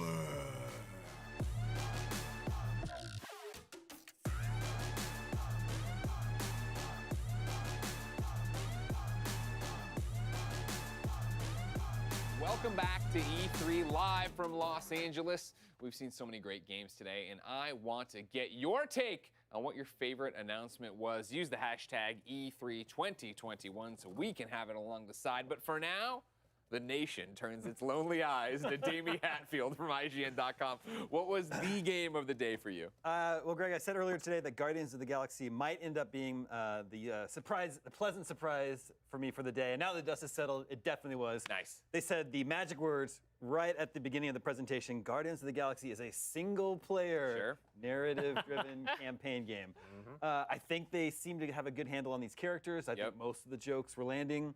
I loved the alien designs that we saw and the cool alien planets they were visiting. So yeah, single-player adventure. We were planet hopping around the galaxy with these interesting characters, visiting interesting aliens and killing them. That sounds like a game I want to play. 100% right there with you is my pick as well, because like everything you just said, but on top of that, jumping in, I didn't expect the choices. I didn't expect there to be this variance of what we're going to do. That's very, IDOS, right? That's very Deus Ex. Totally, exactly. But still, I would have expected if you're going single player and you're doing a narrative-focused game, you'd have it go this way. And they had a really interesting conversation with me afterwards that you can still catch on the E3 channels about all of that and why they did that and how they're doing that. And I love the 80s music for it, right? Yeah. It's got its own vibe to it. And yeah, I'm stoked about that one. Michael? We don't have to wait very long either. Oh, I know. That's even better. October, right? Michael? Stalker 2. I'm a little disappointed that I didn't mention Stalker 2 when we were doing that one coming. That's that one. I did not see that one coming. Because Xbox had so many games that I forgot about the game that I liked most during the showcase. Oh man, but yeah, Stalker 2. It's kind of I guess kind of obscure because it's a hard game to play nowadays. Like the original Stalker series. Yeah. It's kind of been obscure, but like Stalker 2 being on the Xbox stage, like we kind of saw reveals in the past about it. But are we going to see gameplay? How far is this out? Because GSC Game World's been through a lot since they've done other games. And to see it in action, it looks like it's going to be also, I lied earlier when I said, like, I don't really mess with shooters anymore. Then I saw Stalker 2, I'm like, oh, okay, like it looks more like a shooter. Pulling you back in. Yeah, it looks more like a shooter than the previous games have because it had a little bit of that jank. But here it looks solid, it looks tight, and it looks very scary. Very scary, because like there is an element of horror in the Stalker franchise. Yes, it's post-apocalyptic, but it is also a little bit supernatural and surreal and scary. So definitely hooked by what I saw from Stalker 2 today. Excellent. Of course, ladies and gentlemen, no matter where you're watching, you can vote in all of our polls as well. You see ones up right now. What was your favorite announcement today? Halo running away with the dang thing, 35%. Right behind it, Dying Light 2, followed up by Guardians of the Galaxy. Avi, what about you? Well, I don't know if my pick is very scary, as Michael was talking about, but I was looking at Naraka Blade Point because, again, I'm like, first impression, okay, Fortnite, because it has the Battle Royale, meets Blade and Soul faster combat, meets Genshin Impact for the simp ability and customizable characters. And because I'm loving it as you get to see all of the fights that we saw in the trailer, the weapons that they announced for today. I think it was a spear and then a chainsaw in addition to the bow, the swords, and all the different types of combat. We saw the incredible mobility that you have in the game with all the parkour elements, because I like to run away from fights because I know I'm not going to win them. And that's why I need my teammates to come in. But then just besides that, the game looks so fun. Yeah. And I can't wait to play it. Yeah. And so that's why it's my favorite. When you guys were talking about it after we showed the trailer, right, you mentioned, of course, the fact that you don't have to build in it, which is awesome. Yep. Like, I'm terrible at Fortnite building. And Michael, you talked about getting up in people's face, right? Yeah, Like, it's not something squaring you're up. hang back. Yeah, exactly. I want to try it for sure. Dan, what's yours? Well, I'm going to stay on brand here. It was a throwback to the JRPGs of yesteryear, and that's Eiyuden Chronicle. It is a game that I am so excited to see more footage of. I'm a big fan of Suikoden. This is a spiritual successor to that game, as I mentioned earlier. And just the beauty of the gameplay, that sort of mixture of 2D gameplay, but it feels like it's been brought into the third dimension effectively, the battle system they have there, and just the endless amounts of characters. Like the subtitle is 100 Heroes. You're going to recruit a metric ton of characters in this game, so plenty of value there, and I just can't wait to see more from it. Excellent insight, everyone. Great job today. A+ work. All right? You too, Greg. Damon, please don't. You know, I'll take it. A+ work as a host. Let's go to our B+ hosts, Golden Boy and Jackie. Wow. Correct. Wow. No words. No We're just- words, Yeah, Greg. just we're gonna pretend that. We're didn't moving happen. on. Yes, and let's talk about an A+ game, Naraka Blade Point. We heard Avali fangirling about it. We're fangirling about it too. You got to play. I did. Yeah. I did. It's a fantastic game. 100% suggest everyone check this one out if you happen to dig Battle Melee Royale. combat style Battle Royale, 100%. Yeah, you can't go wrong with that. But baby, baby, baby, this was it for me. The Xbox keynote, the Xbox Bethesda showcase, amazing. Starfield opened things up, but let's be real. You guys know I'm so excited for Halo. Halo's my jam. It looks great. Also, there's a multiplayer showcase that's going down tomorrow too. So if you are a multiplayer fan, make sure you check that out. Yeah, Halo Infinite looked fantastic. Starfield, Redfall, Forza, but look at this, y'all. Square Enix also hitting out of the park today. We got to see Guardians of the Galaxy, Life is Strange. We have to mention Stranger of Paradise, Final Fantasy Origin as well. A lot of great titles, but nobody hit on this one, so I'm excited for it. I thought that was super important. Yeah, and one game that has been just on the tip of my tongue, it's so much. Back 4 Blood. Love this game. We saw the PvP mode. I'm getting a lot of PvP here. Wonder if the producers are telling me something. It's like I know a thing or two about PvP games. But this game is awesome. That new time mode, I'm all about it. I think that this is going to be something special, something great for you and your friends to jump into. I cannot stress enough, folks, if you haven't played a game like Left 4 Dead in the past, Back 4 Blood is the perfect entry in the series. And that PvP, you're going to want to watch. You're going to play that one 100%. 100%. And talking about zombies, the PC gaming show, Dying Light 2. We got a good look at goodies. Dying Light 2 for sure. We both were geeking out about Death Trash. I'm sorry. Death Trash. Me. Yeah, that looked Long day. fantastic as well. But honestly, they had so many trailers. I can only pick a couple. Axion was another one. I think that we have that up right now. So a lot of good titles coming from PC gaming. That's right. And then the last one we had was a future game show. Little Sonic Colors Ultimate here. I love Sonic. This game, I'm definitely going to be spending time playing this one. Anytime I get an opportunity to play Sonic, I'm all about that. This was great. You know, top to bottom, we had a lot of great games that normally we would not get to check out. You know, Harold Halibut. Harold yeah. Halibut. I just saw you tweet about this game too. I know. I was a big fan. Dan Casey and I actually were arguing over who got to pick it. And then Dan was like, no, y'all ain't stealing this from me. I'm going to say Harold Halibut as well. So, yeah, I thought this one looked fantastic. Also, Lake. Yes. The mail delivery one. Mr. Miller was a fan of that one. Mr. Miller, the D+ host, was a big Hey everybody, fan of what's that. happening over here? Let's talk about the Monday schedule and cut. Terrible. We'll go over that Boys quick. Mike at 9 a.m. Pacific time tomorrow. It will be the Verizon presentation at 9:45. Intellivision will take our stage. 10:15 a.m. Pacific, Take-Two Interactive has an inclusivity panel. Then at 11:10 a.m. it's Mythical Games. At noon, high noon, it's the Indie Spotlight. 12:30 Freedom Games. 12:55 Venn, and then at 2:30 p.m. we have Capcom, followed by Razer at 3. Now, speaking of Capcom, I'm sure we all have them circled on our calendar. We're very excited for something special tomorrow. Guys, what are we hoping to see from Capcom? Oh, wow. Big question. Oh. For some reason, Monster Hunter popped in my head first. Always about that. I mean, if we saw some Chun-Li action, Street Fighter 6, okay, that'd be dope too. But yeah, I think for those two, if I saw anything with them, I'd be happy. So. Okay. Well, I would want to see something unreleased, something that we haven't seen before. It goes without saying. They did announce that they are going to talk about some stuff with Resident Evil Village. Yeah. So that, I wonder what they're going to have, because that game has been the talk of the town.